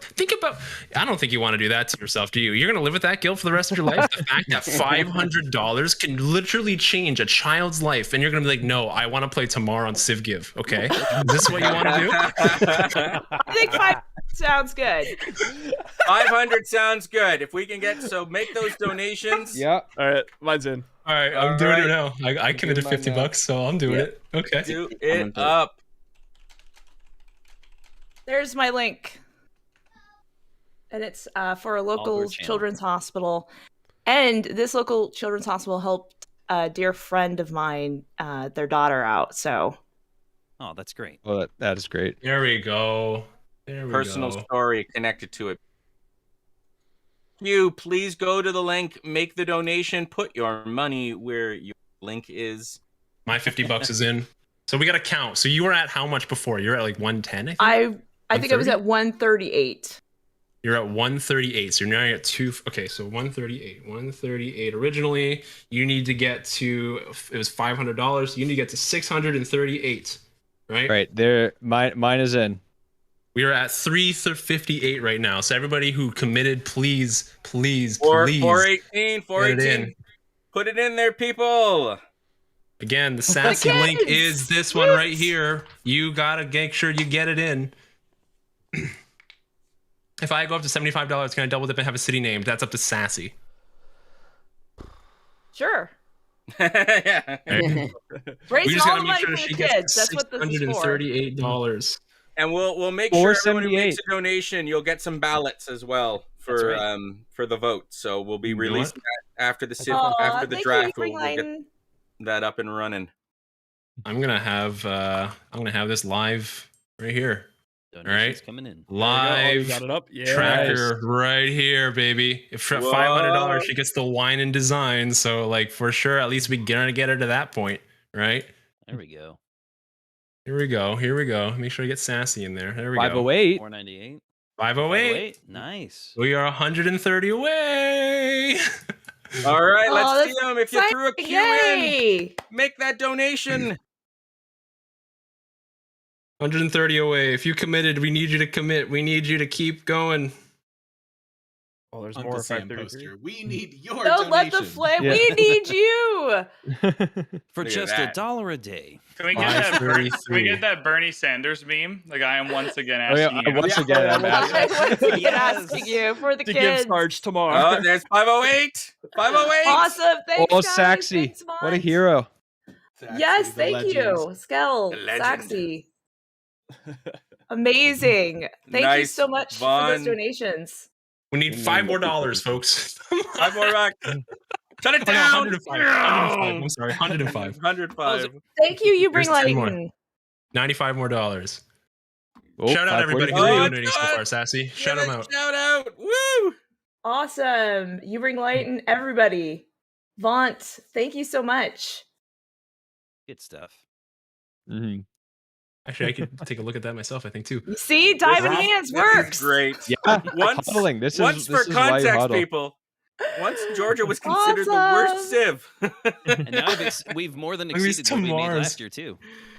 That's true. Robin Siddle, thank you for the donation. Lord Snow, $15 for Tamar. Novo Zarkin, Tamar. Saxy Gamer, $10. Skelly, $10. Ify, $10. Yo Zebra, $10. Linus Anderson, $50. Peppermint Butler, $50. Draggle, $10. Sarge, $60. This is me. Anonymous Moisauce, $50. Bose, $60. White Nerdy, $50. All for Tamar. Get Tamar to Sarge. We need 90 more dollars. Who committed and didn't donate? Is it going to Sarge or Peppermint Butler? Who's getting her in the end? I am getting. I would be getting Tamar. I would be getting. But then once it's yours, who knows what'll happen? And trade it for free. For free. Well, you were giving me Wilhelma, right? Yeah, you're getting. Yes. There's You're 600. getting Wilhelmina, yeah. 618. We're almost there. What was Look, it? it's a win-win for everybody here. Everybody wins. $20. 20 more bucks. 20 more bucks. 618. There it is. 618. Oh, come on! What's got to be Oh, how close are we to it? 638. 638. 20 more bucks. Oh, wow. Oh yeah, 20. Yeah, it's 20 more bucks. 20 more bucks. Who's going to be the last 20 bucks? Sassy, your Twitter is popping off right now. Is it auto-linked? It's really funny. Yes, it's auto-linked. Oh boy, that's awesome. We're almost there. $20 more dollars. It's exploding, isn't it? Yeah, my phone is exploding right now because I get a message every time anybody gets a donation. I get a text. So 23. 23. Oh, close. Is that it? 10 more bucks. We need 10 No, more. it's over. It's over. 73. Now, It's over. It's over. We did it. There it is. Wow. Oh my God. Yay. Great job, community. Well done. Unreal. Oh, that was awesome. Spam your 100 games tomorrow as if you got them. Wow. Okay, so Tamar is officially going over here to Peppermint Butler, and you're getting Wilhelmina of the Dutch Sassy Gamer lady. Yeah, I don't All want to. right, now Tamar, are you gonna try and work something out and with Sarge here? Oh boy. She's like getting traded. How much you want her, Sarge? I'm not trading. I'm not trading. This Okay, fits your meme better. All right. No, so let's say, okay, who do you want to trade the most, Sarge? I'm assuming it's probably Arabia. Yeah. Mm-hmm. He's gonna dress as Need a Tamar. puppy. Remember that. He'll do that. He'll throw the cost, right, Sarge? You'll totally the wig and the crown and everything. I could we could arrange that. Yeah. Could you do Australia? Yeah, okay. Well, I'll give you Australia. All right. No! All right. Wait, do we want a bounty on this or A bounty. I like that term. Gets rid of Japan. It just basically replaces Japan. I'm open to just doing a freebie. All right, let's do it. What do you think? It's Yeah? just freebie. Yeah. Nice. That sounds All right, good trade, folks. Good trade. You see We what did Steve it. said? They're like Yeah. $500 for PB to release her. Yeah. Let's go. For the memes. So, Oh my just in case God. anyone doesn't know, John Curtin is like my most hated civ or most hated I leader. recall that. I recall He is the worst. And now, I and love now it. you have it. Yeah, if you I want, know. like, I'll do a free up trade Australia for Mali. Okay, I'm gonna put you back down. If you I hate don't know Australia. about that. I think I would. I don't know about that. Well. What about Coupe? What about Coupe? Oh. Ooh. Coupe? No. I'm hoping No? not. Okay. Yeah, fair I want to enough. be. I'm hoping that's who Fair I enough. voted in. Van Bradley, Fair what would enough. it take for you to get Coupe? I'll trade Chandragupta, but that's Wow, yeah, right. Okay, forget I'm it. not putting up like unless it was like another big chunk of money. Like Maori is going to be so much fun on this map. yeah. My deal Chandragupta and $50 for like most other civs is opened for whoever wants to. So like $50 in Chandragupta for Coupe, or $50 in Chandragupta for anyone I've played. But that's for anyone. That's fine. He'll offer that to anybody though. So if you want to offer Just something, anyone I'm familiar with. There might be someone like Chan, but I think I've played literally every other civ picked more. than Thanks, I played Skelly. Chandragupta. Michael Ooh, does someone's not want to offering trade something up. for Chandra. $50 to give VB Coupe. It's not gonna happen, guys. No, I'm not doing that. No, Coupe's not on. It's his first pick. Blocked off. It's my first pick. Mali, though, I'd be willing to trade Mali, not for India, but I'd be willing to trade Mali for something if it caught my fancy. Hey, I think that might be it. Sorry, I think I interrupted Potato. All right. Yeah, potatoes. I just haven't eaten in 9 hours. Okay. Yeah. He's hungry. Can I? You can scoot out of here. I think if you're good, yeah, you're good. I think we're wrapping up here anyway. Okay.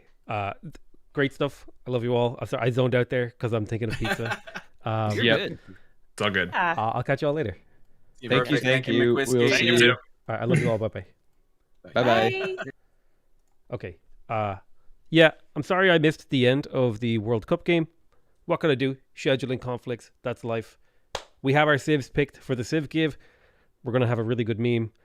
I haven't eaten in 9 hours. I'm going to go get some food. I will go host OnSpotTV.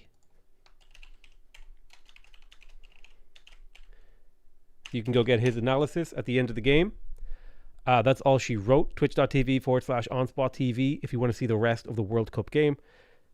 It'll be on tomorrow. Poggers. Potato McWhiskey out.